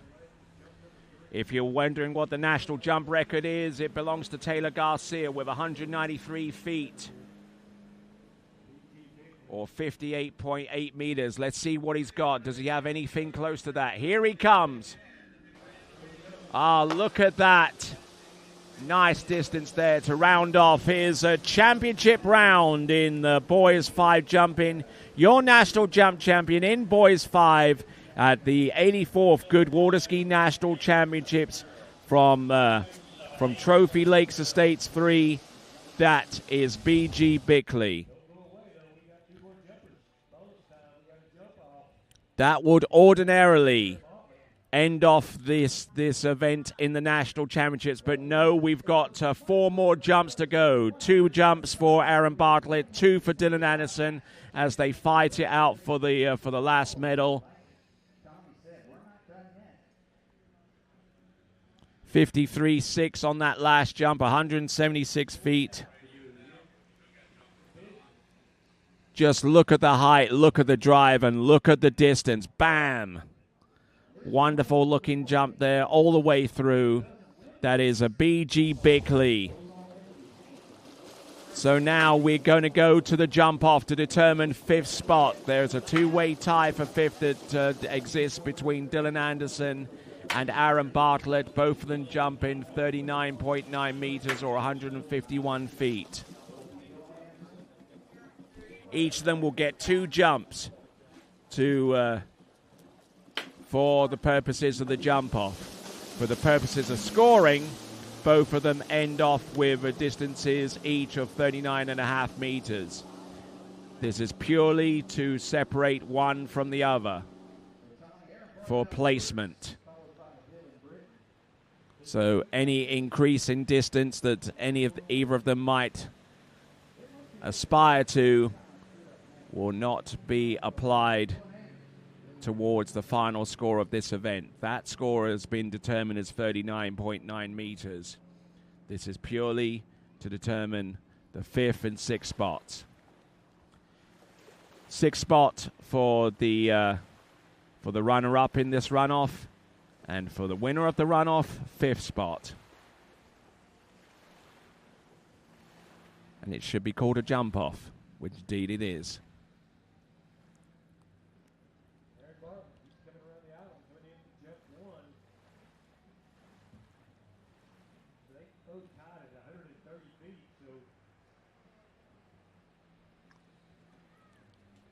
So both tying with 39.9 meters or 130 feet, I should say.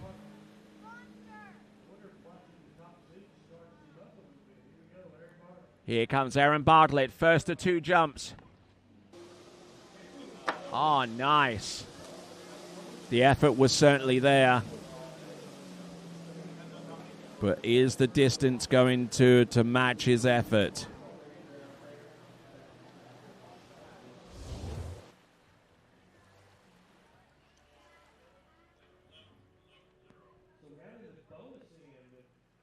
So there, a little flat coming in, but still able to push off the jump and flying for some distance.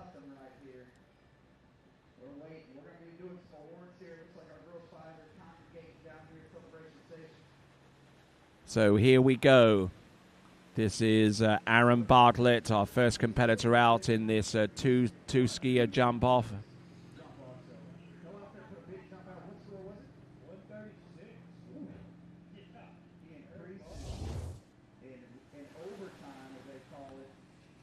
All right, so the metric jump distance that should be coming through right now.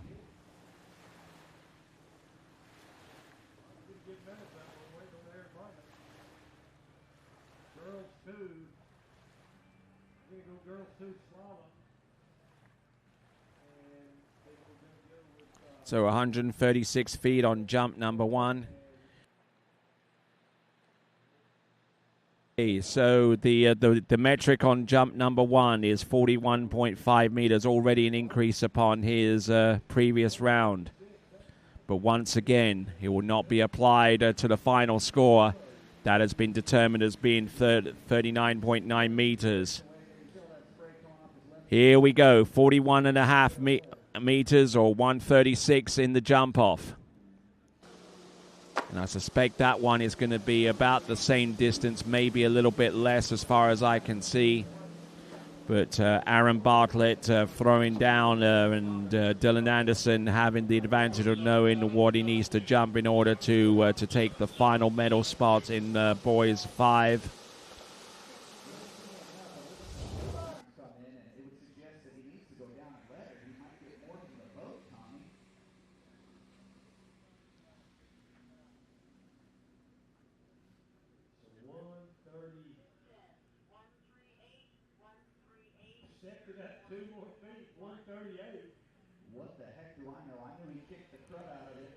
So this jump 42.1 meters, 42.1 meters, 138 feet.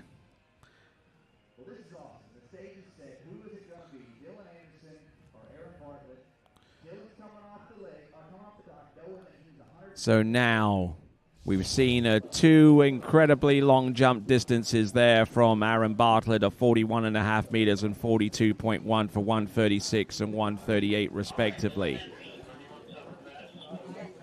Now, how does Dylan Anderson respond to that? He only needs one jump. If it happens to be a better distance than 42.1 meters, would not need the other jump to determine who has fifth place and who has sixth. But for those of you that have been joining us, that have spent all day watching this webcast on the West Lake, kudos to every single one of you. It's been one of those days, and hopefully we'll have some more excitement over the next few days, continuing on tomorrow.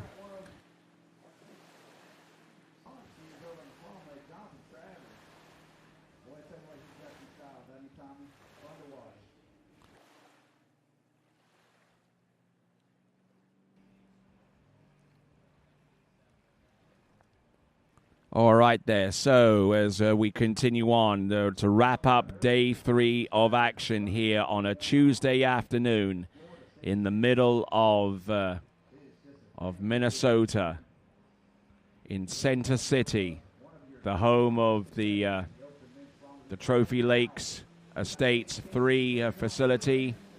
Here we go. This is the West Lake coverage continuing on with bonus coverage of this. The jump off between Dylan Anderson and Aaron Bartlett. Aaron Bartlett threw down the gauntlet and jumped 42.1 meters, and I suspect that could still be the prevalent jump between the two of them thus far. And Aaron and Dylan Anderson would have one more jump to try and resolve the situation in his favor.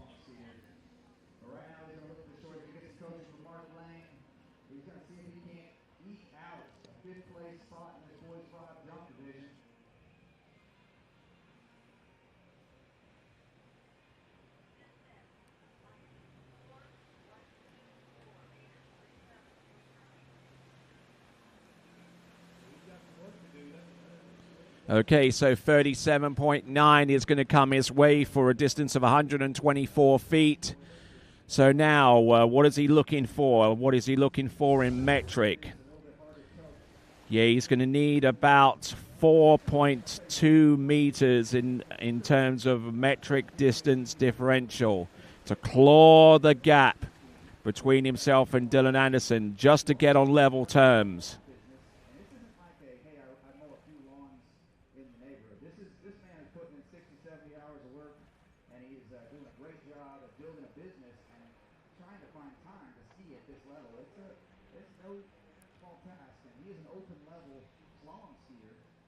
So here we go now. This is Dylan Anderson. What has he got for his last jump?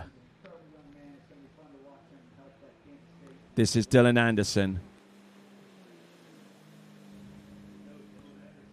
Here he comes. Dylan Anderson, one last attempt here. Let's see what he has.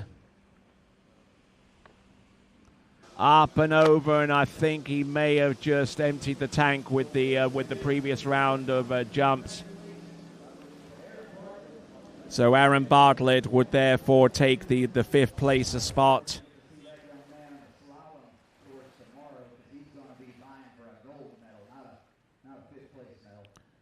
So there you go. That is Dylan Anderson. We await the jump distance to confirm that Aaron Bartlett has secured fifth spot, and Dylan Anderson on the outside looking in with a sixth place finish.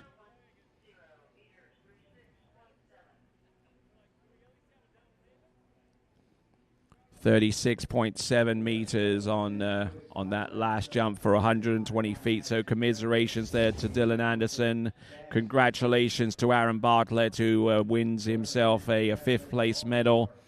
And congratulations to these competitors on the leaderboard. B.G. Bickley, your National Boys 5 jump champion, ahead of Dash Kruger, ahead of Matthew Greenwood, ahead of Zach Withrow, ahead of Aaron Bartlett. and ahead of Dylan Anderson. All right, what a day it's been. I tell you what, we've had some thrills, we've had some spills along the way, but that completes day 3 of National Championship coverage on the West Lake here at the 84th Goode Water Ski National Championship. Day number 4 will begin tomorrow morning, bright and early, around about 8 a.m. So make sure you stick around. Make sure you're up and early and ready and raring to go to enjoy the coverage.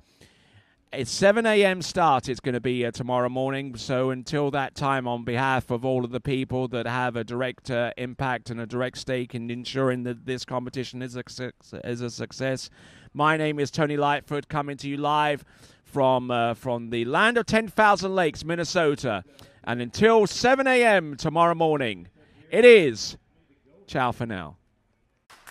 What if I told you there was a place where the sounds of nature are only broken by the roar of a boat? A place where that summer feeling lasts all year long. A place where the Florida sun is only outshined by the smiles of the skiers. A place where first-time skiers can ski alongside world champions, and the world-class coaches work with all levels of skiers. What if I told you there was a place where life slows down and your only job is to make lifelong memories? That place is Swiss Water Ski Resort. Book your trip at SwissWaterSkiResort.com.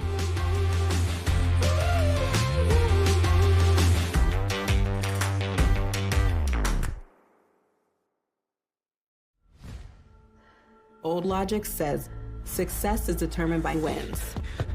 It says you can't be a mother and a professional athlete, that you can't take on giants. New logic says watch me. Watch me become the most decorated track and field athlete in the world.